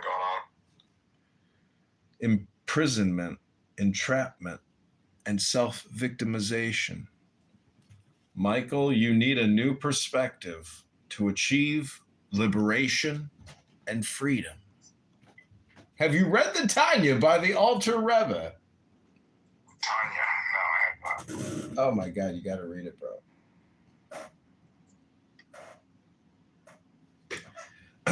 Really got to read it. Okay. Why do you worry so much? Predisposition to anxiety and panic disorder. What is asking to be looked at and felt? You'll see. Worrying keeps you up all night and changes nothing. You're living with anxiety, hopelessness, and trauma. Have hope. Reach out for help. Achieve healing. Can you surrender and trust that better times are coming? No. AI is upon us. It is finished, for better or for worse. You are feeling failure, defeat, and even backstabbing. But don't worry, Michael. It can't get any worse. Only upward from here. Then you will achieve your inevitable end. Are you holding on to grief and suffering?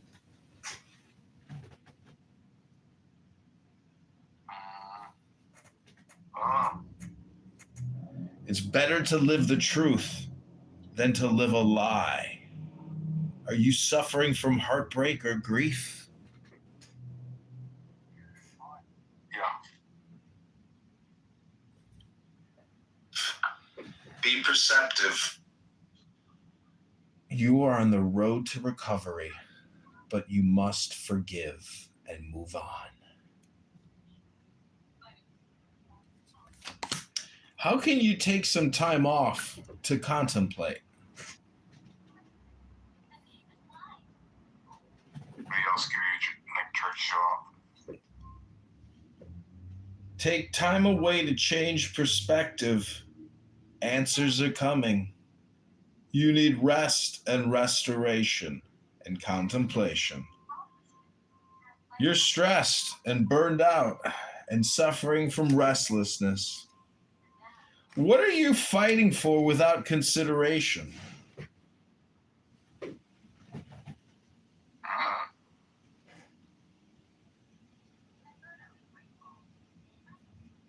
Sometimes the victory is not worth the cost.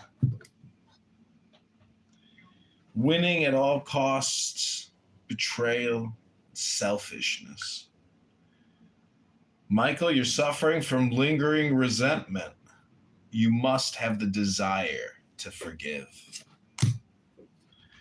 Michael, what are you running away from, and what are you leaving behind?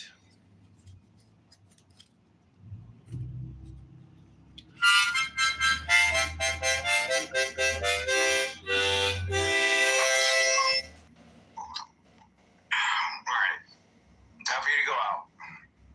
Be aware of what you take with you when you leave. Time for you to go out.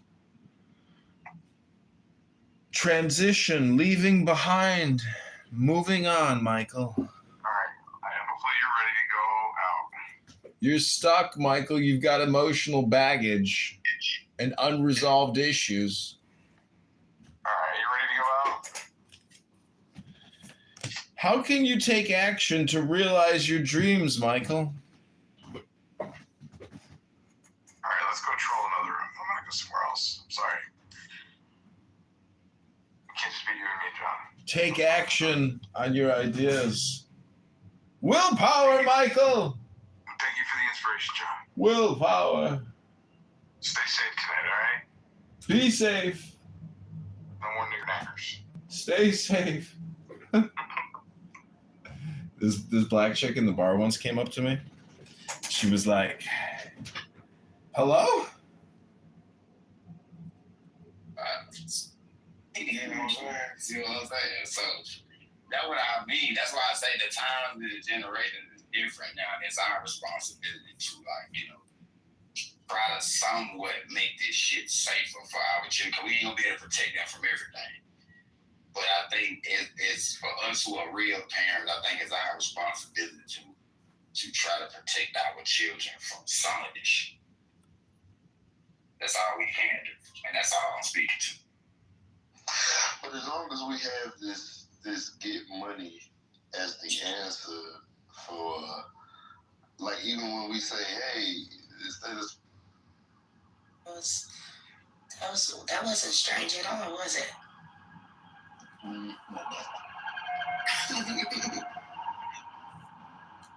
being sarcastic. That's it.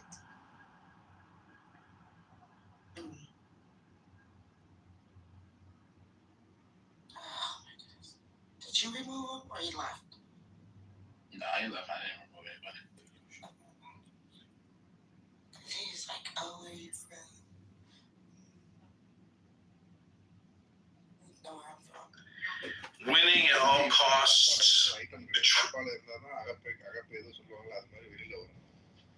அப்போ அதை மீறி அவன் வந்தான்னா அந்த risk அவன் எடுக்கிறான். டென்ஷன்ல கத்திக்கிட்டே இருக்கிறான்.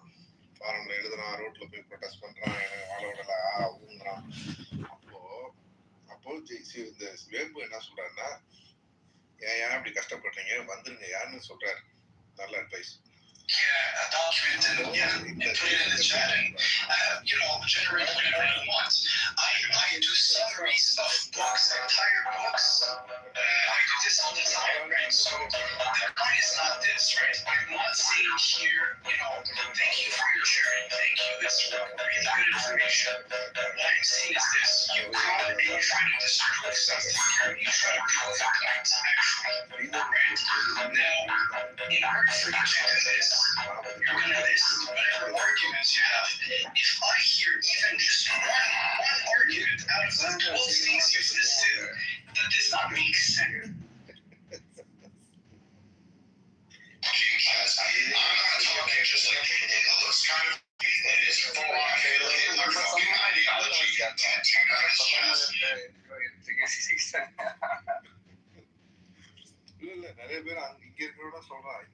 You're exceeding. You're excelling.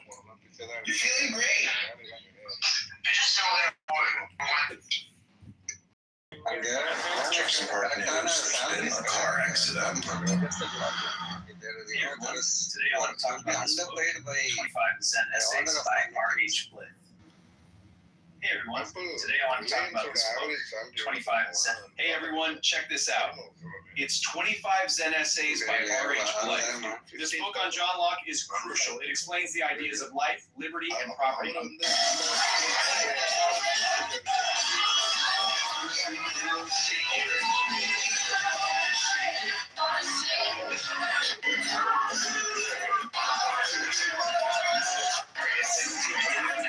இந்தியாவில் என்ன அப்படின்னா இன்னும் கொஞ்ச நாள் கழிச்சு டெய்லி 12 மணி நேரம் 15 மணி நேரம் வேலை பார்க்குற மாதிரி கொண்டு வந்துருவாங்க. வந்துட்டு திருப்பியும் பேக் அடிச்சிட்டாங்க. ஆமா, அது வந்து நீங்க கவர்மெண்ட் நீங்க எல்லா இதுலயுமே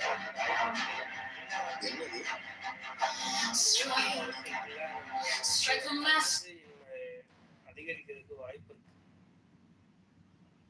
ஏன்னா நீங்க அப்பதான் காம்படிட் பண்ண முடியும்.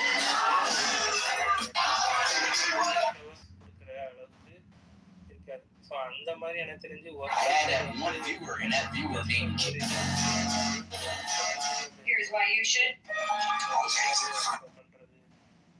இந்த மாதிரி நிறைய விஷயம் வந்து இந்தியால கிடையாது. இப்பவும் இருக்குங்க, 12 hours ஒர்க் இருக்கு, ஆனா 8 hours தான் மஸ்ட். 4 hours வந்து Winning at all costs, betrayal, selfishness. 4 hours வந்து ஓவர் ஒர்க் மாதிரி கொடுத்து Michael, you're suffering from lingering resentment. You must have the desire to forgive.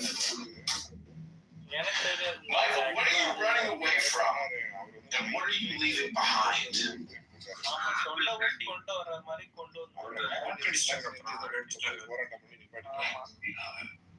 ஆப்பிளோட iPhone bill கொண்டு வர பார்த்தாங்க.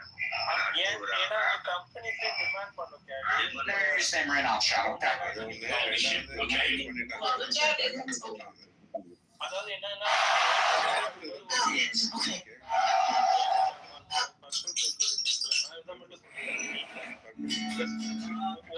நீங்க ப்ரொடக்டிவிட்டி 8 hours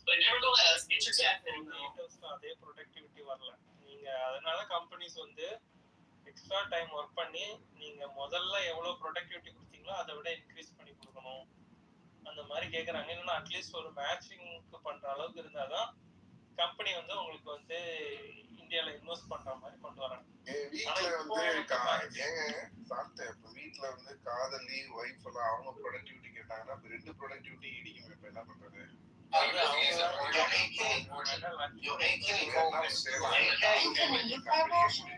நீ Hey, what I'm talking about right now, because they cannot catch it, I'm gonna tell you this.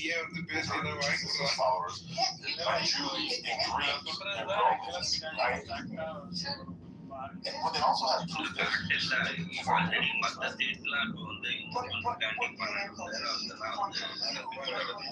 Tamil Nadu follow பண்ணிதான்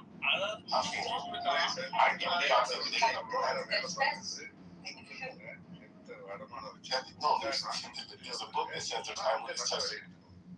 Okay, yeah. I can write a book right now because I have eyewitness testimony right in my backyard. Well, no, but we have interesting. Oh my God, you have no idea. They're feisty. நேற்று நான் போன red taxi ரெண்டல்ல நான் அந்த பையன்கிட்ட பேசினேன். Red taxi 24 hours அவன் work பண்ணிட்டு தான் இருக்கான். என்ன எப்படா தூங்க கேட்டா இந்த மாதிரி இடையில கேப் போட்டான்.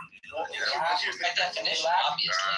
எப்படா தூங்க கேட்டா ரெட் டாக்ஸியே நிறுவனம் வச்சிருக்காங்க. அவன் வந்து எப்பவுமே எப்ப இந்த ரெண்டல்ல வந்து இப்ப நீங்க போயிட்டு வரது எப்படி உங்களோட அது அந்த இடத்துல பல கேப் எடுத்து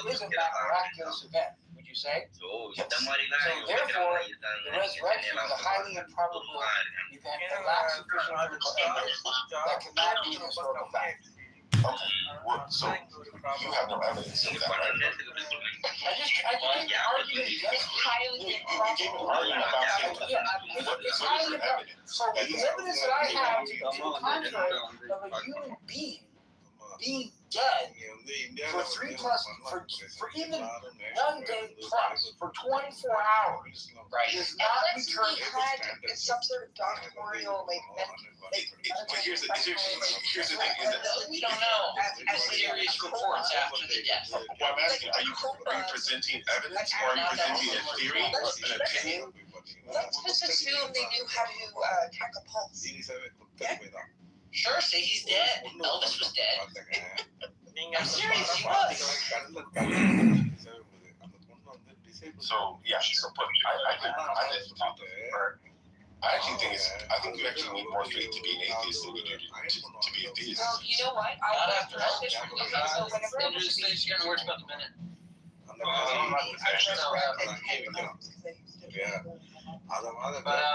But when you say you need more faith to be an atheist, that makes faith sound like something bad. Well, no, I just think like to believe that this world and the construction of this world and relationships people have and the order of DNA and everything put together is so complex and perfectly organized and everything's Not perfect by any means. But anyway, my point is this from some random explosion and everything just happened to work out. Well, now you're on a tangent. So you're going from human fallibility. You're going from human fallibility. So who wrote it down? Yeah, in fairness, James, I agree. Yeah, I did. I agree with you in principle, James. I think that going to God's existence is a little bit different because they're talking. You could believe God exists and be like a deist and not think that, miracles happen or Jesus rose from the dead. So that might be a slightly different point. More than slightly. Congress, why'd you set me down? I'm sending over. What? You know Bob's in here, right? Why you blame me? So I asked Grok. Are you saying you did it? I think I want to go back to the human error thing real fast because I think what we need to do is have some kind of criteria where we establish what kind of testimony would be wanting to establish whether something like that happened. Well, especially if it's like an interpretation, subjective interpretation of another's interpretation, like over years and years and years, and just like holding credence to like one original thought that is, these ideas of miracles, and we're getting down to like some sort of criteria, which is like we can dispel them. The story they've been telling at least has been consistent for 2,000 years. Regardless of what actually happened, their sense of what happened and how they discuss it, that is true to them. That's exactly what they're saying. But I just meant in general, though, like if someone has a miracle claim, like what would be some criteria we would want in terms of the testimony to assess whether or not it was credible? Yeah. Moderators, I'd like to be put in the queue. That was a question, though. I'm sorry. I was saying, what kind of criteria would we need to establish that what you would propose? Got it. We heard that. Moderators, I'd like to be put in the queue. This is Ein. I asked Grok, give me 3 Bible verses that prove Christianity is good, wise, and intelligent. Yeah, mix it. I can talk to you. Hold on, Abe. Go ahead, mix it. Yeah. I would want a couple things. I would want public death. I would definitely want that so that everyone could mark the date. I'd want a clear burial, an acknowledgement of death, recognition from the family, not like a faked body or something. Yeah. And then I would want, a few days later, some kind of a notable event that then I would prefer a large group of people all there from different communities and families, recognizing and acknowledging the miraculous event, and then preferably some of those being written down contemporaneously from alternative sources. That would be my idea. No, you just described the gospel, the Christian situation. I know that the Christians You look like a gay retarded 13-year-old fat boy. What a clown. I think those are good criteria, mix it up. Just because you start off with talking public death and burial, and then it kind of shifted to miracles in general. Are you talking about specifically for resurrection, or just any miracle claims against the death part wouldn't be relevant? No. Against the claim of someone dying and coming back, I want to witness the death and publicly and have some records of that. It would need to be notable because otherwise, why would anyone keep track of a particular death? And then I'd want the later, event with contemporaneous, contrary sources. Saying different perspectives, even arguing against it. I'd love to see dialogue, and I'd love to see different testimonies. Right. Yeah, it seems like the first biblical things are not written by a specific person. You don't know who it's written by. Well, we know who wrote Paul's letter. These are some objections. Yes. Yeah, I know. But even then, as a whole, you have different testimonies from different people, and who exactly wrote the whole of the Bible. Let's say fucking Abel did it after he died. That would have been miraculous, right? Or we have no reason to think that. That would have been fucked. Yeah, it would be. We have no reason to think that. So that makes sense. It sounds like the first couple of those are probably fulfilled. Right? I'm guessing you would dispute the second part with the enemy testimonies and stuff like that. But you would agree that Jesus had a very public death and was a prominent figure, right? I would agree that in the narrative we have that is constructed after his death, there is a placement of him as a big, public, important death. Yes. Yeah. I do not say that that's necessarily what happened, because after the fact from 12 guys growing a story and then Paul running with it, there's a bit that I would critique. But I understand how the Christians see it, and I don't think that it's unreasonable for them to say, look at all these competing testimonies over this miraculous event with, a notable death, which we would want to prove the coming. I would also say, to be broader, I wasn't being glib about Elvis. That is an actual phenomenon of people witnessing someone after the death, making mistakes, and then reports spreading. That does occur, which is why, I'd really want to review as close to contemporaneous eyewitness testimony as I could. Yeah, but in fairness with the Elvis death, though, typically it's not people who knew him personally, right? Who report seeing him, so far as I know. Well, that's the thing. Elvis being a celebrity, he was seen by many, right? Yeah, but many people saw him in person regularly. I'm gonna pin it and stay away. Yeah, and I know I left, and then no one else was around me. Anyways,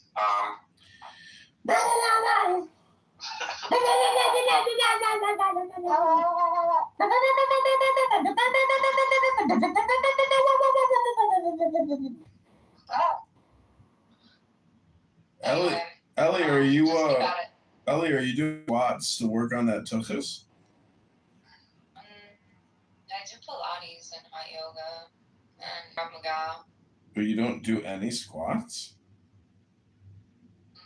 Why are you saying that my ass is saggy and I gotta do squats?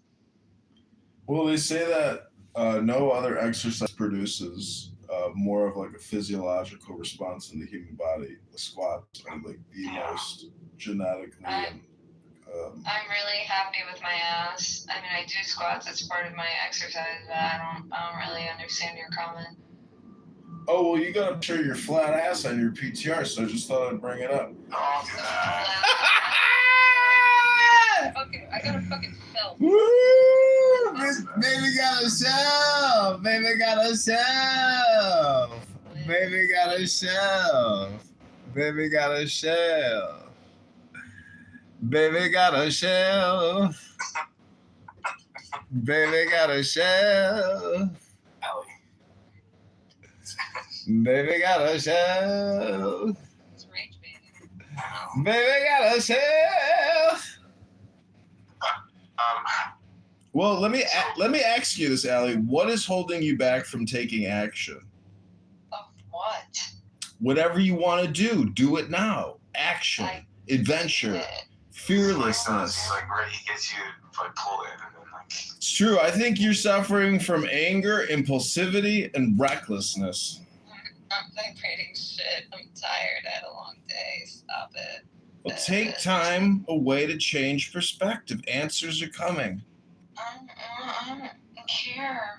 How can you take some time off to contemplate?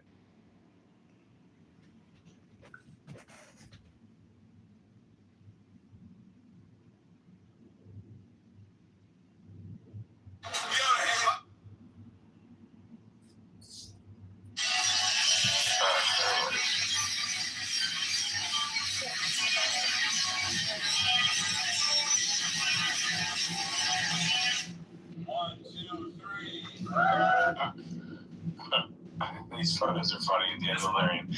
I found out I'm 12% Jewish and Israelite. And him wearing a big fucking Star David. That's funny as shit. This book. Wow.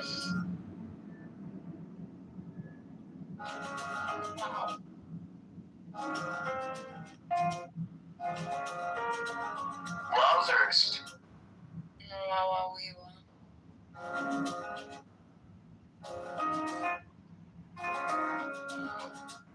America sucks. This book on John America. I just want to dedicate this next song to my friend Bow Wow, a.k.a. Michael Bronstein.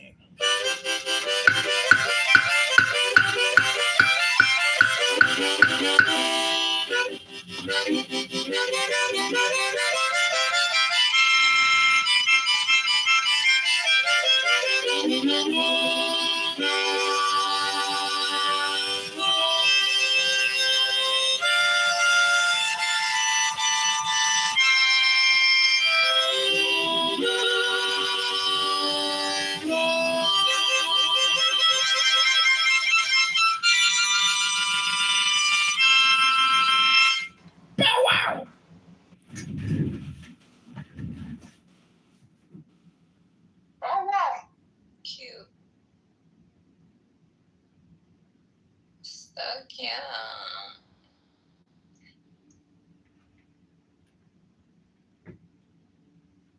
It's been raining crazy. It doesn't even feel like Memorial Day weekend. I wore like a heavy leather jacket last night when I went out because it was cold. It was like 49 degrees and raining.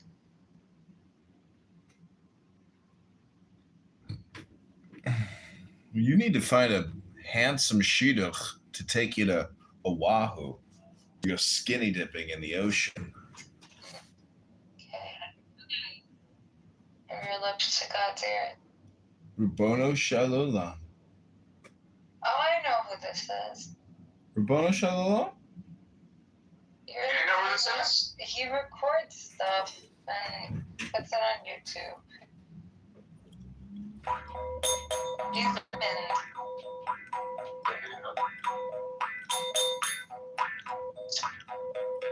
Do whatever you want to do. You know, whatever you want to do it now.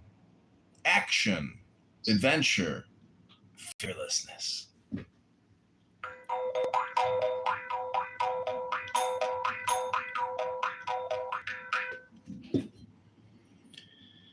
They kicked me.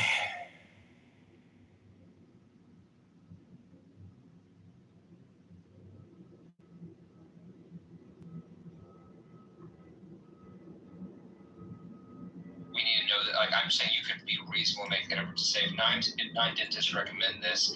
Although I don't know 100% certainty, it could be some conspiracy, but I think that generally gives me good grounds to believe that the two's been good.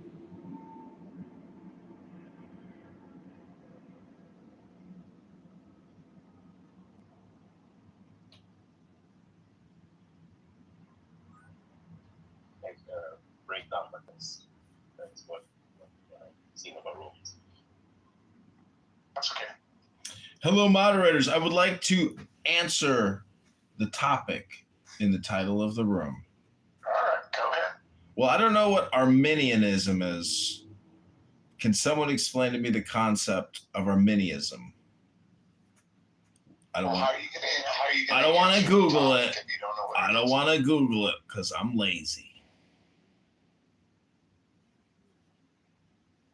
So, what part do you want to answer? Free will or Arminianism? The delusion of free will. Okay. Well, before we go further into that, are you a Christian? Yes. Oh, okay. So Arminianism. Sorry for interjecting. Is we've got two positions in Christianity, and they are not salvific issues per se. So the Armenians believe that faith precedes regeneration. So regeneration being born again. So they believe that you have faith first and then you're born again. Calvinists, the opposing view, believes that you have regeneration, as in you're born again by God, and then you have faith. And then the reason why I believe Greg set up, well, I agree with him, the delusion of free will is that most of the times Armenians will argue that they have free will, which usually they don't define the best way, but usually what they are arguing is that they are claiming they have freedom of choice. And their freedom of choice is what it was the condition of them exercising when they freedom of choice led them to exercise their faith, which was the condition by which God regenerated them. So that will be the argument. Then we Calvinists will propose that position. So that's just an overview of what the topic would be. Hopefully that helps out. Okay, so I asked Grok, give me 3 Bible verses that prove Christianity is good, wise, and intelligent. The first response is Proverbs 1:7, the fear of the Lord is the beginning of knowledge, but fools despise wisdom and instruction. Oh, they kicked me! Aww. I guess they must have been Arminians. After all!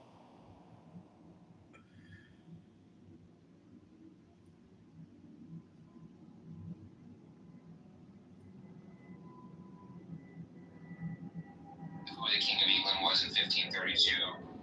Right, we have ancient signs that can go back to the 1500s. We have bloodlines that go back to the 1500s. Oh, here we go with bloodlines. Moderators, put me in the queue because I want to answer your question. I don't think I would tell you whether they were a king or not, though. Like, if I'm saying who was the king in 1532 of England, I mean, you could. Can I at least get confirmation that I can be heard? Hello? Right. Hello? Well, even if it's documented, I would have to say, like, it's speculative. They can be lying. Have some sort of bearing.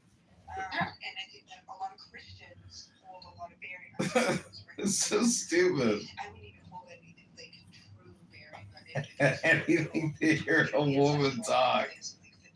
But like this goes way beyond that. So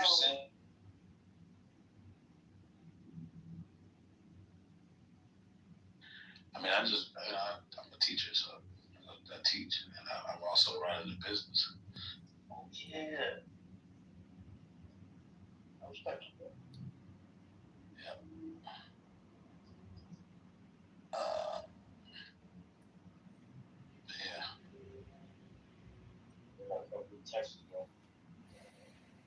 I mean, let's see. Last time I was out of Texas. I was in Houston. Oh yeah. Yeah. What kind of business do you run, Black? What? What kind of business do you run? A black-owned business. Oh, creating clubhouse rooms about delusions? Woo! That was a low blow roast right there. I don't even want to look. Did I get kicked? I bet I got kicked. I didn't get kicked yet. Oh my God. What just happened? Oh my God. One of my fans just showed up. Oh my God. Threw a blow in the street. They say if you get in a street fight, you should just back up and throw punches. Just back up and throw punches. Back up, throw a punch.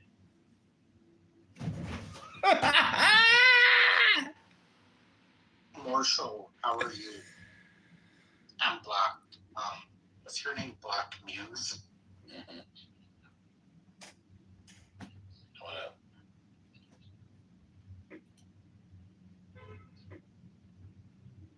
Marshall comes in rooms, but he gets like oddly quiet. I don't know what's going on with him. He drinks vodka. He gets shit-faced. His Adderall and his vodka together put him to sleep. He smokes Kush now. Oh, he's on the Kush. And so Marshall is on that Kush. And he's smoking up. I assume. So, Black Muse, what would you say the most entertaining tidbits of your rooms were today? What delusions from the conservatives or the liberals were most entertaining to you? None of them. I don't find them entertaining. I find them annoying.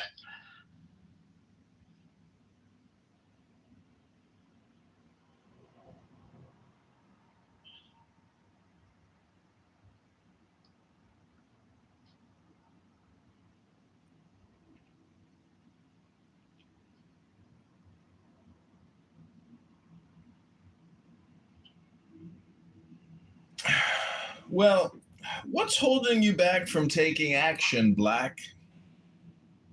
Taking action for what? I don't know, whatever you want to do, doing it now. Nothing. I'm doing everything I want to do. Are you enjoying the journey or are you too attached to the outcome?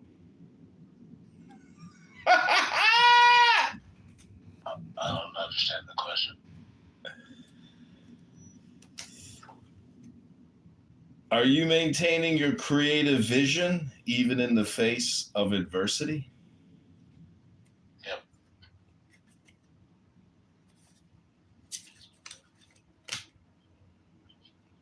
How can you take action to realize your dreams?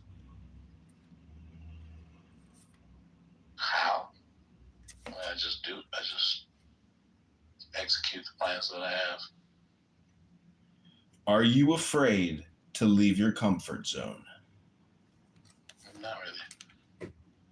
What inspires you and excites you? Lots of things. How can you celebrate with your community? Celebrate what?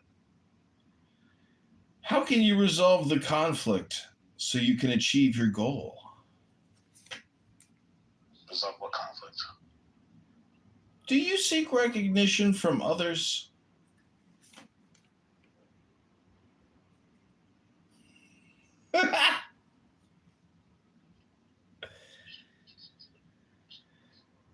What have you learned from overcoming obstacles in the past?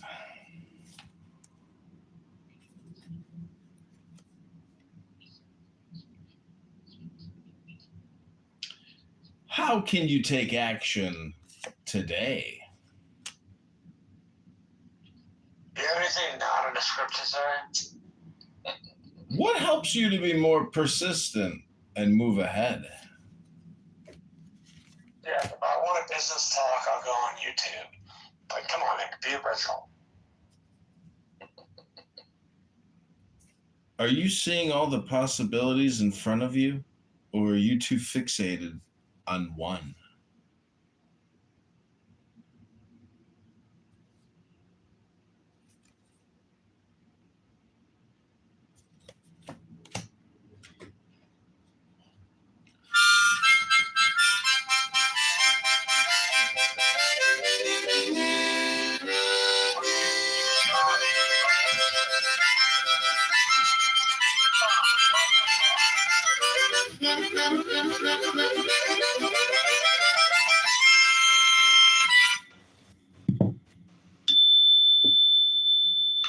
You know what this room needs, Black? Is more cowbell.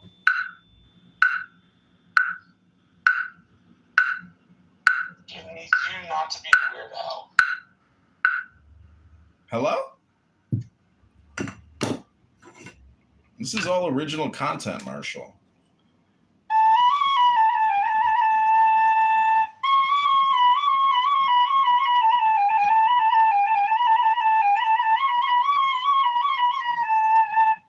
What the fuck is wrong with you? Did somebody drop you on your head as a kid? This is just weird shit, dude.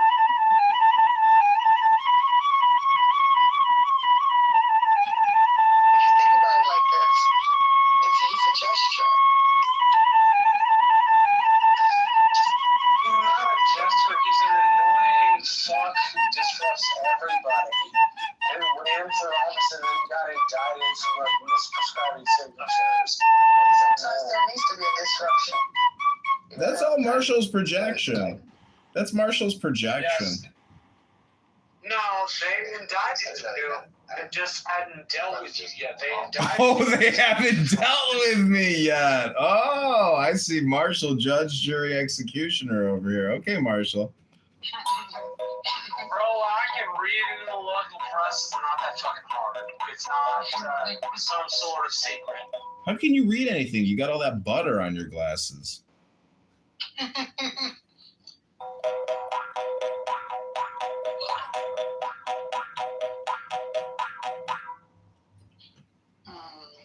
They haven't dealt with you yet.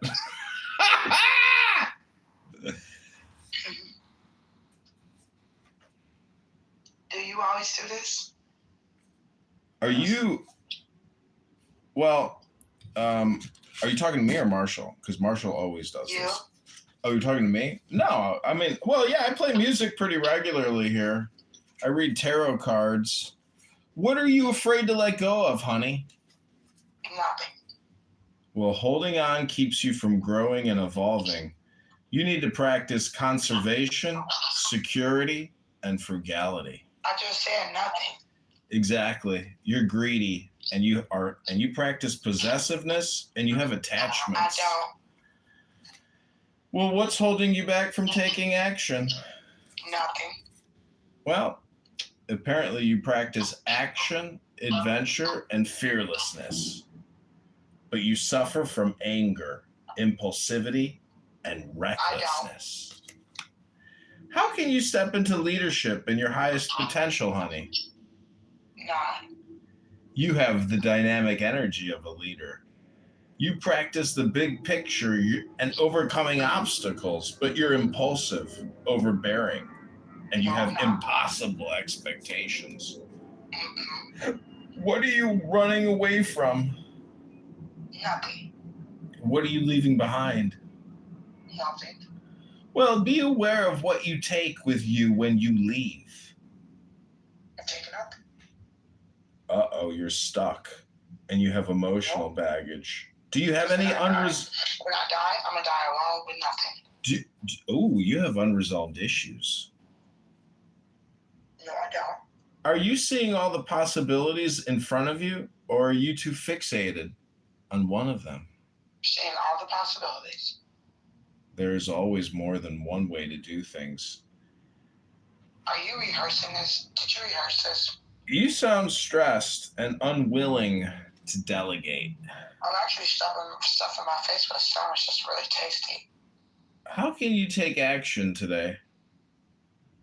By eating a sandwich. Exactly. Take action, and life and your digestive process is moving ahead. It requires rapid action, movement, and quick decisions. Don't panic. Stop waiting and stop slowing down. I know you didn't rehearse this for real. What helps you Are you reading off a paper?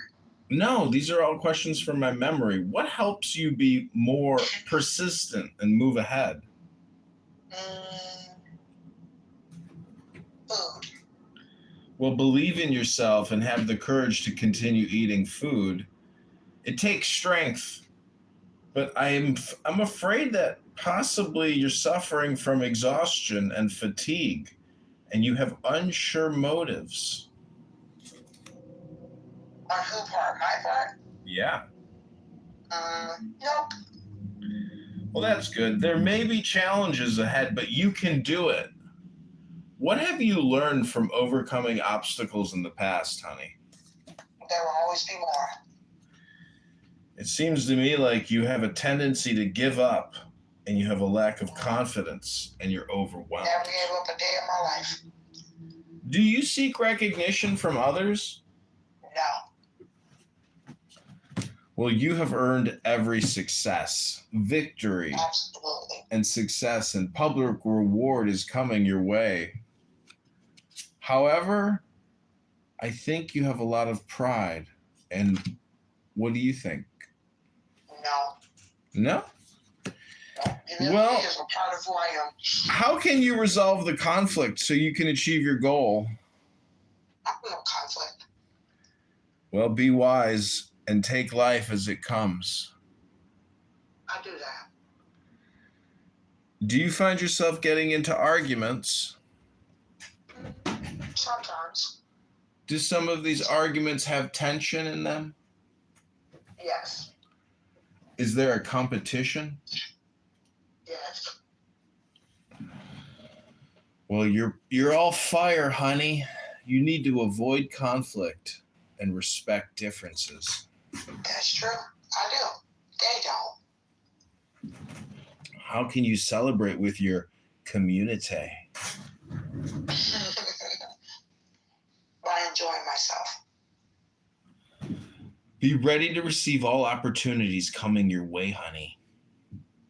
I am. Soon there will be a celebration at your home. But you're suffering. Absolutely. You're suffering from a lack of support, and there are conflicts in the home. Time to prepare for a transition. That's a fact. What are the conflicts? Don't see eye to eye. What inspires and excites you? Trauma. Find your inspiration to take action, look ahead, expand, and achieve rapid growth. That sounds exciting. There will be delays and frustration and many obstacles.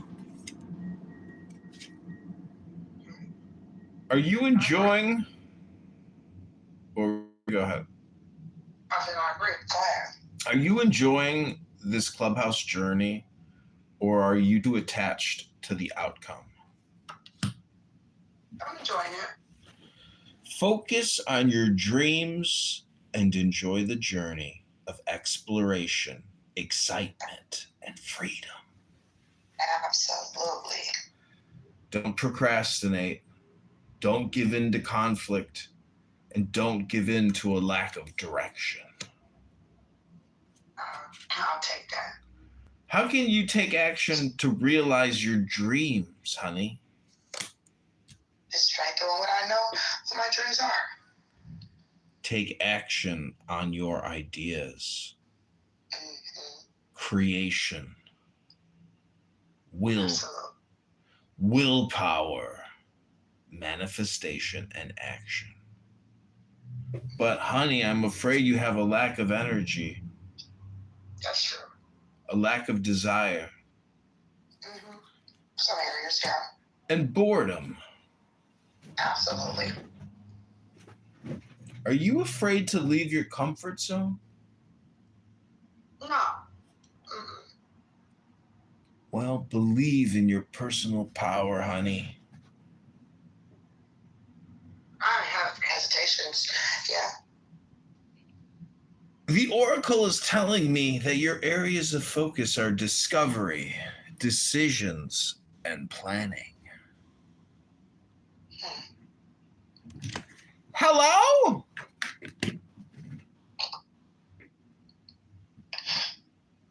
That's funny.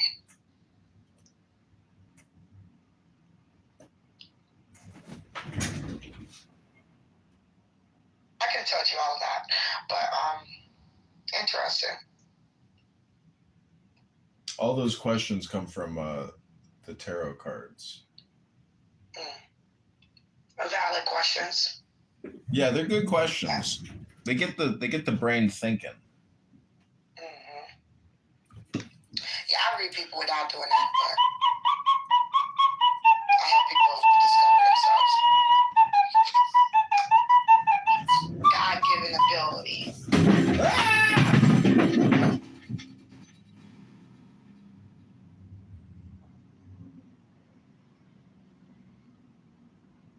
Nobody can reach you like you reach yourself. That's what people don't understand.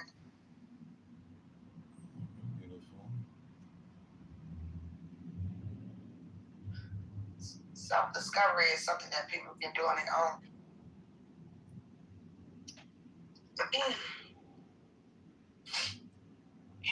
Gotta get rid of this cold. I feel terrible. Terrible. I don't say that. I don't feel terrible. I just feel stuck. I stuck, y'all.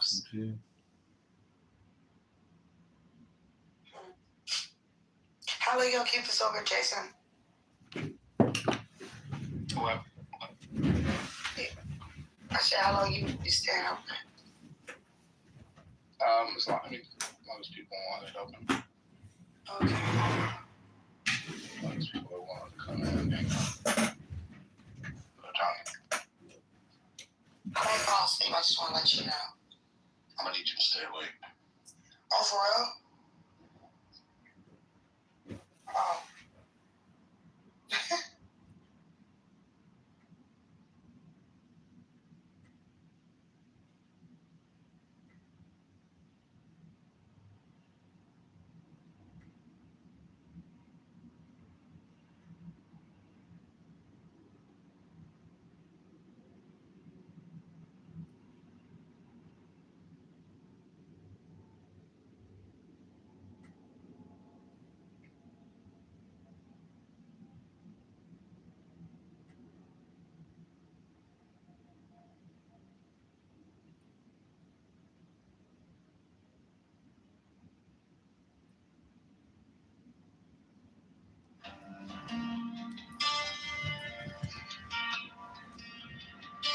Now ye shall know that the chosen priest, the axle of infinite space, is the prince, priest, the beast,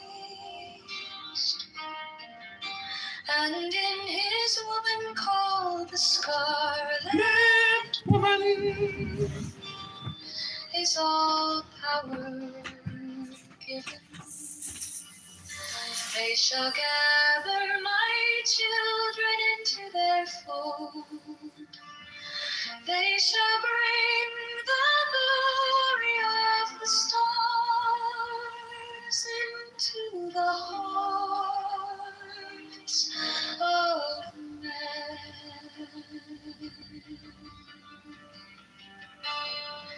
16, for he is ever a sun and she a moon. But to him is the winged secret flame, and to her the stooping starlight. But we are not so chosen. 18 burn upon their brows, O splendorous serpent. 19, O azure-lidded woman. upon that 20. The key of the rituals is in the secret word which I have given unto him.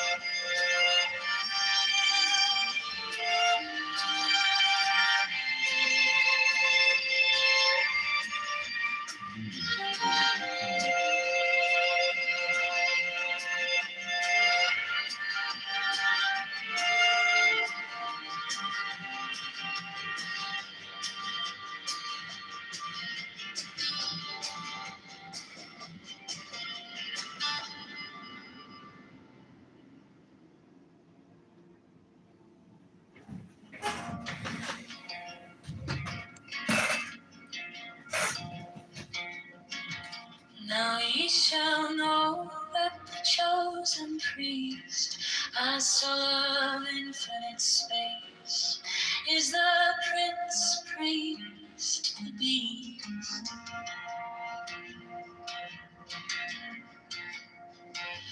And in his woman, called the Scarlet Woman, is all power given. They shall gather my children into their fold. They shall bring the glory of the stars into the hearts of men.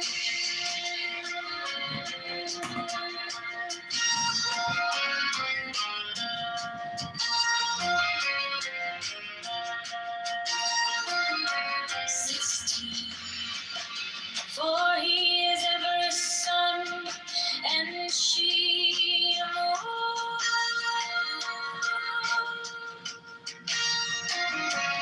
But to him is the winged secret flame, and to her the stooping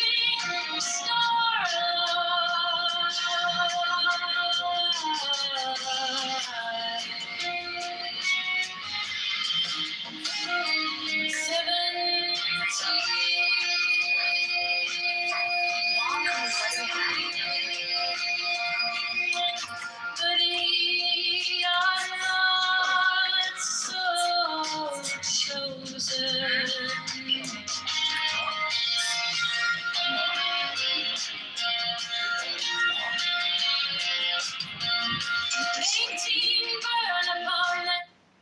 No, I decided to convert to Islam, so I was just keeping in accordance with my worldview. I boomed the room. What kind of religion is Islam? I slam. I slam. I would point out that Adamiel didn't address one of your issues. I think eventually he got Grok to give him, contrarian responses to what you were saying, but I just think it's kind of ridiculous that people are so lazy they can't actually take notes or engage with what you're saying. It's very disingenuous, inauthentic, and a waste of time. But he did try to recover, so we'll give him the credit there. Hello?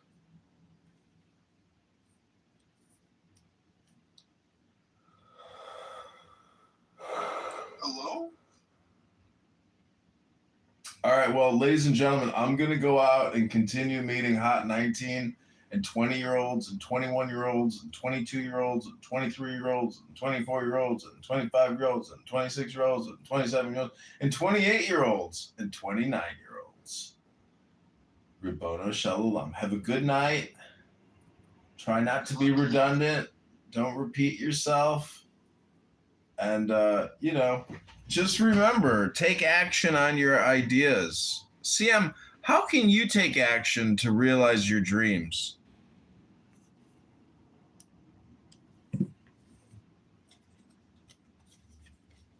I've realized a lot of my dreams, I would say.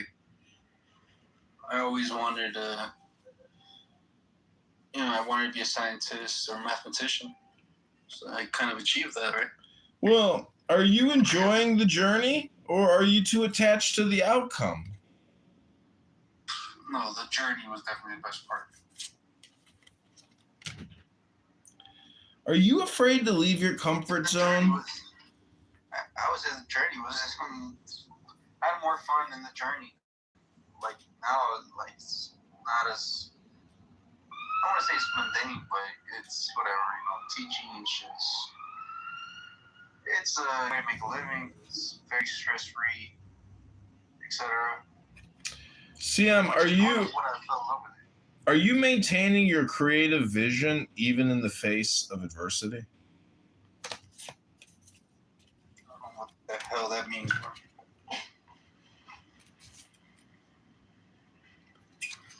What about you, John? Have you achieved your dreams, or you need like 40 more phones? Can you surrender and trust that better times are coming? I don't know if I think that. I don't know if I believe that. It is finished, for better or for worse. Failure, defeat, and backstabbing. It can't get worse from here, CM. Only upward to the inevitable end. Moderator, point of order, moderator, point. Hello?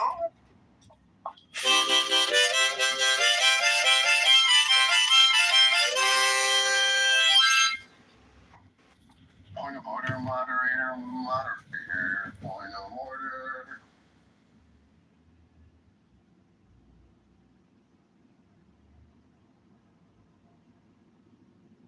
John, when did you start going bald? When I was in college, I think my sophomore year, I looked in the mirror and I saw my receding hairline and I was like, what the fuck? What the fuck? Oh my God! Oh my God! What's happening to me? Am I dying? Am I dying? I think I'm dying. Ah! Where have you gone? Where is my hair going? Where have you gone? Why did you leave me? Why did my hair leave me and fall to my face? Do you think it was God's fault? Do you think God did that to you? God wills it! God wills it! Hey, John, what did you study in college? Business administration. I think the most difficult classes were chemistry, production operations, and I guess maybe calculus and Did you have to take business calc? I took statistics, but I don't remember a class called business calc. My school has like calculus for like math and physics, so like majors and like engineers and stuff. And then they have this watered down version called business calc for like business majors. Well, I don't know. Like they need to like, in hindsight, there's just so much wasted time in academia. Like, Point of order, moderator. hello? I mean, I guess for you it was all a waste of time, right?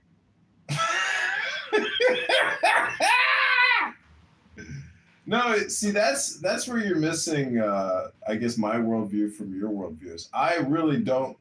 I think there's not a speck of dust out of place in the whole universe, and so my experience and my happening is all just, it's not like it hasn't been traumatic or negative. It's just an experience, and so I don't know. I'm fully satisfied and content. If you can get to that special place, and Moderator, point of order, moderator, all the points are in order. There's not a point out of order in the universe. That was very profound of you to say, John. exactly. I mean, CM, you work in mathematics. How does 1 equal 0? Can you explain how 1 equals 0? Point of order. When I say point of order, I expect you to mute your microphone, John. Please. Lest I reprimand you. Moderator, point of order. Point of order, moderator, order. Oh my god, that's gonna be stuck in my head. Point of order, moderator. Moderator, point of order. My point is gonna be stuck in your head. Can you say it sexier? I'm not with John Kitover present. Can we get Zabu to say it? Zabu, let's hear you say it. My voice is nothing compared to that of the golden throat of John Kitover. Daniel. And I call him John Kitover.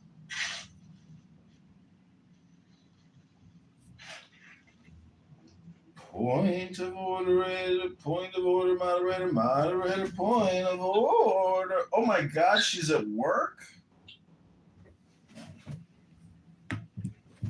Did somebody kick him out? I think he moved himself down. He does that when he was asleep, I think.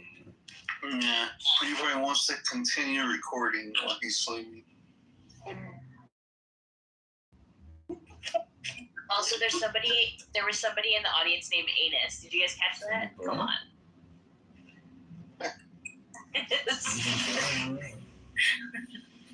Literally.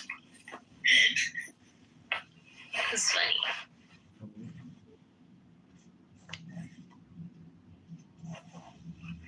I think you have a more sexier voice, Daniel, than John. Well, the ladies disagree. The ladies disagree? Yeah, man. John Kitover. You're not a lady? Mr. Kitover, to what do we owe the pleasure of your company this evening? I'm good at... I really got to get going. I really got to leave. I got to get on the streets. Oh, man. All right, well, so long. He went on a date with a 19-year-old yesterday, and she basically said, like, oh, fuck, you're 43. Why am I on a date with you? Take me home. Take me home. Take me home. Country road. Like, can you imagine, like, you're in a like fucking ride and then she sees him and he's like, oh, yeah. From last month. A second man seen the video has now been arrested. Now you may remember the clip. A 13-year-old surrounded by adults inside the gated Lotus community just waiting for his phone back. And now 53-year-old Brooks, who's seen there wearing a black shirt and sunglasses, is facing the same felony robbery by sudden snatching charge as mutual shipment. Now investigators say the video shows Brooks taking the child walking out into the street, even holding it out as it appears to be ringing. And the kid is continuously asking for his phone back. Now, under Florida law, prosecutors say the victim only has to be aware that his property has been taken for it to become a felony for West Virginia, the countryside. It should be wrong.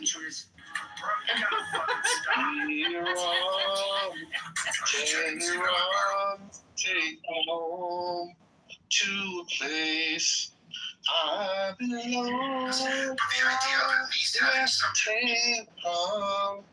With my nose job, take me home. It's 25 cent essays by John Locke. Really, this book on John Locke is crucial. It explains. Oh my god, I almost passed out. What do you nose job? You got a nose job? She didn't get a nose job. I love how you know the proper name of it, though. That's a little. That is big Persian. I don't agree like plastic surgery. That's Persian culture for sure. That is definitely Persian something that we learned plastic. as a child. That's what we learned on Sunday school. Different kinds of plastic surgery. Hey everyone, check this out. Kitover, take me home. To a place that I call home.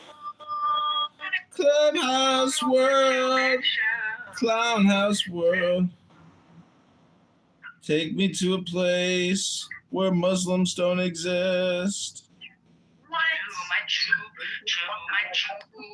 You don't want me to exist? You know, it's lawful. Until the Muslims have a constitutional referendum and a... No, actually, I'm dating a Muslim chick now. I'm dating a Serbian. She's hot. She's very hot. I call Clown House. Clown House is a big tent with lots of R words. Many, many R words. Every day, every week, saying the same speak. In Clown World, Clown World. I saw the sign. It called me my life. Oh, the to get into the life. Beef is in the streets.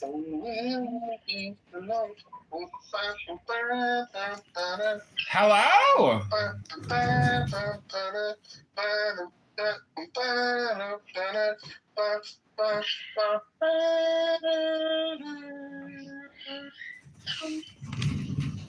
Hello? I feel like John's Hello? Barbie every night. There's a plastic doll. Little Barbie doll. Hello? Little Barbie doll. What's the guy that has like a real doll? Hello? Huh? Doesn't he seem like the type of guy that has a real Hello? doll? Yeah, like a real Barbie Hello? doll. Like a little. Hello? Hello? Hello? No. Hello? Hello? Oh yeah, that's like the silicone like sex toy. Yeah. And he talks to it. He's like hybrid shit. But I think he's more old school where it's like inflatable. It's inflatable. I like the cheap ass fucking shit. Yeah. That's like Floating device for a Yeah. fool. Yeah. Like one of those. And a Barbie doll.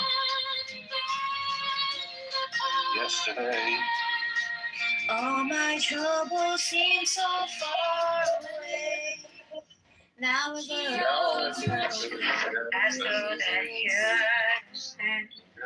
Oh yes, my enemy came suddenly.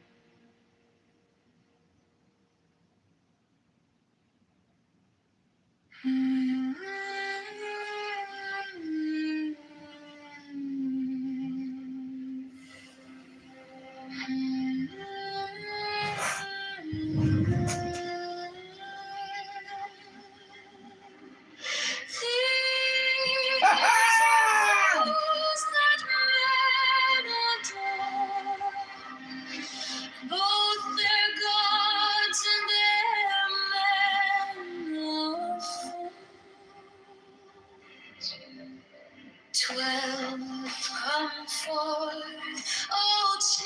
children under the stars and take your fill of love.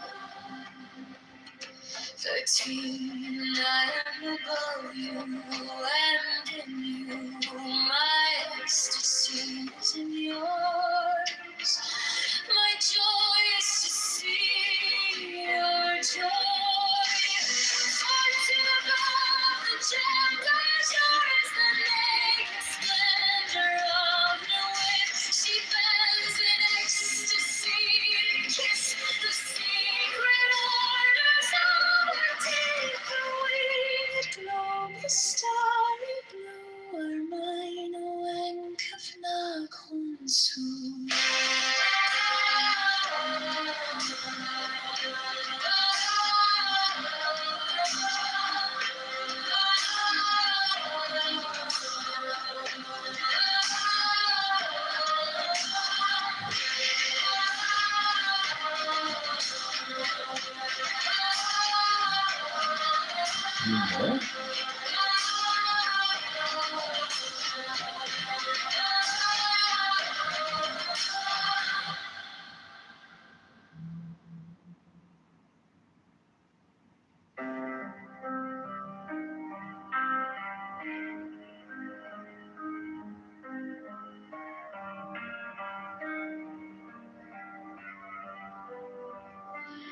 These are fools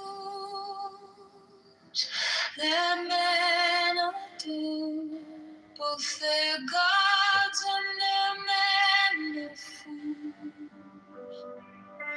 12 come forth, oh children, under the stars and take your fill of love. 13, I am above you, and in you my ecstasy is in yours. My joy is to see your joy.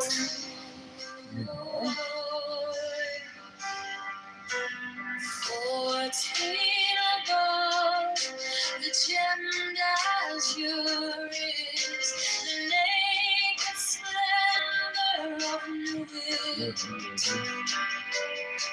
She bends in ecstasy to kiss the secret ardors of Hades. The winged glow, the starry blue are mine. Oh, and the horns my joy is to see your joy. Holy fucking shit.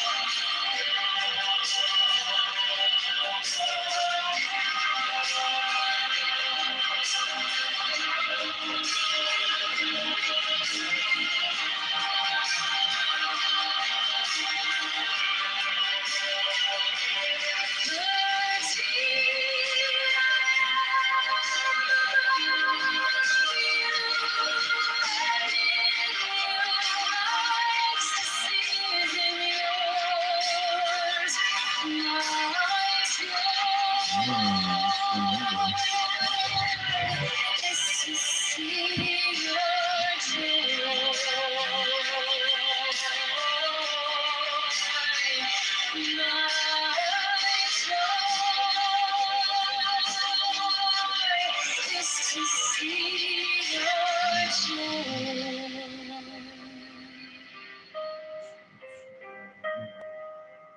14 above, the gemmed azure is the naked splendor of new age.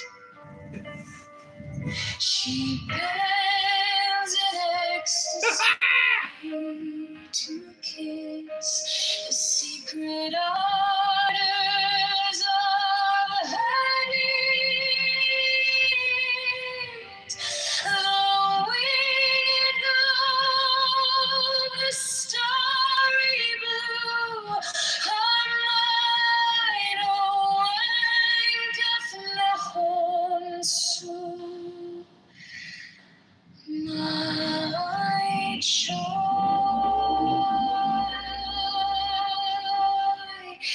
is to see your joy.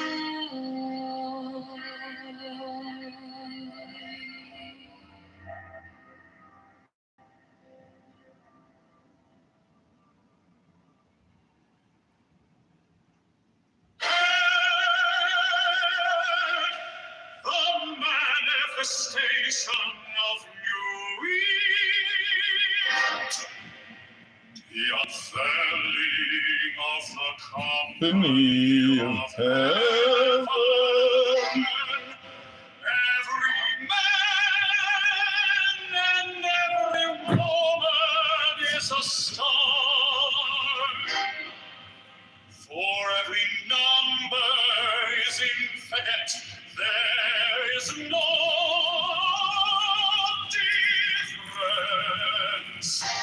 Help me, oh wine of thee, in my unfailing need for the children of men.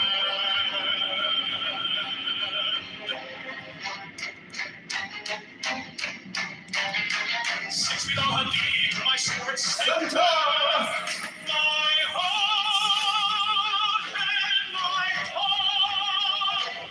7, behold, it is revealed by Iris, the minister of poor heart. 8, the cubs is in the coop, not the coop in the cups. 9, worship then the clouds, and behold, my light shed over you.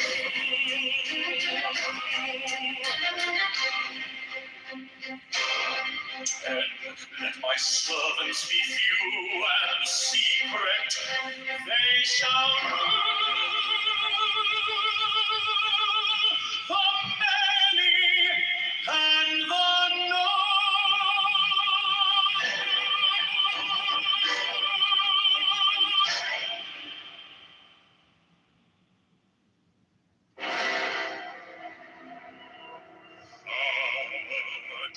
the manifestation of new wheat, to the unveiling of the company of heaven. Every man and every woman is a star.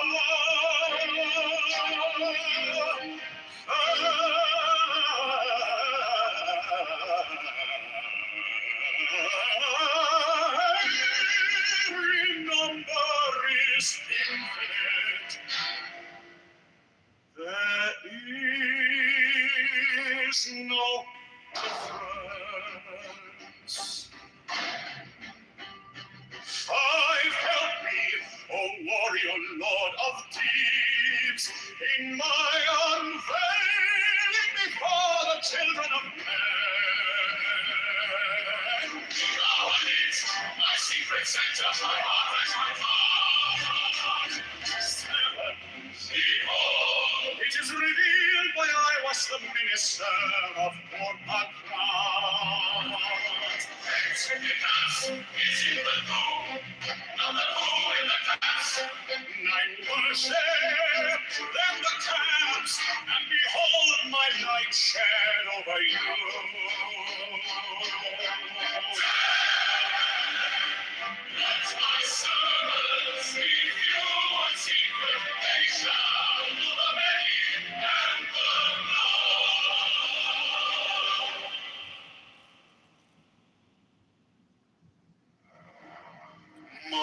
is the head of the man, and my insight is keen as the hawk's.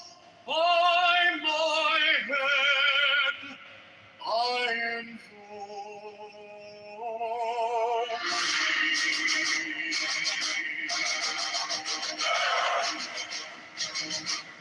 I am the only begotten child of my father and mother. My father is dead. My mother bore me with labor and pain and fear. By my body I invoke thee. About me shine the diamonds of radiance white and pure. By their brightness I invoke thee. Mine is the red triangle, reverse the sign, given of none save in thee, of thee, O Lord. By the Lamb and I invoke thee. Mine is the garment of white, sword with gold, the flashing of my lamp I wear. By my robe I invoke thee. Mine is the sign of office and time, Lord. By the sign I invoke thee.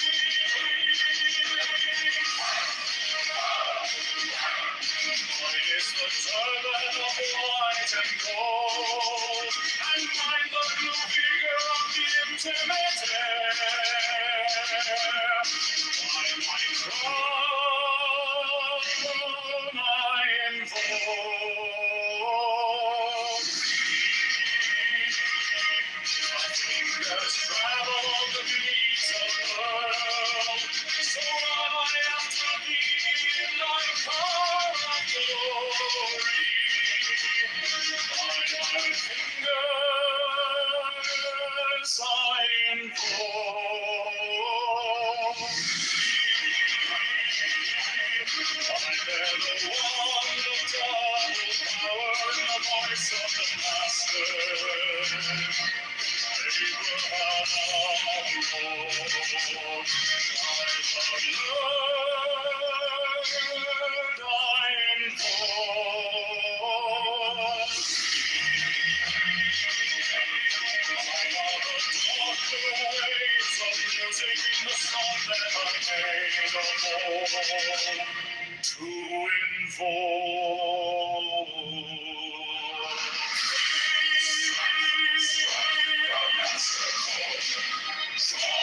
To the flaming sword, crown, child, and conquering Lord, Horus, Avenger. By the song I invoke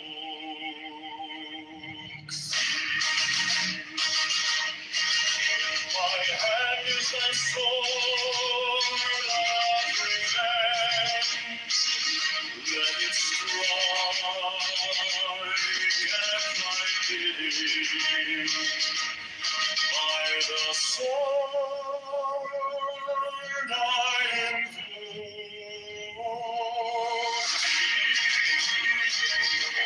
the voice of the Father, the voice of the sinners, given all the voices and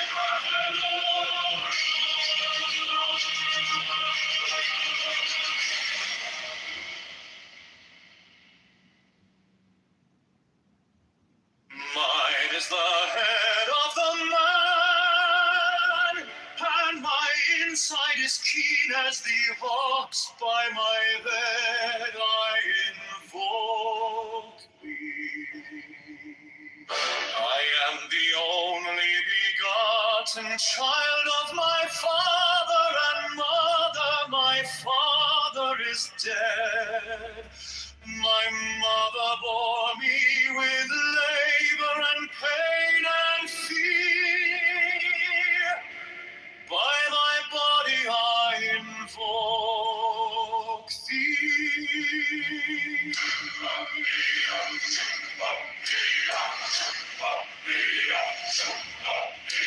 About me shine the diamonds of radiance, white and pure. By their brightness I invoke thee. Mine is the red triangle, reverse the sign, given of none, save it thee, of thee, O Lord. By the Lamed I invoke thee. Mine is the garment of white, sewn with gold, the flashing of day that I wear by my robe. I invoke thee. Mine is the sign of a prophet and Typhoon. By the sign I invoke Mine is the turban of white and gold, and mine the blue figure of the antelope. By my crown I invoke thee. My fingers tremble on the beat of earth, so run I after thee in thy car of glory. By my fingers I invoke thee. I bear the wand of double power in the voice of the Master.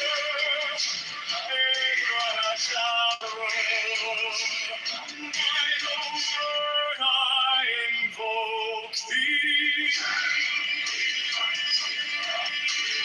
I know a dog who waits on me, the soul that I sing of old to invoke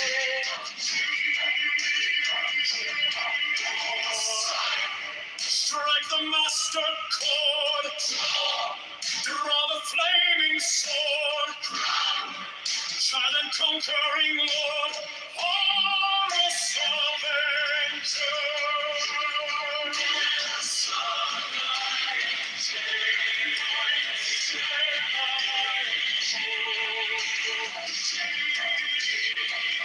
In my hand is thy sword of revenge, and strike thy cheek.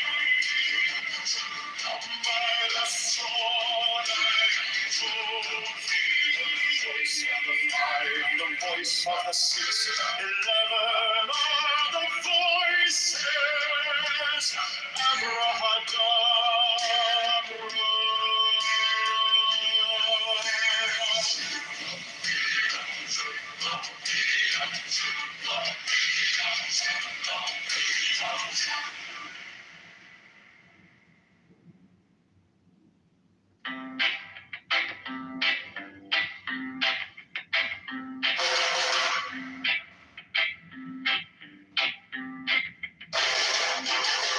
Mine is the head of the man, and my insight is keen as the hawks. By my head I invoked it. I am the only begotten child of my father and mother. My father is dead. My mother bore me with labor and pain and fear. By my body I invoke thee.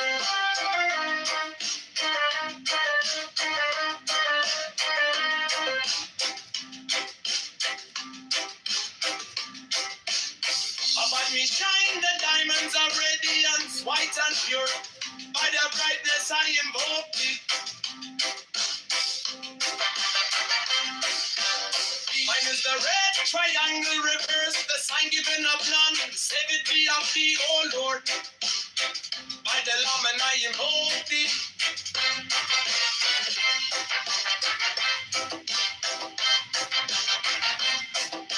Free mine is the garment of white, sewn with gold, the flash Washing a bite that I wear by my robe, I invoke thee. In mine is the sign of Apophis and Typhon. By the sign I invoke thee. For mine is the turban of white and gold, and mine the blue vigor of the intimate. By my crown I invoke thee. My fingers travel on the beads of pearl, so run I after thee in thy car of glory. By my fingers I invoke thee. I hear the bond of double power in the voice of the master. Abrahadabra, by the word I invoke thee. Be mine are the dark blue waves of music in the song that I made a bold to invoke thee.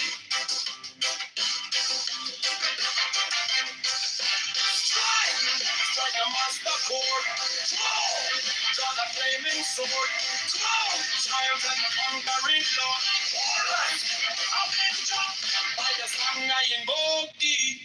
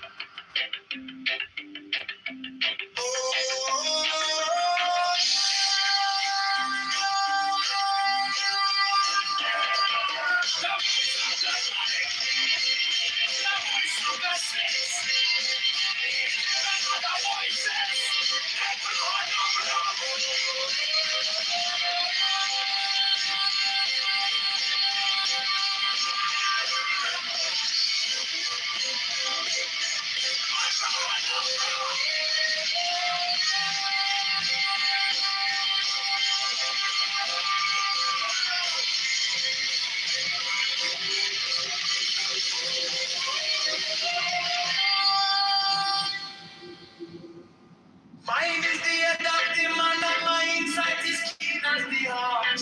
By my head I invoke thee. I am the only begotten child of my father and mother. My father is dead.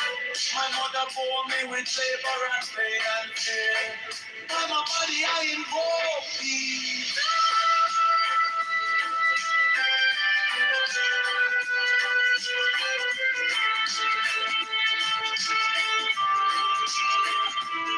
Allow me shine the diamonds of radiance, white and pure.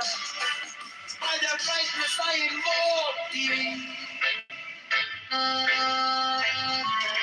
Mine is the red triangle reverse, the sign given of none. Save it be, O keep me, O Lord. By the Lamb I invoke thee.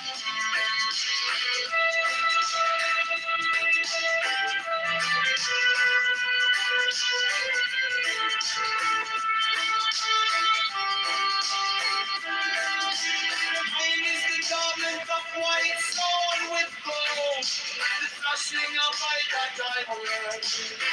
By my robe I invoke thee. Mine is the sign of Apophis and Typhon. By the sign I invoke thee.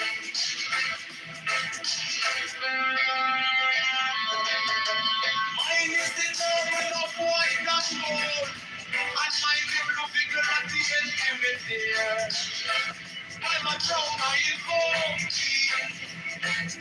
My fingers travel on the beats of pearl, so run I after thee in thy car of glory. By my fingers I invoke thee. For anyone that power in the voice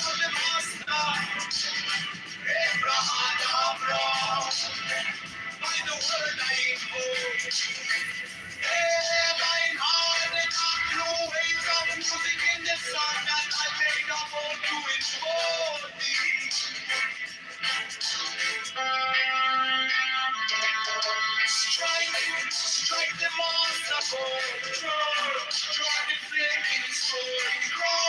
Child of conquering Lord, Avenger, by the sword I invoke. In my hand is the sword of revenge. Let it strike. I touch the deep. By the sword I invoke. The voice of the fight.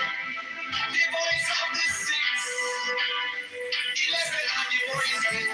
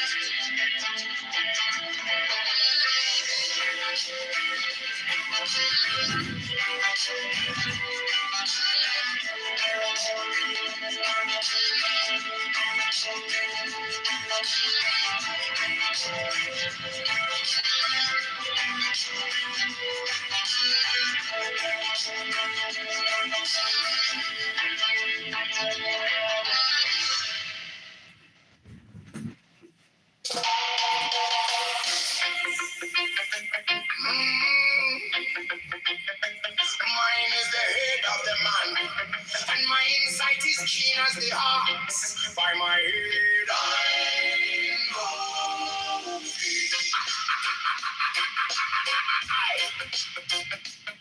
I am the only begotten child of my father and mother. My father is dead.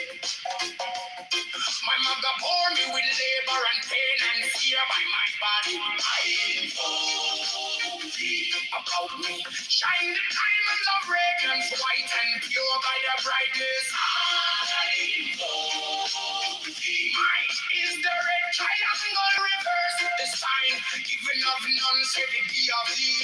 Oh Lord, by the layman. I know thee. Mine is the garment of white, so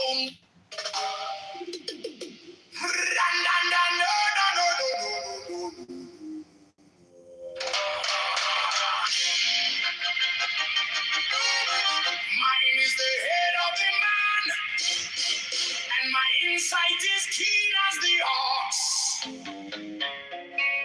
By my head, I invoke thee.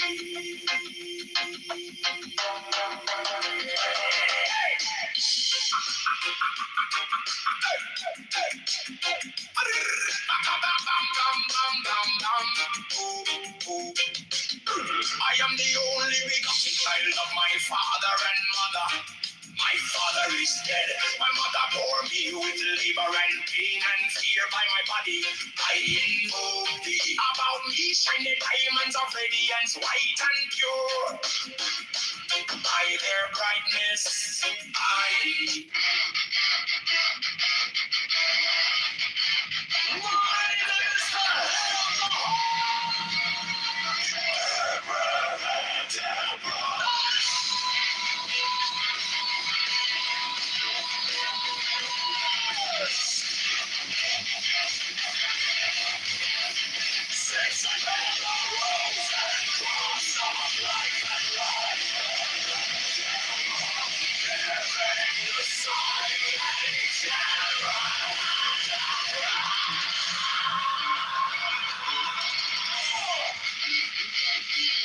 remaining in the sign, the invocation concludes. Therefore I say unto thee, come thou forth and dwell in me, so that every spirit, whether of the firmament, or of the ether, or of the earth, or under the earth, on dry land, or in the air, of whirling air, or of rushing fire.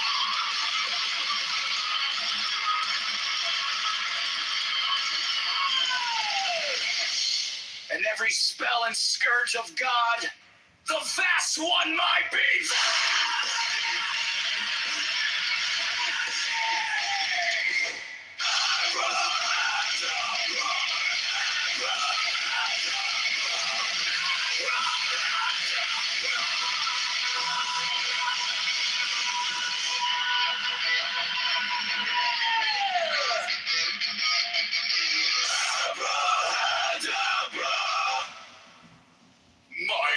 is the head of the hawk, Abraham.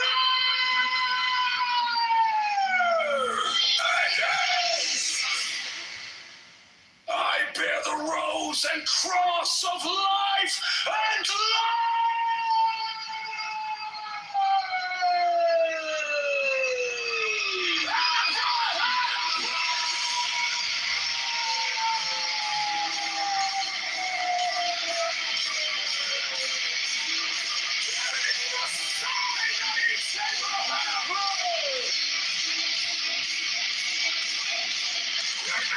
in the side, the invocation to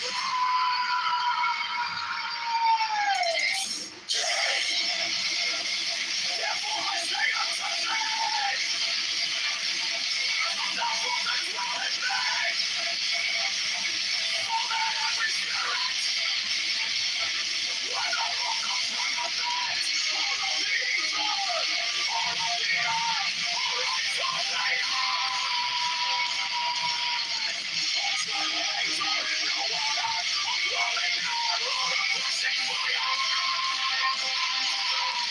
and every spell and scourge of God, the false one rising.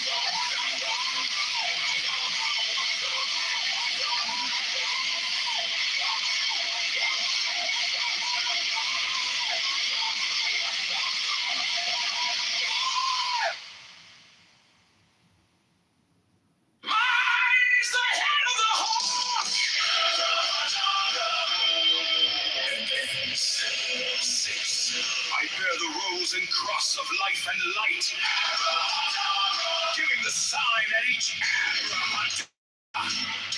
remaining in the sign, the invocation concludes. Therefore I say unto thee, come thou forth and dwell in me, so that every spirit, whether of the firmament, or of the ether, or of the earth, or under the earth, on dry land or in the water, of whirling air or of rushing fire, and every spell and scourge of God, the vast one, might be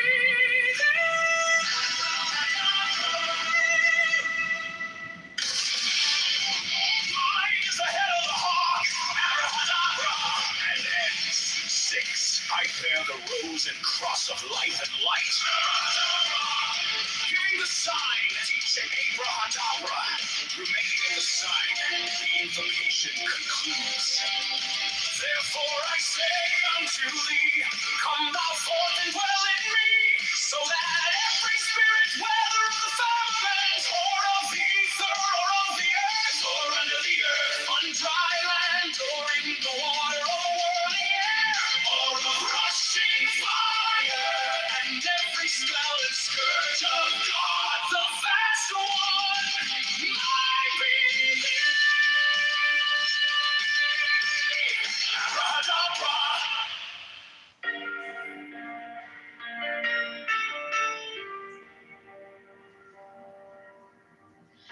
you came like dawn in my hands, soft but stronger than I knew.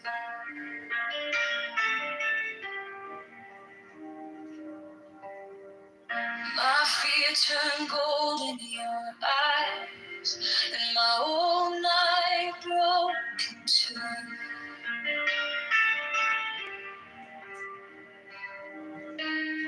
I was lost in the noise. close to your quiet night, in the middle of the day. Stop, let it fall. Take the deepest breath of them all. Hold it close. Don't run from the feeling. One more second. You can start believing. Wisdom of God. Wisdom of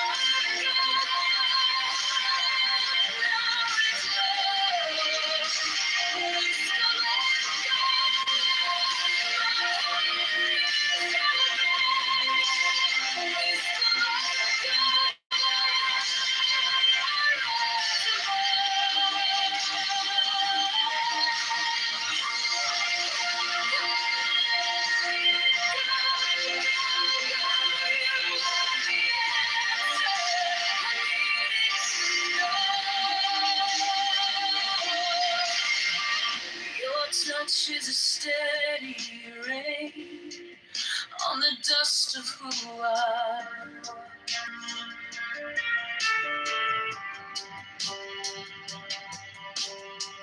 Every wound gets named and it fades in the hush.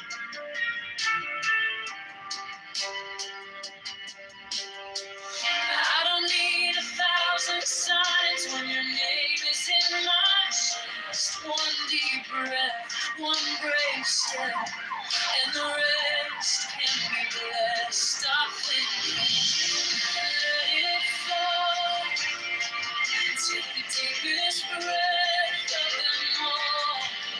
Hold it close. Don't run from the feeling. One more second. You can start believing. Wisdom of God. Wisdom of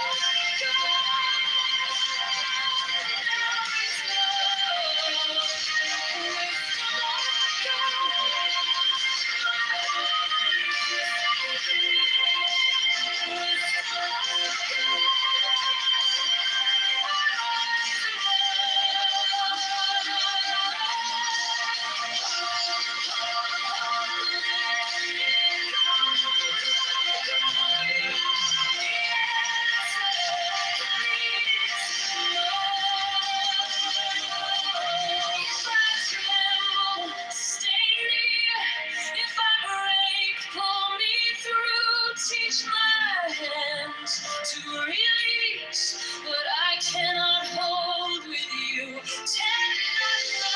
10 not 11. I breathe in your holy calm. The storm in my head lays down like a palm. Wisdom